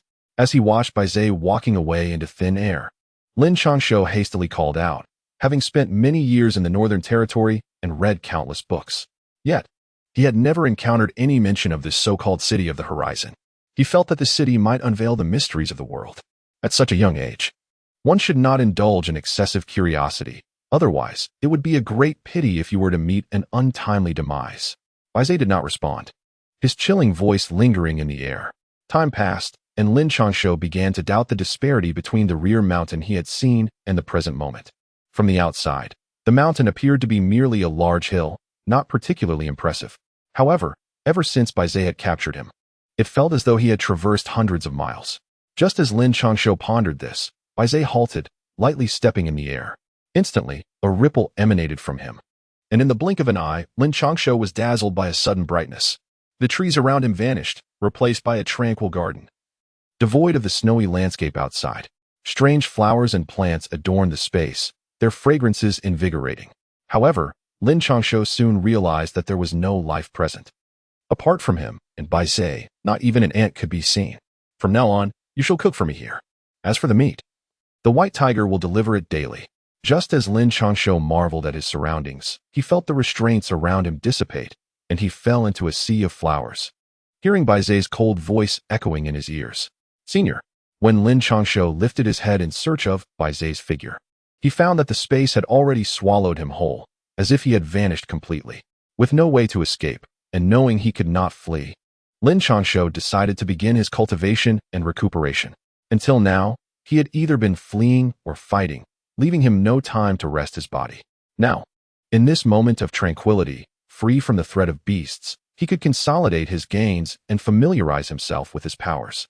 Fortunately, Lin Changshou discovered that the spiritual energy here was far more potent than that in the rear mountain, greatly enhancing his internal strength and muscle development. Before long, he entered a meditative state, closing his eyes as his internal energy flowed, and the muscles in his body began to undulate, continuously absorbing the ethereal energies of heaven and earth. Damn it, how could that little rascal disappear in the time it takes to have a meal? What the hell? Not even a 1,000-mile mirror can find him. On the other side, the merchant, overwhelmed with rage, truly began to lose his composure. He discovered that the reflection of Lin Changshou had long since vanished from the surface of the water.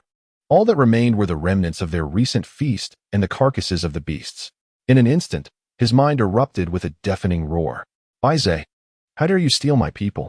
Soon regaining his composure, the merchant realized who was responsible for this chaos. The only being capable of such a feat in the back mountains was the formidable demon, Baize. With a flash of movement, the merchant, brimming with murderous intent, surged towards the rear mountain. "Baize, you coward, show yourself." The merchant was intimately familiar with the back mountains, akin to his own private garden. It wasn't long before his robust figure appeared before a barrier, and without a moment's hesitation, he unleashed a powerful punch. Chapter 58. And so what, senior? Someone is calling for you. Lin Changshou, who was meditating, was abruptly awakened by the sudden, dull thud of impact. Upon closer inspection, he recognized the voice belonged to that troublesome merchant. Although he had often found the merchant's incessant meddling irritating, he realized that only he could assist him in escaping. He quickly called out, "Are you in such a hurry to leave? I have been here for nearly a century without haste. Why are you so anxious?" As Lin Changshou's voice faded, the figure of Baize materialized mid-air at the entrance. With the first utterance of Shang Kuang, an onslaught of fists rushed forth, causing ripples to emerge even within the protective barrier. Observing this, Baize remained unperturbed, and instead, coolly remarked, "No, esteemed senior, I am not anxious. It is truly an honor for me to accompany you. However, The temperament of the esteemed Shang outside is rather volatile. Perhaps I should step out and speak with him, lest a conflict arises. Lin Changshou, upon hearing this, quickly clasped his hands and smiled, though his words bore a firmness that clearly sought to subdue Bai Zhe through the presence of Shang Kuang. Humph, this old scoundrel. I have crossed swords with him countless times, and over a century, we have come to understand each other's natures. Yet, he cannot break this barrier, should he truly succeed. I would find joy in it. Bai Zhe gazed at the ever-shifting barrier, scoffed coldly, and in an instant, his figure vanished from Lin Changshou's sight. Bai Zhe, you rascal. If you do not release him soon, I shall roast you alive upon capturing you. Bai Zhe, you beast, open the barrier at once. Curse it. Have you perished? I tell you, Bai Zhe, I am right here waiting for you. If you have the courage, do not emerge. And let me tell you, this lad is that taciturn junior disciple of yours. If you dare to withhold him, we may care about your status, but she does not. Time stretched on as the tumultuous clamor continued, causing Lin Changshou's ears to ring with a deafening buzz, finally ceasing when Shang Nan relented. He initially threatened with rage, but eventually, his demeanor shifted to one of resigned indifference as he coldly scoffed. Senior Shang, are you not weary? Once Shang Kuang's roar subsided and silence enveloped the air, Lin Changshou cautiously approached the barrier, tentatively calling out, By heavens, you little rascal, why are you silent in there? After Lin Changshou's words fell, a sudden silence enveloped the surroundings, only to be shattered moments later by the thunderous tirade of Shang Kuang. Senior, I had no idea that our words could escape this place. Lin Changshou, filled with grievance, questioned why the outside world had not heard Bai Zhe's words.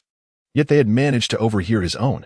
I have merely opened the barrier a little to alleviate your boredom, thus enabling you to converse. Came the chilling voice of Ai Zhe, echoing through the air. Bai Zhe, release her at once, or when Mo Ran returns. Even the talented scholar cannot save you.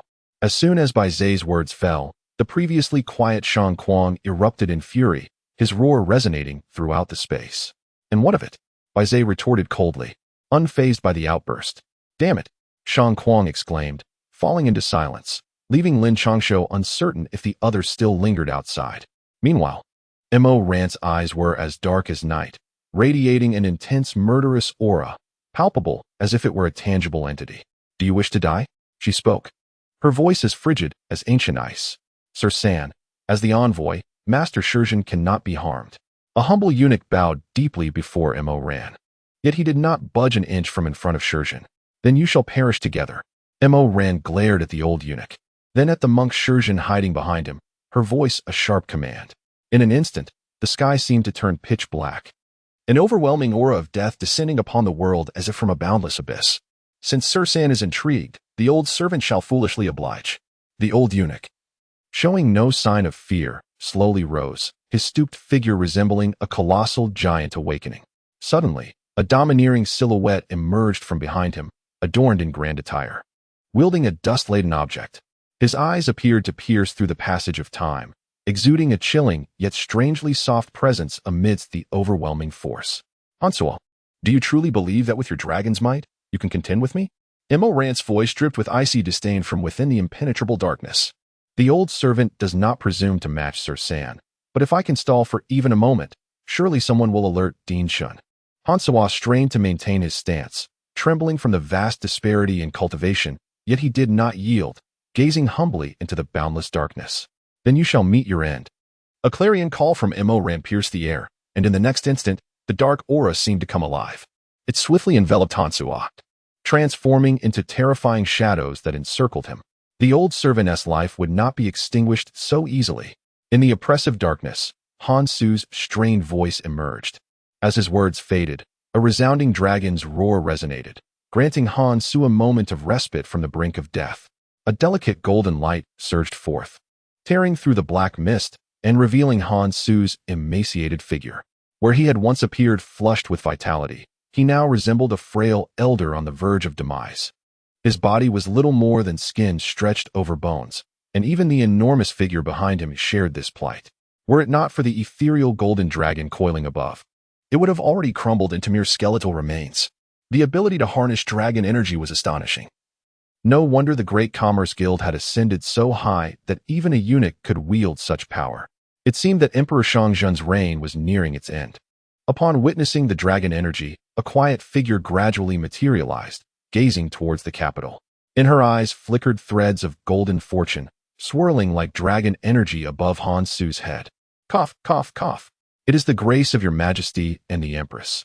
Otherwise, this old servant would not dare stand before the esteemed third master. Han Su coughed up blood, his complexion taking on an abnormal flush as the dragon energy surged into his body, healing much of his grievous injuries. Humph. Today I spare your lives, but do not presume that with the aid of dragon energy I will hesitate to end you. Your demise would merely require a bit of effort on my part. Keeping you alive serves as a sharpening stone for my junior disciple. Remember, I am watching you from the capital. The quiet figure gently raised a hand, and the strands of black mist coalesced into a luminous flow that adhered to her palm. With a swift motion, she directed it towards Han Su and Shi Zhen. Ah, bang, bang, bang. As her words fell, the assault materialized before Han Su, a tremendous force propelling him away, causing Shi Zhen and others behind him to spew blood and be cast aside. Thank you, Third Master, for your mercy. Han Su, having been struck away, quickly rose to his feet, disregarding the agonizing pain within, and respectfully bowed in gratitude towards the direction where the figure had vanished. Chapter 59. Using hands as blades. It was the fourth day for Lin Changshou in the space of base. During this time, apart from the occasional frenzy pounding on the barrier and the vitriolic curses from the madmen outside, everything appeared remarkably tranquil. However, there was one exception. Every day, Lin Changshou found himself burdened with the task of processing a multitude of beastly carcasses, the source of which remained a mystery to him. He had never seen Bei's venture outside, yet the latter's culinary demands were notoriously exacting. The meat was either overcooked or excessively salted. Nevertheless, there were advantages to this peculiar arrangement. The spiritual energy within the Bei's space was palpable, and Lin Changshou could feel every breath invigorating both his physical form and the internal energy coursing through him, a sensation entirely absent in the outside world. The beastly flesh he encountered was of superior quality, with the least formidable being at the minor master level. The spiritual essence within the meat often overwhelmed him, leaving him with a sensation akin to impending explosion. Thus, he consumed it sparingly, yet the satisfaction of fullness and the energy it bestowed upon his body were profoundly gratifying. At times, Beis would even offer guidance on the nuances of body refining, which left Lin Changshou perplexed. Did Beis not intend to harm him? You shall not use a knife. Instead, employ your hands to peel away the flesh. From this day forth, knives are forbidden. Just as Lin Changshou habitually reached for his dagger while preparing to tackle another beast's carcass, he was met with Beiz's discontented voice. Esteemed elder, this is a beast of master level. How can I possibly manage its hide and flesh without a blade? Lin Changshou gazed at the glistening scales of the demonic beast sprawled on the ground, then glanced at his own delicate hands, his expression a mask of despair. What purpose does your body refinement technique serve? He lamented. I can sense the lingering essence of blade intent within you. Why can't the two harmonize? From now on, rely solely on your hands. Should I catch you wielding a weapon, do not blame me for employing harsh measures. Remember, I have no appetite for flesh imbued with the aura of weaponry. Hurry and get to work. Should I find myself hungry, you shall face the consequences. Baize cast a cold glance at Lin Changshou. With a mere flick of his foot in midair, he gently traced the air towards the carcass of the beast. Without any visible exertion of force, the beast's tough scales parted with ease, akin to tofu being sliced. Senior, your prowess is formidable, while I am but a novice. Not yet even a minor master. Is this not an unreasonable demand? Lin Changshou watched the gash in the beast's hide and involuntarily swallowed. Casting a helpless gaze at Baize. You insolent brat, Baize is right this time. Listen well and obey. Use your hands. Why can't your northern blade intent merge with my postnatal body technique? Before Baize could respond, the voice of Shang Kuang echoed from outside, revealing that he had not departed but had indeed made himself comfortable nearby. Humph. Prepare the meal properly, should you be late or allow any traces of weaponry to linger. Do you see that? Inside is a peak minor master demonic beast, with a physique on par with a human master. Fail once, and you shall spend an entire day in there. Upon hearing this, Baize scoffed and pointed to a corner of the space. In an instant, a massive cage materialized, revealing a fierce-looking giant wolf, its fangs glistening, fixated intently on them. Yes, Lin Changshou swallowed hard at the sight of the giant wolf. Regardless of his previous confidence in his strength, the ferocious aura emanating from the beast instilled a deep-seated fear within him. He understood he stood no chance against such a creature, even if he were to spend a day in that cage. He would either meet his demise or suffer grievous injuries. Moreover, as a pinnacle of the returning Unity realm, still not reaching the status of a minor master, he realized that even with his balanced cultivation, he could not prevail. Were it a human opponent, he might consider his options. But facing a demonic beast left him utterly intimidated. When Lin Changshou finally raised his gaze to the sky, Bai Zhe had already vanished without a trace, leaving only the low growls of the giant wolf resonating in the air. It's just my hands, after all, flesh and blood. Ah, whatever, let us chop. Lin Changshou glanced at his fair hands and then at the scales of the beast before him. This time, he not only channeled his internal energy to its zenith, but also summoned the full strength of his physical muscles. In an instant, a surge of energy enveloped him, rapidly absorbing the surrounding spiritual essence, and soon, he returned to a state of calm. His right hand gleamed like white jade, radiating a crystalline glow, as a fierce and unyielding intent of the blade emanated from him. Kill! With a thunderous roar, Lin Changshou unleashed his hand as if wielding a true weapon, striking fiercely at the beast's scales. Bang! Crack! As his hand blade descended, the initial sound of impact was followed by the ominous cracking of bones. Oh damn! In that moment, Lin Changshou felt an excruciating pain in his hand. The beast's scales not only resisted his strike, but also rebounded his force back onto him. However, he did not achieve nothing. The area where he struck the beast clearly caved in, revealing the flesh and bones within, as the creature lay lifeless, without its vitality. Although still imbued with energy, the scales could not withstand Lin Changshou's strike and shattered. If the flesh decays, you shall accompany that wolf. Before Lin Changshou could thoroughly assess the situation, a chilling voice pierced through the air. Senior, may I inquire about the level of this beast when it was alive? Lin Changshou clasped his hands together, a frown marring his brow. Half-step Grandmaster. A chilling voice echoed once more, causing Lin Changshou's heart to plummet. Brother Wolf. Do not be anxious. I shall join you shortly. Lin Changshou gazed at his own hands, then turned his attention to the formidable scales of the beast before him. A wave of trepidation washed over him as he directed his gaze toward the gigantic wolf imprisoned within the cage. The wolf responded with a thunderous roar, its cold, bloodthirsty eyes locking onto his. You little rascal, are your hands not in agony? As Lin Changshou pondered how to cleave the beast in two, a mocking voice emerged from outside the barrier, Shang Kuang, relishing in the moment. Old man, do refrain from laughing. Be wary lest you lose a tooth. Lin Changshou, while utilizing his inner strength to mend his fractured bones, let out a cold snort. Perhaps it was due to his current physical condition, or perhaps the abundant spiritual energy in this place, but he could distinctly feel that the injury to his hand was healing remarkably swiftly. TSK, I initially thought you, young one, might be able to curb your irritating tongue if captured, which would have put me in a mood to share some secrets with you. But now, TSK, you shall soon accompany that beast for some amusement. Upon hearing Lin Changshou's words, Shang Kuang spat out a mouthful of wine, subsequently teasingly retorting, Senior, oh Senior Shang. It is indeed my folly to speak without thought. Please consider my words as mere folly and let me go. As Shang Kuang's words fell, Lin Changshou, feeling quite sincere, rushed to the edge of the barrier, disregarding whether Shang Kuang could see him or not, and began to perform a display of flattery with an exaggerated expression. Chapter 60, The Blade's Edge. Can such a shameless individual truly alter his fate? In the shadows, Bai Zhe murmured to himself upon hearing Lin Changshou's utterly audacious remarks. Rather than residing in the back mountains of the academy, it would be more accurate to say he had been confined there since childhood. Although he could roam the back mountains and even the entire academy, it was still a form of house arrest. He could not step beyond the academy's boundaries. A few days ago, he suddenly felt an impulse, claiming to be drawn by the aroma of meat, but in truth, it was the drive of his innate abilities. From the moment he encountered Lin Changshou, a voice within him had indicated that this young man would be the key to his escape from confinement and the transformation of the world's dynamics.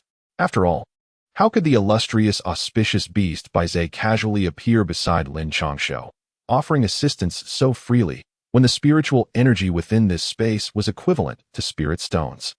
The items he had brought from the city of Heavenly Edge were ones he had meticulously preserved, even withholding from Director Chen and others. As for his initial encounter with Lin Zhan and the young lady of the Lin family, it was never his intention. he had meant to keep his distance. Since those two had entered the academy, his instincts had urged him to flee, but who could have known he would be found despite his attempts to hide? Ultimately, it was only through the expenditure of spirit stones that he was able to avoid physical suffering. It was also partly Lin Zhan's fault. He was still young and his cultivation was not high, yet that fellow exuded an aura of menace. As for the young lady of the Lin family, although he had held back, it was merely due to her formidable strength. He had no desire to engage in a desperate struggle. However, with Lin Changshou, he was entirely willing to offer assistance. Now that is more like it. In the future, you must learn to be more respectful and amiable. And only then will I be inclined to teach you. Upon hearing Lin Changshou relent, Shang Kuang finally nodded in satisfaction, smiling broadly as he spoke. Indeed, Senior Shang. Your teachings are invaluable. May I learn the methods from you, then? Lin Changshou's lips twitched, and he secretly vowed that if the day ever came when he could outsmart that fellow outside, he would show no mercy. Yet, on the surface, he remained exceedingly humble. Did I not teach you this? As Lin Changshou's voice faded, Shang Kuang, perplexed, inquired, What have you taught me? Lin Changshou reflected on their conversation, but could not discern any wisdom imparted by the other party. Just be a bit more obedient in the future. The wine enthusiast took a satisfying sip, gazed at the barrier, and chuckled to himself with a sense of triumph, exclaiming, Old fellow. Upon hearing this, Lin Changshou's expression darkened. And had it not been for his restrained strength, he would undoubtedly have shattered the barrier and delivered a sound thrashing to the other party. What did you just say? You insolent brat? Did you already forget what I just taught you about obedience? Who is Shang Kuang, you ask? He is none other than the fifth greatest in the realm, a figure who dares to claim invincibility in close combat. Even from a distance, Lin Changshou could hear the murmurs distinctly, despite the presence of his sister. Regardless, this is how it stands, if anyone else inquires. I shall assert that Shang Kuang was thwarted by Elder Baizhe at the barrier. Unable to penetrate even the scales of a demonic beast with the postnatal dominance body technique he imparted, Lin Changshou paid no heed to these matters. As time slipped away, he realized that if he did not commence cooking soon, he would undoubtedly find himself imprisoned, forced to share a cell with a ravenous wolf. Damn it, you little brat. Are you threatening me? Throughout his life, he had never wronged anyone, and Lin Changshou's words struck a nerve, igniting a furious blaze within him. It is not a threat, but a mere reality. If my assumptions about the senior are correct, Director Chen will undoubtedly assign you to oversee the younger generation. With your level of cultivation, it should have taken but a few breaths to arrive here, yet I have been waiting for so long for your appearance. Should others inquire, I truly would not know how to respond. Lin Changshou seated himself directly upon the ground, contemplating silently while observing the scales of the creature. He spoke seemingly at random. You little rascal, with your cleverness, do you only employ it against me? Have you not taken a moment to examine your own blade and the edge as you wield it? If you remain oblivious to that, then do as you please. Upon hearing Lin Changshou's words, Shang Kuang fell into a prolonged silence. Just as Lin Changshou assumed his words had fallen on deaf ears, a furious roar erupted from Shang Kuang. Thank you, esteemed senior. As time dwindled, Lin Changshou dared not linger in conversation. He expressed his gratitude and hastily drew his own blade, swinging it repeatedly. With each stroke, as he channeled his inner strength, he discovered that the edge of the blade not only bore the fierce intent of the Northern Army, but also a layer of invisible, yet palpable blade energy. It became clear that it was not merely the sharpness of the blade that mattered, but rather the harmonious fusion of intent and energy. Gazing at the dagger in his hand, Lin Changshou nodded in sudden realization. Whether I enter or you do, it makes little difference. However, before he could revel in his epiphany, a chilling voice from Baizhe interrupted, drawing his gaze upward to find the sky had darkened ominously. Thud. Esteemed senior, I can prepare a meal swiftly. Perhaps you could wait a moment longer? The colossal wolf in the cage watched Lin Changshou drooling incessantly, which caused him to recoil in trepidation, not out of fear of death, but rather due to the futility of the situation. It was not a matter of life and death. Enter. But the only response to Lin Changshou came from that cold voice, accompanied by an overwhelming force. How? By the time Lin Changshou regained his senses, he found himself within the vast confines of the cage, looking up to see the giant wolf charging towards him with a fearsome roar. Do you truly believe this young master fears you? Upon witnessing the unfolding scene, Lin Changshou's heart hardened with resolve. After all, what was there to fear in a fight to the death? He was never one to shy away. With a fierce whisper, he prepared to draw his dagger. However, his expression quickly shifted as he realized, to his dismay, that the dagger was nowhere to be found. At that moment, the colossal wolf was already upon him, its gaping maw revealing a throat that could easily swallow him whole. A single bite would surely obliterate both flesh and bone. Cursing under his breath, Lin Changshou swiftly performed a roll, narrowly evading the beast's attack. Casting his gaze beyond the confines of the cage, he spotted his dagger lying quietly beside the corpse of the monstrous beast. It dawned on him that it must have been taken by Bai Zhe when he had been ushered into the cage moments earlier. He understood that to survive in this prison, he must embrace the essence of the beasts. Every aspect of their physicality, their attacks, their very breath, all required meticulous attention. With the mastery of the postnatal tyrant body technique and the divine combat techniques of Lin Zhan, he was assured he could endure. As Lin Changshou's body bore the marks of his struggle, Bai Zhe's voice resonated in his ears, emphasizing the importance of the two disciplines. Little rascal. The beasts possess tough skin and resilient flesh. Their attacks stem from instinct, honed by relentless battles. To refine the body is to engage in perpetual combat, forging oneself into a being stronger than the beasts and sharper than any weapon. That is the true essence of body refinement. As Bai Zhe's words settled, Shang Kuang outside could not contain himself, exclaiming, "To wield my body as a weapon? Cultivating both inner and outer strength. So that is the path." As Lin Changshou evaded the ferocious assaults of the giant wolf, he pondered the words of Shang Kuang and Bai Zhe. In the next moment, his internal energy surged violently, his sinews and bones stirring with vigor. Upon closer inspection, one could sense a sharpness that belonged solely to weaponry. The following day, when Lin Changshou was released, he was drenched in blood, both his own and that of the giant wolf. Within the confines of the cage, the wolf's fur was matted with bloodstains, and in certain areas, it appeared as though it had been ruthlessly cleaved by a sharp blade, revealing its stark, white bones. Upon witnessing the release of this harbinger of doom, the colossal wolf collapsed to the ground, its fierce eyes now filled with trepidation and fear directed at Lin Changshou. After washing away the blood, he remarked, "I prefer my meals devoid of any sanguine taste." Bai Zhe cast a glance at Lin Changshou and, in a chilling tone, uttered a command, casually tossing another corpse of a powerful beast onto the ground. "Very well, senior." Despite being utterly fatigued and enduring excruciating pain, Lin Changshou dared not utter a word in the presence of Baze, instead choosing to move towards the sound of flowing water. "Hey, Baze, what do you mean by this? Are you attempting to compete with me and the Sour Scholar for disciples?"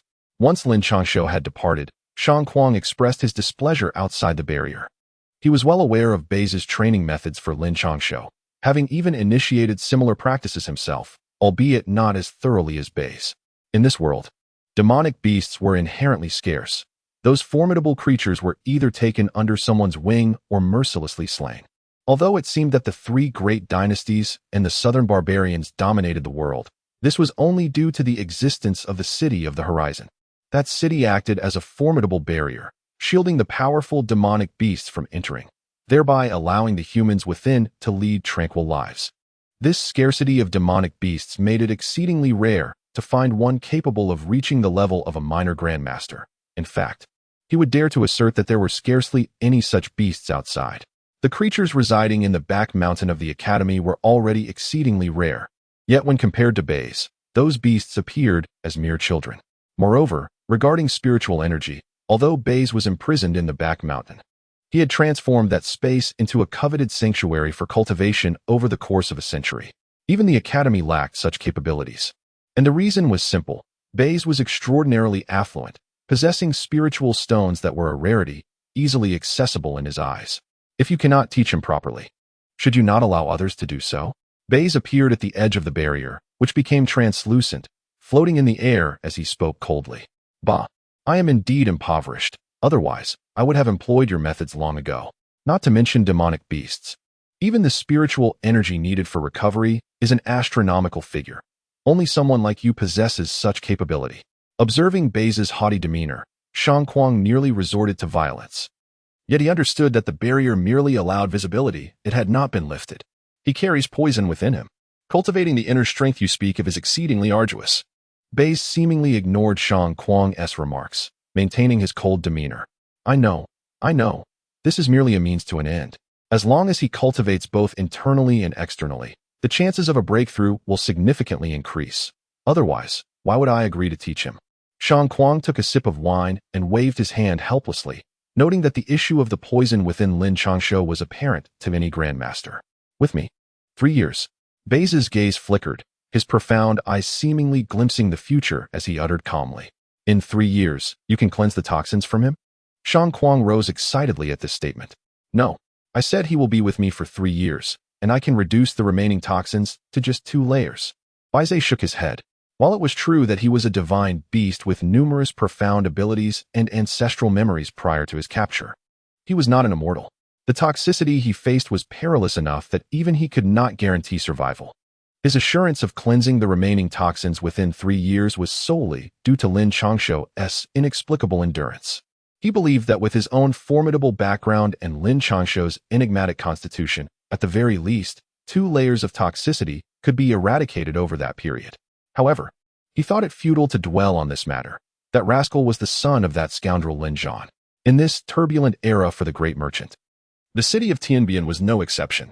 Although the past few years appeared tranquil, chaos was on the verge of erupting, and this imp was at the crux of it. The recent movements of the great merchant were pivotal, and it was improbable that he could remain here for 3 years.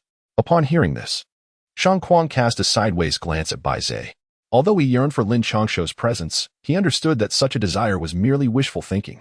He could still sense the residual energy from the great master's battle miles away, and he was all too aware of the power wielded by the Buddhist sect. Lin Changshou, however, had to venture forth. In a few days, on the day of the Grand Assembly, he would represent the northern garrison. With the northern garrison present, certain court officials would refrain from recklessness. But should Lin Changshou fail to appear or, worse yet, perish, his poisoned descendant would be incapable of maintaining order. Enough of this nonsense. I know he is of great importance to me, and I care not for the affairs of the great merchant.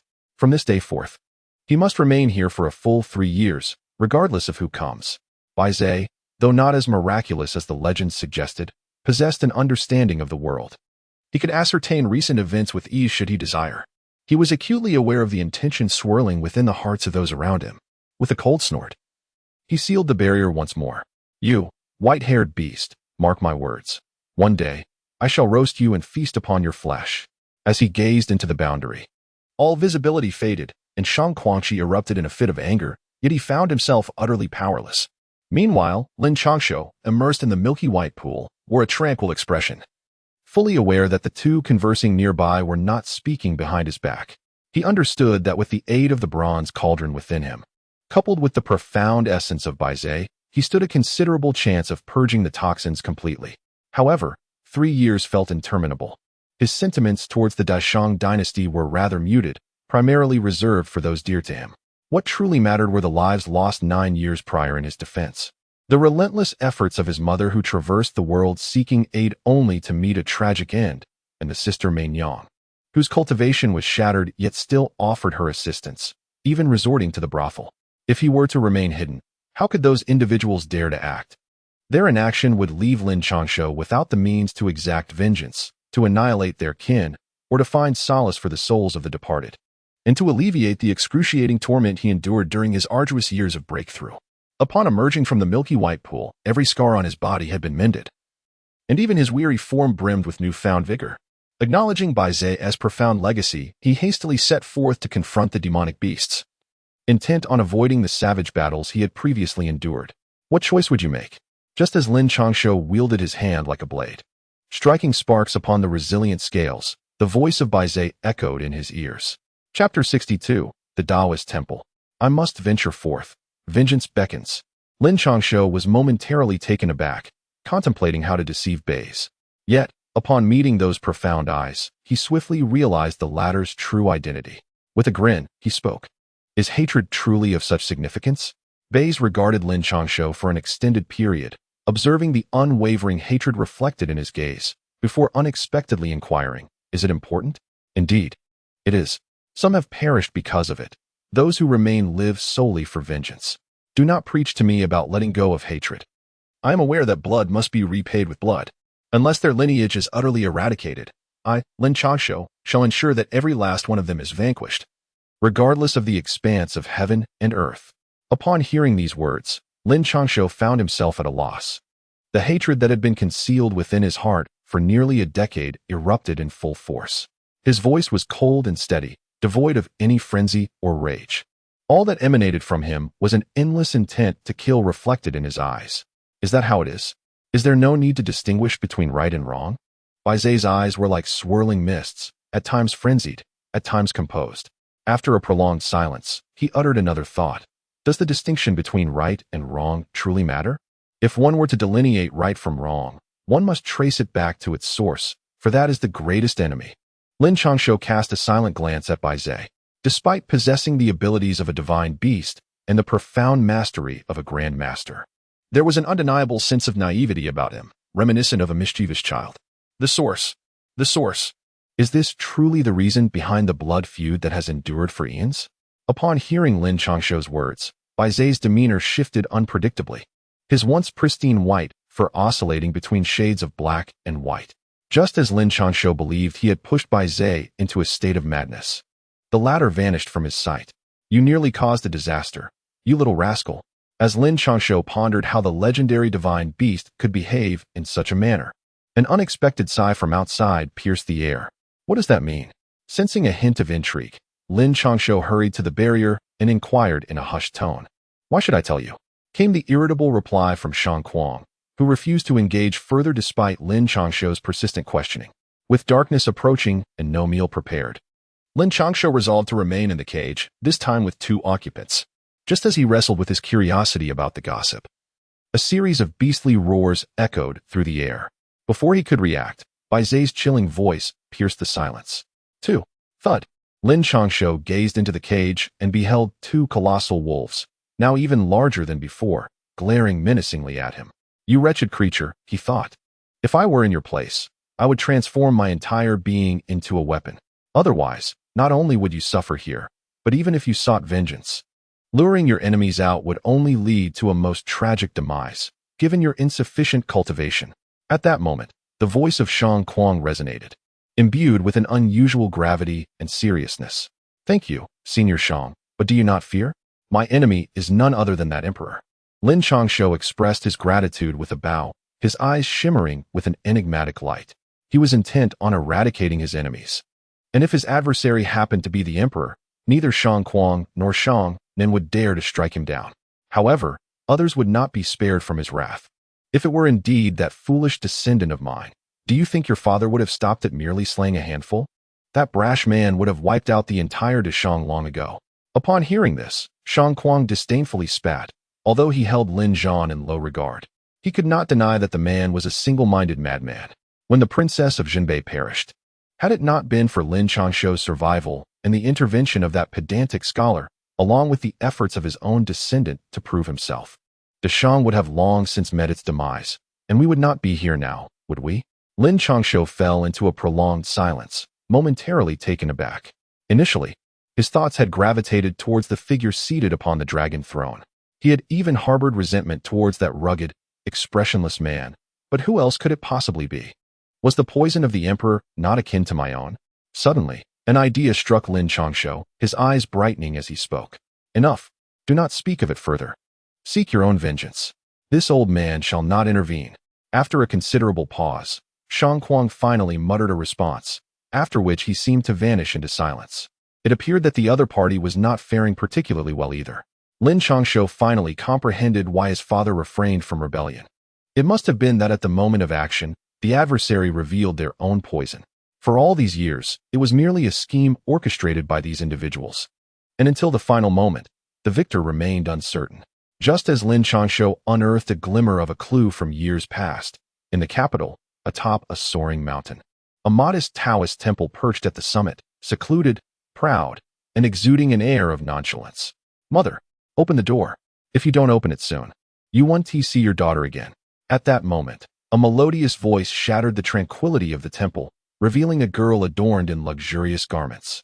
Her face playful and charming, incessantly knocking on the heavy door while calling out cheerfully, "Your Highness, the 7th princess, the Empress Dowager requests your presence." After what felt like an eternity, when the girl's voice was nearly hoarse, the heavy door finally creaked open to reveal an elderly matron. Her expression warm as she regarded the girl. "Roan grandma, why didn't you open the door sooner?" Yen was about to freeze to death. Upon seeing the matron, the seventh princess instantly transformed her demeanor, affectionately linking arms with her and exclaiming, "You, at your age, still behaving like a child." The matron, seeing this, looked at the princess with indulgence, shaking her head. "After all, I am still a child, unlike my mother, who left the splendid palace to dwell here for so many years. By the way, Rome Grandma, hurry. We must leave quickly. I need to find my mother, or I shall be sold."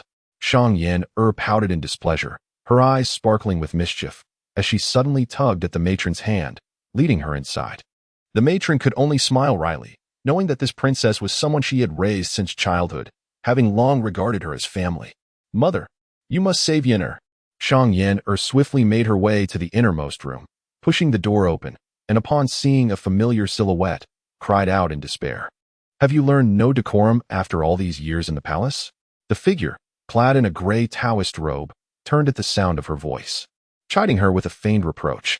She appeared to be around 30, without a trace of makeup, yet exuding an extraordinary grace. As she turned, the ample robe could not conceal her voluptuous figure. Chapter 63. The Empress Dowager Mother. "How can Yen'er endure this? Besides, I'm just being lively. Isn't it better to amuse you than to be surrounded by those as stiff as wood, who are simply vexing to behold?" Shang Yan, upon hearing this, flashed a cunning glimmer in her eyes and cheerfully linked her arm with the womaness, saying, "You, with this immature disposition, I truly wonder how you will fare when you marry." The female Taoist priestess is indeed a most extraordinary figure within the illustrious Shang dynasty, occupying the position of a favored concubine, yet displaying no trepidation towards the reigning empress.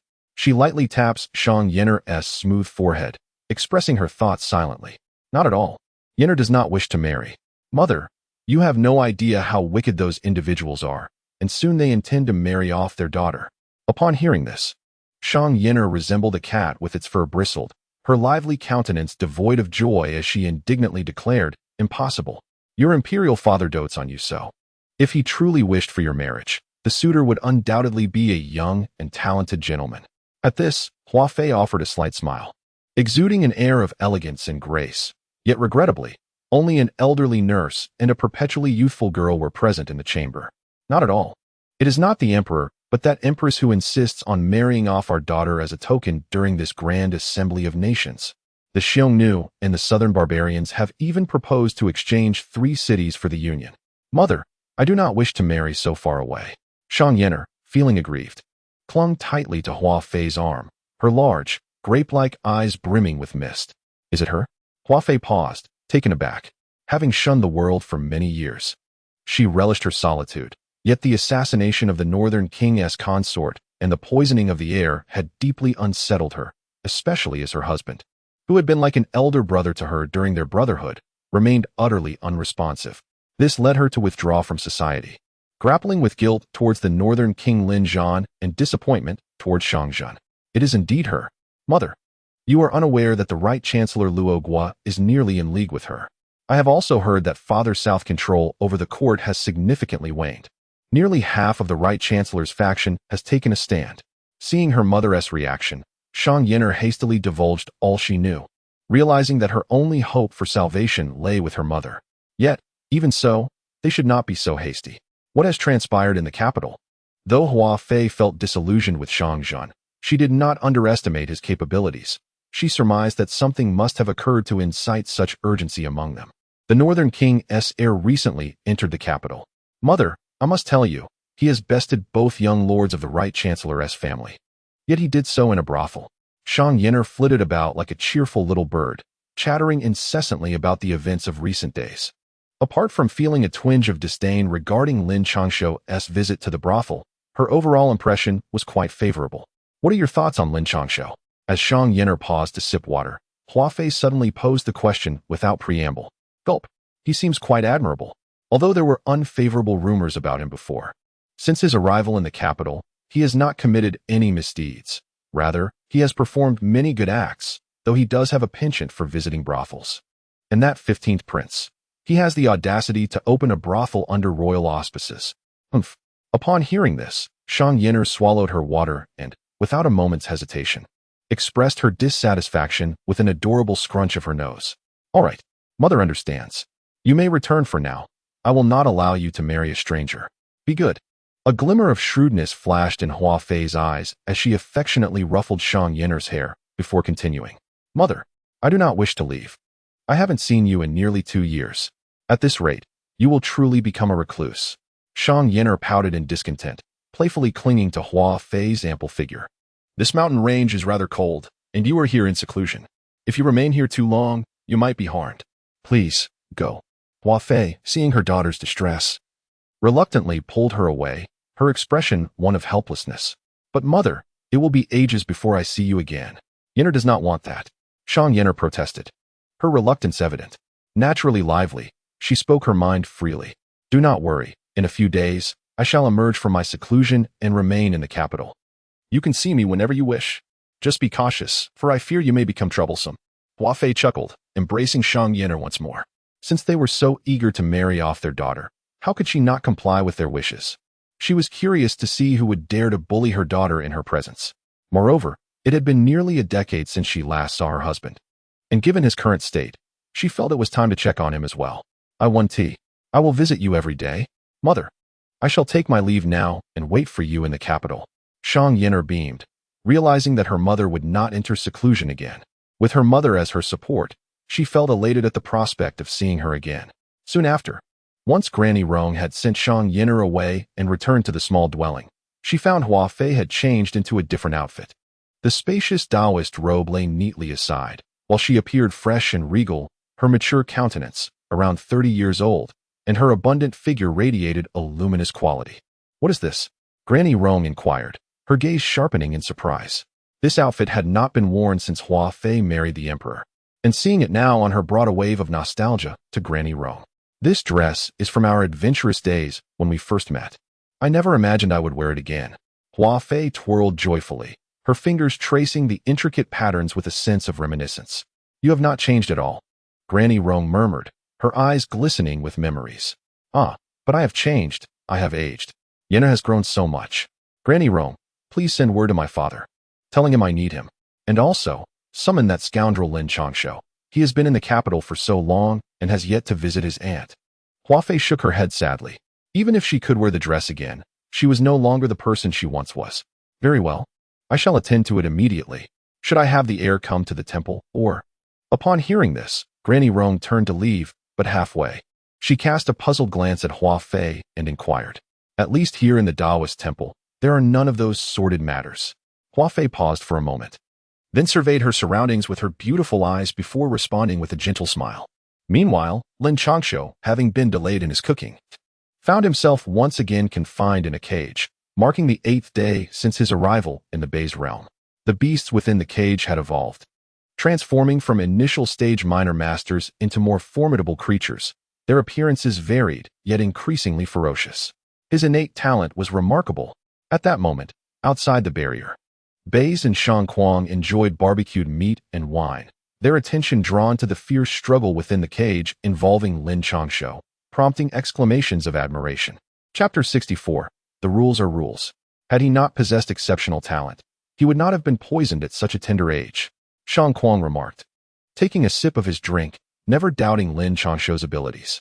He held no skepticism regarding the talents of the Lin family prodigies, having witnessed their astonishing feats firsthand. Do you intend to cultivate him into the next guardian of the city of Heaven's Edge, or will you allow him to develop as a variable? Bais's eyes gleamed with profound insight as he addressed Shang Kuang, having already tapped into his bloodline power. There is no need for mind reading. The future growth of this lad remains uncertain.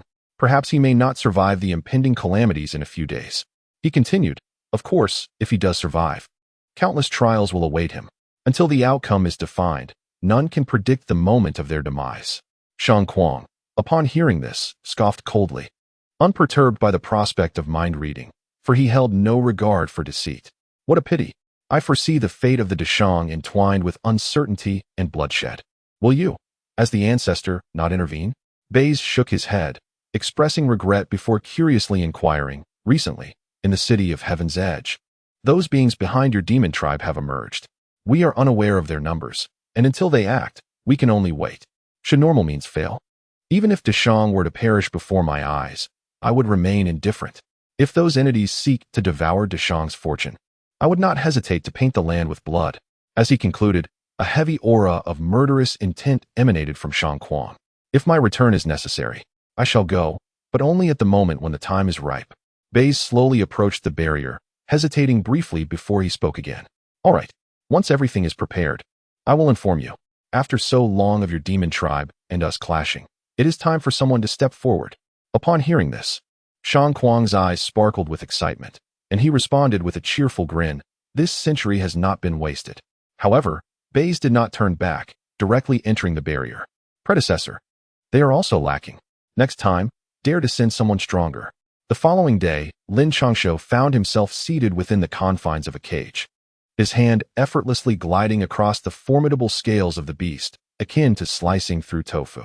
Upon the sight of Bai Zhe, he boasted with an air of triumph, for he was adorned with wounds from the fierce battle of the previous night, having finally vanquished his first monstrous foe. It is over now. Today you may depart. Before you leave, allow me to impart a piece of wisdom. Bai Zhe, upon witnessing this, was enveloped in an aura of mysterious energy, causing the cage to vanish in an instant. Is this truly the conclusion? If you have any directives, esteemed senior, do not hesitate to convey them, for I shall strive with utmost dedication. Upon hearing this, Lin Changshou, disregarding his injuries, hastily bowed and spoke. He was no fool. During these past days of cultivation and combat, he had utilized resources provided by Bai Zhe, while the dean had remained conspicuously absent. Only a merchant named Kuang had been observing from the sidelines, which indicated that the offerings from the other party were insufficient, to put it bluntly. Lin Changshou was merely reaping benefits without cost. Survive well, and await your journey to the city at the edge of heaven. Just as Lin Changshou anticipated a substantial demand from the other side, Bai Zhe merely cast a casual glance at him and remarked, Senior, this. As Lin Changshou was about to inquire about the meaning of it all, he suddenly felt a surge of power enveloping him, leaving him no time to react before he was plunged into the milky white pool. Once you have healed, you may emerge, came the voice of Baze. The tiger and the black dog possess formidable bloodlines. If you can bring them under your command, it will greatly benefit you in the future. Amidst Lin Changshou's bewilderment, he heard Baze's words. Thank you, esteemed elder. May I take some of the water from this pool later?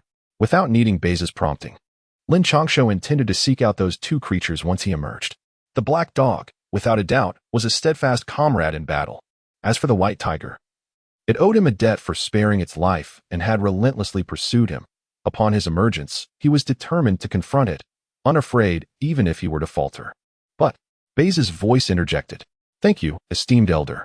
Lin Changshou was instantly filled with joy. He had long coveted this Bai Zhe's space. While he could not take other items, he could certainly collect as much of the healing pool's water as he desired. Once Lin Changshou's injuries were fully healed, he eagerly retrieved a gourd from his storage bag. Shortly after he departed, Bai Zhe gradually appeared in the vicinity. Upon witnessing the desiccated pool, he blinked in disbelief. Has Lin Changshou truly lost his senses? After confirming that this was indeed the healing holy water he had brought back from the demon clan, Bai Zhe gritted his teeth and muttered under his breath. Unfortunately, he had no means of reclaiming it, as he had given his word, especially to a junior. Thus, he could only suppress his frustration within. Meanwhile, Lin Changshou, who had taken advantage of the situation, dashed around the back mountain like a monkey. As for Shang Kuang, he had vanished the moment Lin Changshou emerged, leaving one to wonder if this was prearranged with Bai Zhe. Now, he feared that Bai Zhe might discover his presence. If that were to happen, he would surely lament his fate. You little rascal, why are you in such a hurry? Just as Lin Changshou managed to escape the back mountain, he heard a voice filled with confusion, causing him to shudder and nearly react defensively.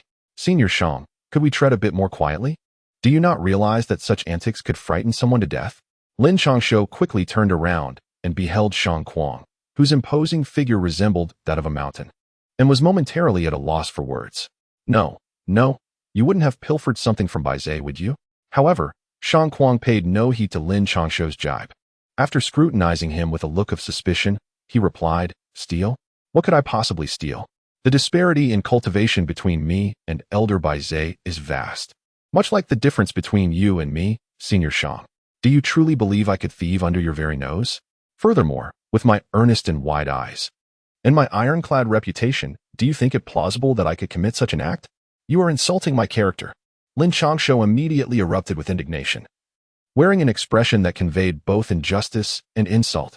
What pretense? If you truly did not steal, how can you offer such elaborate explanations? My eyes are the measure of truth. Bring it forth, and we shall split it in half upon our meeting. Shang Kuang's gaze was fixed intently upon Lin Changshou. And before Lin could react, he was lifted effortlessly, as if he were a mere chick. Esteemed elder, you cannot act as a brigand. This is an academy, a place where decorum must prevail. Although Lin Changshou has recently endured perilous battles, he is no match for the reckless merchant, lacking even the strength to struggle, resorting only to desperate shouts in hopes of drawing attention. Nonsense. My rules are absolute. Upon meeting, one must share half.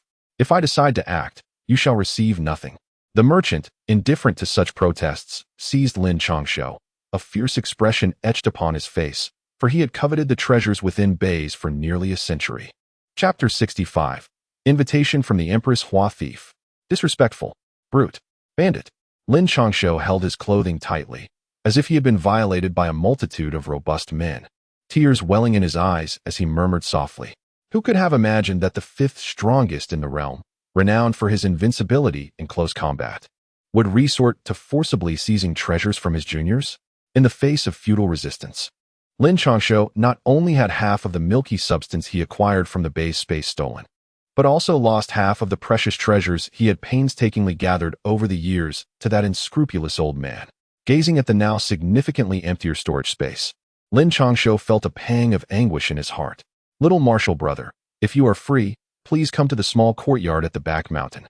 Just as Lin Changshou lamented his lost treasures, a familiar voice echoed in his ears. It was his kind-hearted third senior sister. Recognizing her voice, he offered a slight bow in acknowledgement. Wait, you old man. If this young master discovers the location of your hidden treasures, I shall turn the very ground beneath you upside down. After casting one last glance at his storage space, Lin Changshou swore silently that this grudge must be avenged. He could not quell the resentment that weighed heavily on his heart. Young master brother. As Lin Changshou traversed the back mountain, he first beheld a serene scene at the foot of the mountain, where several acres of cultivated land lay. A few oddly positioned, yet oddly charming houses dotted the landscape. And then he spotted Zhao Linger running towards him.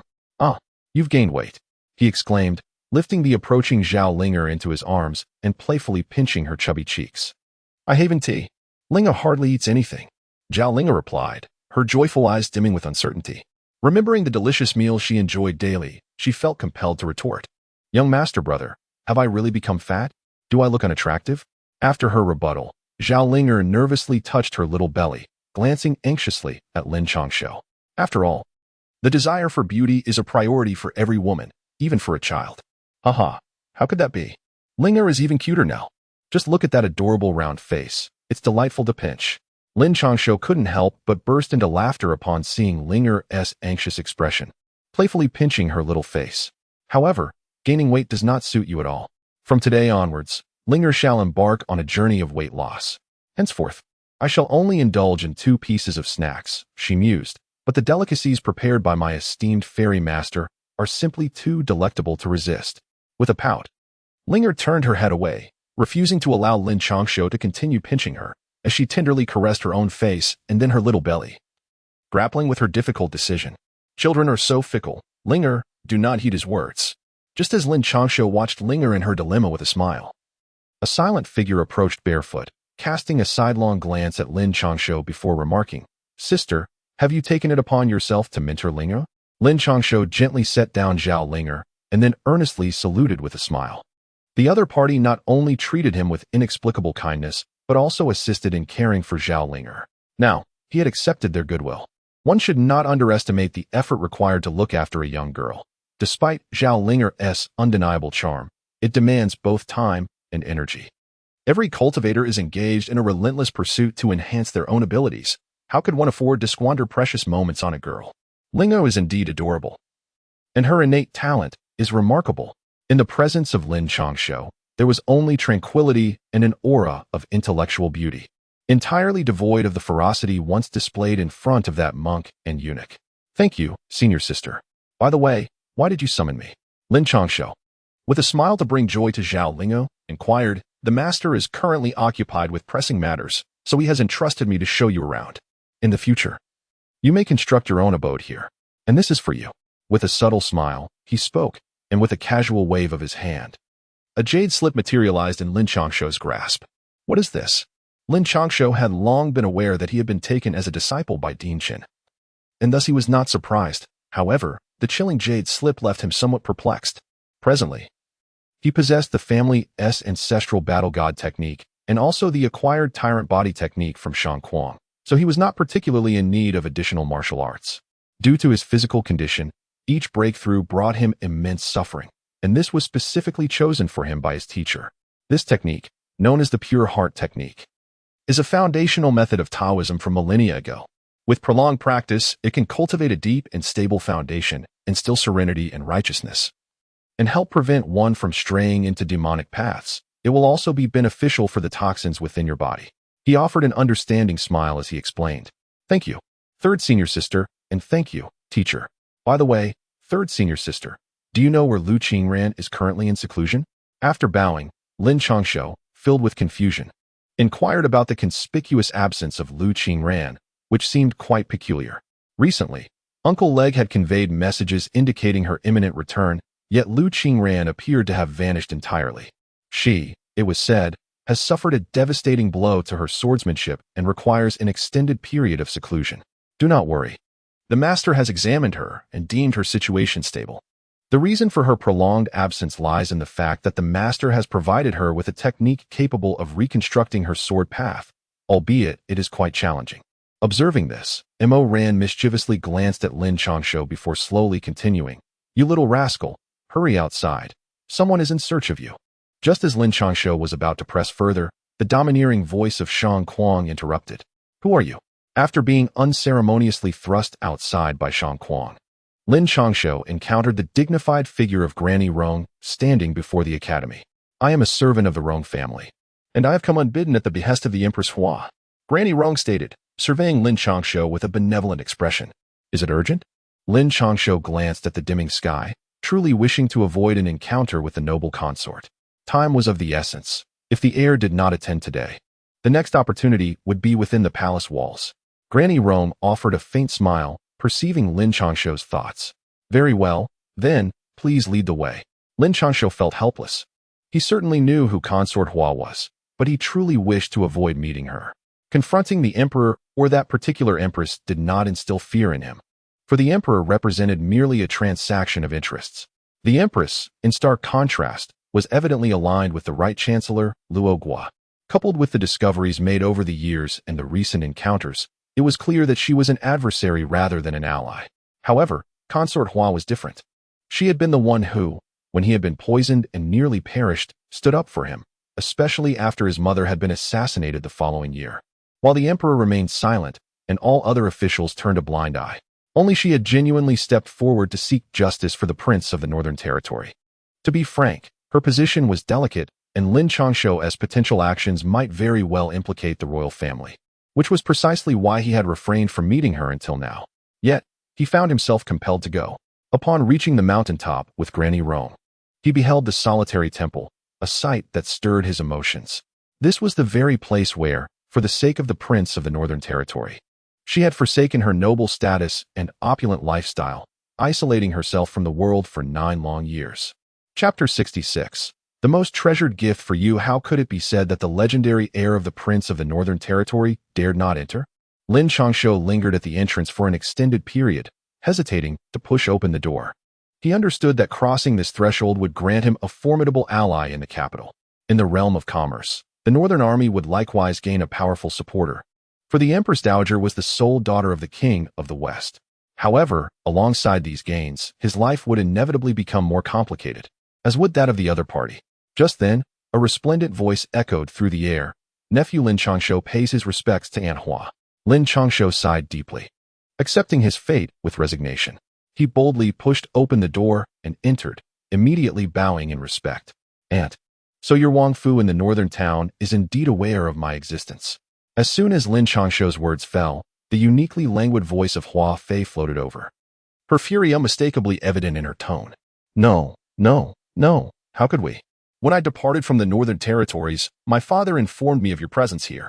It is merely that my nephew has been beset by trouble since the day he entered the capital, and fearing to disturb my esteemed aunt's tranquility, he has refrained from paying his respects. I humbly beseech my aunt for forgiveness. What can Lin Changshou do? In his past life, he learned that engaging in rational discourse with women, especially those more formidable than oneself, was futile. He chose to concede and admit his faults. At the very least, Lin Changshou maintained a dignified posture, which momentarily stunned the Empress Hua, who sought to take advantage of him. Wasn't he known for his defiance? A man bold enough to speak out against the emperor, yet here he was, yielding? Truly reminiscent of his father, merely a cunning rogue. If word got out, it would seem as if I were bullying a junior. That accusation I cannot afford. After observing Lin Changshou for a moment, the empress chuckled softly, her youthful spirit reawakening. Though she later ascended to a position of nobility, requiring her to uphold the decorum of royalty, witnessing Lin Changshou's demeanor evoked memories of Lin Zhan. In his reckless youth, he feared no one, yet in moments of humility, he was utterly disarmed. Seeing Lin Changshou in this light felt like a glimpse into their shared youth from decades past. Thank you, Aunt Hua. Upon hearing this, Lin Changshou finally dared to rise, his eyes clear yet naive, embodying an innocence untouched by the complexities of the world. However, upon raising his gaze, he found himself met by the sight of an elegantly resplendent woman, who regarded him with a smile that danced between amusement and scrutiny, as if she could see right through him. Why does my aunt regard me in such a manner? Lin Changshou found himself captivated by the enchanting beauty of the other party, his body trembling under the scrutiny of those piercing eyes, rendering him immobile. Your father and my second brother, whenever they sought to deceive, would adopt that naive and innocent demeanor of yours. Each time, it would yield us a plethora of advantages. Now, in your current state, what is it that you wish to extract from me? The cunning gaze of Hua Fei met Lin Changshou's as she smiled knowingly. Huh, how could that be? I am the most obedient, never would I deceive my dear aunt. Besides, it is my father who is the trickster. Realizing the predicament he was in, Lin Changshou chuckled and settled himself comfortably to the side. Humph. However, as your aunt who has not seen you in so many years, it would be remiss of me not to present you with some gifts. Pray, tell me, what do you desire? Hua Fei let out a satisfied hum, taking her seat of prominence while gazing at Lin Changshou and speaking slowly. She genuinely wished to offer something, whether it stemmed from a sense of guilt or simply the passage of time without seeing him. How could I accept gifts from my aunt? Yet, it is often said that one should not delay in receiving the generosity of elders. If you truly wish to bestow upon me, I can only muster the audacity to accept. Lin Changshou rolled his eyes inwardly. Inexplicably, he could discern the visage of his mother within the other person. Both possessed the same exquisite beauty, each equally enigmatic, capable of effortlessly unearthing his vulnerabilities. Yet, one was the sacred maiden of the Great Snow Mountain, while the other was the sole daughter of the General of the West. This being said, his aunt ought to deliberate carefully. If she were to bestow it, there would be no delay, correct? Upon hearing Lin Changshou's words, Hua Fei smiled faintly. This was precisely the affirmation she sought. Indeed, one would assume that an aunt would not casually deceive her nephew, would she? Gazing into Hua Fei's eyes, Lin Changshou felt an inexplicable chill. The sensation of being ensnared was overwhelmingly potent. How could it be so casual? I wish to offer you my most treasured possession. Yet the question remains, are you capable of receiving it? Hua Fei's beautiful eyes flickered, a subtle smile gracing her lips as she playfully addressed Lin Changshou. The most cherished possession. Dear aunt, do bestow it upon me. Let us see if I can indeed receive it. This is no mere boast. As long as it is a treasure, I assure you, I can bear it with ease. Hearing the most cherished words, Lin Changshou's heart blossomed with joy, envisioning once more the prospect of filling his storage space to the brim as he patted his chest with exuberant delight. Very well, dear aunt. I shall bestow upon you my most treasured daughter. Remember what you have proclaimed today. You must be ready to accept it. With a gentle smile gracing her lips, Hua Fei gazed at Lin Changshou and added, Of course, it is not I, dear aunt, but rather your daughter, the seventh princess, that you refer to. Just as Lin Changshou was about to agree, he suddenly realized and looked at Hua Fei in astonishment. Of course, in this entire world, my most cherished possession is my daughter. I have already promised to marry Yen'er to you. What do you think, dear aunt? Hua Fei cast a triumphant glance at Lin Changshou. Strangely, after so many years apart, witnessing Lin Changshou's predicament brought her an inexplicable joy as an elder. Aunt, this matter requires careful consideration. As you can see, I have yet to avenge my mother. The poison within me remains unpurged, and I am even unable to safeguard my own life. How could I possibly be worthy of a princess? Lin Changshou felt a profound alarm within his heart. He was no saint. His adversaries were of royal lineage, and now that he was to wed the seventh princess, how could he ever take action against them? Most crucially, Lu Qingran had suffered due to his injuries, which had solidified her foundation in the sword arts. Should he dare to marry, the very next day, Lu Qingran's sword would undoubtedly pierce through him. I am unperturbed. Why should you be? This matter is settled. However, as Yinner's betrothed, and with her now being coerced into marriage, you ought to take some action. Without a shadow of a doubt, Huafei waved her hand dismissively. This task must fall to Lin Changshou. It serves to compensate him, while also ensuring mutual benefit. Otherwise, why would the Prince of the West wholeheartedly offer assistance? What is of utmost importance is that the royal family is on the brink of significant change. With Lin Changshou and the support of the northern and western armies, safety would be assured. Aunt Hua, my nephew has long been betrothed since my mother was alive. This matter requires careful deliberation. Rest assured, during the Grand Assembly of Nations, I will not allow the seventh princess to be bullied by outsiders, and I shall exert every effort to protect her. Lin Changshou took a deep breath, harboring no desire to engage with royal matters, for how could one enjoy the freedom of the world while entangled in the complexities of polygamy? Chapter 67, Storms Approaching. If marrying my daughter Yinner poses such a dilemma, then let it be. Alas, my poor Yinner, so young yet left to navigate the palace alone. As her mother, all I can do is remain in this desolate temple, and now that the child has grown, she faces bullying. Sigh, it is what it is. Upon hearing this, Huafei's eyes suddenly filled with sorrow, her mature and composed voice trembling with emotion. Rest assured, Aunt Hua, with me here, no one shall bully the seventh princess. Those barbaric tribes and the Xiongnu shall never be allowed to claim her. Observing this, Lin Changshou felt a wave of frustration. How could the once imposing consort now appear so petulant? Sigh, let it be. I do not ask you to marry Yinner. I simply wish for you to protect her from those individuals. I am weary. Let us conclude this for today. A flicker of determination flashed in Huafei's eyes, and with a weary gesture, she dismissed her nephew. You may take your leave. Lin Changshou let out a sigh of relief in his heart. He had no desire to linger in this room with the terrifying empress. By the time Lin Changshou finally reached the foot of the mountain, the moon hung high in the sky, and apart from a faint flicker of light in the direction of the capital, the entire world seemed to have fallen into an eerie silence. Come forth. After casting a deep glance towards the temple, Lin Changshou suddenly spoke. I pay my respects to the young master. As his words echoed, several figures adorned in dark attire and ghostly masks emerged from the shadows. Have all the brothers gathered? Long before leaving the academy, the ghost shadow and his companions had already given Lin Changshou a signal and had stealthily followed him to this location. Reporting to the young master, they all emerged on the second day after your entrance into the academy, but the brothers remain unaware of the origins of those individuals. The leader clasped his hands in greeting and then spoke with a hint of confusion. Previously, when Lin Changshou had been ambushed on the street, the troops from the north were intercepted and Ghost Shadow had been captured. No need to investigate further. It was that esteemed monarch. Lin Changshou shook his head and gazed towards the direction of the royal palace. He recounted the events of that day, during which the Ghost Shadow had relayed everything to him. Curiously, it was revealed that two distinct groups had attacked the Ghost Shadow. The first group was vanquished by the Ghost Shadow itself, while the second group, both in terms of cultivation and numbers, surpassed the Ghost Shadow, leading to its capture. Their collaboration was evident only with the officials of the court. My lord, we have also investigated the matter concerning Zhao Linger, but encountered obstacles. The Ghost Shadow would not concern itself with the identity of His Majesty. As long as Lin Changshou commanded, they would act without hesitation, even against the emperor himself. Observing that Lin Changshou had not given any orders, one of them hastily added, as we proceed, relate to me all that has transpired in the capital over the past few days. Lin Changshou was not surprised. Zhao Linger's parents were not mere common folk, but rather renowned tycoons from Taohua County. Her father's cultivation level was at the late stage of a minor master. He was known for his generosity and benevolence, earning a commendable reputation among both the common people and those within the martial world. He was a figure capable of traversing both the light and dark realms. Yet he was driven out of Taohua County. After coming to the capital in search of someone, he vanished without a trace.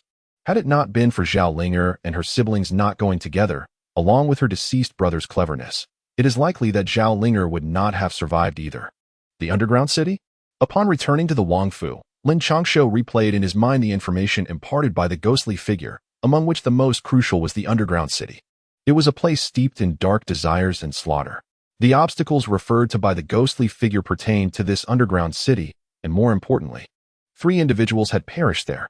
As for other news, nearly all nations had sent their representatives, including both major powers, the Deqian Kingdom and the Dahuang Kingdom. Several kings from more than 10 smaller nations had also personally arrived. Amusingly, the 2 adversaries from the northern borders, the Dahuang and the Xiongnu, had both dispatched princes and seemed to be drawing closer together. Young master, it is time for bed. Just as Lin Changshou pondered these various changes, Uncle Tsang approached slowly. Do you think the Xiongnu and Dahuang might form an alliance?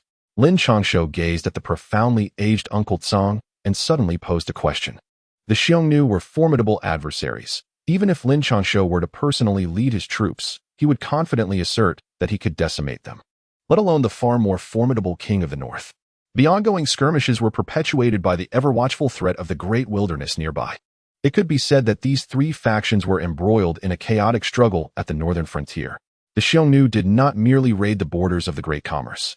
They would also venture into the great wilderness to plunder, akin to ravenous wolves that would seize any opportunity to bite when their prey relaxed.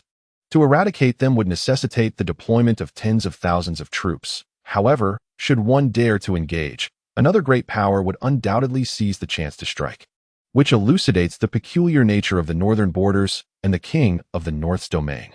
Other generals and princes, no matter how formidable, typically contend with either smaller nations or barbaric tribes, or they defend against the might of the great Qin dynasty. Only the northern army has managed, over decades, to suppress a great power like the Xiongnu, preventing them from advancing an inch. How could this be possible? Unless the emperor of the great wilderness were to be beset by folly, such a collaboration would be unthinkable. Their age-old enmity is no less than ours. Such animosities have been cemented with the lives and blood of our soldiers. How could they possibly ally? Upon hearing this, Uncle Tsang was momentarily taken aback, then resolutely shook his head in affirmation. You should return to rest, Uncle Tsang. I have matters to ponder, and if news comes from Uncle Leg and the others, ensure they are hidden from sight. Upon hearing these words, Lin Changshou felt a growing unease within. He first coaxed Uncle Tsang out, and then proceeded to unveil the map. The great wilderness, the great Qian, the great Shang, the Xiongnu, the barbarian tribes. Lin Changshou pointed out the positions of several powerful factions, various thoughts flashing through his mind. What if the great wilderness emperor were to perish? What role would the great Qian and the barbarian tribes play? And what part would the emperor's consort assume in this scenario? Suddenly, a glimmer of insight sparked in Lin Changshou's eyes as he contemplated the sovereign of the palace and the conflicts involving the princes, murmuring to himself, the enmity of generations cannot be forgotten. Yet if that individual were to die, along with the substantial territory of the great Shang, for the sake of merit, perhaps old grievances could be set aside. Additionally, not long ago, there was that monk Shurjan from the right prime minister's residence, which is also a stronghold of the empress's loyalists. With these thoughts, Lin Changshou could no longer remain still. After changing his attire, he vanished from the royal residence. Approximately half an hour later, Lin Changshou's figure materialized in a corner of the capital, where shadowy figures soon emerged. After a few turns, they disappeared into the night. You have been absent for so many years, and I find myself quite curious about your sudden appearance at Qinghua Pavilion. In the dimly lit basement, Lin Changshou addressed the bloodied and suspended robust man before him. Chapter 68. The news of Gubadayo Ha. Do you think I would divulge anything to you? The man suspended, known previously as Gubadayo, was now drenched in blood, his eyes clouded and glaring coldly at Lin Changshou. Do we have enmity between us? Lin Changshou gazed at Gubadayo with a detached expression. He had initially presumed that Gubadayo would have surrendered long ago. Who could have anticipated that after enduring such torment, this fellow remained remarkably obstinate? No enmity exists on my part. Yet your northern king's manor does. Your father, Lin Zhan, does. The wealth and splendor you enjoy have been acquired at the cost of our blood and flesh. Gubadayo's eyes brimmed with hatred, radiating a fervent desire to slay Lin Changshou. The martial world is rife with chaos, poisoning the common folk, devoid of any semblance of law, showing contempt for the authorities. Those with immense prowess do not venture to the borders to confront the enemy, but instead oppress and exploit the innocents of their own villages. Do you not believe such actions warrant retribution? Lin Changshou cast a cold gaze upon his counterpart. The realms of the rivers and lakes and the halls of power are eternally distinct, yet the common folk exist amidst both, subjected to two forms of governance. Initially, upon his arrival in this new world, Lin Changshou struggled to comprehend the situation. However, after perusing the historical accounts, he found himself wishing he had traversed through time years earlier, yearning to personally eliminate those unscrupulous figures who preyed upon the innocent. How convenient it is to speak of the victors and the vanquished. Do you truly believe that by merely claiming to be righteous, you are exempt from exploiting the common people? Are you aware of how I managed to escape? Let me enlighten you. It was facilitated by your so-called officials, requiring merely 100 taels of gold. The world is shrouded in darkness, and how dare you proclaim yourself virtuous before me? Gubadu spat blood, his eyes gleaming with unending mockery. Is that so? The protection among officials has existed since time immemorial. Yet can you assert that the citizens of various provinces and counties lead wretched lives? No, perhaps their circumstances do not surpass those of the esteemed ladies and stewards. Yet they are certainly preferable to the oppressive rule of officials by day and the lawless chaos of the rivers and lakes by night. Enough of this idle chatter. The heir, have not come to engage in trivial disputes. In Zhangzhou, at Linping town, there exists a young boy named Guqing, a charming lad of 13. Lin Changshou shook his head. He was no saint. The affairs of the government were naturally managed by others, let alone the ordinary folk. What of Zhao Ling'er's father? Or the valiantly Sanshao? Even the Duke of Northern Town could not escape the machinations of those who sought to harm him. Officials would not hesitate to act against them, let alone the common people. Yet, at the very least, survival was a feat in itself. For the populace to endure in this world was a considerable challenge, and to thrive depended solely on the cunning of those in power.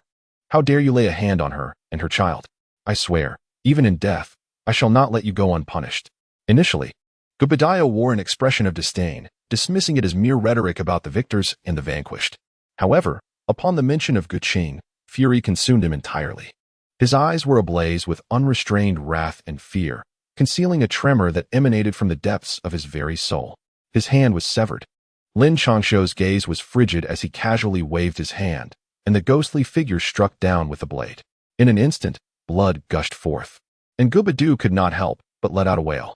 Where do you hail from, and from whence do those who seek to slay me come? Lin Changshou gazed at Gubadayo with an icy stare. Will you spare her and her child? Gubadayo's face was a mixture of sweat and blood, his eyes pleading as he looked at Lin Changshou. You are aware that disaster does not extend to one's wife and children.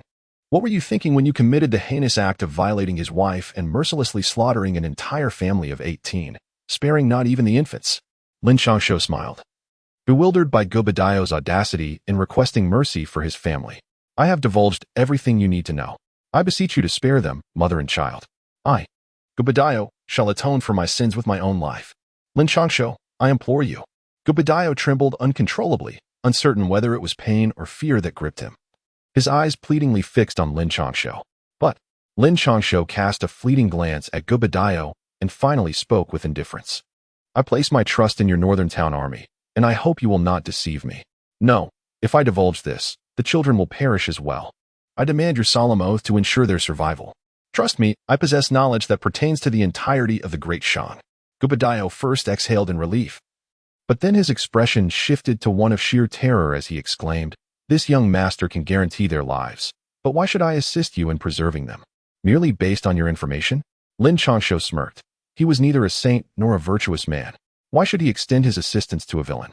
The two women were oblivious to his true identity, mere commoners in their existence. I possess valuable information and evidence that lies with me. And if you can assure the safety of that mother and child, I shall relinquish the evidence to you. Gubadayo, feeling anxious, spoke rapidly. Speak first. Lin Changshou cast a cold glance at Gubadayo, a wretch stained with the blood of innocent lives, who, surprisingly, felt anxious for his family. He was curious whether those whom Gubadayo had slain had ever pleaded for mercy in the past. The Undercity, the Undercity. We all hail from the Undercity, where nearly all the forsaken souls of the martial world strive to survive. Typically, we accept missions to assist the powerful in their murderous endeavors. And now the rulers of the Undercity are the scions of the right Prime Minister's residence. Gubadayo fixed his gaze firmly on Lin Changshou, and upon noticing the latter's unchanging expression, he finally sighed and divulged what he knew. Is that all? The scion of the right Prime Minister's residence? Does he not merely have two sons? Lin Changshou's heart was enlightened, Although the capital city was vast, the entry management was stringent. Most importantly, those skilled individuals had appeared out of nowhere. Previously perplexed, he now understood that the underground city was situated either within or in close proximity to the capital. What truly astonished him was the son of the right minister's residence, if his memory served him correctly. The two useless individuals from that household had been severely injured by him. Crucially, those two lacked the competence to manage the underground city. Even with the backing of the right minister's residence, it would not suffice. The right minister's household was not just comprised of the eldest and second sons. It was the second son who managed the underground city, albeit born of a maid and thus perpetually unacknowledged. Upon hearing Lin Changshou's doubts, Gubidayo hastily responded, "What about the arrangements inside, and what evidence do you speak of?" Lin Changshou nodded in response, acknowledging that such occurrences were not uncommon in prominent families. The eldest legitimate son was held in high esteem, representing the core of the family's lineage. The second son was accompanied by two semi-grandmasters. However, unbeknownst to me, not all those within were familiar with one another. Yet, there were many skilled individuals. It was rumored that there were no fewer than 100 minor grandmasters among them. Over 30 grandmasters, and countless others at the unity and concentration realms. My evidence lies within the ledgers exchanged between the right chancellor's residence and the underground city. Although it comprises merely 1/3, the contents and sums involved could undoubtedly inflict severe damage on the right chancellor's estate. Gubidu hurriedly divulged all he knew, desperately seeking Lin Changshou's protection for himself and his mother and child. Chapter 69. You wish to marry her? Send someone to Zhangzhou. As Gubidu lay lifeless, his eyes wide open in shock, Lin Changshou remained silent. He found himself unable to determine whether Gubidu was inherently good or evil. To the women and families he had tormented, he was undoubtedly a fiend. Yet, to a father and husband, he had perhaps reached the pinnacle of his capabilities.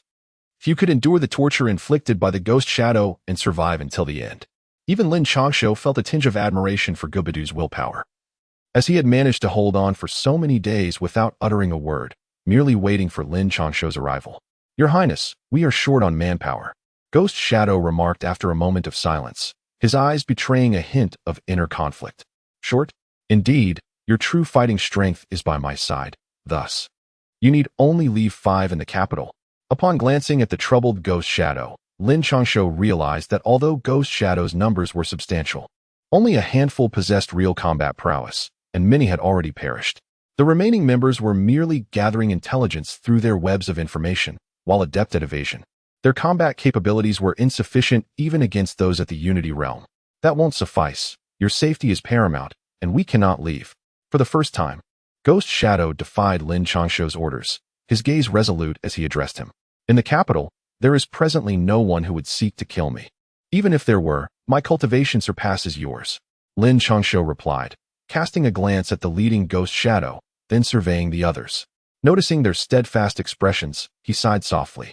You may go, I shall follow him.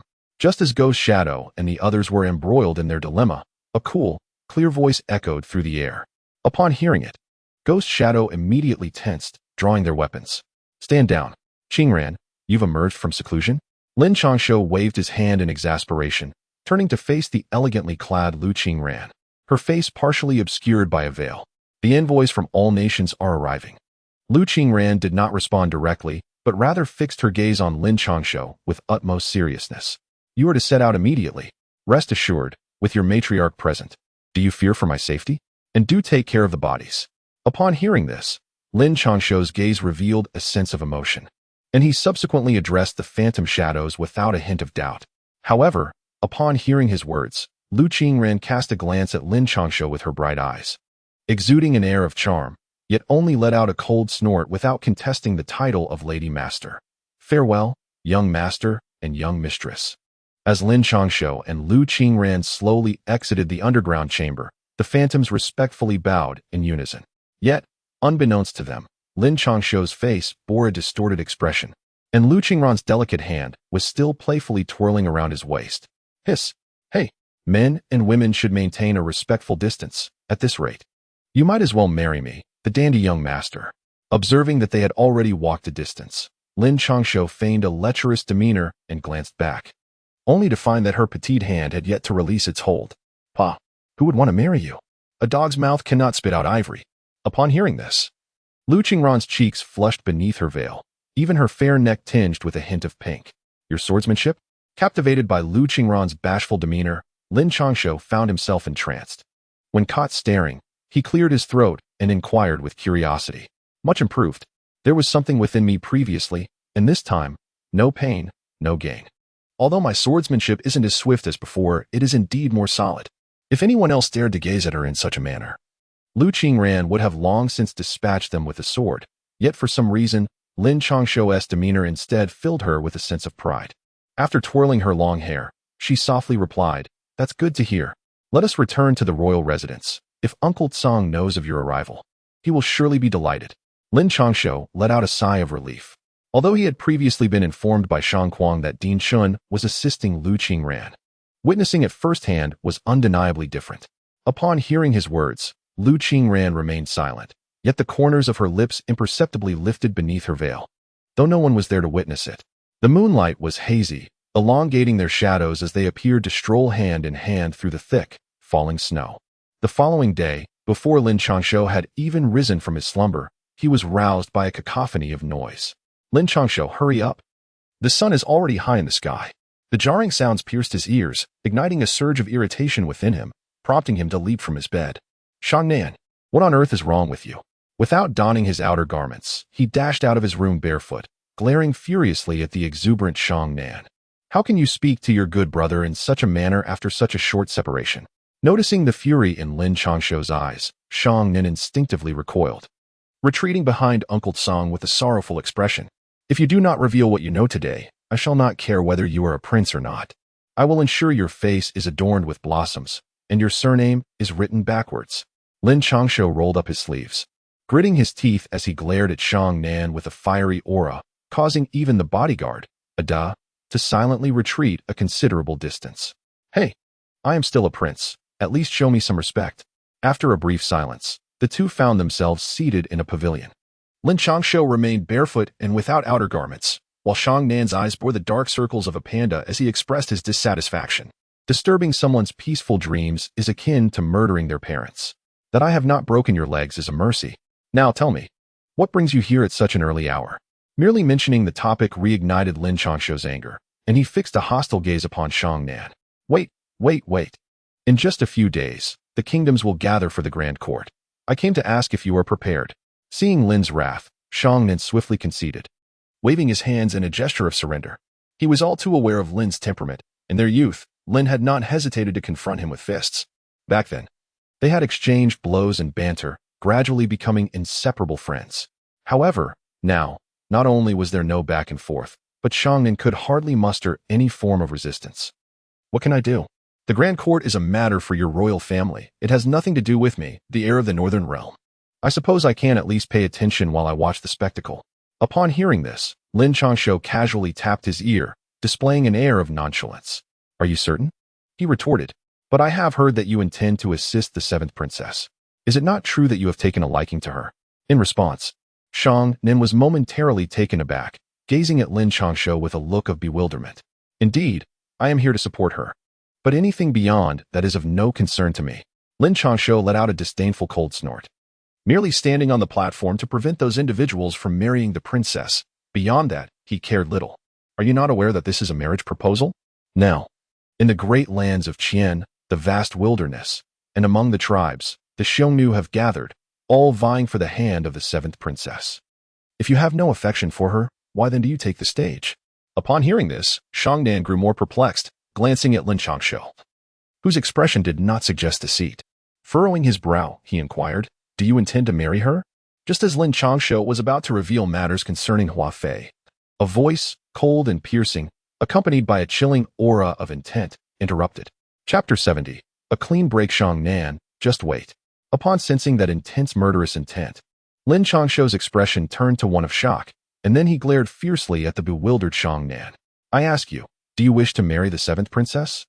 As Lin Changshou's words fell, a figure clad in white appeared in the pavilion, bright eyes glistening with a hint of mist and a touch of malice as they fixed their gaze upon Lin Changshou. "You must listen to my defense. It is not what you think. Qingran, allow me to explain." Lin Changshou, upon catching sight of those misty eyes, felt a sudden pang of anxiety and hastily exclaimed, "Then you shall marry her." However, to his astonishment, Lu Qingren paid no heed. With a cold glance directed at Lin Changshou, she tightened her grip on the sword in her hand and swiftly turned away, leaving behind a solitary tear that descended slowly in the air. What on earth is happening? At this moment, Shang Nan, with a look of alarm, pointed toward the direction where Lu Qingren had vanished, then glanced back at the anxious Lin Changshou and inquired, "When the time comes, I shall settle the score with you." Lin Changshou cast a fierce glance at Shang Nan before vanishing from the spot. He swiftly donned his attire and hurried towards the lingering essence left by Lu Qingren. Did I invite trouble upon myself? Observing Lin Changshou's hasty departure, Shang Nan turned to Ada with some difficulty and remarked, "I suggest your highness should leave at once. Otherwise, should the heir take action, I cannot intervene." Ada, with a lingering sense of trepidation, glanced at his lord with genuine concern. "Curse it, what kind of situation is this?" Upon hearing this, Shang Nan, filled with vexation, slapped the stone table and could only leave in disarray, accompanied by Ada. It is truly a time of turmoil. After Shang Nan and Ada departed, Uncle Tsang's weathered eyes gleamed with a flicker of insight as he spoke slowly. Meanwhile, Lin Changshou, after much effort, caught sight of Lu Qingren in the woods and was about to approach her. "Take another step forward, and I shall slay you with a single sword." Yet, before Lin Changshou could draw closer, a wave of sword energy surged forth, creating deep ravines in the solid earth and snow beneath his feet. "You must listen to my explanation. The seventh princess is the daughter of Hua Fei, who is a sworn sister to my parents. Hua Fei sought my assistance. I could not refuse her. How could I stand idly by and watch her be taken by those barbaric folk?" Lin Changshou gazed at the scar left by the sword. Drawing back his neck slightly, and with a face full of grievance, he remarked, "So you intend to marry her? What do you take me for?" Upon hearing this, Lu Qingren's anger remained undiminished, as the sharp aura of the sword flickered ominously. "As a wife, we have a marriage pact, and I have every intention of marrying you first." Lin Changshou spread his hands, silently cursing Shang Nan countless times in his heart. Yet he knew he must first pacify Lu Qingren before confronting Shang Nan. "From this day forth, you will continue your life as a debauched heir, while I shall embrace my role as the holy maiden of the Great Snow Mountain. Let us sever all ties from this moment onward." Lu Qingren gazed intently into Lin Changshou's eyes, yet suddenly spoke in a frigid tone. Before Lin Changshou could respond, Lu Qingren transformed into a fleeting white shadow and vanished before his eyes. "Qingren," Lin Changshou yearned to pursue, yet his feet remained stubbornly rooted to the ground, leaving him momentarily frozen in place. In the depths of the capital, within the confines of a residential basement, several figures lay concealed, gathered around a long table in profound silence.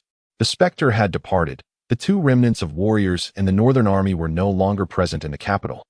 And now that Lu Qingren had also left, could they finally take action? After a prolonged silence, a slip of paper descended from the upper conduit, which one individual grasped in hand, rasping, "The Academy." As these words fell from his lips, another voice, aged and authoritative, interjected, "The true form of Din Chun is absent." Among the remaining scholars of the Academy, only the third master remained silent, along with a merchant of unparalleled prowess. "If you can impede them for even half an hour, Lin Changshou shall surely perish." With the conclusion of this statement, a youthful voice emerged, brimming with a fervent thirst for blood. It sounds simple enough. Yet last time it was claimed to be fail-proof. What was the outcome? Another individual, filled with ire, slammed his hand upon the table, recalling his significant losses from the previous encounter, from which he had yet to recover. "Enough of this bickering. The one surnamed Han from the Academy will intervene, and with the others, they should be able to hold them for half an hour." The composed middle-aged man retorted coolly upon witnessing the discord. "That ineffectual one can truly hold them back." A voice of skepticism arose. While the eunuch was formidable, it depended upon whom he faced. And the scholars of the Academy were not easily subdued. "We can summon a formation from the first level of the capital." The middle-aged man spoke slowly, a tremor in his voice. Perhaps even he could not comprehend how the eunuch might manage to invoke such a formation. "I care not for the details. As long as you can obstruct them, I shall be able to eliminate Lin Changshou. I take my leave." The young figure, consumed by madness, rose abruptly. The dim glow of the oil lamp illuminated his eerie and frenzied eyes. Merely a pawn, yet he exhibits such disregard for his superiors. As the young figure vanished, someone could not help but scoff disdainfully. Only he could maintain order in the Undercity. "Esteemed guests, I hope none shall hinder this operation, otherwise." The middle-aged man, unfazed, uttered coldly, his indifferent gaze sweeping over the assembly, culminating in a derisive snort. Instantaneously, the basement fell into an oppressive silence, punctuated only by the sound of heavy breaths. Meanwhile, Lin Changshou strolled leisurely along the bustling streets of the capital, the cries of vendors ringing in his ears. The enticing aromas wafted towards him, compelling him to approach a nearby stall. "Old man, one bowl of wontons, please." Lin Changshou gently rubbed his belly and casually seated himself beside the table, calling out, "Just a moment, dear guest. This pot will be ready shortly." An elderly man with graying hair responded eagerly, then gestured towards the steaming pot and exclaimed, "Excellent." Lin Changshou observed the bustling street, responding with a slight acknowledgement. Just as he was waiting and watching the chaos unfold, a sudden cacophony erupted from a short distance away. "Ah, those rascals have returned once more." The elderly man who was preparing the dumplings spat disdainfully in reaction. "Old man, what is going on?" Upon hearing this, Lin Changshou furrowed his brow and inquired, "Is it not those individuals from other nations? Ever since their arrival, there has been no peace. They approach the young ladies and engage in lewd banter." The old man, upon hearing this, spoke up with a face full of indignation, exclaiming, "Do the authorities and those patrolling soldiers remain indifferent to this?" Lin Changshou was taken aback. To his knowledge, the capital was under strict surveillance to prevent such occurrences. What does it matter? In the beginning, they acted, apprehending a few. But before the next day arrived, those ruffians emerged again, wreaking havoc with even greater ferocity. Upon hearing the mention of the authorities and patrolling soldiers, the old man's countenance darkened further, his face contorted with rage. "How dare these lowly commoners speak ill of me, a general? Are they seeking death?" No sooner had the old man finished speaking than an eerie sound pierced the air, followed by a long knife hurtling toward his neck. Chapter 71. What are you worth? How absurd. Just as the curved blade was about to sever the old man's head, he was paralyzed with fear, forgetting to evade the attack. Lin Changshou let out a cold snort, and in the next instant, the blade shattered into countless pieces, clattering to the ground. "You dare meddle in our affairs? Do you wish to die?" exclaimed three burly men clad in sheepskin coats, their voices peculiar. "Take your people and either leave or perish." Lin Changshou cast a cold glance at the other party, already aware of their identity. During his time in the northern frontier, he had dispatched many such arrogant Xiongnu. The audacity of the merchants from the Great Shang was astonishing. "Young man, do you not realize you are courting death?" The leader of the Xiongnu, infuriated by Lin's words, glared at him with burning eyes, while the two men beside him unsheathed their blades, flanking Lin on either side with mocking smiles, as though they were merely observing prey. "Die?" At that moment, Lin Changshou's mood was soured by the departure of Lu Qingran. Previously, he might have discreetly sought assistance to handle the matter, but now he only craved an outlet for his frustration. As the word "die" escaped his lips, he vanished from his original position, and all that could be heard was the dull thud of steel meeting flesh, followed by two anguished cries. When the onlookers turned their gaze back, they found the two Xiongnu who had dared to obstruct Lin's path, now lying lifeless in a pool of blood. You dare to strike. Do you know who I am?" The leader of the Xiongnu, both astonished and enraged at the sight of his fallen comrades, recalled witnessing Lin shatter a long blade and understood he was no ordinary man. Yet, he had approached, banking on the prowess of his two companions, both masters of the Unity realm, and his assumption that Lin would hesitate to act, given that just days prior, others had attempted to intervene only to be apprehended. "Just Xiongnu. I have slain many in the northern frontier, and you are no different." Lin Changshou approached the Xiongnu with an icy demeanor. The hostility in his eyes not only undiminished but intensified, emanating a palpable aura of murderous intent that compelled the Xiongnu to retreat in fear. "I am an envoy of the Xiongnu, a high-ranking official under our prince. Do you dare to lay a hand on me?" Upon learning of Lin Changshou's origins from the northern territories, the Xiongnu quaked in trepidation, retreating while feigning bravado. His shouts were not meant to intimidate Lin Changshou, but rather to summon the officials and patrolling soldiers. At that moment, he found himself yearning for the very officials and soldiers he had previously scorned. Unfortunately, after a long wait, only the cheers of onlookers filled the air, while none of the patrolling soldiers or officials appeared. "Have you finished speaking? Then you may meet your demise." At this juncture, Lin Changshou had positioned himself directly before the Xiongnu, his gaze utterly devoid of emotion, as if he were not gazing at a human but rather at mere livestock. As his words echoed in the air, the Xiongnu's rage surged forth, drawing a dagger from his waist and lunging for Lin Changshou's heart. His cultivation was at the pinnacle of the unity realm, nearly reaching the threshold of a minor master. No longer did fear linger in his eyes. Instead, a cruel satisfaction took its place. Were your companions not to inform you that this young master is capable of battling beyond his level? He envisioned the thrill of the dagger piercing Lin Changshou's chest, anticipating the look of desperation in his eyes as death approached. Yet, he soon discovered that the dagger, as sharp as it was, encountered an insurmountable force. No matter how hard he pressed, he could not advance even a fraction, and even withdrawing the blade was rendered impossible. In his ears, Lin Changshou's voice rang cold and indifferent. You. The Xiongnu sought to plead for mercy, but found himself unable to utter a word. In the next moment, he felt a disorienting whirl, witnessing his own blood splattering forth and staining the bodies of his companions. Spare me. As the Xiongnu fell, the sound of hurried footsteps approached, accompanied by the labored shouts of those in pursuit. Finally willing to show yourselves?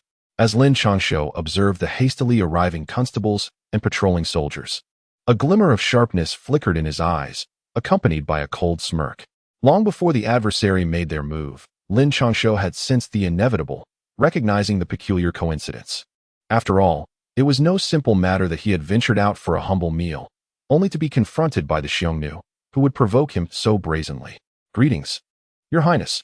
Once the soldiers and constables arrived, they first glanced at the fallen Xiongnu in the pool of blood, then promptly bowed to Lin Changshou. The capital's prefect? Are you here as defenders or as the Imperial Guards? Lin Changshou cast a cold smile upon them, gesturing towards the group of constables and then indicating the soldiers. Return to His Highness the young master. I am but a constable of the capital, and they are the Imperial Guard.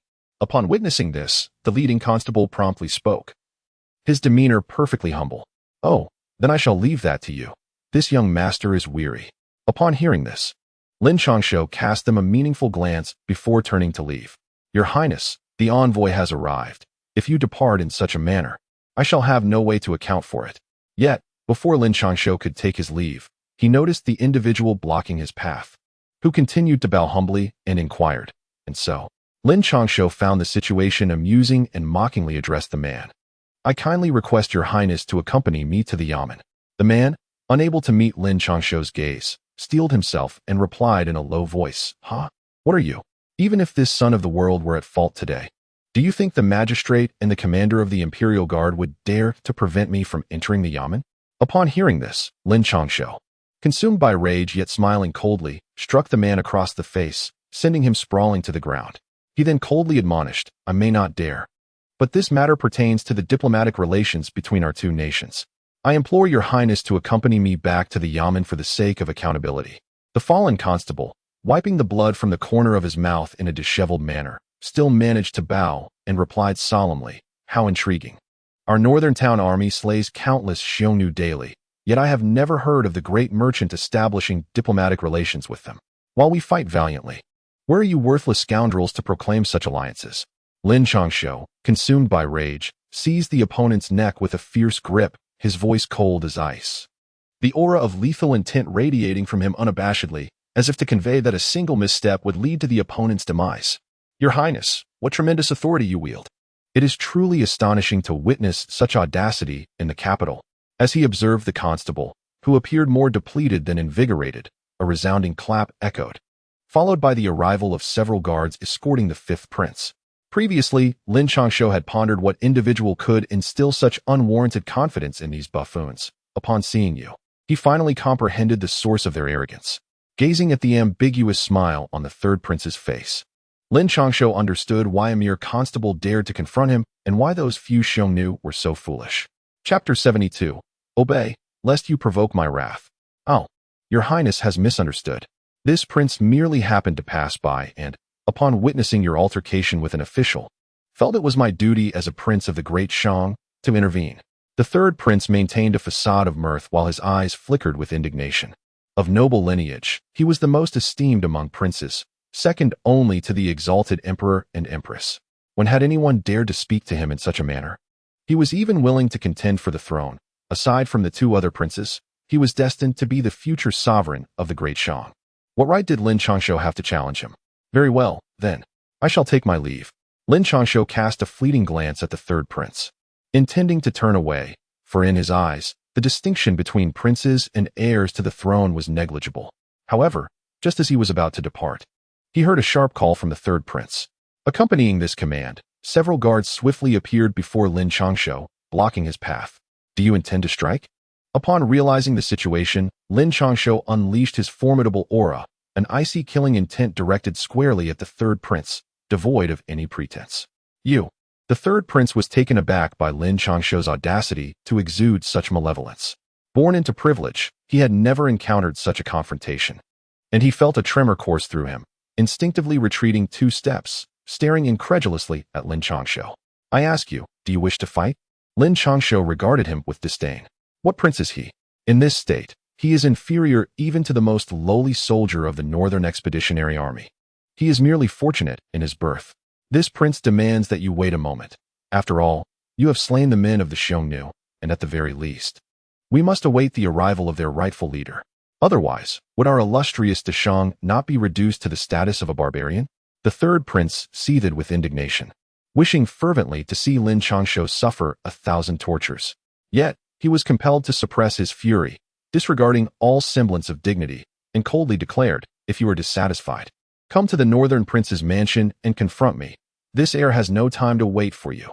Moreover, you are a prince of Deshang. Where were you when your own citizens were being oppressed? Now that the Xiongnu are dead, you are anxious. What were you doing when your people suffered and perished? Lin Changshou's mood was rather dismal. Were it not for the identity of the third prince and the ominous presence lurking in the shadows, he would have relished the opportunity to give the prince a sound thrashing. Yet, even without resorting to violence, his pointed inquiries and frosty gaze sent beads of cold sweat cascading down the third prince's brow. He longed to articulate a response, but upon witnessing the disappointed expressions of the gathered citizens, words eluded him entirely. Escort the young master back to his residence. Suddenly, a voice erupted from the crowd, shattering the silence of the street with an air of abruptness. Escort the young master back to his residence. Escort the young master back to his residence. Before the third prince and his companions could identify the source of the proclamation, the citizens' synchronized chants reverberated, their fervent gazes causing the princes to tremble with unease. Leaving them rooted to the spot, the crowd methodically receded, clearing a path ample enough for Lin Changshou to depart. Do you understand? A dynasty is akin to a vessel. While the populace is the water, water can both support and capsize a boat. You humph. Seeing this, Lin Changshou clasped his fists towards the surrounding citizens, casting one last cold glance at the third prince and his entourage before snorting disdainfully. What are the common people? They are the most unpretentious of crowds. It cannot be denied that many among them are naive and easily swayed. Yet, precisely because of this naivety, they possess an acute awareness of who treats them kindly, and their gratitude burns more fiercely than that of anyone else. Such is the nature of the common folk. Lin Changshou, as he prepared to leave, the expressions of the third prince and his companions darkened. The third prince contemplated intervening, but upon glancing at the surrounding citizens, he hesitated. In any other location, it would be inconsequential. However, this was the capital, under the sovereign's feet. Should he act, he would find himself reprimanded by his own father by the next day, and the distance to the throne would only stretch further. Just as the third prince wrestled with his dilemma, a fierce shout accompanied by a potent aura surged forth. By the time the crowd reacted, they beheld several individuals clad in Xiongnu attire, led by a fierce-looking youth dressed in splendid robes, the shout emanating from him. Stand back. Upon seeing the approaching figures, a smile finally graced the third prince's face. Everything that had transpired today was for this very moment. He had played his part, and now it was merely a matter of watching the spectacle unfold. Balugu? Lin Changshou's eyes glinted with a hint of murderous intent as he spoke coldly. Surprised to see me? Today, you must provide an account for the lives you have taken from me. Balugu, the second prince of the Xiongnu, possessed innate strength and had reached the minor master realm 3 years prior, with no apparent bottlenecks in his cultivation. The scion of the Xiongnu had taken countless lives, yet Lin Changshou had claimed even more. Have you forgotten who left you quaking in fear? Lin Changshou stood still, his entire being exuding an unreserved aura of cultivation and murderous intent, the latter so intense it enveloped the air with a palpable scent of blood. How many lives must have been extinguished to forge such a ferocious killing aura? It was laughable to recall the foolish remarks of those who once labeled him a frivolous wastrel. The third prince, upon witnessing this, turned pale. Though the murderous intent was not directed at him, it nonetheless instilled a profound fear within him, prompting him to murmur. Such murderous intent must stem from the slaying of at least 10,000, and it must have been personally executed. At this, a guard who had been standing vigilantly beside him cast a wary glance at Lin Changshou before whispering, "He truly hides his depths well." The third prince, upon hearing this, shifted his gaze toward Lin Changshou, his expression subtly altering as he let out a low, cold chuckle. "Lin Changshou, you seek death. Do you dare to engage in a duel with me now, regardless of life or death?" Barugu, upon hearing this challenge, felt his cultivation surge dramatically, his eyes blazing with murderous intent as he glared at Lin Changshou. As a prince of the grasslands, heralded as the next Khagan of the Xiongnu, he had been acquainted with the borderlands from a young age, often accompanying guards to harvest crops in northern villages. His journey had been smooth until 3 years prior, when this very man obstructed his retreat. Not only did he pursue him into the grasslands, but he also wreaked havoc, burning and pillaging. Every tribe he encountered was met with annihilation. This led to a period of desperate flight, as no tribe dared to harbor him, marking one of his closest brushes with death. This is the capital city. Barugu, remember to keep your people in check, or else I shall slay anyone I encounter. You ought to know that I never jest." Lin Changshou cast a contemptuous glance at Barugu, then shifted his gaze to the third prince, who was leisurely fanning himself and observing the scene. With a disdainful snort, he questioned, "Are you not bold enough?" In response, Barugu fixed a cold stare upon Lin Changshou and replied in an icy tone, "Fear not, young master. I have ample time to end your life. However, today I find myself fatigued. Be obedient, lest you provoke my ire. Otherwise, none of you shall return to the grasslands." Lin Changshou cast a disdainful glance at his opponent, seemingly oblivious to the murderous intent emanating from him. He patted the other's shoulder as one would a child, saying, Chapter 73, Jingguan. "Very well. Lin Changshou awaits your challenge. But remember, should you refrain from engaging with me for a day, be wary, for the grasses may be harvested, and Jingguan will emerge."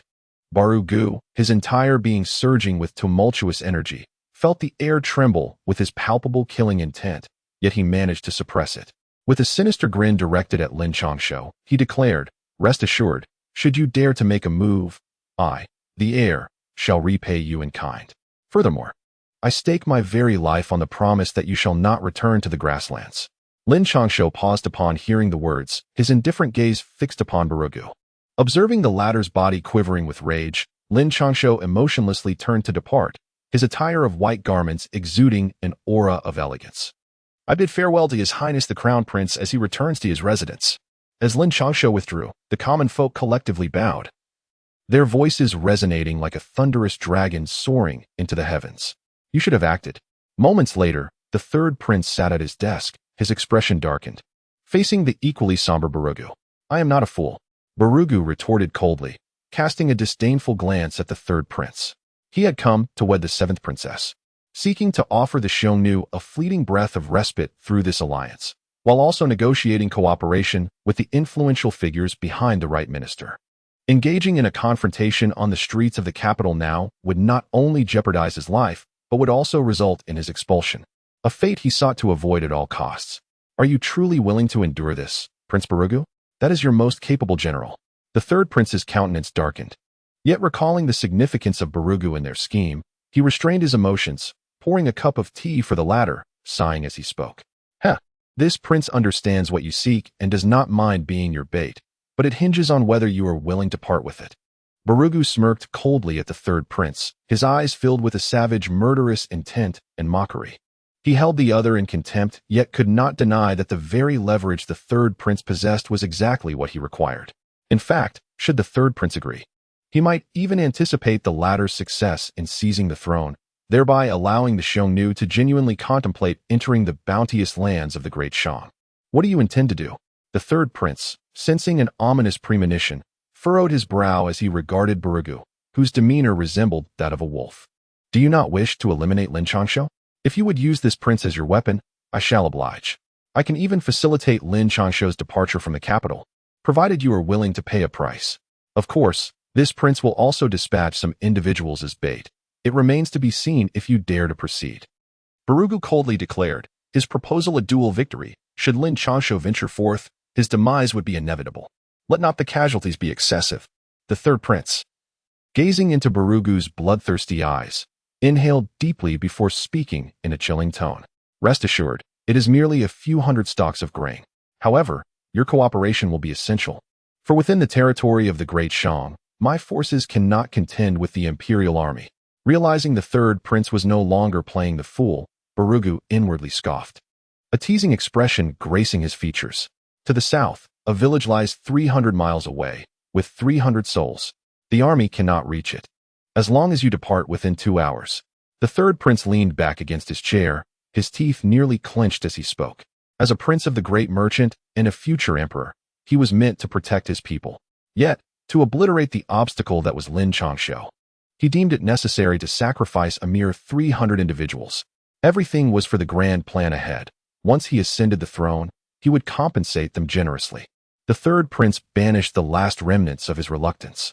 Haha, a delightful collaboration. I must say, you Han people speak of benevolence and righteousness. Yet your hearts are far darker than ours, the Xiongnu. At these words, Barugu burst into laughter, rising to depart. Remember, if Lin Changshou remains alive, you shall certainly perish within the great merchant. As Barugu prepared to leave, the third prince's eyes glinted ominously as he coldly addressed him. Rest assured, as long as you follow my instructions, Lin Changshou will surely vacate the capital. Whether he lives or dies depends on the capabilities of your men. Barugu smirked at the third prince's words. Your people must take action. If I recall correctly, you have 5 monks hidden away. They must be dispatched. 1 Shurjan by your side will suffice. The third prince maintained his icy demeanor as he regarded Barugu with a chilling tone. Very well. I hope for a fruitful cooperation. Barugu furrowed his brow at this, reluctant to comply. Those 5 monks were at the peak of their mastery. Their combined strength could even contend with a half-step grandmaster. Truth be told, he was hesitant to send them out. With Lin Changshou's demise, he feared he would not escape the great merchant without them. However, upon witnessing the third prince's grim countenance, he resolved to send the monks forth to eliminate Lin Changshou and disrupt the tranquility of the great merchant. Lin Changshou, this time, I shall see how you can survive. The Xiongnu, humph, are merely my dogs. You shall accompany them to the grave. The third prince watched as Barugu vanished from the estate, enveloped in darkness, leaving only his chilling whispers behind. At that moment, Lin Changshou remained oblivious to the lengths the third prince would go to ensure his demise. Seated in his chamber, he continuously circulated his inner strength, every muscle in his body moving in precise rhythm. Cold sweat beaded on his forehead, and his handsome visage contorted in agony. After an indeterminate time, Lin Changshou's complexion turned ashen, and he expelled a mouthful of dark blood, which splattered onto the ground. The hard floor began to emit white smoke, and moments later, a gaping black hole was left in its wake. Just a little more, just a fraction. Lin Changshou had long since grown accustomed to the sight. After casting a glance at the corroded floor, he leaned against the bedside, his complexion pale as he murmured, "Your Highness, are you all right?" At that moment, Uncle Tsong's voice resounded from outside the door, laden with concern. "I am fine, Uncle Tsong. Please, go rest." Lin Changshou took a deep breath, steadying his breath before speaking softly. "Very well, my lord, you should rest early. The day after tomorrow, nations will come to pay their respects, and you are to represent the northern town prince's residence." Upon hearing this, Uncle Tsong nodded with reassurance and added another reminder. After Lin Changshou assured him that he had not forgotten, Uncle Tsong hunched his body and made his way deeper into the royal residence. Once he sensed Uncle Tsong's presence fading away, Lin Changshou clutched his chest, beads of cold sweat streaming down his face. Although over 9 years had passed, each time the mirror shattered, he was tormented to the point of being utterly battered. Even with the assistance of the academy and the suppression of the bronze cauldron, the excruciating pain had diminished by half, yet it still left him trembling uncontrollably. Once Lin Changshou finally managed to suppress the pain and return to his usual state of comfort, the sky had already begun to lighten with dawn. Just as he intended to indulge in a brief slumber, a sharp sound pierced the air, and a stone came crashing through the window. "De Gu Chao South. Allow me to show you the spectacle of over 300 officials." As Lin Changshou seized the stone, a note materialized in his hand. The words inscribed upon it igniting his fury, prompting him to crush the paper into dust. Chapter 74. Oh, my little lord. Seeking death. In the dimly lit confines of Lin Changshou's bedroom, an aura of murderous intent enveloped him as he growled through clenched teeth. He had anticipated that these individuals might conspire to take his life, employing various methods to encircle and eliminate him, yet he never expected such a profound lack of humanity. The thought of sacrificing the common folk of the great merchants merely to extinguish his existence left him with a darkened expression. He realized that venturing beyond the capital was a grave mistake. Within the city, they would dare not act openly against him, especially with the academy as his formidable backing, ensuring a substantial measure of safety. However, to spare them would be an affront to his very being. Recalling the horrific scenes witnessed in the northern frontier, Lin Changshou abruptly stood, his aura surging powerfully as he murmured toward the southern expanse of the capital. Clad in white, the young lord donned 2 northern suppression blades at his side, mounted upon a magnificent black steed, galloping forth into the dawn's light beyond the city gates.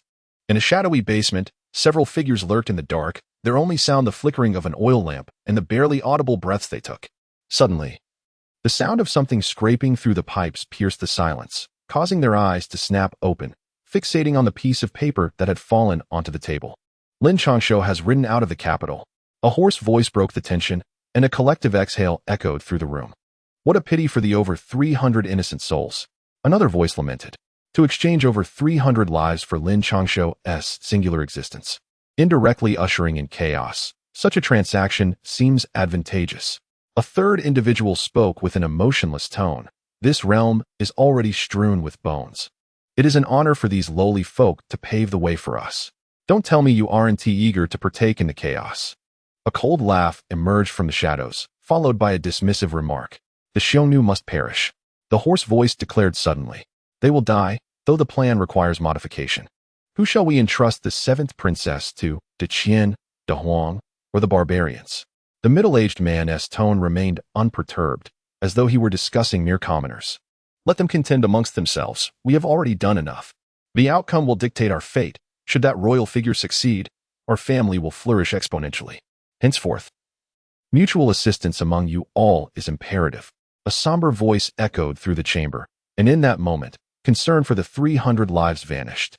As they reveled in the prospects of their future, Luojin, I hope the choice you make does not lead us to disappointment. After basking in their visions, the group turned their gaze toward the enigmatic figure in the corner. Without aid, he is undoubtedly doomed. 2 masters in the late stage, 2 pseudo-great masters, and 5 lesser masters. Upon hearing this, Luojin's chilling voice spoke unreservedly, his eyes gleaming with a sinister excitement. Meanwhile, at the Northern Suppression King's residence, the stooped figure of Uncle Tsang gazed toward the direction Lin Changshou had departed, his weathered eyes brimming with concern. My little lord, do not rush. I shall await you. Upon hearing the whispered words of the aged uncle, he trembled as he ventured deeper into the royal mansion.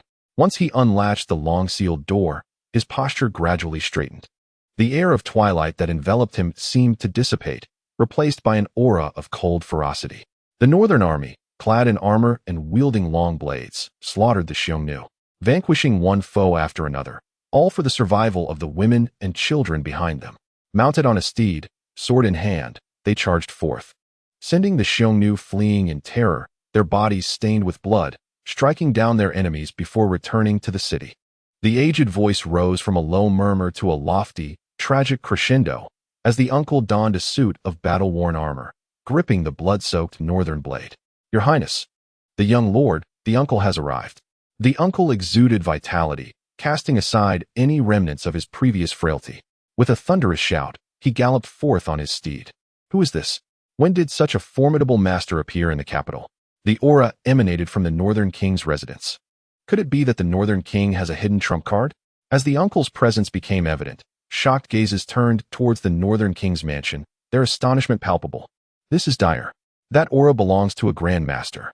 Meanwhile, in the basement, those who had intended to depart halted, their expressions growing increasingly grim. Luojin, this is our final opportunity. Lin Changshou must be eliminated, regardless of the cost. The middle-aged man's once indifferent tone was now stripped of pretense, his voice darkly resolute. Where shall we find him? A Grand Master is not easily come by. The entirety of our underground city's resources have been exhausted. The remainder is for you to manage. Luojin's sinister visage darkened immeasurably. With a cold snort, he turned to leave.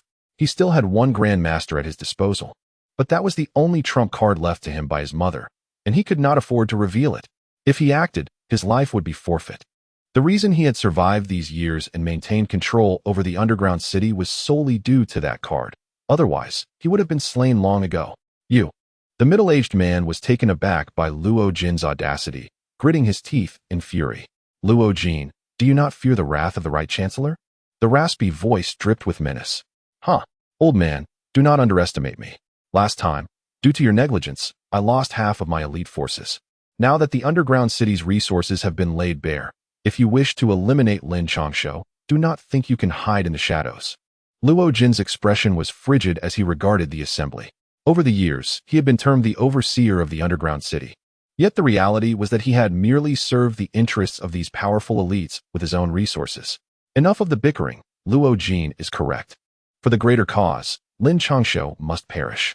Return immediately and dispatch men. I do not care what methods you employ, but aside from Luo Jin, each of us four must send forth someone of no lesser caliber than the late stages of a grandmaster.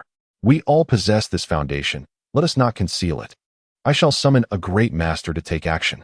Remember, should anyone attempt to be sly this time, I will personally eliminate them. Amidst the cacophony of voices, a steady yet furious shout resonated. His profound gaze first fell upon Luo Jin, before he coldly addressed the crowd. Very well, let us proceed now. The remaining few exchanged glances, understanding that this was not a moment for concealment. They could only nod in agreement. Beyond 100 miles south of the capital, in Kaoshan village, wisps of smoke began to rise. Occasionally, the sound of barking dogs echoed, prompting their owners to scold them into silence. Accompanied by the playful antics of early rising children, those who misbehaved found themselves reprimanded by their parents, resulting in wails of distress. As the clamor grew, the village embarked on another day of toil. Ah, how I relish the vibrant essence of the Han people. Each time I vanquish this group of lowly beings who yearn for a better life, my spirits soar to unprecedented heights. Not far from the village, over 20 Huns, brandishing curved swords and mounted on horseback, wore sinister grins as they observed the increasingly boisterous Kaoshan village. Chapter 75, The Formation Mother. What will we eat later?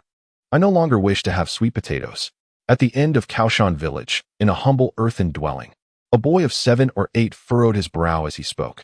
What else is there to eat if not sweet potatoes? The woman, busy at the stove, paused momentarily at his words, then pinched her son's cheek and inquired, I want meat. Our family hasn't had meat in 2 months. The boy swallowed hard, casting a hopeful glance at his mother, and continued eagerly, all right, let us wait a couple of days for you to check the traps on the mountain. If we catch something, we can finally eat meat. A fleeting shadow of sorrow crossed the woman's eyes, yet she suppressed her grief and gently ruffled her son's hair, saying, yes, I will go check soon. The snow is heavy outside, so you stay home. Your father is gone, but you can protect yourself. Upon hearing this, Taizhu's eyes sparkled with a glimmer of hope. At his tender age, he was rapidly growing. In Kaoshan village, everyone was a hunter, and his father was the village chief. Regrettably, he had not returned from the mountains 3 months ago, leaving the two of them to navigate this harsh world alone. Though unspoken, Taizhu understood deep down that his father might never return. Taizhu is wonderful, but you are still young. In time, you will grow strong enough to help your mother. For now, it is your mother who will protect you. The woman's eyes shimmered with tears as she crouched down, attempting to smile, but tears cascaded down her cheeks uncontrollably. Her heart was filled with both pride for her obedient son and sorrow for their precarious existence in this unforgiving world. Do not cry, mother. Taizhu will grow up to be even stronger than father. I've heard tales of academies in the capital. One day, I will attend an academy, learn great skills, earn plenty of money, and ensure you live well. Taizhu felt somewhat at a loss. Although he was precocious for his tender age, the sight of his mother weeping left him with no recourse but to reassure her while gently wiping away her tears with his small hands. In that moment, the mother and son embraced and wept together in the warmth of their earthen house, oblivious to the heavy snowfall blanketing the world outside. By the time every household had finished breakfast, the sun had already risen. Taizhu concocted a flimsy excuse to tell his mother, who was busy with her needlework, that he wished to play in the snow. Mother, may I hunt a wild rabbit for you to eat? He implored. Once outside, he touched the dagger hidden within his clothing and murmured with determination. He was not lacking in understanding. How could he possibly voice demands to his mother? Just days earlier, he had witnessed her suddenly collapse, and her health had been poor since. To him, it was evident that the lack of meat was a concern, compounded by the dwindling food supplies at home. As the sole man in the household, Taizhu felt it was his duty to venture out and hunt, much like his father had done. Fearing that his mother might discover his intentions, he deliberately took a circuitous route toward the back mountain, where the towering peaks stretched endlessly, nearly encompassing a radius of 300 miles around the capital. The village's economy relied heavily on the herbs, wild game, and furs found in those mountains. Surely, no one will notice my absence, he thought. After a difficult trek through the narrow path, Taizhu emerged, his slight frame dusted with snowflakes. His eyes sparkled with excitement and anticipation as he gazed at the mountains, glancing back at the direction of the village. He worried that someone might spot him and inform his mother, but thankfully, the rugged path was difficult to navigate, while it might be manageable for a child. No adult would dare traverse it.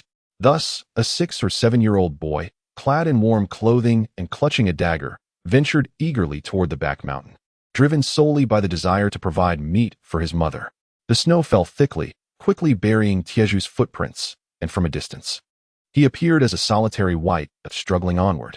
At the capital's academy, Han Su, clad in the attire of a chief eunuch and holding a feather duster, stood at the entrance. "Are you seeking death?" Shang Kuang scrutinized him, his eyes filled with authority and disdain. He could not fathom why this group had sent Han Su, when they had no one else available. Though the man was close to becoming a Grand Master and had records of contending against one, he was ultimately just a peak master. Respectfully greeting the ancestor, I, the old servant, dare to come today not for any other reason but to halt the academy for a moment. Han Su's pale face displayed trepidation as he bowed humbly. Yet his feet remained firmly planted. "Do you comprehend the gravity of your actions?" Shang Kuang fixed a cold gaze upon him, his aura resonating like a dragon, causing the air around them to tremble. In response to the ancestor's words, "I am aware that I shall leave my fate at your discretion afterward," Han Su replied, his face betraying fear and humility, yet his eyes held no trace of dread, only a hint of indifference. "Very well. What a cunning serpent you are, Han Su. Is it truly worth it for the sake of a woman?" Upon witnessing the scene, the merchant madman, filled with rage, erupted into laughter, his voice resonating like a thunderous bell.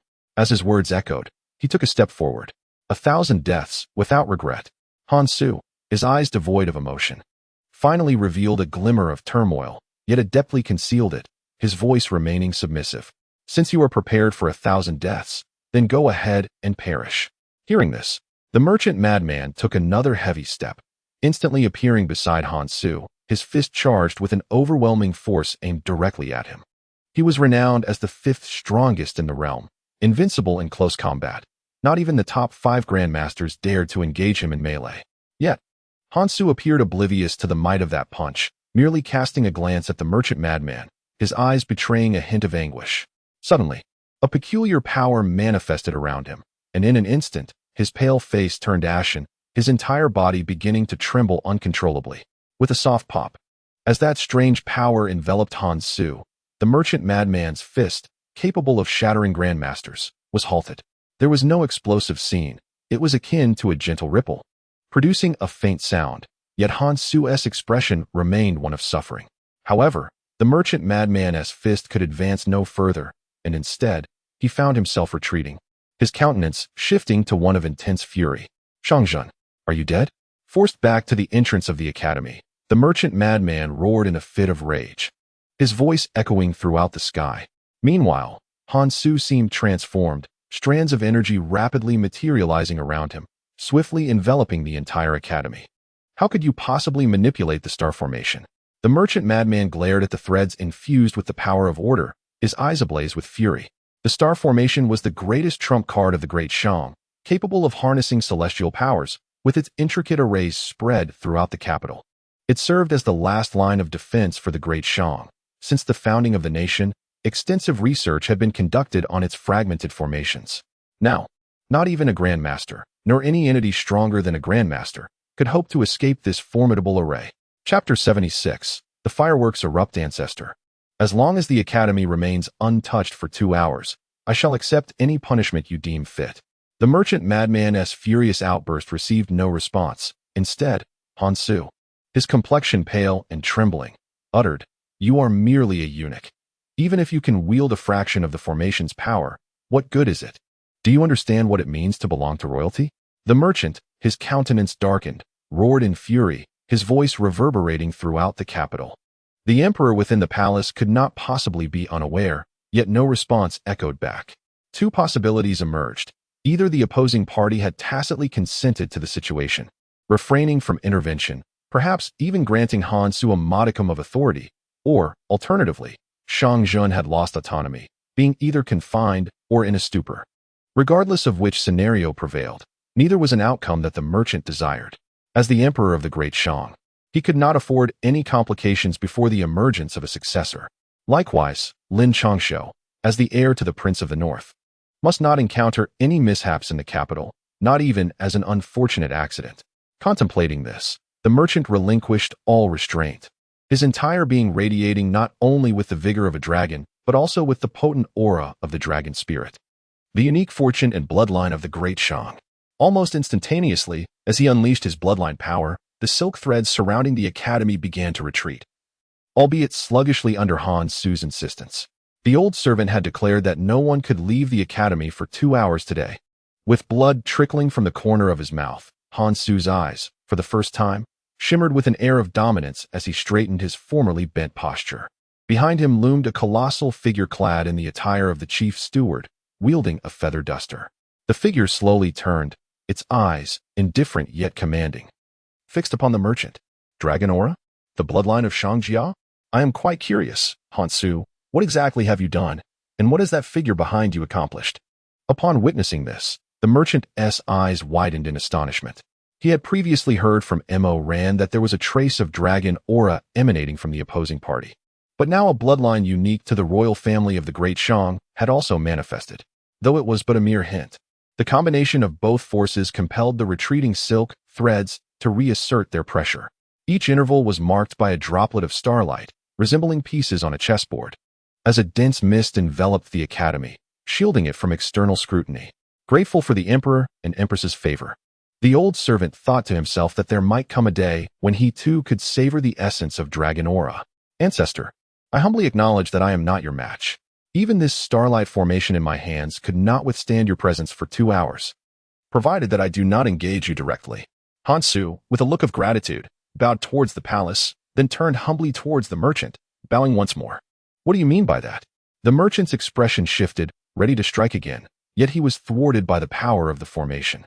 This eunuch implies that we are to be restrained within the academy for 2 hours. At that moment, a detached voice resonated, revealing Mo Ran, barefoot and gracefully walking through the air. Indeed, you are not to be underestimated, Third Master. My thoughts are no secret to your keen perception. Han Su maintained his expression, bowing humbly towards Mo Ran, and replied, I have warned you. Should you appear again, you shall meet your demise. Silent yet with a frigid countenance, his eyes gradually transformed into an abyssal black. The life of the old servant held little value, should Mr. San desire it, after the matter concludes.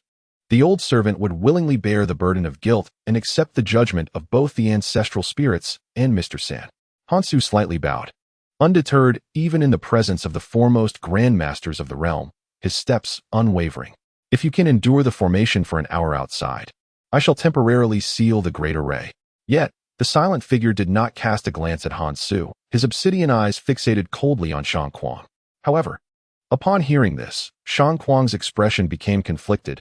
His hesitance to intensify the assault was not without reason. The starry array could only be activated by the Deshang royal family, specifically by the emperor himself. As a member of the royal lineage and a revered ancestor, he possessed not only the dragon's aura but also the royal bloodline, making him the 5th greatest grandmaster in the world, capable of resisting even a fraction of Han Su's array power. Yet, to act would mean risking the royal fortune and bloodline against Han Su's trace of royal lineage. Such an action would likely damage the great array, and the owner of that bloodline might suffer a backlash, potentially leading to death. He cared not for others, but he feared that trace of royal bloodline belonged to Shangjun. If so, all would be lost. Your Majesty has instructed me to inform you that he is unharmed and may fight with abandon. Just as Shang Kuang contemplated how to avoid injuring the bloodline behind him, a chilling voice resonated. The crowd turned to behold Hua Fei, adorned in resplendent garments, gracefully descending from the skies. Hua Fei. From the outset, Han Su had remained unperturbed before Shang Kuang, and even in the face of the silent figure. But upon seeing Hua Fei, A flicker of panic appeared in his eyes for the first time. "You dog servant, His Majesty commands me to tell you not to seek your own demise." Hua Fei's expression turned icy, her eyes brimming with murderous intent as she directed a low growl at Han Su. Impossible. Han Su was alarmed. According to prior arrangements, Shang Jun in the palace should have remained oblivious, perhaps even unconscious, but now everything had changed. "That is well. Quickly go rescue Lin Changshou." At this moment, two voices echoed simultaneously. One, a sinisterly smiling Shang Kuang filled with murderous intent. The other, a visibly anxious Mo Ran. "I apologize, but I cannot leave the capital at this time."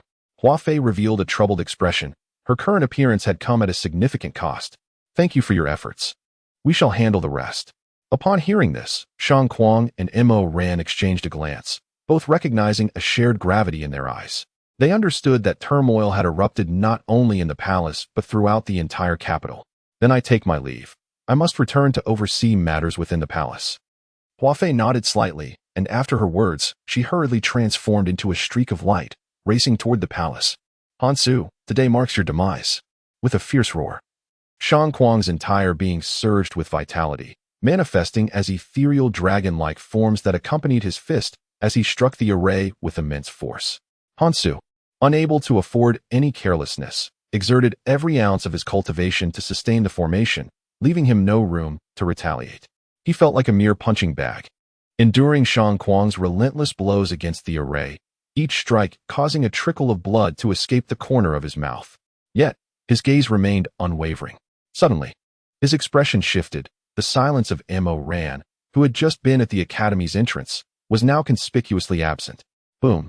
Simultaneously, a brilliant firework erupted in the southern sky. "Ancestor, it's too late. They have already begun." Upon seeing this, Han Su, who had been anxious just moments before, suddenly broke into a smile. Though the blood staining his lips and his pallid complexion made the sight rather disconcerting. Chapter 77. The monk blocks the way. Meanwhile, Lin Changshou, filled with murderous intent, rode fiercely towards Mount Village. Yet, midway, the sound of fireworks erupted. Lin Changshou looked up, and his expression shifted dramatically, no longer conserving his strength. He performed a swift somersault and leaped into the air, becoming a streak of white racing across the snow. "Ba, where does young Master Lin intend to go?" As he approached the vicinity of Mount Village, 5 monks suddenly appeared ahead, blocking his path. "Once again, it is you bald-headed monks." Lin Changshou's face turned icy upon seeing the 5 men before him, their aura far beyond his own. Ba, young Master Lin is entangled in karma. It would be wiser to accept this fate and seek prosperity in the next life." The leading monk exhibited a benevolent demeanor, yet his words were laced with a chilling intent to kill. "To hell with you." Upon hearing this, Lin Changshou erupted in a torrent of invective. In an instant, a flash of blade light surged forth, aimed directly at the 5 individuals. It was merely a battle, and he felt no fear. His entire reservoir of strength and cultivation manifested palpably at that moment. The glistening white blade of the Jinbei knife radiated a chilling aura of lethality as Lin Changshou struck down, unleashing a frigid wave of blade energy towards one of the adversaries. It was rumored that the heir of the Jinbei king had suffered irreparably from poison, resulting in a drastic change in temperament and an utterly debauched demeanor. Yet, the veracity of such gossip appeared questionable. The leader among them, sensing the overwhelming murderous intent of the blade energy, chuckled softly. With a casual wave of his hand, imbued with a faint golden glow, he effortlessly shattered the icy blade energy. "This air is not subject to the evaluations of you wretched hounds." At that moment, Lin Changshou's figure had already materialized beside a monk. Without uttering a word, the Jinbei knife, laden with fierce intent, surged towards the monk's head. Young Master Lin truly surprises this humble monk, but this is insufficient. The monk, observing the impending strike, made no attempt to evade. Instead, he regarded Lin Changshou with a detached glance, and a golden radiance enveloped his form. The sharp Jinbei knife met his body as though striking a solid block of iron, producing a resonant clang. "Is that so?" Lin Changshou's eyes were devoid of emotion. The backlash from the strike sent pain coursing through his wrist, yet he appeared entirely unfazed. Instead, he deftly redirected the northern blade, thrusting it towards another monk. At that moment, an aura of blade energy emanated from his hand. His strike, executed with precision akin to slicing through tofu, his palm penetrating directly into the opponent's chest. You? The monk was taken aback, for he had relied upon the sacred defenses of the Buddhist order. It was inconceivable that Lin Changshou, a mere novice, could breach such fortifications. Even someone of equal mastery, wielding a weapon, would struggle to penetrate that defense. In a state of disbelief, he coughed up a trickle of pale golden blood, unable to comprehend the situation. Your flesh is not as resilient as the scales of a demonic beast. Lin Changshou cast not a glance at his opponent, letting out a cold snort as he attempted to withdraw his hand. In the presence of Bai Zhe, there existed two grandmasters among the highest-ranking beasts. What could the Buddhist golden body possibly signify? Since young Master Lin had arrived, he should not depart. This humble monk lacks neither the courage to consume demons with his own flesh. Just as Lin Changshou was about to retract his hand, he felt an overwhelming force surge towards him. No matter how much he struggled, it was ultimately in vain, while the monk's expression softened with compassion as he spoke indifferently. Even Buddha possesses a wrathful Vajra. The debt owed by the northern king's manor shall be repaid today. The other monks, seemingly oblivious to their injured comrade, shifted their stances. A binding force emanated from within them, rendering Lin Changshou unable to move, not just his hand, but any part of his being. So, those who attacked my mother were indeed among you. Yet Lin Changshou remained unperturbed, gazing at the monks with crimson eyes, his tone grave as he declared, Amit Ba, it is everyone's duty to eradicate demons. The monks exchanged glances and, upon concluding their silent communication, struck simultaneously. With fists and palms infused with a heavy intent to kill, they launched their assaults towards Lin Changshou's vital points. In the blink of an eye, they appeared beside him, their attacks landing without hesitation. Boom. The sound resonated like a blow upon leather as they all struck Lin Changshou at once. From this day forth, any member of the Buddhist sect that this young master encounters shall be met with death. No one shall impede me. Just as the monks wondered why the sound differed, they beheld blood trickling from Lin Changshou's mouth, his gaze coldly fixed on them as he spoke in a deep voice. That look even caused these esteemed Buddhist monks to feel a shiver of trepidation, prompting them to withdraw slightly and concentrate their energies for an even greater assault. Yet Lin Changshou's eyes remained unfazed, devoid of any human emotion, not even casting a glance at the monks. Did you not wish to consume demons with your own flesh? Today, this young master shall grant your desire. The monk, who had been struck by Lin Changshou's hand, was desperately channeling his powers to immobilize him. Just as he believed the situation was secured, he heard Lin Changshou's voice, reminiscent of a demon from the depths of hell. The next moment, he felt not Lin Changshou withdrawing, but rather a sharp, fierce blade of energy lunging towards his vital organs. Bang, bang, bang. Simultaneously, the remaining monks unleashed their full powers, directing their utmost efforts toward Lin Changshou's crucial points. The sound of their strikes echoed through the empty street, a muffled thud resonating against the eardrums, while Lin Changshou's bones and muscles beneath his garments writhed and contorted, resisting the ferocious onslaught. Junior brother, senior brother. Regardless of their relentless assaults, Lin Changshou remained indifferent, fully channeling the postnatal body technique while unleashing a blade of energy directed towards the monk's vital organs. The sound of the weapon-piercing flesh echoed as Lin Changshou's hand blade cleaved through the monk's body, his grip revealing a blood-soaked heart. Amidst the astonished gasps of the remaining monks, he exerted force with one hand, and with a sickening squelch, the pulsating heart disintegrated into a spray of blood upon the snow. What remains is your turn. As the heart was crushed in Lin Changshou's grasp, the oppressive force that bound him dissipated as if it were mere illusion. His scarlet eyes glimmered with ferocity, blood cascading from the corner of his mouth. Yet his posture remained erect. With a gaze reminiscent of a demon, he admonished the remaining monks, "Kill him. He has succumbed to darkness." The lead monk, sensing the gravity of the moment, felt a chill in his heart and bellowed in anger. In that instant, compassion was cast aside. They feared that if they hesitated further, Lin Changshou's bizarre attacks and formidable body refinement technique might spell their doom. Without reservation, the monks unleashed their most formidable strikes, their auras sending ripples through the surrounding air. As they released their energy, Lin Changshou's legs began to tremble, and his body instinctively sought to collapse under the mounting pressure. Despite desperately employing the dual techniques of the postnatal body technique and the war god technique, the only sound he could hear was the creaking of his bones. Chapter 78. Kill. Observing Lin Changshou's precarious state, the monks exchanged glances, a sense of relief washing over them. They understood that the recent death of their comrade was merely a consequence of Lin Changshou's surprise attack and their own overconfidence. Now, Lin Changshou was but a floundering fish upon their cutting board, ripe for slaughter, and they were eager to end the encounter swiftly. They unleashed their mightiest assaults, charging towards Lin Changshou with unwavering confidence that this strike would reduce him to mere blood and viscera. You dare! As the attacks drew near, fissures appeared upon Lin Changshou's skin, oozing blood. At that moment, a resounding clang of a sword echoed from afar. A blade of energy slicing through the air with an earth-shattering force, aimed directly at the monks. Convene. A group of monks, upon witnessing the unfolding scene, furrowed their brows in concern.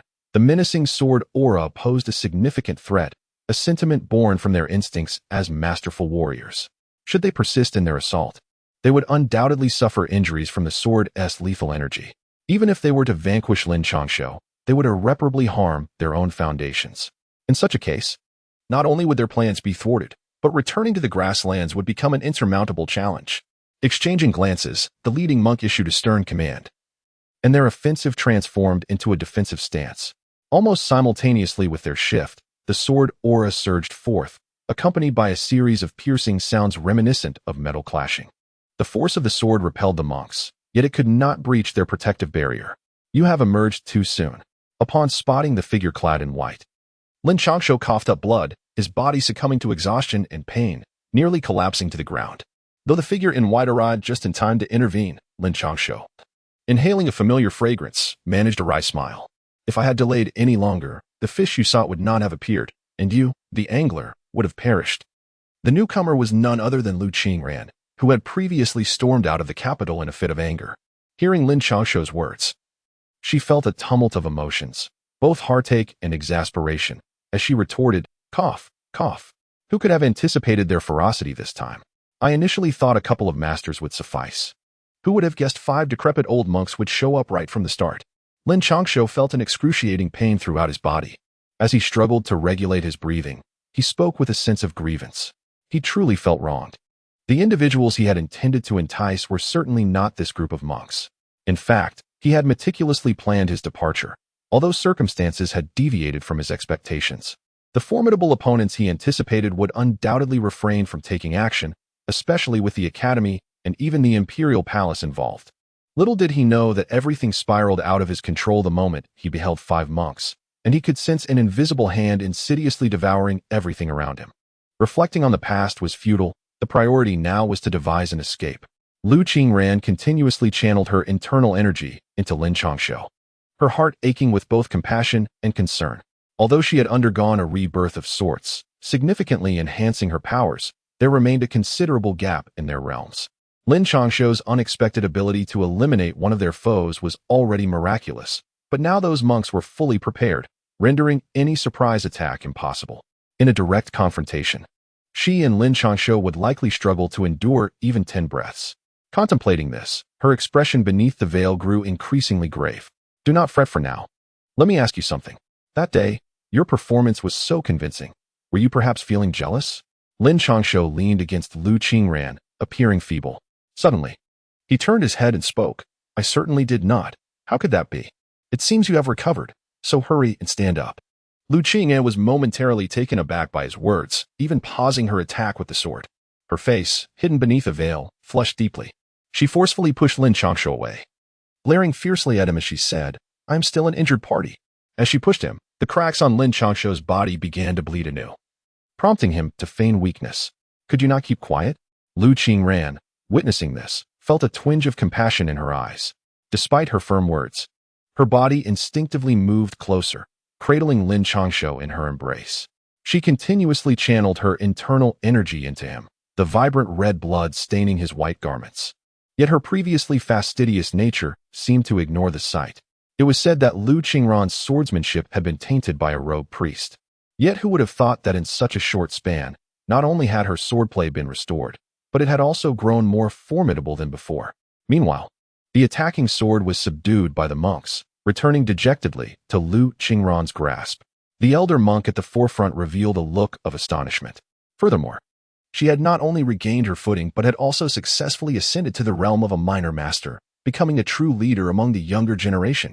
Another monk, filled with emotion, observed Lu Qingran and continued, "Shall we retreat, or shall we fight?" However, Lu Qingran seemed oblivious to their presence. She merely cast a cold glance their way, her tone devoid of the tenderness she had previously shown Lin Changshou. "I advise you to leave, good sir. Otherwise, the world shall lose a remarkably talented sword master, which would diminish its vibrancy." The elder monk, upon hearing this, regarded Lu Qingran with a grave expression. "Do not waste time. Old monk, whoever dares to obstruct us today shall meet their demise." Just as the monk finished speaking, a dark voice echoed, and several figures, exuding a murderous aura, approached. Casting an unkind glance at the monks, they instinctively surrounded Lin Changshou and the others. Are these the spirits and phantoms from the underground city?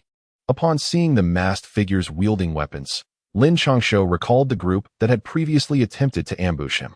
He spoke with an indifferent expression. "Lin Changshou, the blood feud of decades in the martial world, with the souls of countless victims. Today, I shall take you to task." The leader of the group did not respond, his aura thick with hostility. With that, he lunged at Lin Changshou, wielding a long knife. His cultivation level was that of a master, and the others swiftly joined the fray, all at the level of minor masters, with the weakest among them being at the Unity realm. "It seems you are destined to be my ill-fated partner. I wonder if these fellows will allow us to be laid to rest together." Lin Changshou gazed at the approaching assassins, his expression unperturbed, even breaking into a smile as he glanced at Lu Qingran and said, "Focus your energy well, and when the moment is right, you should leave first." However, Lu Qingran did not respond with her usual playful demeanor. Instead, a cold look enveloped her features as she rose with her sword in hand, fixing her gaze on the attackers. "Leave? Why should we part? As a couple, we ought to fight together." Lin Changshou understood her sentiments, yet he could not bear the thought of allowing a woman to sacrifice herself for him. With a cheerful demeanor, he stood beside Lu Qingran, reaching down to grasp the northern suppression blade that had fallen to the ground. "Kill." Before Lu Qingran could react, Lin Changshou let out a fierce roar, transforming into a crimson streak as he charged towards the assassins. Chapter 79. Life Hanging by a Thread. "You."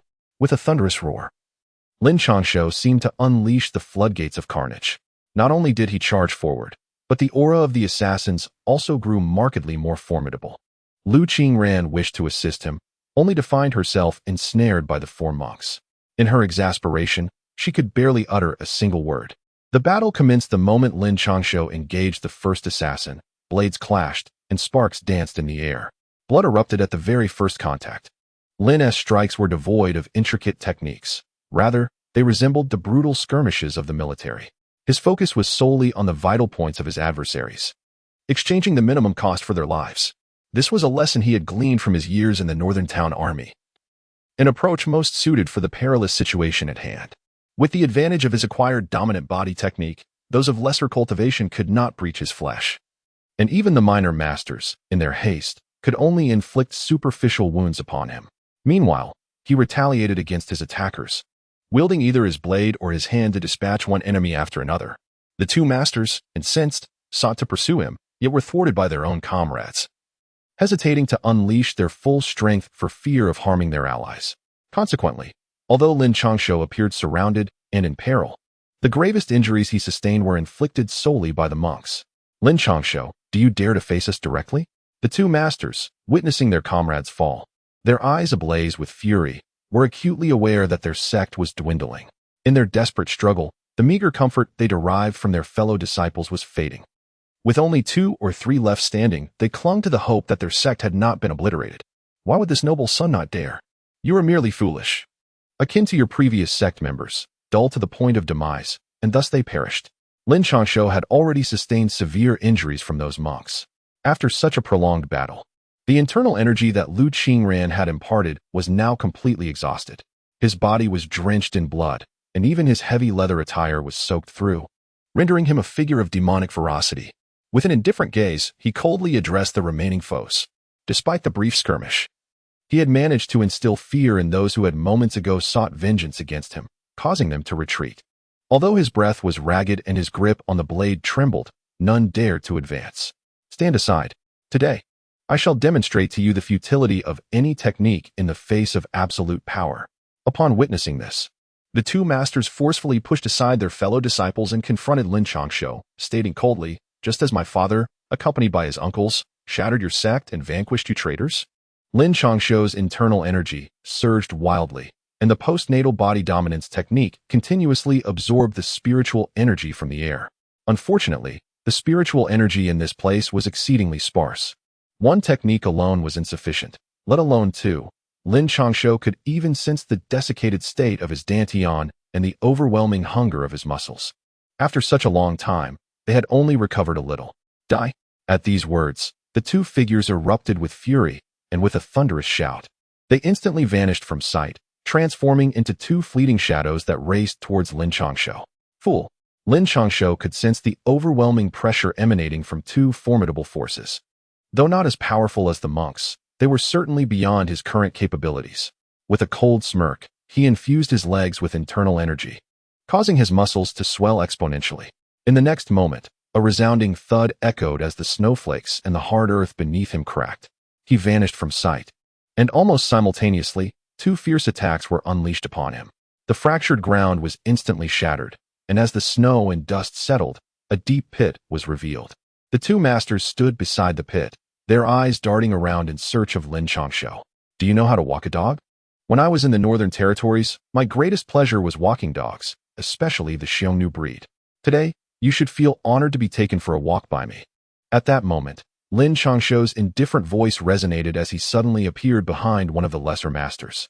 Before the master could react, a bloody hand plunged through his chest, instantly reducing his still-beating heart to a pulpy mess. Junior brother, I shall tear you to shreds. One of the masters, upon witnessing this, turned crimson with rage and charged forward. The other, sensing the impending danger, furrowed his brow, but it was too late. Lin Changshou's lips curled into a slight smile, his eyes devoid of emotion, as if he were oblivious to the approaching master, remaining steadfast in his position. Die! In the blink of an eye, the master's attack struck.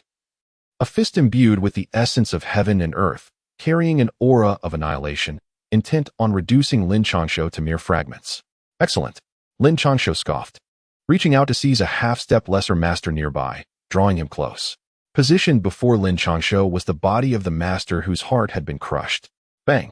By the time the master realized the peril, it was too late. His devastating punch, imbued with cataclysmic energy, was upon him. A tremendous noise erupted as Lin Changshou was sent flying, resembling a discarded sack, while the man and corpse before him were reduced to a shower of flesh, staining the pristine snow a deep crimson. Lin Changshou, you shall perish. As Lin Changshou soared through the air, blood spilling from his mouth, a voice laden with murderous intent echoed. The speaker had already positioned himself behind Lin Changshou, a palm descending towards his head. You've arrived. In the mind of this master, Lin Changshou's eyes should have reflected panic, yet what he saw was a glimmer of pride. Lin Changshou's speed intensified, seemingly devoid of any intention to evade, as if inviting death itself. Die! The master, upon witnessing the scene, experienced a fleeting moment of confusion. However, he could not fathom what further ploys Lin Changshou might possess. Gritting his teeth, he intensified his grip. Suddenly, a dull sound akin to a drumbeat resonated, and blood gushed from Lin Changshou's eyes, nose, and mouth in that instant. His breath became shallow, as if death were imminent, a belief shared by all present. Even Lu Qingran, blocked from proceeding, unleashed her entire cultivation force, employing a radical technique to nearly double her power, launching a frenzied assault on the monks.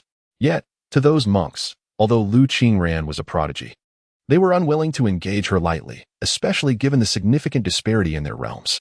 They remained 4 in number. Even with one absent, their formation still held firm.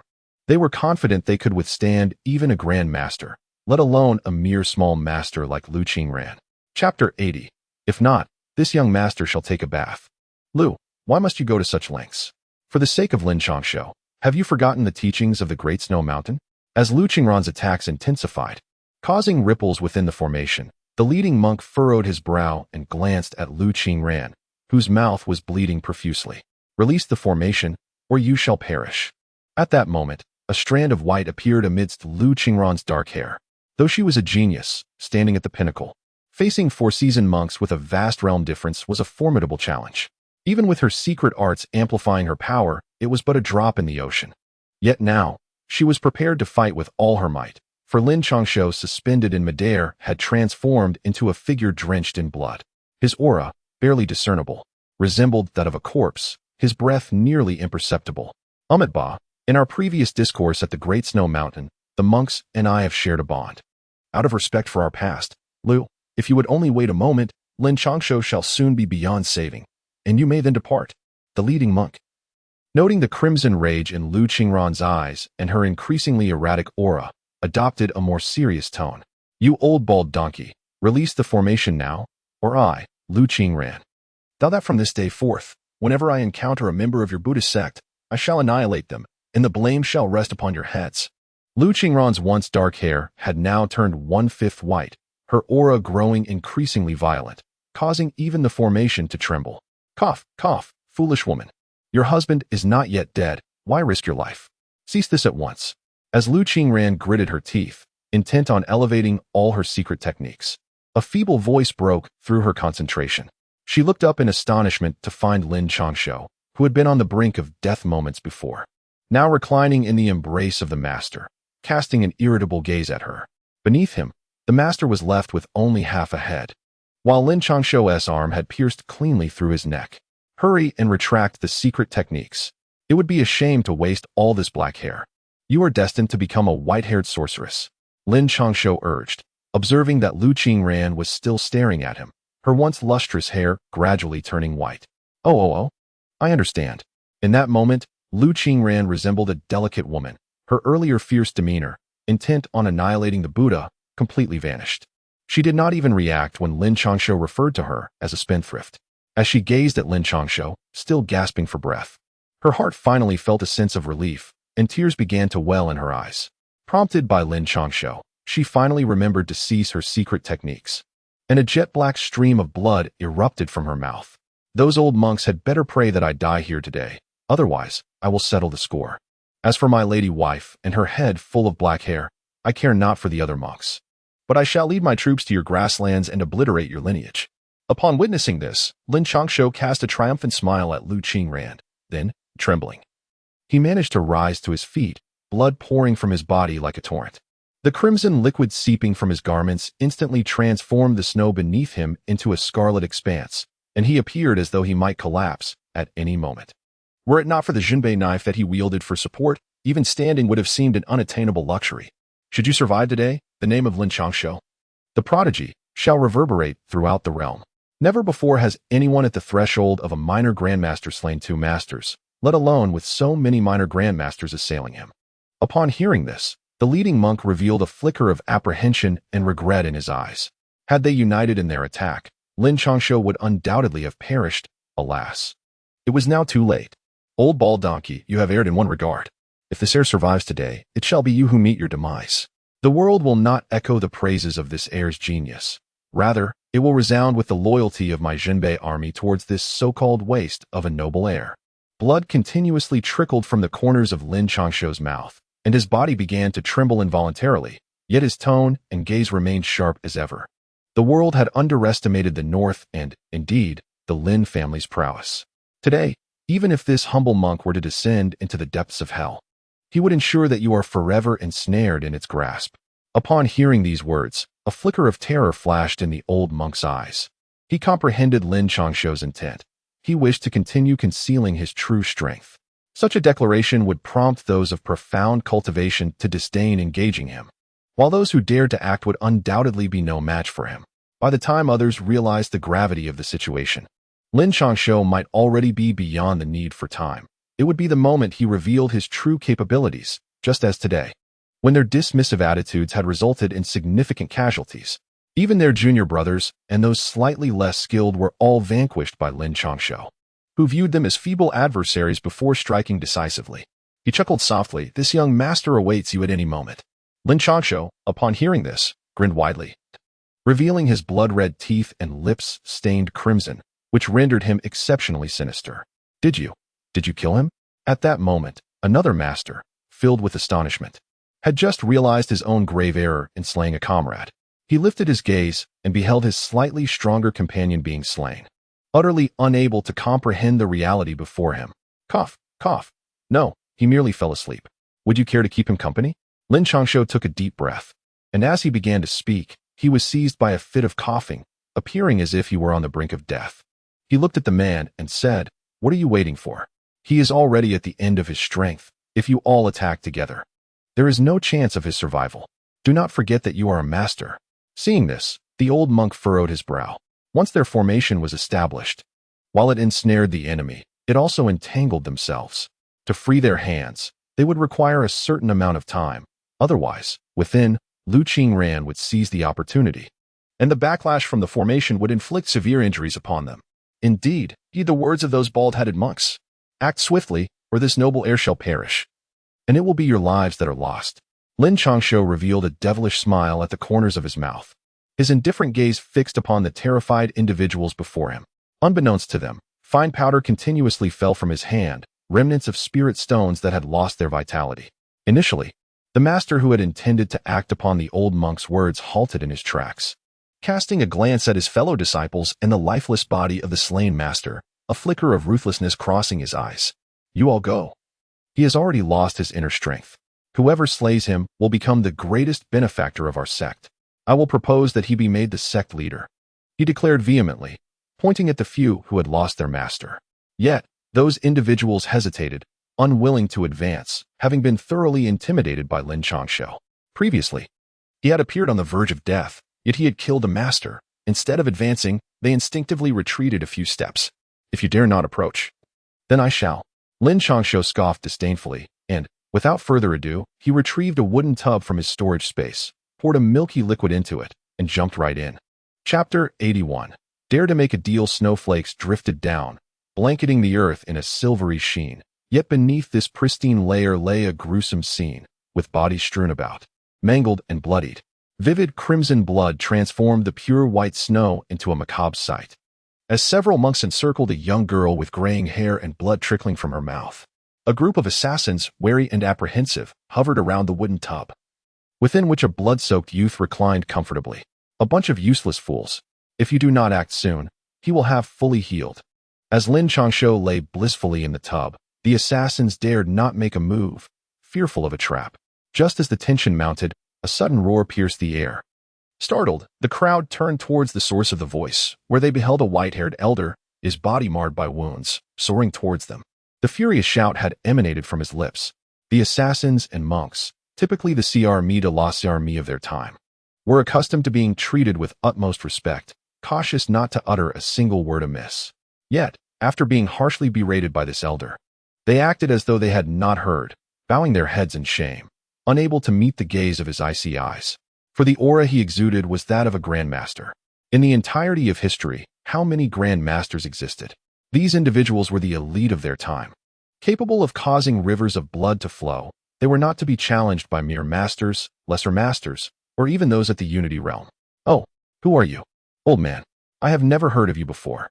Originally, it was presumed that Lin Changshou would harbor trepidation or even dread upon encountering this individual. After all, he was no mere adversary to be easily vanquished. Indeed, the mastery of a grand master would render it impossible for anyone to approach him. However, Lin Changshou's reaction left the onlookers perplexed. With one hand resting casually on the edge of a wooden barrel, he regarded the newly arrived Grand Master with an air of irreverence, jesting with him. It is no wonder he is the son of Lin Zhan. Even in the face of certain death, he could maintain his composure. Given time, he could very well become another Wang of the North. The elder's gaze sharpened as he observed Lin Changshou's demeanor alongside the lifeless body on the ground, eliciting an involuntary sigh of admiration within him. Such an achievement is beyond the capacity of Lin Changshou, a mere half-step Grand Master. Even a true Grand Master would find it unattainable. Yet, Lin Changshou has accomplished it. Moreover, judging by his appearance, he still possesses the strength for further combat, compelling the elder to concede that, although Lin Changshou may not possess the highest cultivation, his combat prowess undoubtedly surpasses that of the younger generation and even significantly outmatches many in their prime. The elder, possessing profound cultivation and eloquence, far surpassed these brash individuals. "This young lord has taken a liking to you. Why not come and assist me?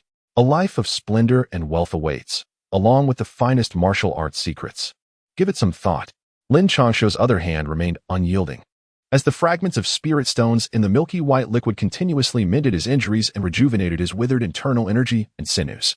Yet, his countenance bore no sign of distress. He maintained an air of irreverence, even beginning to recruit others. Upon hearing this, the white-haired elder's brow twitched slightly, a flicker of hesitation crossing his eyes. After all, he was the king of the north, the most formidable monarch in the realm. He single-handedly defended the northern borders, valiantly resisting both the Deqian and the Xiongnu, preventing either from encroaching even a fraction into his territory. It was well known throughout the world that he possessed a library containing the accumulated wisdom of the Deshang over a millennium, housing the secrets of numerous sects. Yet none dared to lay a finger upon it. Lin Changshou was destined to be the next king of the north, as long as the current monarch lived. The prospects of future wealth and glory were unimaginable, and further advancements in his cultivation were not beyond the realm of possibility. His current actions stemmed merely from the incessant scheming of those prominent families, which had begun to wear him down with their constant need for subterfuge. In a moment of contemplation, the white-haired elder appeared genuinely conflicted. Even his overwhelming murderous intent began to wane. "Elder, you must not trust this rogue. He is exceedingly cunning. And our people fell victim to his treachery, resulting in such great losses." As the elder pondered, Lin Changshou diligently restored his body, and the assassins grew frantic.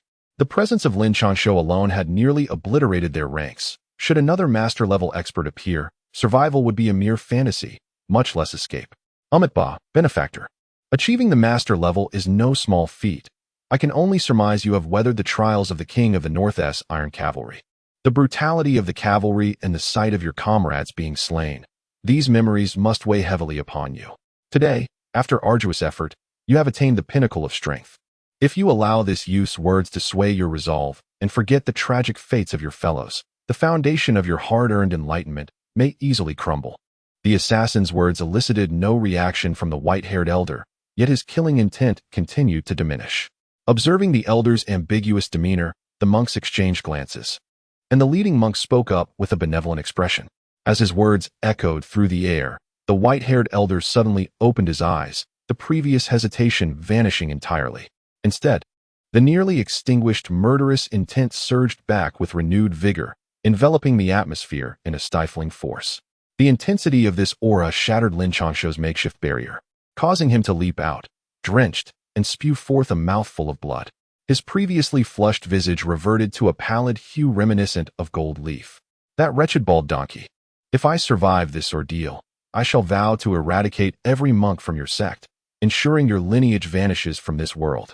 Lin Changshou wiped the blood from the corner of his mouth, casting a cold gaze upon the group of monks, the murderous intent in his eyes unmistakable. Amitabha. Should young Master Lin manage to escape this day, even if we were to descend into the depths of Avicii, we would accept it. The chilling murderous intent emanating from Lin Changshou sent shivers down the spines of the monks, despite his seemingly modest martial prowess. Their confidence was such that, had they taken him seriously, a single one among them could easily extinguish his life. Yet, that palpable sense of malice clung to them as if embedded in their very marrow, leaving them unnerved. They were correct. Should they eliminate him, the old man's thoughts would become clear. After all, while Lin had offered much, in comparison to the blood feud in the state of one's heart, his life was ultimately of far greater value. The white-haired elder gradually approached Lin Changshou, his aura intensifying with each deliberate step, each footfall resonating as if striking Lin's very heart, causing his blood to surge uncontrollably with agitation. Cracks along his skin began to ooze blood once more, no longer merely seeping, but rather gushing forth, transforming Lin Changshou into a veritable figure of blood. "Old man, you may seek to kill me, but before this young master meets his demise, would you dare to consider a transaction?" Lin Changshou could sense the vitality of his body waning with the old man's footsteps. Even speaking had become a laborious task. Yet, there was no trace of fear in his eyes. He merely cast a cold glance at the monks and the assassins, indifferent as he spoke. Chapter 82. Why are you so disobedient, woman? What do you mean? The white-haired elder halted, his gaze cold and indifferent as it met Lin Changshou's. In his heart, Lin Changshou was already as good as dead. No amount of cunning schemes could prevail against absolute power. "I believe the martial arts you practice stem from the Blood Shadow sect, which was prominent decades ago. I possess the last 2 levels of their secret techniques. Are you interested?" Lin Changshou felt his entire being trembling, with blood continuously flowing from his mouth. Yet, he maintained a nonchalant demeanor and declared, "Your demand is clear. You must perish today, without exception." Upon hearing the subsequent layers of techniques, the white-haired elder's eyes glimmered with a spark of interest, and without a moment's hesitation, he replied, "Rest assured, among the people of the northern border, there is no notion of survival. As the illustrious heir to the Duke of Northern Defense, even in death, I shall not be alone. These assassins, along with those monks, must accompany me to the grave. I must witness their demise." Hearing this, Lin Changshou scoffed disdainfully. He acknowledged his fear of death, yet at this moment, he was not devoid of the northern warrior's courage to fight to the bitter end. Pointing at the group of monks and the pale-faced assassins, a faint smile lingered at the corners of his mouth, though to those monks and assassins, it undoubtedly appeared terrifying. Senior, do not believe this rascal. We are all in this together. We too are pitiful souls from decades past in the martial world. Our aims align.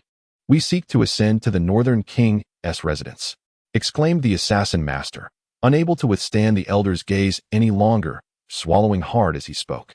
"Amitba, esteemed benefactor, this youth is exceptionally cunning. His words cannot be trusted." Even the monks, who had maintained their stoic expressions, now appeared grim and spoke with a dark countenance. As the monk's words settled, the elder's expression shifted slightly, his eyes coldly fixed on Lin Changshou, awaiting his response. Blood surged, as if the very forces of heaven and earth were at play, while he stood firm, embodying the essence of the cosmos, ready to unleash a torrent of his own vitality. In response, Lin Changshou merely muttered with contempt. As his voice resonated, the elder's demeanor changed abruptly, his steps faltering, his expression oscillating as he regarded Lin Changshou and the assassins and monks with uncertainty. "Go on. Speak." At this moment, the elder had lost the calmness he initially possessed, all due to Lin Changshou's sudden silence, as he regarded him with a playful expression. Had it been anyone else, the elder would have easily struck them down with a single blow and commenced tormenting them. Yet, this was Lin Changshou. Not only was he the son of the Northern King, but the elder also knew of his deficiency in martial arts. This Grand Master was largely a paper tiger, a pseudo-Grand Master, lacking further techniques. Anyone who dared to harm Lin Changshou would find themselves facing his wrath. First, slay these wretches to accompany this young lord in death. Second, ensure the safe departure of Lu Qingran from within. Afterward, I shall grant you what you desire. Lin Changshou leaned on his Jinbei knife, a playful expression gracing his face as he observed the now paralyzed assassin and the group of monks. The elderly man, unable to contain himself any longer, slowly began to speak. "Senior." Upon hearing Lin Changshou's words, the master assassin immediately panicked. After calling out to the elder, he noticed that the old man was not regarding him. In the next instant, he transformed into a fleeting shadow, racing towards the distance. Deal. However, before he could escape too far, a deep shout from the elder echoed. In the blink of an eye, the onlookers witnessed the fleeing master assassin explode midair, a mist of blood splattering in all directions. "Run." It was only then that the remaining assassins comprehended the situation. Someone shouted in fear, prompting the others to scatter in all directions. "Remember your promise to me, or I shall employ various means to make your existence a living torment." Yet, the elder did not spare a glance at the fleeing figures. He remained intently focused on Lin Changshou, speaking in a grave tone. "Rest assured, the words of the Jinbei Wangfu are not to be taken lightly." Lin Changshou exhibited neither relief nor surprise. Instead, a faint smirk of derision graced his lips. Bang, bang, bang. The elder, upon hearing the sound, cast a serious glance at Lin Changshou, then fell silent, his footsteps suddenly quickening. There was no visible exertion, yet the sound of his footsteps resonated deeply within the hearts of the assassins. They felt their blood surging violently, as if their obedient lifeblood and cultivation had vanished, even beginning to turn against them. In that moment, they found themselves unable to flee, collapsing to the ground in agony, their faces contorted with pain. The exposed skin revealed bulging veins, seemingly on the verge of bursting, pulsating ominously on their bodies. "Die." As the elder's final footfall landed, he uttered the word with an air of indifference, causing the assassins to explode into a mist of blood, staining the silver-white snow of vivid crimson. "Benefactor, do you truly wish to become an accomplice to tyranny? Do not forget, the Northern Town Prince's manor is a scourge upon the martial world. Should you slay Lin Changshou now, the prince's manor will be left with but a path to death, and we could return to our former glory." The monks, having loosened their grip on Lu Qingran, began to exert their full strength in the formation, shifting from confinement to defense against the elder's elusive attacks. Former glory? The elder retorted, if this prince meets his demise today, I assure you, your Buddhist sect will not only fail to regain its former heights, but will also find itself pursued to the ends of the earth. And you, old man, heed my words. If you eliminate them, the subsequent layers of techniques shall be yours. Should you choose to kill this prince, I strongly advise you to take cover. Otherwise, there will be no refuge for you in this world. At this moment, Lu Qingran stood behind Lin Changshou, channeling her internal energy while gazing at him with concern. Completely oblivious to her own grievous injuries, blood trickling continuously from the corner of her mouth, Lin Changshou merely offered her a gentle smile, grasping her small hand. His tone indifferent, as if he were not the one facing death. These old monks are not easy to kill. You would do well to divulge some information first. Upon hearing that he was to be hunted, the elder furrowed his brow and, addressing Lin Changshou, suddenly spoke. Old man, this prince is no fool. They must die, and Lu Qingren must escape, or you shall gain not a single word from me. Lin Changshou abruptly rose to his feet, pushing Lu Qingren aside. And with a disdainful expression, he mockingly addressed the elder. You are exceedingly cunning. Unless you first break your own legs, I shall be the one to slay that girl. Observing the derisive gaze of Lin Changshou, the elder suddenly wore a sinister smile, and, pointing at Lu Qingren with murderous intent, declared, one leg. And the old bald donkey shall perish. She shall be free. Upon hearing the words, Lin Changshou's eyes darkened, and he pointed towards the monk and the tear-streaked Lu Qingren. I will not leave. Lu Qingren declared stubbornly, standing resolutely in front of Lin Changshou. However, she suddenly heard a sigh emanating from behind her. Why do you, woman, refuse to listen? As the words fell, Lu Qingren felt her entire body rendered immobile in an instant, and the next moment, she was forcefully thrown away, vanishing like a fleeting shadow. Yet, the elder, witnessing the scene, made no attempt to intervene. He merely cast a few glances at Lin Changshou and nodded subtly. Crack! At that moment, Lin Changshou struck his own leg fiercely with the back of his knife. The harrowing sound of bones fracturing echoed. Lin Changshou's right leg bent at an unnatural angle, bloodied bones protruding from the flesh. Chapter 83, Boom. They perish, and I shall observe. Lin Changshou fell to the ground, his lips quivering as he spoke, yet he refrained from uttering a single cry of anguish. Instead, he fixated his gaze on the elder and the group of monks with an expression of indifference. As you wish. The elder, taken aback by this unexpected resilience from Lin Changshou, who had lived a life of comfort, regarded him with a penetrating stare before striding towards the monks. When the Blood Shadow sect was annihilated by the King of the North, it was rumored that an elder managed to escape, subsequently disappearing without a trace. This elder, known by the moniker Wolf Mountain, was indeed you, wasn't it? As the monks felt their blood begin to flow uncontrollably and the formation they relied upon faltered, one of them spoke with great difficulty. If they were united, they could contend with a master-level opponent, even having confidence in wearing down the elder before them. However, the absence of one member rendered their endurance fleeting. Wolf Mountain of the Blood Shadow sect had long since perished. Much like the 5 Vajra of the Buddhist sect from times past. Upon having his identity revealed, Wolf Mountain's gaze sharpened momentarily, yet he continued forward, his words laden with nostalgia. The glory of their sect had long been trampled by iron cavalry, leaving them, these lost souls, to languish in the gloom of the underground city. The Buddhist sect had similarly fled in its entirety, seeking refuge among the Xiongnu to preserve their legacy. Is it truly to be this way? Our current objective is to eliminate Lin Changshou, is it not? As Wolf Mountain approached, one of the monks could no longer hold on and spewed forth a mouthful of fresh blood. Instantly, the formation suffered from the loss of one member, causing the remaining 3 monks to cough up blood in turn, gritting their teeth as they glared at Wolf Mountain. Old bald donkey, my leg may be broken, and my life may be forfeit, but before I perish, you must all die. Lin Changshou, unaware of when, had once again retrieved a bath barrel from his storage space, contentedly seated within it. Upon hearing the words, he snorted coldly, questioning, are you not afraid he might escape? That place is home to the sacred healing elixir. As the distance to the Wolf Mountain grew shorter, the skin of the monks was already mottled with veins on the verge of bursting. The elder monk at the forefront could no longer contain his fury, exclaiming in anger. In that moment, all semblance of the venerable monk had vanished, having forgotten the precepts of patience and forbearance. He is dead. Those possessions belong to me, he continued, recalling a long-ago encounter with a young monk who had merely attained the level of focused meditation. Yet, even in the presence of a master such as himself. That boy had remained composed, and even in death, he held his hands in prayer, reflecting on him and then glancing at the others. The elder monk finally comprehended why the Buddhist order had fallen into disarray, reduced to deceiving the simple-minded on the grasslands. Wolf Mountain scoffed, his disdain evident as his aura intensified with each word spoken.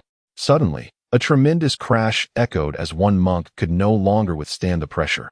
His blood erupted, splattering like fireworks. Wolf Mountain, the poor monk awaits you below. The remaining monks fared little better, their veins bulging and blood seeping through their skin. They glared at Wolf Mountain and shot a fierce glance at Lin Changshou before they, too, burst apart, leaving not a shred of their garments behind.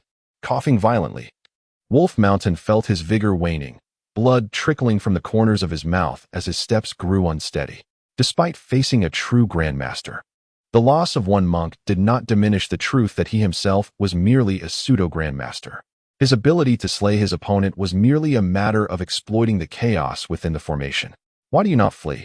After a moment, Wolf Mountain turned to Lin Changshou, who was leisurely enjoying his bath, and inquired with curiosity.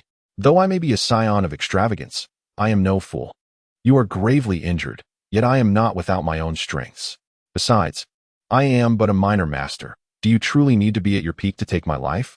Lin Changshou shot a furious glance at his opponent, then, in a state of utter boredom, continued to recline in the bathtub, saying, "Are you prepared to meet your end?" Upon hearing this, the feeble demeanor of Lin Changshou vanished, and his aura regained its formidable presence. With a playful glint in his eyes, he regarded Lin Changshou, reveling in the sight of a victim's weakness in their final moments. Whether it be their humility or their frantic despair, both brought him immense delight. "Have you forsaken your cultivation technique?" This time it was Lin Changshou who was taken aback. Shouldn't his adversary have sought the technique first? "You can speak?" A hint of mockery curled at the corners of Lin Changshou's lips as he approached Lin Changshou, continuing, "Indeed, but I doubt you would dare to believe me." Lin Changshou smiled, albeit with a hint of bitterness. He was acutely aware that, barring any unforeseen circumstances, his aspiration to live a life of indulgence for a millennium would inevitably come to an end.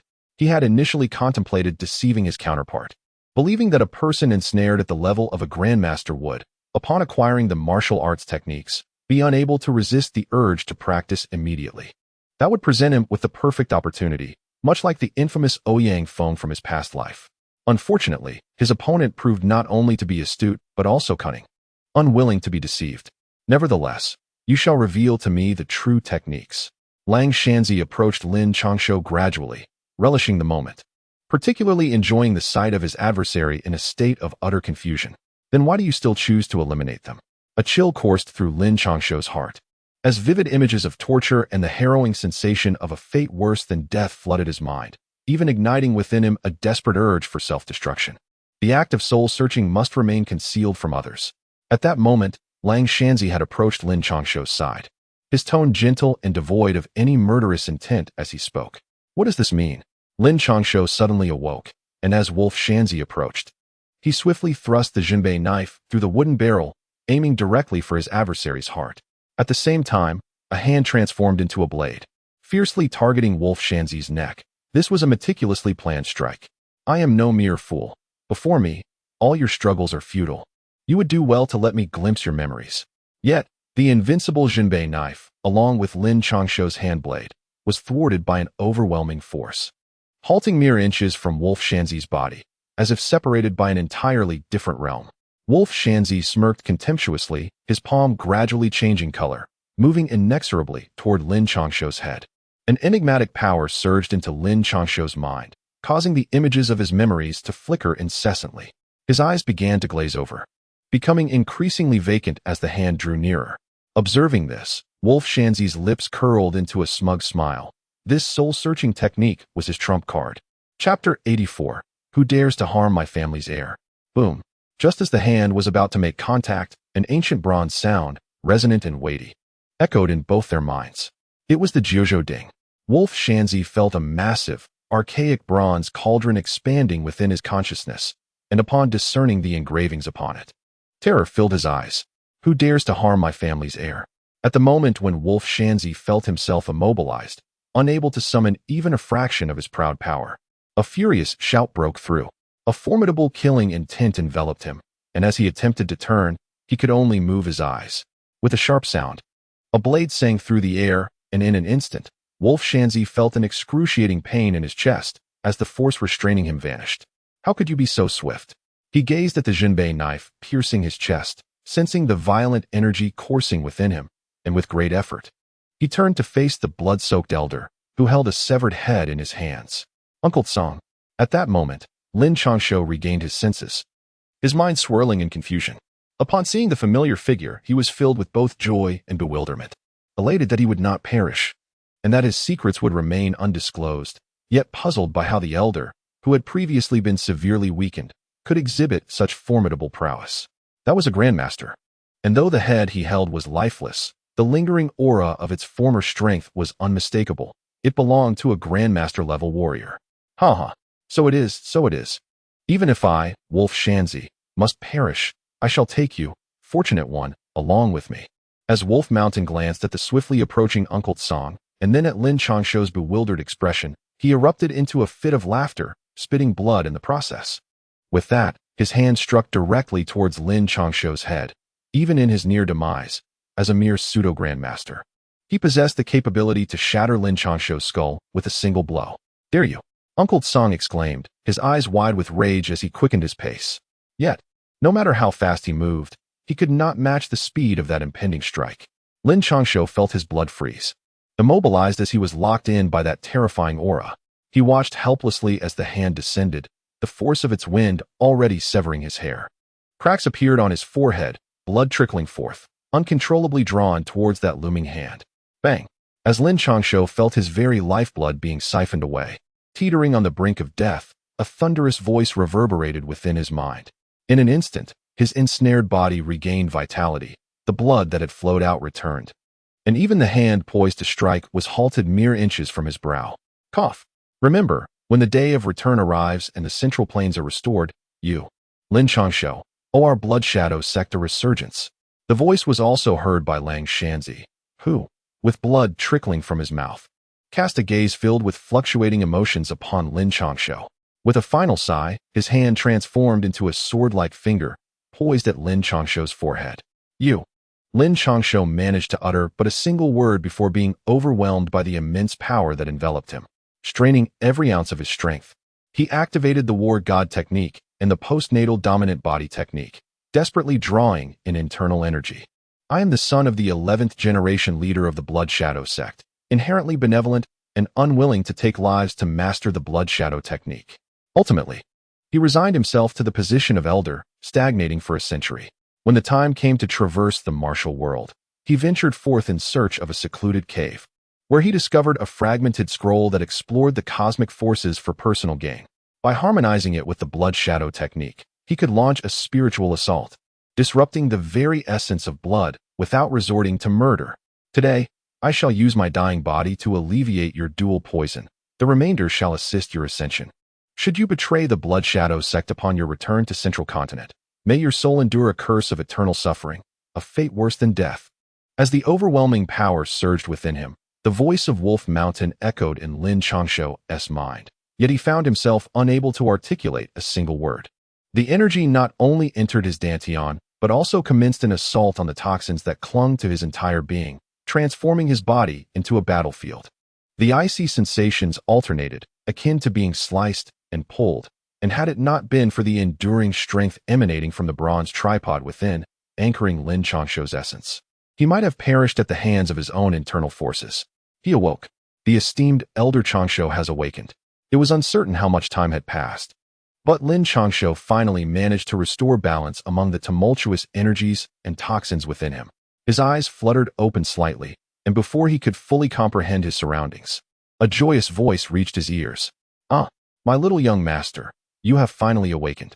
If you had lingered any longer, Uncle Song would have been compelled to take action. When Lin Changshou opened his eyes fully, the first sight that met him was the exquisite visage of Lu Qingran, alongside the even more aged countenance of Uncle Song. His hair a crown of white. How long had it been? Lin Changshou felt an inexhaustible strength coursing through his body. Yet he also experienced a profound sense of spiritual emptiness, his voice hoarse as he spoke. It has been over half an hour. Upon hearing this, Lu Qingran promptly supported Lin Changshou against her own body, seemingly oblivious to the blood staining her pristine white attire. Let us move forward. The Xiongnu seek to slaughter the innocent in Beijing Wang. Upon hearing this, Lin Changshou attempted to struggle to his feet, only to forget that one of his legs had been shattered by his own hand. The moment he exerted himself, he was instantly overwhelmed by excruciating pain and collapsed onto Lu Qingran. My dear young lord, you are gravely injured. Uncle Tsang will go. You and the young lady shall remain here. Witnessing Lin Changshou's bloodied and broken leg, tears streamed down Lu Qingran's cheeks, her heart aching with an indescribable sorrow. Uncle Tsang, equally at a loss, was compelled to head southward. Uncle Tsang, I am fine. Qingran, you should return first. I will accompany Uncle Tsang to check on the situation. I cannot find peace of mind unless I confront those Huns myself. Upon hearing the words, Lin Changshou shook his head, gritting his teeth as he struggled to rise to his feet. Although his leg appeared to be severely injured, he had already discerned that as long as the bones were properly aligned, the rest would be entrusted to time and the healing elixirs. No. Lin Changshou had just set his leg bone, and before he could rise, he heard two low shouts. Looking up, he saw Uncle Tsang and Lu Qingran, their faces resolute. Blocking his path. Uncle Tsang, I am a member of the Northern Town Army. The Huns kill because of me. If I do not go, how can I still call myself part of the Northern Town Army? Gazing at Uncle Tsang's profoundly aged face, Lin Changshou felt a pang of sorrow in his heart. He could sense the remnants of Uncle Tsang's vitality fading. Without inquiring about the reasons, he earnestly looked at him and said, Qingran, as a man, I cannot allow those Huns to kill, especially because of my actions. After speaking, Lin Changshou turned to Lu Qingran, whose eyes glistened with tears. Chapter 85, Heavy Snow. Bloodied blade. In the midst of heavy snow, with fine steeds and bloodied blades, Lin Changshou eagerly mounted his steed, wielding the northern town blade as he advanced towards the south. Even though one of his legs bled intermittently, staining the pristine white snow red, he remained unfazed by his bloodied state. He even felt an urgency to hasten, relentlessly urging his steed forward, driven by the desire to reach his destination swiftly and vanquish that group of Huns. Cow Mountain Village was ablaze. The sounds of anguished cries, the wails of women and children, and the desperate fury of men echoed throughout the village. Yet, the only response to their plight was the sinister grins of the Huns, brandishing their curved blades and arrows drawn taut on their bows. Blood drenched the village as villagers met their tragic fates on the ground. Women in tattered garments bore traces of tears and unyielding hatred upon their lifeless faces. Men, marred by wounds, fought valiantly even at the brink of death, striving to secure a glimmer of hope for their families. Alas, all efforts were in vain. The shadow of death loomed over Cow Mountain Village, and even the divine chose to turn a blind eye, let alone these hunters and farmers. Ha! I relish witnessing the struggles of these lowly peasants. Brothers, today we feast. Kill. The leading Hun, with a malicious grin, sat atop his horse, observing the villagers' agonized cries below, his face smeared with blood as he bellowed. Kill. Ha! I want that woman. Ha! That child looks amusing. In an instant, the already beleaguered villagers were utterly devastated, with the men brutally slaughtered and the women dragged into houses, their cries of humiliation echoing incessantly. Even in the streets, soldiers continued their vile activities, showing no mercy for the young or the frail, viewing them only as wretched subjects for their amusement. The Huns possessed a myriad of methods to exterminate these villagers, yet they toyed with them like a cat with a mouse, galloping on fierce steeds, brandishing curved blades. They would not sever heads, but instead inflicted wound after agonizing wound upon the men. Only when the men collapsed, drenched in blood, would they cease. Dragging the men before the children and women, before their very eyes, they executed the very things the men sought to protect.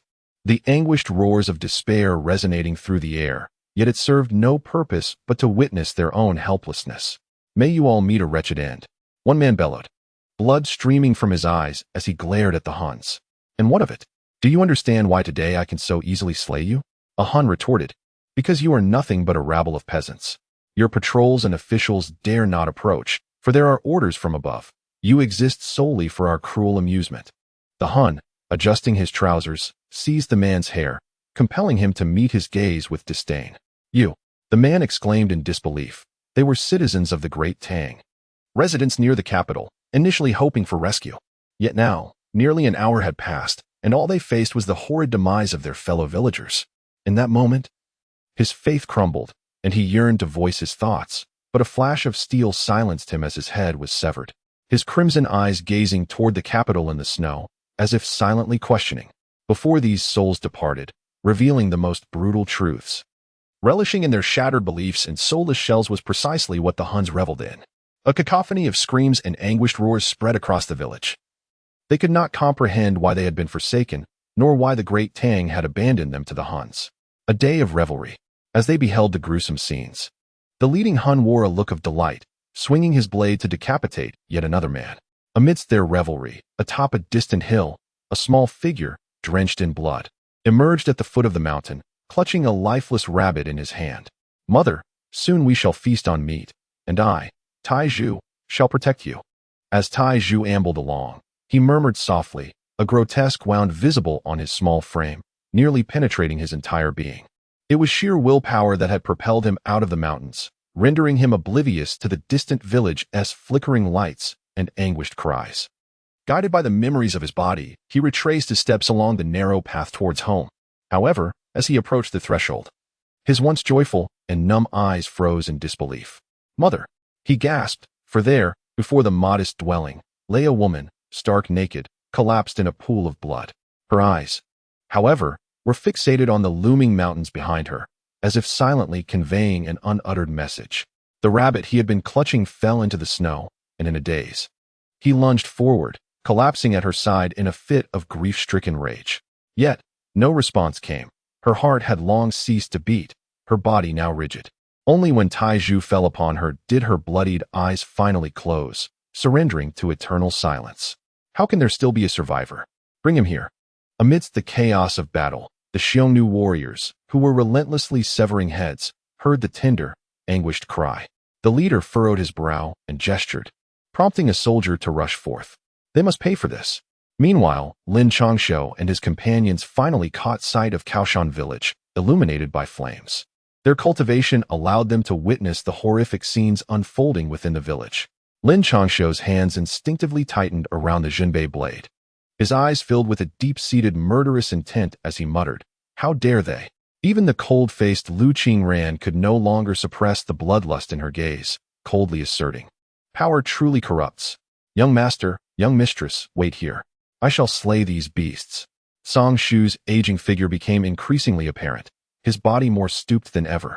Yet the murderous aura surrounding him roared like a dragon, unyielding. "Jinbei army, attack!" Yet, in response, only the sound of Lin Changshou seizing the Jinbei blade and a fierce roar echoed through the air as he mounted his steed and charged towards the Xiongnu. "Song Shu, as the young mistress of the Northern Territory, should you not follow the young master? Kill!"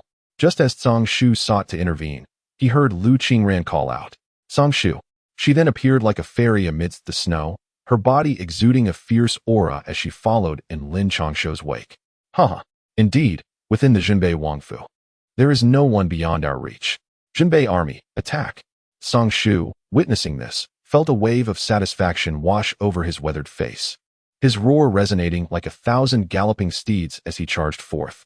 "General, seize that child." In Kaoshan village, a blood-soaked Xiongnu grasped Tai Zhu, dragging him to the forefront of their leader, where he tossed Tai Zhu to the ground, grinning malevolently. Chapter 86, A Chilling Terror. "It was you who killed my mother." The recently captured Tai Zhu appeared indifferent to the external world, until he was unceremoniously cast to the ground, at which point his eyes sparked with communication. Observing the lifeless bodies of familiar villagers strewn about, and the blood-soaked form of the Xiongnu with their glistening, bloodied curved knives, his eyes ignited with a fierce crimson hue. This audacious young lad possesses quite the spirit. The leader of the Xiongnu paused momentarily. Typically, even adults would be rendered utterly terrified under their iron-fisted brutality, stammering in fear, let alone a child boldly staring him down. "I ask you, was it you who murdered my mother and the villagers?" Tai Zhu strained to rise, confronting the Xiongnu with a small frame that betrayed no tremor, his essence brimming with palpable hatred and murderous intent. "Indeed, how do you plan to exact your vengeance? Are you not fearful, little rascal?" The Xiongnu chuckled, lifting Tai Zhu's chin with his curved blade, a mocking inquiry in his voice. "I shall slay you all. I must annihilate you." Upon receiving the answer he sought, Tai Zhu erupted in fury, casting his head aside, and, with an inexplicable surge of strength, lunged at the Xiongnu.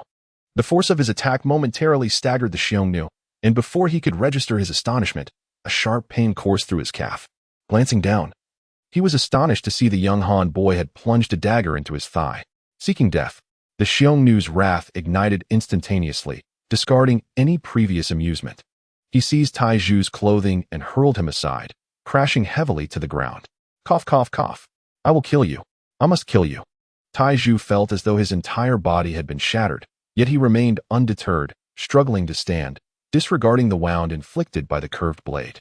Intent on charging at the Xiongnu once more. Do not kill him. I want to sever his hands and feet, and make him a mere decoration. The other Xiongnu finally reacted, brandishing their knives, ready to dismember Taizhu. However, just as they prepared to strike, the commanding Xiongnu bellowed a command, causing them to halt. They seized Taizhu's struggling form and tossed him once more before their general. You are quite impressive, well suited to be my decoration. Let us see how long you can survive. Gazing upon Taizhu's eyes, ablaze with fury yet bound by their grasp, the Xiongnu leaned closer, his gaze becoming chillingly twisted. Kill. But before he could act, a thunderous shout echoed, and he turned in alarm to see a bloodied youth charging towards him on a magnificent steed, wielding the famed Northern Town blade. It's the Northern Town Army. It is the Northern Town Army. Before he could comprehend, he heard the panicked cries of his subordinates. At the border, they had been terrorized by the Northern Town Army. The blade that had claimed countless lives had become a nightmare for each Xiongnu, and upon sighting it, their instinct was to flee. What are you afraid of? He has but 3 mere lackeys. Mount up and slay them. Seeing the morale of the troops falter, the leader of the Huns was instantly filled with rage. With a single stroke, he executed a fleeing comrade, bellowing in fury. The onlookers quickly realized that there were indeed only 3 individuals remaining, all of whom were injured, merely a youth, a woman, and an elder. In that moment, their fear dissipated. They mounted their fierce steeds, brandishing their curved blades, and with wild cries, charged towards the trio. They were confident that with only 3 adversaries, a single onslaught would suffice to vanquish them. As for the woman, their eyes gleamed with insatiable desire, contemplating how to savor the moment, hoping to avoid marring her beauty. Kill. The 3 individuals were none other than Lin Changshou and his companions. Witnessing the Huns daring to charge at them, Lin Changshou let out a sinister grin, raising his northern suppression blade high. In the next instant, a formidable wave of blade energy surged forth, cleaving through the ranks of the Huns who had been clamoring and attempting to seize Lu Qingran. They fell like straw before the might of that single strike, severed in half, while their steeds, oblivious to the demise of their riders, continued to gallop forward. Run! The leader of the Huns, now trailing behind, felt a shiver of terror upon witnessing the blade energy manifest. Without a second thought, he turned his mount and fled. Run! The remaining Huns, witnessing the chaos, dared not linger and hastily followed suit, desperately attempting to escape. But to think they could flee? It was too late. Upon witnessing the unfolding chaos, Lin Changshou wielded his northern suppression blade, cleaving a Hun in twain. His gaze swept across the lifeless bodies of the villagers, intensifying the aura of malevolence surrounding him. Heaven and earth blood shadow decision, he intoned, inhaling deeply as the entire realm fell into an eerie silence, save for the vibrant spiritual energies swirling around him. With the invocation of his mental discipline, a series of resounding thuds echoed, harmonizing with the advance of his steed. The rhythmic pounding of hooves seemed to possess a magical essence, synchronizing the heartbeats and lifeblood of the Huns in attendance. As the cadence quickened, the veins of both horse and rider bulged ominously. As Lin Changshou passed, the Huns erupted like fireworks, their flesh and bones staining the already crimson snow with an even more grotesque hue. Devil! You are a devil. The leading Hun, paralyzed by terror, glanced back to behold Lin Changshou's eyes, now a harrowing shade of crimson, instilling a chilling dread within him. His curved blade began to flail in desperation, fearing the inexplicable force that approached. However, he found himself utterly powerless. That omnipresent power rendered even his modest mastery ineffectual. All he could do was watch in horror as the veins on his skin swelled grotesquely, his heart racing uncontrollably, with no means of escape. The ferocity he once embodied had been supplanted by a paralyzing fear of the unknown. With a sudden crack, his arm burst open, and before he could utter a scream, his other arm met the same fate. Pain eluded him, overshadowed by the encroaching dread that consumed his spirit, his mouth issuing desperate howls. "Changshou, spare his life." As the last of the Huns fell, Lu Qingran interjected. Her plea was not for mercy, but for evidence. This Hun was the proof she sought. "Kill," came the frigid response, and in an instant, the Hun disintegrated into a gruesome display of blood and gore. "You, Changshou, what has become of you?" As she beheld the blood mist swirling in the air, Lu Qingran's brow furrowed, prompting her to rush to Lin Changshou's side. Yet, all she encountered were his blood-red eyes, coldly fixed upon her. An unnameable, yet profoundly unsettling power enveloped her, causing her to feel as if her own blood and heart were being drawn by an unseen force. Chapter 87. Deadlock, be cautious. As Lu Qingran sought to advance, Uncle Tsang's thunderous warning reverberated, propelling her backward as though lifted by a tempest. "Uncle Tsang, what has happened to Changshou?" Observing the grave expression on Uncle Tsang's face, concern flooded her. She was unaware of the transformation that had taken place. The once solitary, aspiring swordsman now bore the visage of Lin Changshou, marked by a devil-may-care demeanor. He has fallen into madness. Wolf Mountain is a prodigy, capable of harnessing the forces of nature and merging them with the blood shadow technique. Yet, what is his cultivation level? He is merely a pseudo-grandmaster. And even when confronting a true grandmaster, he could potentially overpower them. However, the young lord is currently just a minor master, and his state is a result of forcibly channeling internal energy. This not only failed to stabilize his cultivation, but has now led him to fall into madness due to the blood shadow technique. Uncle Tsang's expression grew grave as he approached Lin Changshou, his eyes filled with concern and awe for the young lord. Is Wolf Mountain scheming against Changshou? Hearing this, Lu Qingran felt a surge of anger, believing that Wolf Mountain had left behind a trap. In truth, it was simply that the young lord's current condition was unsuitable for this technique. Had his murderous intent not been so intense, he would have merely exhausted himself. Now, however, trouble looms. Uncle Tsang had already reached Lin Changshou's side, and upon seeing the blood-red eyes of Changshou, even with his vast experience of life and death as a grandmaster, he felt a flicker of trepidation. "Awaken!"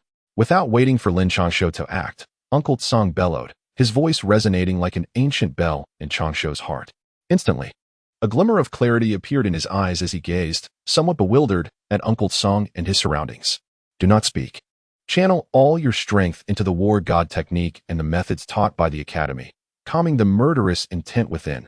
Otherwise, you will be dominated by the blood shadow technique." Before Lin Changshou could respond, Uncle Tsang swiftly pressed his fingers on Changshou's acupoints, a torrent of formidable energy gently entering his body, suppressing the rampant toxins and the influence of the blood shadow technique. Then, wielding the northern suppression blade, he struck at the air around Lin Changshou. Although nothing was visible, one could sense the terrifying forces of nature being severed. It was only at this moment that Uncle Tsang exhaled in relief, blood suddenly trickling from the corner of his mouth. "Uncle Tsang." Lin Changshou was taken aback by the sight before him, quickly steadying his mind and maintaining a clear consciousness, leaving the rest to Uncle Tsang. Uncle Tsang subtly shook his head, indicating his well-being, and placed a frail hand on Lin Changshou's shoulder, guiding him into a seated position. "But Uncle Tsang, there is still a child here." After ensuring everything was all right, Lu Qingran approached, noticing the barely conscious Taizhu and lifting him in her arms. "Administer this to him, Lady Young Master. From now on, the young master will require your care. He is indeed a tragic soul. Over the years, his situation has not been as dire as the outside world portrays. In fact, he has exerted far more effort than those so-called geniuses." Uncle Tsang glanced at Taizhu, then placed the medicinal pill into his mouth, before kindly stating, "Uncle Tsang." Upon hearing this, Lu Qingran's cheeks flushed crimson, her gaze dropped, shy to meet Uncle Tsang's eyes. Yet her bright eyes remained fixated on the meditative Lin Changshou, lost in thought. "Ha! Indeed, Lady Young Master. Do not move from here. Uncle Tsang will go to confront a few despicable individuals." Uncle Tsang chuckled heartily, a sense of comfort washing over him. Ever since he laid down his general's armor, he had remained by Lin Changshou's side. Had it not been for his previous obligations, he would never have allowed his young master to be poisoned. Now, witnessing the young man's beloved, he felt an immense sense of joy. "Uncle Tsang, I will accompany you." Upon hearing this, the previously bashful Lu Qingran became serious, sensing two formidable presences lurking outside the village. "Fear not, they are but rats hiding in the shadows." Though I may be aged, my ability to deal with them remains sharp. You stay here and watch over the young master." Uncle Tsang shook his head. The two outside were grandmasters. He could not permit Lu Qing to join him. With that, he brandished the northern suppression blade, clad in armor that had withstood countless battles, and strode purposefully towards the village outskirts. I, Song Long, was born in the northern borders of the Great Shang. At the age of 10, my family fell victim to the Xiongnu massacre, leaving me to survive. At 11, I joined the army. By 15, I had slain over 130 Xiongnu, rising to the rank of centurion. At 17, more than 100 suffered a grim fate. I merely endured. After 3 years of bedridden recovery, I was recognized by King Jinbei Lin Zhan, alongside my brothers in arms, leading 30 steeds across the rivers and lakes, commanding an army known as the Canglong Army. I have no regrets in life, yet a single fury remains. After traversing the rivers and lakes, I returned to the royal manor, only to witness the young master fall victim to treachery 9 years ago, followed by the queen's assassination 2 years later. I ask you both, can you participate? The forces behind you may prove significant. As Elder Song gradually stepped out, his hunched figure straightened with each stride, and an overwhelming aura akin to a soaring dragon roared through the air. Upon his words concluding, a terrifying presence surged forth toward the outskirts of the village, followed by a resounding crash. 2 figures, one stout and one slender, floated in the air, their wary gazes fixed upon the lone figure below, Elder Tsang, who resembled a majestic dragon. Over 20 years ago, after the tumultuous events that shook the martial world, it was said that the dragon of Tsang had suffered grievous wounds and met a tragic end. Who could have anticipated that the esteemed leader of the dragon army would disguise himself as a mere old man, hiding within the capital? The slender elder, eyes wide with astonishment, addressed Elder Tsang. "We are genuinely curious. During your battle against the 3 Grand Masters, although you vanquished them, everyone believed you would not survive. How did you manage to endure?" Upon hearing this, the stout man's expression flickered between uncertainty and resolve as he regarded Elder Tsang. "I ask you, during those 2 assassination attempts years ago, were you involved, and what of the forces behind you?" Elder Tsang, now appearing middle-aged with a head of white hair, regarded the pair with a detached gaze. "Yes, and so what? The outcome was already predetermined, much like today. Even you cannot protect Lin Changshou." The slender man shook his head, a glimmer of caution in his eyes, yet devoid of fear, his aura continuously coalescing around him. "Come forth, block the dragon, and the rest of you go kill Lin Changshou." The stout man, grinning, waved his hand, and instantly, over a dozen figures emerged behind them, with one even materializing in front of Elder Tsang, launching a powerful punch. So there were assassins from the Dark Pavilion. Elder Tsang's attention was fully captivated by the stout and slender man, and as the fist came crashing toward him, he hastily attempted to defend himself, only to spew blood upon seeing the figure before him. 2 grandmasters, a pseudo-grandmaster assassin, and 12 other master-level experts. What do you possess to safeguard Lin Changshou? The stout man smirked confidently, looking at Elder Tsang with disdain. You are insufficient. You are insufficient. The stout and slender man believed Elder Tsang would be daunted, perhaps even retreat, for despite his formidable strength, he was but a single individual. His renowned reputation stemmed solely from the dragon army. Even if they numbered thrice their current strength, they would not dare to strike. Yet now, with only Elder Tsang standing alone, they did not believe he could muster any capability to protect Lin Changshou, let alone his own life. However, Elder Tsang merely cast a cold glance at them, a hint of contempt curling at the corners of his mouth, and as his voice fell, a fierce illusion of the dragon rose behind him. It was as if countless soldiers of the Northern Army were coldly observing the adversaries. Attack. Time is of the essence. Upon witnessing the unfolding scene, the duo, one stout and the other slender, dared not to linger, hastily elevating their prowess to the utmost, transforming into 2 fleeting shadows that surged toward Uncle Tsang. At that moment, the assassin from the Dark Pavilion vanished, leaving behind only a faint aura of murderous intent that intermittently flickered near Uncle Tsang. The remaining masters, indifferent to the spectacle before them, morphed into shadows themselves, disappearing from sight as their weapons lunged toward Lin Changshou, who sat cross-legged within the village. I have already warned you. You are insufficient. Just as the masters approached the village, Uncle Tsang's gaze turned icy, and he swung his blade with a fierce downward stroke. Lacking any earth-shattering momentum, this seemingly mundane strike caused the very air to quiver. Once the blade descended, several masters near the village entrance found themselves cleaved in two, their bodies collapsing neatly to the ground. The few remaining, taken aback, faltered in their advance, lacking the courage to step forward, casting wary glances at Uncle Song, fearful that he might unleash another strike. "You old fool, our battle is with you." As Uncle Song executed his blow, the stout and slender figures suddenly materialized before him, their eyes glinting with cold malice. Their attacks were relentless, striking Uncle Song with unyielding force, the sound of their blows reverberating throughout the heavens and the earth. Even Uncle Song staggered under the assault of the two grandmasters, retreating several paces and spilling blood from his mouth. Yet, not a trace of anguish marred his countenance. With another swing of his sword, he cleaved through half of the remaining masters. Die! At that moment, a long sword abruptly appeared at Uncle Song's throat, accompanied by a chilling voice that proclaimed a merciless strike. The assassin from the dark pavilion had made his move, confident that he could sever the head of this legendary Songlong. "You are still too green." As the lethal strike descended, Uncle Song disdainfully scoffed, his figure barely shifting. The sword that should have decapitated him merely grazed his neck, drawing a line of crimson. With a firm grip, he seized the long sword. And before the assassin could react, the Jinbei blade struck down fiercely, a fountain of blood erupting forth. An arm fell to the ground, still twitching in a mindless grasp. "Kill!" The stout and slender duo, witnessing this, intensified their onslaught, their movements embodying the very essence of rule and power. With a series of strikes, they effectively sealed Uncle Song's retreat, forcing him to abandon the thought of eliminating the assassin in order to defend against their relentless attacks. Haha, what has become of the fearsome Songlong?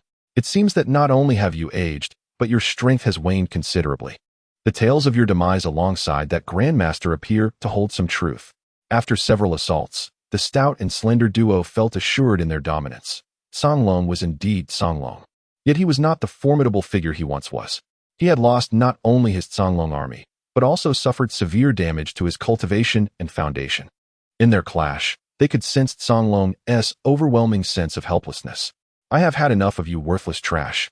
Blood once again spewed forth from Uncle Song's mouth, as the assassin, who had lost a hand, stealthily approached from behind and struck him fiercely at the back, exacerbating his injuries.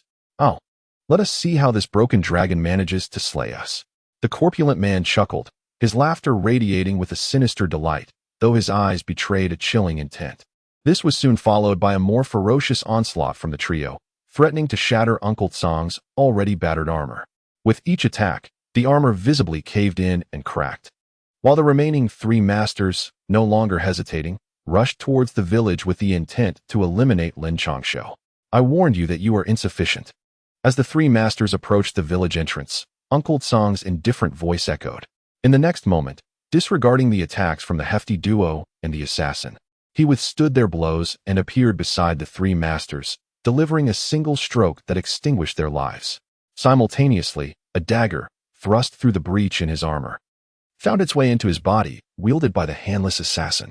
The corpulent and thin men exchanged glances, their expressions cold as one struck Uncle Song's head while the other brandished a long knife, ruthlessly severing one of Uncle Song's arms. Coughing violently, Uncle Song seized the opportunity amidst their assault, staggering and drenched in blood, unable to suppress the crimson flow that poured forth. "Remarkably, you still draw breath. I must commend the Northern Town Army for their resilience.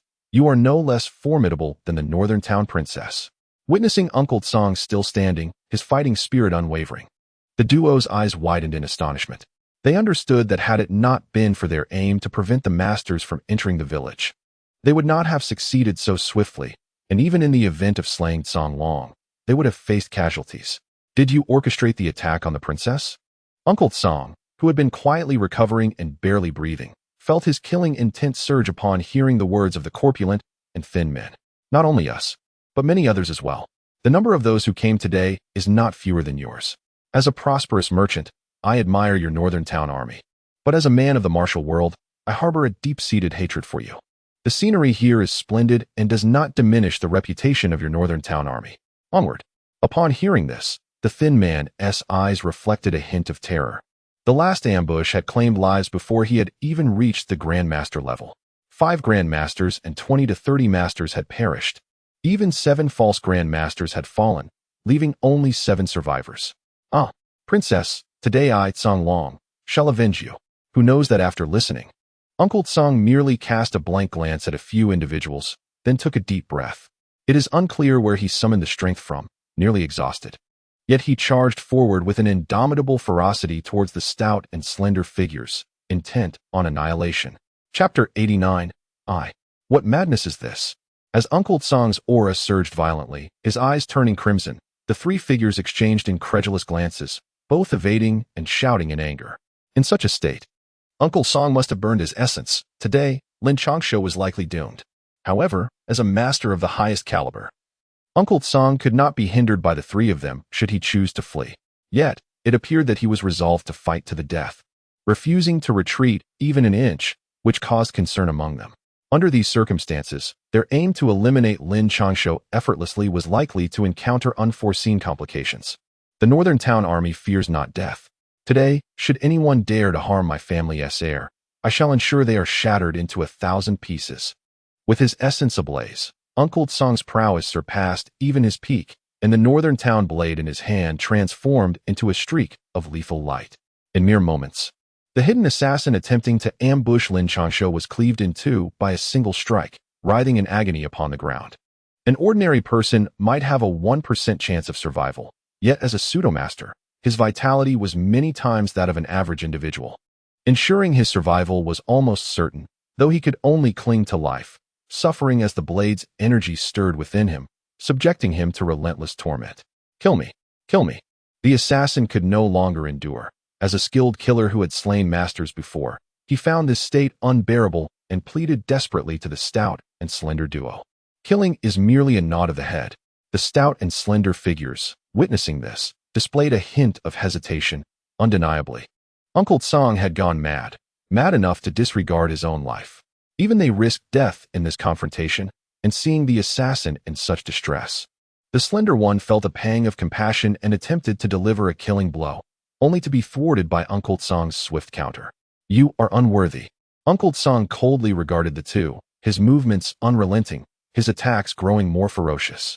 He even took a moment to strike down the remaining arm of the assassin attempting to take his own life, severing the other hand while sealing his meridians, leaving him to emit pitiful cries of anguish. Kill him swiftly. Upon witnessing the scene, the corpulent man exchanged a glance with the slender one, and with trepidation, they unleashed their ultimate techniques.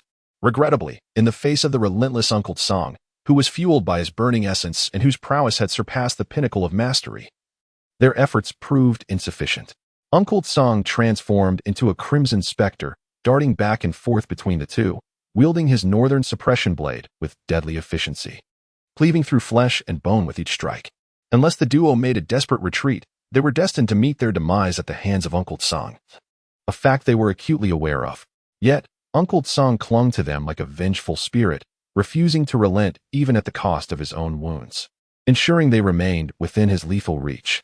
In this rare display of desperation from a grandmaster, the small village bore witness to a gruesome spectacle, devoid of any onlookers save for the fallen corpses strewn about. Tsang Long, do you truly intend to sacrifice your life for Lin Changshou, a man with no blood ties to you? After another flurry of attacks, the corpulent man, sheltered by the slender one, finally gasped for breath, his body drenched in blood, one arm grievously severed. We must leave now. Tsang Long's reckless fury serves no benefit to us, the slender one panted. Though they were both aware that despite their status as grandmasters, they were up against Tsang Long, a legendary figure who had dominated the martial world for decades. In his prime, even the formidable Shang Kuang dared not engage him lightly, not out of inability, but because a confrontation would leave both combatants severely weakened. The duo had only recently ascended to the threshold of grandmaster, and there existed a hierarchy even among them. Previously, they had dared to confront a wounded Tsang Long, managing to inflict injury upon him, thanks to an assassin lurking in the shadows and the support of other masters targeting Lin Changshou, which afforded them an opportunity. Now, with the masters who had been a nuisance lying dead around them and the assassin reduced to a mere stick, they could only lament their fate, yearning desperately to flee. Achieving the rank of grandmaster was not meant for engaging in a futile struggle against a man destined for death. Their journey toward wealth and glory had only just begun. Now you wish to escape? Will you return to torment my heir in the future? Have you consulted the northern suppression blade in my grasp? Song Long's mouth bled profusely, yet he remained unfazed, his eyes burning with fervor. The blade, accompanied by the spirits of countless warriors, surged toward the pair with lethal intent. These fools are mad. I will hold them off. You go and eliminate those two. The corpulent man, eyes gleaming with a manic determination, gritted his teeth and urged the slender one. You. The slender man faltered, astonished at the suggestion. Confronting Song Long in his current state was an insurmountable task, even for both of them, especially with the corpulent man now incapacitated with a severed arm. Enough of this. You must act swiftly. The lean man stood in stunned silence as the stout figure let out a furious roar. In an instant, the robust body seemed to defy gravity. Appearing right before Song Long, completely abandoning any notion of resistance, he unleashed a frenzied assault with his sword, determined to exchange injury for injury. Believing this was the only way to truly impede Song Long's advance. Hold on. The lean man, witnessing this, dared not delay. He flickered several times, appearing at the village entrance, and with a mighty palm strike aimed at Lin Changshou and the others. He poured all his strength into this blow. Even a master of the realm would meet their demise under its force. You seek death. Yet, the scene he envisioned did not materialize. Instead, a voice like that of the infernal depths echoed in his ears. The palm strike was shattered by a blade of energy, scattering in all directions. By the time he comprehended the situation, he saw a sword protruding from his chest, piercing through completely. He recognized it as the stout man's treasured sword, capable of slicing through iron as if it were mud, but now the stout man had vanished. A cold shiver ran through him as he feared the stout man had perished. However, as he glanced back, he could only make out the figure of the stout man disappearing into the vast expanse of snow. Die? The lean man seethed with anger, wishing to curse the stout man, to rend his body to pieces, but a low growl reached his ears just as he turned. At that moment, it was already too late. In a confrontation among masters, even the slightest delay could spell disaster, especially against Song Long, who was now ignited by his own blood. With a sickening sound, the lean man had only time to glance down at the blade embedded in his chest, the north blade, and the destructive energy wreaking havoc within him. Damn. Blood poured from his mouth. His heart had been pierced, extinguishing any hope of survival. Yet, the vitality of a grandmaster prevented him from succumbing easily. In that moment, the torment from the energy and the betrayal of the stout man twisted his features into a grimace as he uttered two words. Chapter 90. Either die or flee. Regret washed over him as he beheld the murderous intent in Song Long's eyes and glanced at the north blade upon his heart, spitting blood as he spoke. Who is behind you? Song Long paid no heed to his words. He remained dissatisfied with the battle, for the stout man had escaped. Although he had wounded the man's foundation, preventing him from reaching the Grand Master level, he had ultimately fled. Song Long, you know, people like us, even when we become Grand Masters, are merely stronger henchmen. Though we are not the deadliest of warriors, we all have our vulnerabilities in the hands of others. If I perish, I do not wish for my family to share the same fate. The lean man forced a pained smile, blood spilling from his mouth, mingled with fragments of his innards. If there is a chance to rescue your family in the future, you must understand their plight. If you die, survival for your family will be nearly impossible. Just then, Lin Changshou approached, supported by Lu Qingran, his gaze icy as he regarded the lean man. Young master, you have awakened? At this moment, Uncle Song was covered in blood, with daggers and long swords embedded in his body. Yet, upon seeing Lin Changshou, his eyes were filled with concern, akin to that of an elder for his child. Uncle Song, please take a moment to rest here. I will handle this. Observing Uncle Song's condition, Lin Changshou felt a surge of both anger and sorrow. After cultivating the blood shadow technique, he could distinctly sense Uncle Song's state. He understood that although Uncle Song appeared imposing and radiated an aura of murderous intent, his vitality was nearly depleted, teetering on the brink of extinction. Keep these young lords alive. I have no use for them now. Young man, I do not know who you are, but you have previously attacked the princess. Your life is forfeit, yet if you reveal the mastermind behind this, I swear by the military spirit of the Northern Army, your descendants shall rescue your family as long as they endure. Uncle Song gently patted Lin Changshou's shoulder, then fixed his crimson gaze on the frail man who was on the verge of death. Years ago, I was merely a cultivator struggling to survive in an underground city. If you wish to know, the underground city holds your answers. I am unaware of those prominent figures." Upon hearing this, a glimmer of light flickered in the frail man's eyes, reminiscent of a last flicker of hope, as he murmured, "You have a family behind you." Yet, Lin Changshou was not inclined to let him go. He intended to uncover who had been involved in the events of that year. Phone. The frail man, after regarding Lin Changshou and Songlong earnestly, uttered a vague syllable before his head was severed by a blade of sword energy. "You seek death," Uncle Tsang exclaimed, swiftly shielding Lin Changshou and the others behind him, as Songlong's figure reappeared, slashing downwards towards a distant figure. Misunderstanding. Misunderstanding. Senior Songlong, please do not be angry. I thought that fellow intended harm towards you. The enormous blade of energy tore through the air, only to be halted by a colossal fist. With a resounding crack, a burly man's arm was instantly fractured, and a noble young man appeared beside him, apologizing with an earnest expression. Prince of the Fifth? Upon recognizing the other's appearance, Lin Changshou halted Uncle Tsang and approached with a cold demeanor. "It has been a while, young Master Lin. I heard that someone intended to bring you harm. So I hastened to your side, bringing my strongest guards with me." The fifth prince wore a smile as he addressed Lin Changshou, though he dared not take a step forward, fearful that Lin Changshou and the bloodied Songlong would take his life. "Begone." Lin Changshou gazed intently at the other party for a considerable time, taking a deep breath before unleashing a sharp reprimand. "Are you seeking death?" The fifth prince, being the sole offspring of the empress and a formidable contender for the throne of the great Shang dynasty, had never before been subjected to such a cold rebuke. Momentarily losing the smile that adorned his face, he glared at Lin Changshou with a countenance filled with murderous intent, exclaiming in fury, "Changshu, if they do not depart, I shall have them killed." Lin Changshou, without casting even a glance at his opponent, discreetly placed the spirit stones into Uncle Tsang's hand. Supported by Lu Qingran, he strode towards the assassin who lay on the ground, wailing in agony. "I am the prince of the great merchants. Do you dare to lay a hand upon me?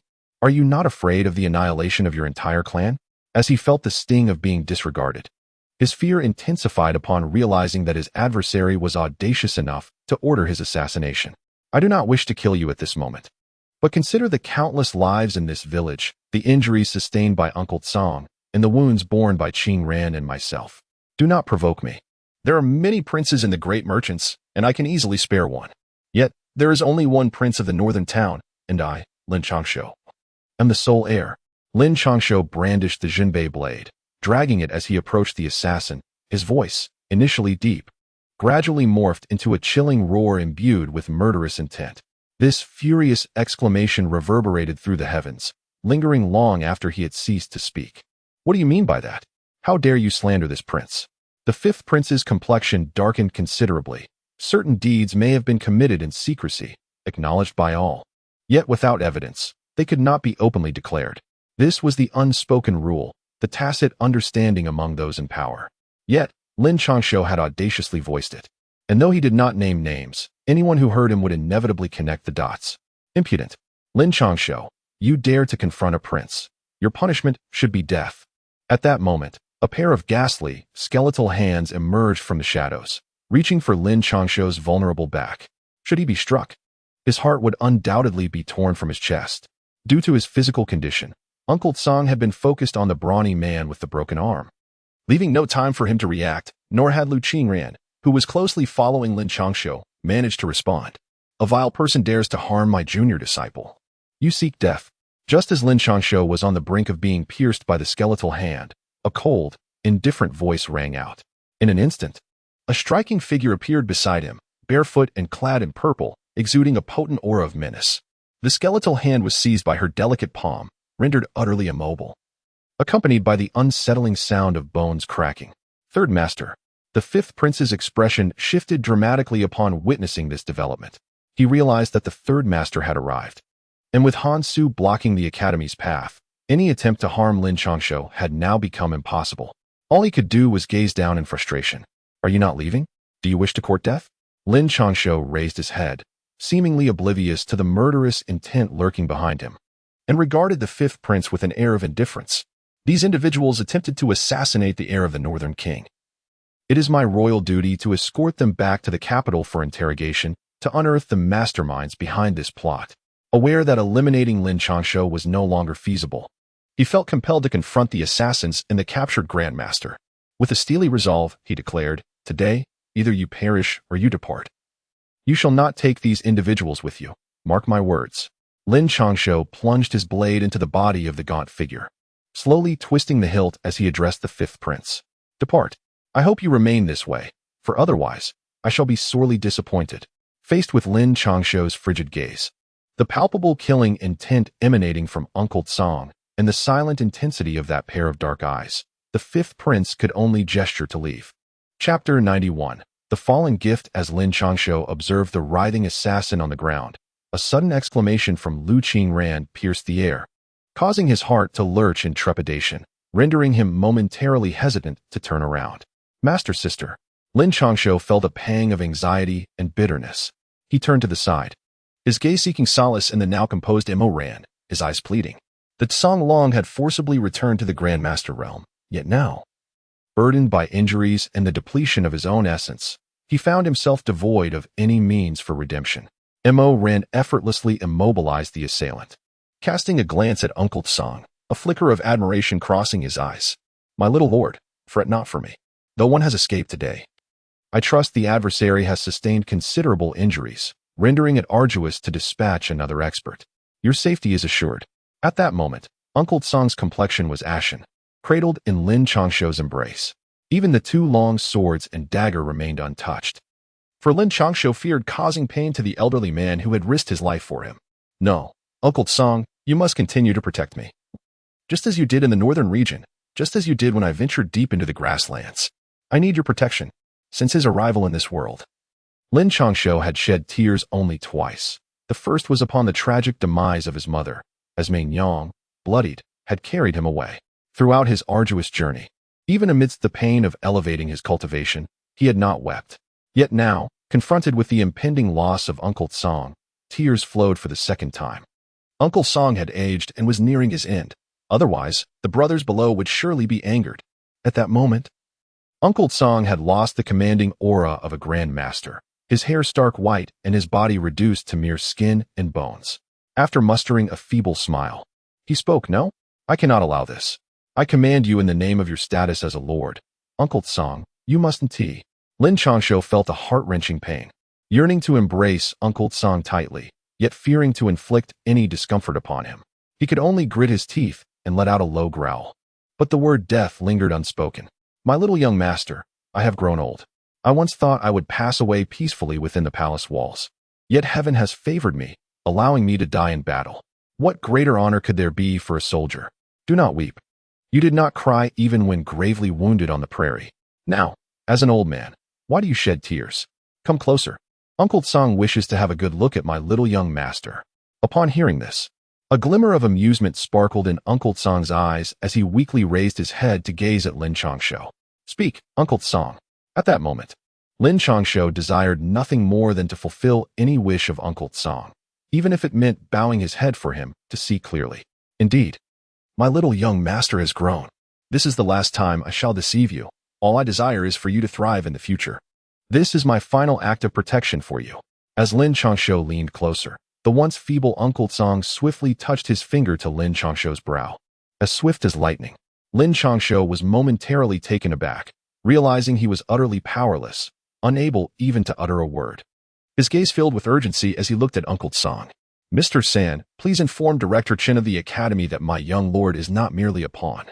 Should anyone dare to harbor ulterior motives towards him, the Northern Army is not solely represented by me, Songlong. There are also the other forces of Baihu, Qingke, and Xuanwu." Uncle Tsang, with a benevolent smile, gently ruffled Lin Changshou's hair, as if bidding a final farewell to his own child. Turning to the silent figure, whose eyes were brimming with murderous intent, he reassured, "Rest assured, I pledge my life that no one shall bully my little junior, not even you, sir." The glimmer of determination flashed in the silent one's eyes, and after a moment of contemplation, he slowly nodded in response. "From now on, I will rely on you. Esteemed master of the demon sect, Uncle Tsang has dedicated his life to the battlefield's ferocity. Today, I shall implant 3 blades within you, capable of severing even the early Grand Master. I will do my utmost to purge the toxins from your body, but the path ahead is yours to tread. Lady young master, you must join us." Uncle Tsang expressed his gratitude with a nod, this time addressing him as the esteemed master of the demon sect. The Silent One accepted the distinction with a solemn bow. Uncle Tsang. Lu Qingren approached, her eyes filled with sorrow as she gazed at him. Though her acquaintance with Uncle Tsang had been brief, she was deeply moved by his protective aura, akin to that of a guardian. Now, her eyes glistened with unshed tears. Lady Young Master, my little lord has grown. I remember when you first arrived at the Great Snow Mountain. I held you in my arms. May you both cherish the future. Although my lord may appear frivolous, do not be deceived by appearances. Your wedding will surely be splendid. But Uncle Tsang will not witness it. Today, I present you with a wedding gift. Though Uncle Tsang had never wielded a sword, he discerned that your sword intent was excessively ethereal and elusive, which slowed your lethality. Thus, I have planted 3 blades within you, one to sever early grandmasters, and the other for you to observe the accompanying ferocity. With a gentle smile, Uncle Tsang placed Lu Qingran's hand atop Lin Changshou's, as his aura began to swell. His benevolent gaze remained unchanged, and before Lu Qingran could react, a cataclysmic wave of ferocity surged forth. It was as if 1,000 troops clashed upon a battlefield strewn with corpses, where only the blood and flesh beneath the blades remained.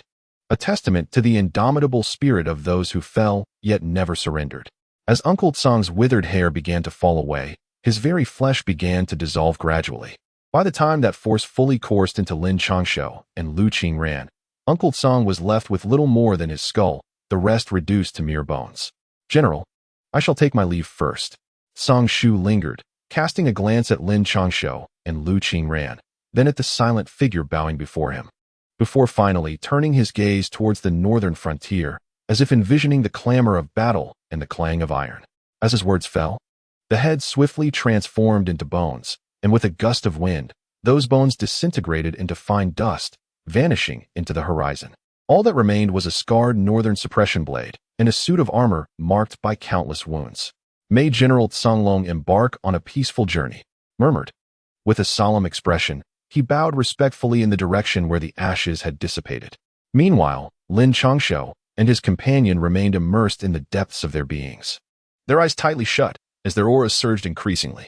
The essence of Lin Changshou occasionally manifested the formidable intent of the postnatal tyrant body technique, fleetingly revealing the sharp blade intent he had perceived alongside Bai Zhe.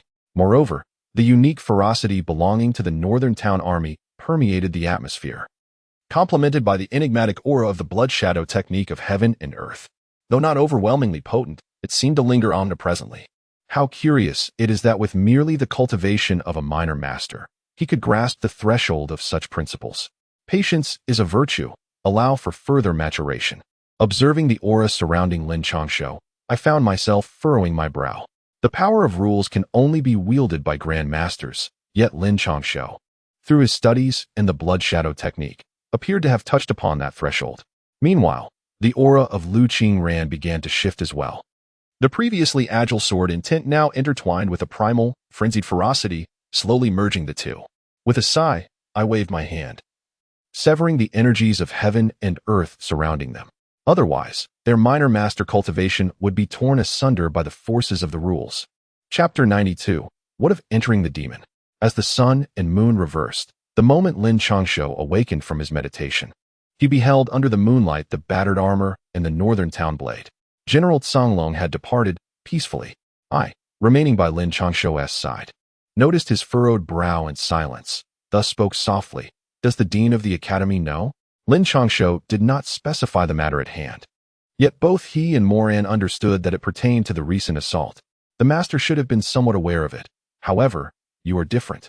The master's intention is to let things unfold naturally. Your fate was altered 9 years ago, and the master dares not intervene too deeply. After some contemplation, Moran finally spoke, remarking that the entire back mountain of the academy was aware of Lin Changshou's attitude. It is one of laissez-faire, whether pursued or whether Lin Changshou takes action. As long as it does not endanger life, his trajectory should not be disturbed. In fact, it matters not if Lin Changshou wishes to remain at the academy. Although Moran does not comprehend the intentions of Dean Shun, no one from the back mountain would object. However, this attempt on his life, daring to target the academy, was something none had anticipated, most critically because Dean Shun and others were absent from the premises. The forces behind this were astutely powerful and opportune, even managing to ensnare the unparalleled Dean Shun in their scheme. What if I wish to take a life? Would you intervene? Upon hearing this, Lin Changshou donned the tattered battle armor and grasped the serrated northern suppression blade, fixing his gaze intently on Morrowind. I cannot speak for others, but I vow to protect you. No one shall harm you. After observing the earnestness in Lin Changshou's eyes, Morrowind fell into contemplative silence for a moment before finally responding. Very well, then I must trouble you, third senior sister, to escort Qingran to the academy. As for these two, I shall take them first. We shall reconvene in the imperial city at dawn. It is certain to be quite a spectacle. Lin Changshou's lips curled into a faint smile, for he was oblivious to the identity of the individual before him, as well as the reason behind their profound goodwill upon their initial encounter. In the past, he would have been laden with suspicion, even retreating in haste, yet now he was willing to take a gamble, trusting that this enigmatic senior sister would not bring him harm. Moreover, he placed his bet on his unseen mentor, Dinshin, whom he dared not allow to perish. As he spoke, Lin Changshou casually gestured, unleashing a surge of internal energy that sealed the acupoints of the assassin, who sought to open his eyes. He then approached the immobilized killer, ensnaring their necks with a rope of unknown origin. In his grasp, the northern suppression blade shimmered with chilling blades of energy.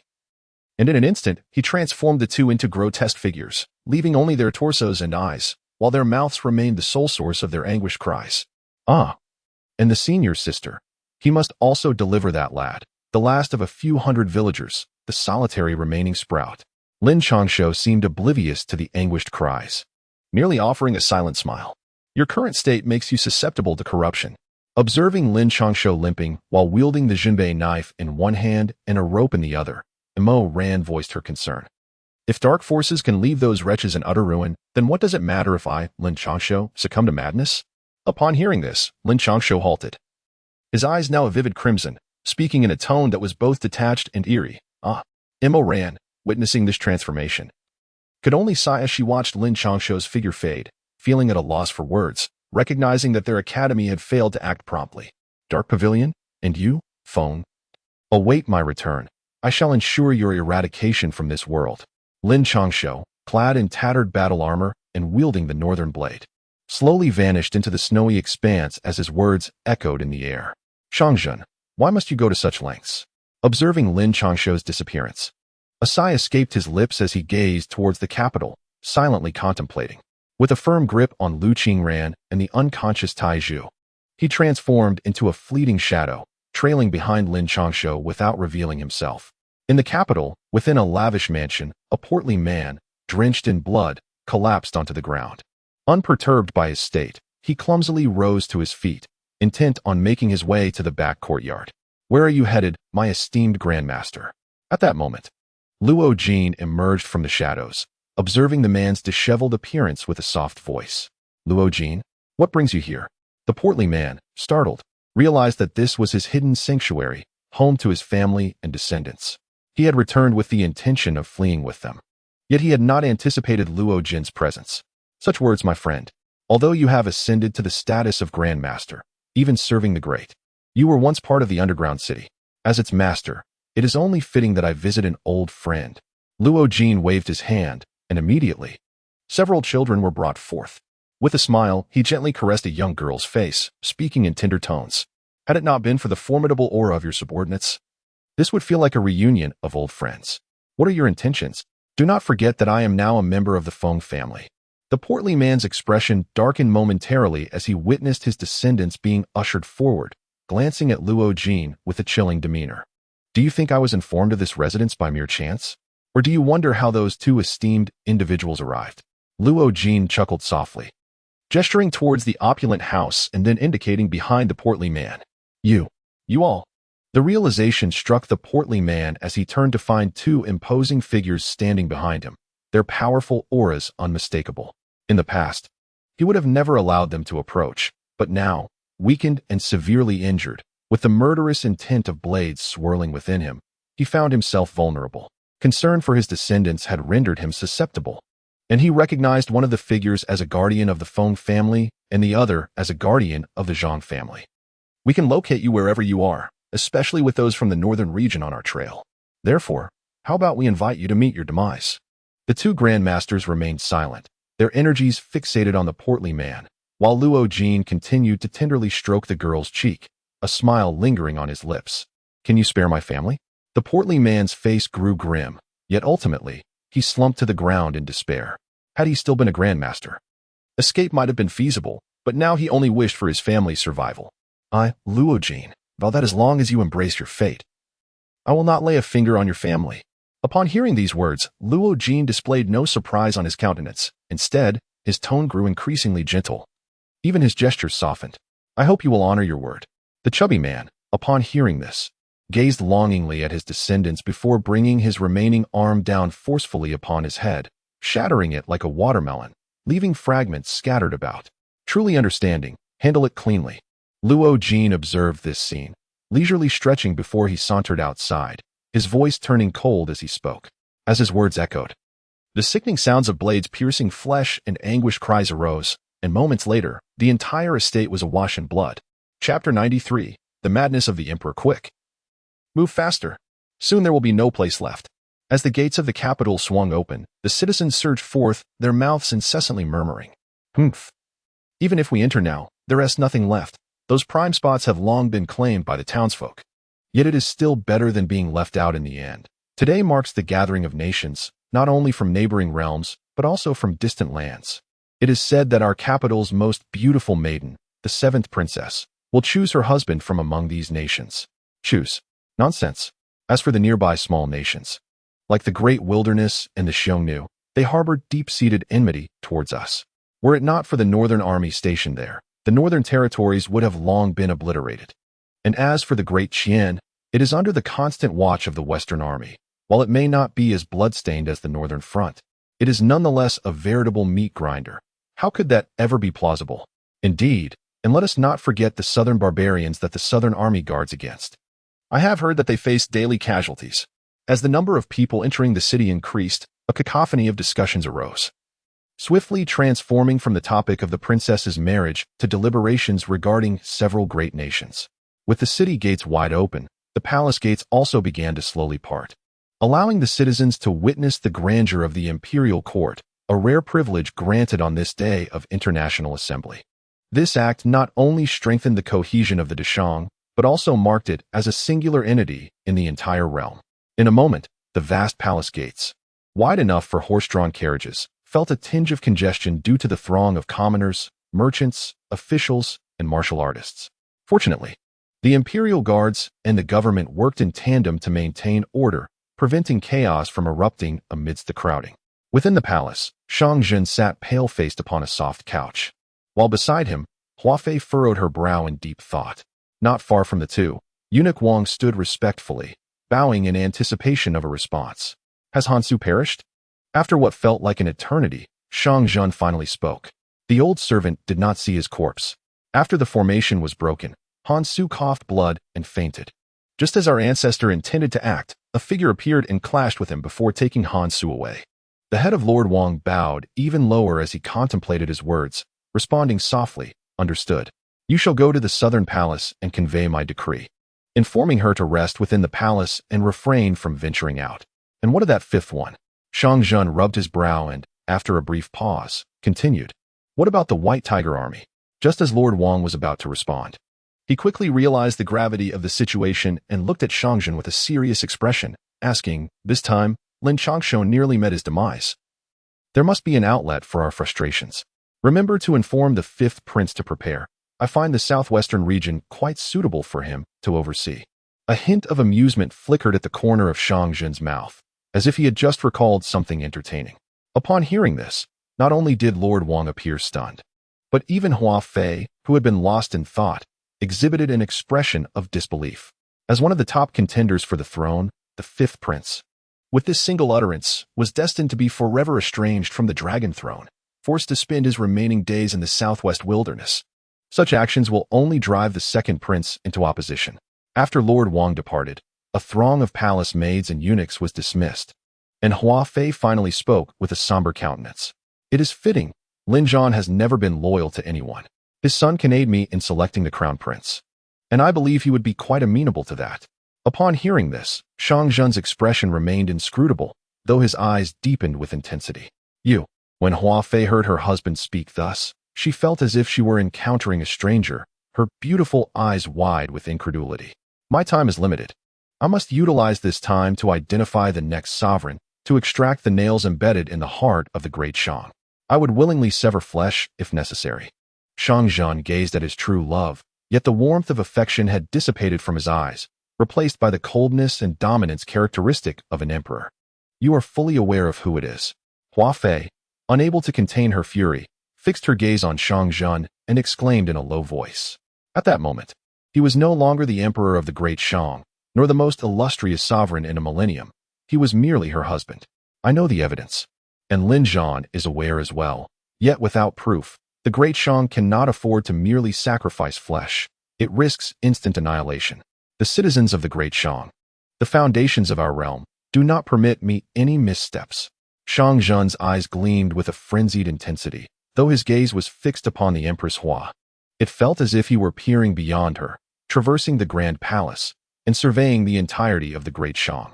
50 miles outside the capital, a formidable legion of soldiers, clad in armor and wielding long blades, stood silently in the snow, their presence nearly imperceptible save for the occasional snort of the horses. At the forefront stood 3 figures. The central one, a robust man with a beard as tough as iron, had cold eyes fixed upon a limping silhouette in the distance. To his left was a middle-aged man exuding a palpable aura of menace, missing a hand, none other than the long-lost Dao Shu. To his right stood a weathered figure, resembling an elder in the twilight of life, yet with eyes that shone with a profound brightness. This was the also long-missing Leg Shu. They had been stationed there for 3 full hours, and the rising warmth emanating from their bodies indicated the haste of their journey. Their collective gaze fell upon a young man, clad in tattered battle armor, limping forward with a blade in one hand and a rope in the other. Behind him trailed 2 streaks of crimson blood, accompanied by haunting wails, yet the young man seemed impervious to the sounds, advancing coldly. I had anticipated the arrival of the White Tiger army. The young man slowly approached the ranks of soldiers, casting a glance at them before breaking into a grim smile. His voice raspy. "Young master, we have arrived too late." Dao Shu and Leg Shu exclaimed, their eyes welling with tears upon seeing Lin Changshou's battered form in the familiar battle armor. Their desire to dismount and assess his injuries palpable, yet they restrained themselves. Bound by the unspoken rules of the Northern Town Army, battle armor and steeds signified a state of readiness. No matter whom they encountered, dismounting was forbidden, and at most, they could offer a salute from their mounts. If the Azure Dragon were to come, the first to fall would likely be you, young master. The burly man scrutinized Lin Changshou intently before speaking suddenly. Indeed, who would have thought that Song Shu was Song Long, and that he would perish for the sake of a debauched scion like me? Lin Changshou seemed oblivious to the implications of the White Tiger's words, maintaining an air of irreverence as he spoke. I harbor no fondness for you, nor does the Divine Beast Legion. Unlike the esteemed Azure Dragon, we have no desire to engage in slaughter. I am uncertain whether entrusting the northern garrison to you is a wise decision. The White Tiger paused, taken aback by Lin Changshou's response. He had anticipated either a display of sorrow or a furious desire for revenge, yet he was met with an unexpectedly nonchalant demeanor. Chapter 94. Who said I wished to return? Me? Huh. The northern garrison is indeed formidable, but strength is only truly one's own when firmly grasped in hand. Lin Changshou seemed to sense a hint of disturbance. With a flick of his wrist, the rope in his hand transformed into 2 long whips, striking fiercely against the 2 assassins who had morphed into grotesque figures. In an instant, their wails ceased, while Lin Changshou's gaze remained fixed upon the White Tiger. Let us observe your prowess. The White Tiger army has encountered the young master. The White Tiger, without casting a glance at the 2 transformed beings, stared intently at Lin Changshou for a prolonged moment before proclaiming loudly, his hand striking his armor over his chest. We have the honor to meet His Highness. As the White Tiger's voice resonated, the dark mass of soldiers behind him seemed to spring to life, their voices shattering the heavens. We shall escort you to the northern frontier. The White Tiger, his eyes locked onto Lin Changshou, spoke in a tone devoid of warmth. Lin Changshou's reputation in the Northern Territory is far from favorable. He frequents brothels and pleasure houses, and not only has he made no significant progress in his cultivation, but he is also rarely seen among the ranks of the military.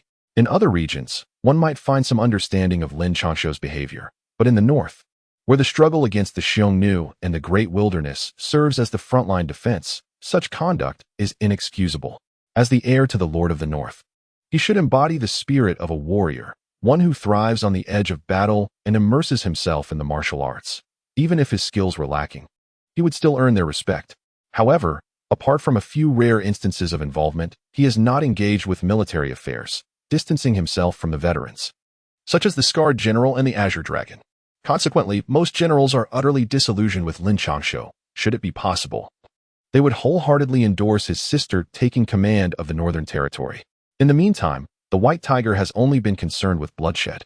Yet this time he has come personally, not only because there have been no major battles warranting the White Tiger Army's mobilization, but primarily because no one else is willing to step forward, except for the Azure Dragon, who fears that his involvement may pose a risk to Lin Changshou.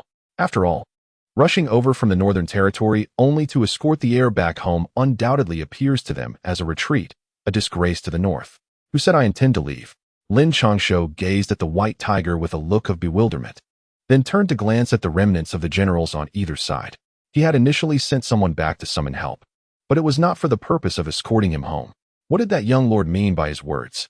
Upon hearing this, the White Tiger was taken aback, feeling an unexpected contrast from the robust man before him. The likes of Barugu and that group of monks must perish. Yet, I fear that someone might intervene, which is why I summoned you all here. Ideally, both the fifth prince and that esteemed prince of the great wilderness should meet their demise as well. Lin Changshou grasped the rope, and the two individuals behind him began to wail as if a switch had been flipped. His voice, detached and bloodthirsty, even sent a shiver through the seasoned White Tiger, known for its prowess in battle and bloodshed. Very well, prepare yourselves, since you have managed to arrive here. It indicates a concession on his part. However, should that fifth prince meet his demise, I wonder what his reaction would be. Would he succumb altogether? And if you find that the slaughter is insufficient, do consider purging the Shadow Pavilion within the Great Shang realm. I take delight in witnessing each individual transform into something akin to them. Lin Changshou waved his hand and turned towards the direction of the capital, leaving behind two trails of blood that spread like a blood dragon. I advise you to return and gather more allies. Otherwise, the 2,000 soldiers of the White Tiger Army will perish.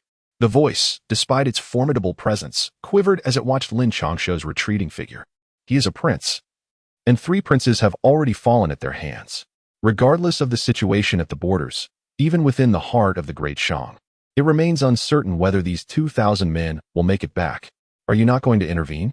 The bewildered Uncle Dao finally came to his senses and looked at the White Tiger. Such treasonous words and actions would not only alter the issues concerning the nomads at the borders, but also pose a significant threat to the Emperor of the Great Shang.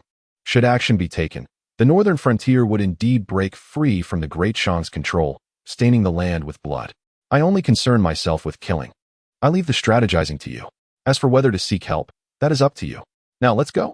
The White Tiger cast a penetrating glance at the two before turning his steed and leading the White Tiger army away. The White Tiger's attitude towards the heir had shifted. Sai, you go find the heir.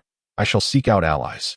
Uncle Leg shrugged helplessly, glancing at Uncle Dao before vanishing in a blur, not even mounting his steed. Inside and around the palace, the martial arts arena and gardens had been interconnected, and the envoys from various nations were already seated, engaged in hushed conversations. I hear you've accomplished something significant? The prince of the great wilderness, resplendent in luxurious brocade attire and holding a goblet, sat there exuding an air of nobility while smiling lightly. I know not of what you speak. Barugu furrowed his brow, as his mood had soured since last night. He had received no news from the 5 monks capable of contending with grandmasters. His trusted aides were likewise silent, and there was no news from the treacherous 5th prince, nor from the infuriating Lin Changshou. It was as if nothing had transpired at all. This left him with a restless urge to flee. Yet he could only endure the discomfort of being in the palace, surrounded by a host of hypocrites. Were I in your position, I would not be here, but would instead don a disguise and flee back to the grasslands. The prince of the great wilderness shot a glance at Barugu, unperturbed by his tone, and spoke softly. What seemed like counsel was, in fact, an incitement to watch the unfolding drama. Both the great wilderness and the grasslands shared a common enemy, the northern frontier. Yet, the two would occasionally clash, their deep-seated enmity stemming from years of bloodshed. Were it not for the throne, he would never deign to converse with such a brute. This hypocritical fellow speaks true. You should indeed escape, or you shall meet your demise. Just as Barugu was about to retort, a flippant voice interjected. and he found the Prince of Deqian smirking at him. What business is it of yours? The other party remained silent, yet their voices infiltrated the air. Belugu's eyes glared fiercely, as if they were capable of devouring a soul, and he cursed. The crude oaf deserved his demise. He is out of the game, and now it is a contest among us few. Do you truly wish to marry the seventh princess? The crown prince of Daqian snorted coldly, no longer concealing his voice as he addressed the crown prince of Dahuang and the prince of Nanman. Why not? The crown prince of Dahuang seemed to be wary of the others, a glimmer of murderous intent lurking in his gaze as he replied in a frigid tone. They were, after all, mighty nations, and their proximity was crucial. Although the conflict between Dahuang and Daqian was not particularly brutal, the borders were far from peaceful. Moreover, the crown prince of Daqian was renowned as a prodigy, having stepped into the realm of a half-step grandmaster 3 years prior. Among the younger generation, he was the only one capable of rivaling the transcendent sword immortal, Lu Qingran. My Daqian has maintained amicable relations with Dashang for generations. Unlike your incessant warfare with them, do you truly believe you can succeed? Upon hearing this, the crown prince of Daqian let out a couple of derisive laughs, regarding the two with a mischievous glint in his eyes, while the prince of Nanman remained outside his focus. Chapter 95. Proposal. If you intend to marry Yen'er off to these foreign lords, I will take her away, and at that point, whom you marry your daughters to will be of no concern to me. At this moment, Huafei and Shangzhen were observing the group of envoys from a distance. And of course, they heard Belugu and the others quite clearly. Huafei's eyes glimmered with icy disdain as she directed her gaze at Shangzhen. Do you truly wish to wed Yen'er to that fellow? He hails from the northern territories and is destined to become its ruler. Amidst the clashing of swords and the perils of war, would you really allow your daughter to be wed to him?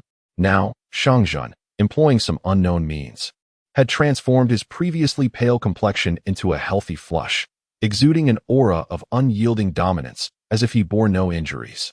That is our choice. If you wish to find someone to marry, let the Empress's 2 children go instead. Do not think to use my child as your bargaining chip. Huafei's beautiful eyes brimmed with lethal intent, devoid of her usual tenderness, as she glared fiercely at Shangzhen. I will consider it, but I require time, Shangzhen responded, his thoughts obscured, a faint smile curling at the corners of his mouth. Very well, I hope you keep your word. Huafei regarded him earnestly, then turned to leave. Are you not staying to watch? A grand spectacle is about to unfold. Even I, the emperor, shall be publicly humiliated by that lad. Shangzhen observed her departure and, after a moment of silence, suddenly spoke, his expression revealing no displeasure, but rather a hint of eagerness. I am unaware of the grand scheme you are orchestrating, but I must caution you that the child is the offspring of your sworn brother. The Lin family sacrificed a princess for you and nearly lost their sole legitimate heir. Suddenly, Huafei turned around, tears welling in her eyes, her voice choked with a mixture of anger and inquiry. I understand, but in comparison to this vast world, what is an individual worth? The Lin family has suffered losses, and so has my Shang family, for the sake of the entire Dashang. These sacrifices are merely a mark of glory. Shangzhen became agitated, his previously calm eyes now reflecting a fervor. If Lin Changshou and Yen'er are harmed, I would take them away without hesitation. This Dashang is your Dashang, not the Lin family's, and certainly not mine. You owe the Lin family far too much. Huafei regarded Shangzhen as if seeing him for the first time, disbelief evident in her beautiful eyes. She could not comprehend how the benevolent emperor she once knew had transformed into someone like this. After speaking, she turned and walked away without waiting for Shangzhen's response. Your Majesty. Shangzhen remained motionless, lost in thought until the eunuch Wang approached and softly called him back to reality. Has the 5th prince departed? Shangzhen rubbed his temples, weariness lacing his voice. The 5th prince has not left yet. It is unclear what he is waiting for, Wang replied, bending slightly to speak into Shangzhen's ear. Inform him that he must depart within 5 days. The throne may be ruthless and domineering, but it must never exchange the lives of the common people. Shangzhen's face turned ashen, as if a chilling realization struck him, and he coldly scoffed. Should I send someone to intercept the White Tiger army? Wang hesitated momentarily before speaking. After all, he is a prince, and no one knows what orders Lin Changshou has given regarding their arrival. What does it matter? This world has no need for useless individuals. If he dares to commit such a heinous act, even blinded by greed to harm Lin Changshou, why should he not be dealt with by the White Tiger army? Send out the orders. Apart from those accompanying the 5th prince, no one is to participate. or they shall face death," Shang Zhen declared with a cold snort, slamming his hand on the armrest, which instantly crumbled to ashes at his command. "I shall obey," Wang responded, his expression conflicted, wanting to say more, but ultimately lowering his head to accept the order. As time passed, citizens gathered both inside and outside the palace, while foreign envoys and princes arrived, awaiting the ceremony. Under the blazing sun, as Wang's sharp voice rang out, Shang Zhen donned his dragon robe, accompanied by a resplendent woman in a phoenix robe and crown, exuding grace and elegance. As they ascended the high platform, the ceremony begins. Observing the crowd bowing below, Shang Zhen's previously troubled heart lifted, and with a grand gesture, he proclaimed, "Thank you, Your Majesty." Regardless of whether they are the ministers of the Shang dynasty or commoners, or even those from foreign lands, all bow their heads in respect to Shang Zhen. Even the Xiongnu and the people of the great wilderness exhibit no displeasure. Instead, their eyes are filled with reverence. After all, Shang Zhen is considered a wise sovereign, a man who has elevated the Shang dynasty to its pinnacle, deserving of their respect. "Your Majesty's glory serves as a model for all dynasties," remarked the queen, her beautiful eyes glancing over the crowd below, her lips curving into a gentle smile. "Indeed, but this is merely the beginning. The territory of the Shang must expand to encompass the world." Shang Zhen replied with a faint smile, yet his tone was as cold as ice. To others, the queen's words seemed to praise Shang Zhen, but only he understood that she was subtly indicating that what he had accomplished thus far was sufficient, that he ought to embrace his fate. "I shall certainly fulfill Your Majesty's wishes." The queen's eyes sparkled with an inexplicable delight as she spoke. "There is no need for you to fulfill my desires. I shall pursue my ideals myself. You need only to be the queen, managing the inner court," Shang Zhen stated, his gaze fixed upon the lively crowd below, his tone remaining icy. The queen maintained her expression, unperturbed by Shang Zhen's admonition. While others might feel trepidation at such words, she remained unfazed, her eyes shimmering as she observed the festivities below, lost in her own thoughts. As the atmosphere grew increasingly vibrant and envoys from various nations mingled, the music came to a halt. At that moment, the Prince of Date Qian stepped forward with a beaming smile. He first bowed to Shang Zhen and the queen, and then clasped his fists in greeting to the ministers of the Shang and the envoys from various nations. "Your Majesty, I have long heard of the seventh princess's beauty and intelligence, her radiant grace that has captivated hearts across the realm. As the Prince of Qian, I, Song Qingyun, dare to propose marriage and hope for your approval." As the bewildered commoners absorbed his words, and as Ba Lu Gu and the Prince of the Great Wilderness, Nan Man, wore grim expressions, Song Qingyun continued, "Your Majesty, the seventh princess's beauty is renowned throughout the land. As the Prince of the Great Wilderness, I, Zhao Xingchen, also dare to propose marriage, seeking to strengthen the ties between our two nations." With Song Qingyun's declaration, Zhao Xingchen suddenly rose, standing beside him with a cheerful demeanor. "Your Majesty, I, Ba Lu Gu, am willing to offer 50 miles of retreat, 1,000 cattle and sheep, and a century of non-aggression as a bridal gift. And I hope for your consent." As Zhao Xingchen and Song Qingyun began their bids, Ba Lu Gu stepped forward, addressing Shang Zhen and the others above with a hearty voice. Chapter 96. Oh, how lively! Is there more to come? Observing the undercurrents among the three individuals below, a faint smile graced the lips of Shang Zhen. The crowd, prompted by his words, turned their attention to the southern barbarian prince, who sat alone, indulging in drink, devoid of any accompanying envoys. Returning to his majesty of the great Shang, as a prince of the southern barbarians, I, Li Yu, have come to foster amicable relations between our two nations. The seventh princess is as beautiful as a celestial being, and I wish to wed her. Regrettably, the three of you are far too exceptional. Thus, I must concede, Li Yu lamented, reluctantly setting down his cup and bowing solemnly. Very well. If all three of you wish to marry my daughter, what shall we do? Shang Zhen remarked, his gaze lingering playfully on Li Yu before shifting to Song Qingyun and the others.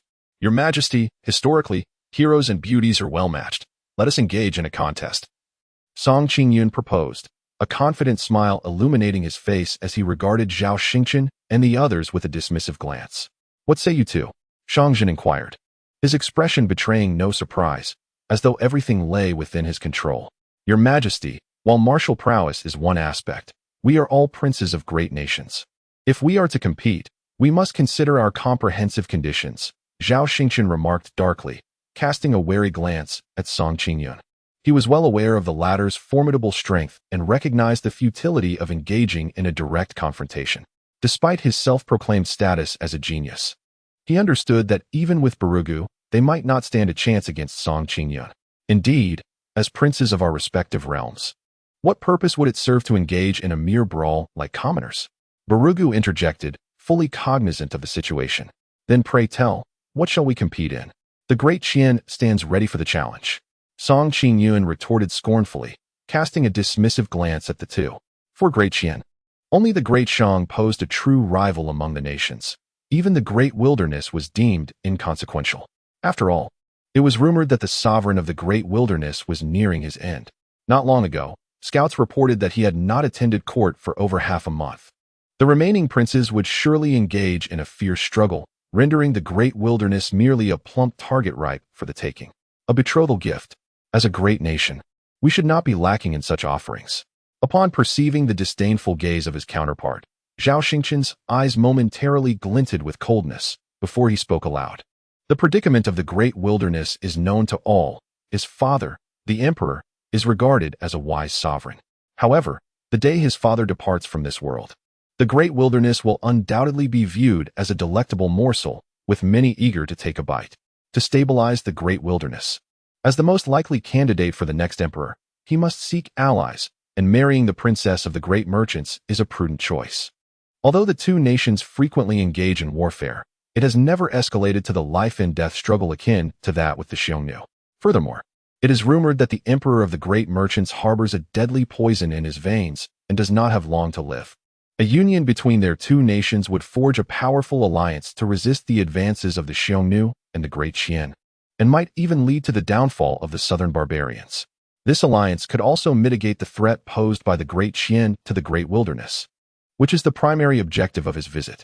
Oh, do you truly believe that our great Qian is impoverished? Upon hearing this, Song Qingyun's expression of disdain deepened.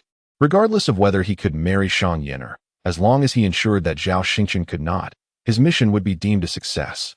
Both nations are formidable, both steeped in millennia of history, and the machinations of such states rarely conceal any secrets, particularly given the current circumstances of the great wilderness. Your Majesty, our great wilderness is willing to concede 3 cities at the northern border, provided a marriage alliance is established. We can sign a treaty of non-aggression for 300 years. Zhao Xingqian scoffed inwardly. This time, victory was essential. He surveyed the assembly and, bowing respectfully, addressed Shang Zhan with a clear voice. As his words echoed, the previously silent onlookers erupted into animated discussions. 3 cities were at stake. These were border cities that had resisted for decades. Would they truly be relinquished for a mere marriage alliance? Even the seemingly assured Song Qingyun was taken aback. He had anticipated some sacrifice from the great wilderness, yet he had not foreseen such a substantial concession. You are mad. Among those present, the most incensed was Barugu, for it was known that the Xiongnu and the great wilderness had previously been allies. Although the two nations often clashed, their primary objective was to guard against the Northern Expeditionary Army, and both sides had maintained an unspoken understanding to restrain this force. However, should the great wilderness surrender 3 border cities, the Xiongnu would be left vulnerable to the Northern Expeditionary Army, potentially facing a swift defeat. Your Majesty, I wonder if the sincerity of our great wilderness is sufficient. Observing the shock among the assembly, Zhao Xingqian maintained a composed demeanor, though his heart ached. He still wore the faade of a nobleman, inquiring with a clear voice, Your Majesty, the actions of the great wilderness are merely aimed at undermining the great merchants. It is common knowledge that the great wilderness is on the brink of collapse. Let us not forget, regardless of Zhao Xingqian's words, that he is but the crown prince of the great wilderness, and the emperor has not yet passed away. Moreover, there exist numerous princes and ministers within the great wilderness. It is certainly not a realm governed solely by his decree. Without waiting for a response from Shangzhen, Song Qingyun stepped forward. He cast a cold glance at Zhao Xingqian, then spoke aloud. He uttered the words regarding the demise of the great wilderness emperor without a flicker of emotion, determined not to grant the great wilderness a moment's respite. How audacious of you, Song Qingyun, as a prince of Deqian. What right do you have to comment on the affairs of the great wilderness? What are you even worth? At this remark from Song Qingyun, the crowd began to realize that Zhao Xingqian was merely a prince, and even though he was the crown prince of the great wilderness, his survival upon the emperor's passing remained uncertain. So what? If you are dissatisfied, we can compete, or perhaps you are too timid. I, as a prince, do not advocate for a war of annihilation against your great wilderness. Do not forget, you are merely a prince, while I am indeed the crown prince of Deqian. Upon hearing this, a cold smile crept across Song Qingyun's face, his disdain evident in his gaze. Your Majesty, Zhao Xingchen is but a prince. If an alliance were to occur, we would not only face turmoil, but also assist him in vying for the throne. Such a venture would be utterly unwise. Before Zhao Xingchen could respond, Song Qingyun once again saluted and addressed Shang Zhen with a resonant voice. Shang Zhen merely observed in silence, his gaze fixed not upon them but towards the palace gates, as if awaiting something. What is happening? The onlookers murmured in confusion, perplexed by Shang Zhen's demeanor. Just as the crowd was engulfed in curiosity, two anguished cries echoed from afar, drawing their attention. Oh, how lively! I hope this son of the world is not an unwelcome presence. As the figure approached, clad in battered armor, one hand wielding the northern suppression blade, and the other pulling two ropes, Lin Changshou limped into view. Chapter 97. Who else is there? The heir of the northern suppression king? How has he come to be in such a state? The guards outside. How could they allow him entry in this condition? Officials, military generals, envoys, and even common folk turned to gaze, their expressions a mixture of bewilderment and shock. They were left to wonder who had dared to inflict such harm upon Lin Changshou, who now entered this crucial venue in tattered armor, brandishing his long knife. Lin Changshou, what are you doing? As the uninformed murmured in confusion, Shang Zhen, seated firmly upon the dragon throne, suddenly spoke, his voice booming and authoritative, reverberating throughout the palace. This is splendid. Let them know of the arrogance of the northern suppression king's estate for daring to enter such a significant occasion in this manner. Even as the heir, Lin Changshou shall face consequences. A captivating spectacle was unfolding, leaving one to ponder how His Majesty would address Lin Changshou's transgressions. Upon hearing the words of Shang Zhen, the expressions of those present varied greatly.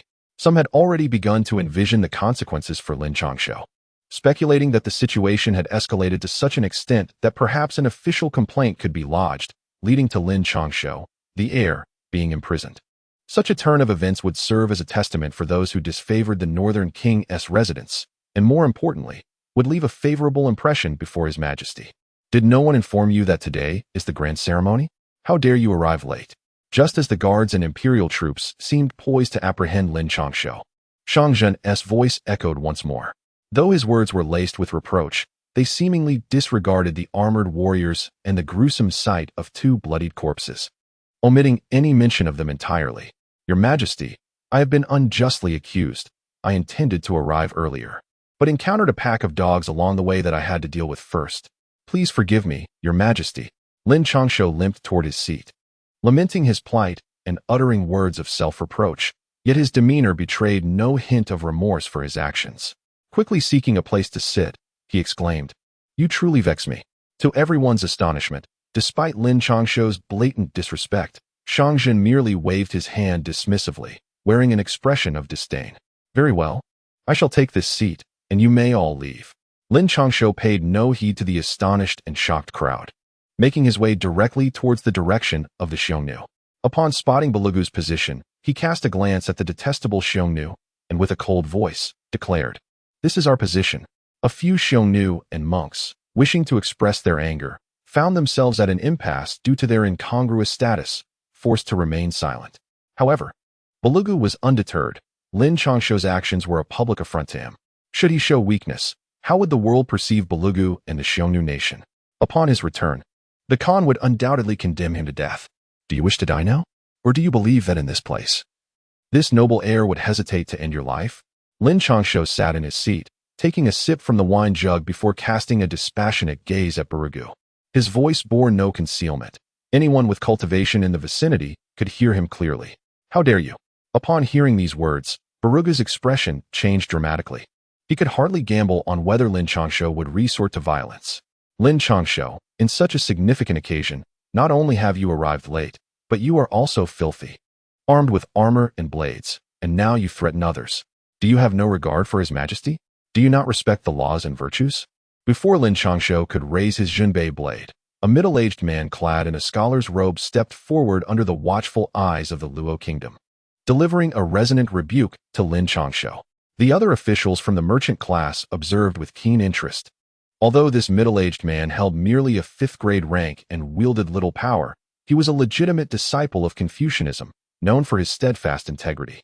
Even Emperor Shangzhen had faced his scorn, let alone the insignificant heir, Lin Changshou.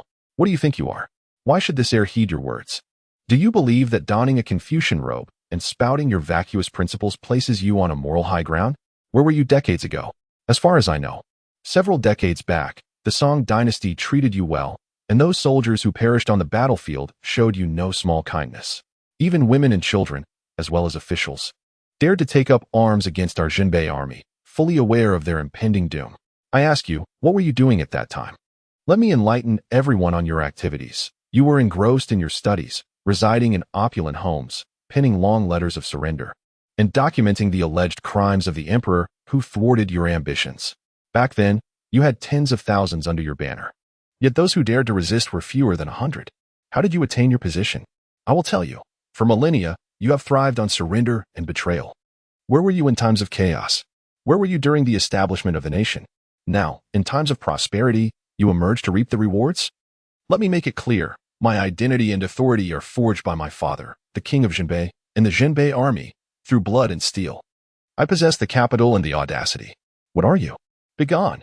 Lin Changshou forcefully struck the wine jug upon his opponent, standing atop the table with an aura of murderous intent. His resonant voice echoed like a sharpened blade, stripping away the opulent facade of Confucianism to reveal the raw, bloody flesh beneath. You dare to insult the sages. The middle-aged man, clutching his head in disbelief, gazed at Lin Changshou with astonishment. Yet his voice lacked the former authoritative vigor. Instead, it conveyed an impression of futile rage, as if he were desperately attempting to conceal his vulnerability but found himself utterly powerless. What are my words, young sir? Shall I compile those historical texts into volumes and circulate them across the realm? Lin Changshou kicked the exquisite fruit platter across the room, leaving the esteemed scholar in a state of utter disarray. Yet he dared not express his anger, for Lin Changshou spoke the truth. His greater fear lay in the possibility that Lin Changshou would indeed act upon his words. Should that occur, the Confucian ideals they had upheld for millennia would collapse entirely. Who would be willing to advocate for such a disreputable group? Observing the man's discomfort in silence, Lin Changshou disdainfully spat, then cast a cold glance at the surrounding officials. Apart from a few brave enough to meet his gaze, the rest averted their eyes, as who could fathom the myriad of clandestine texts left behind when the king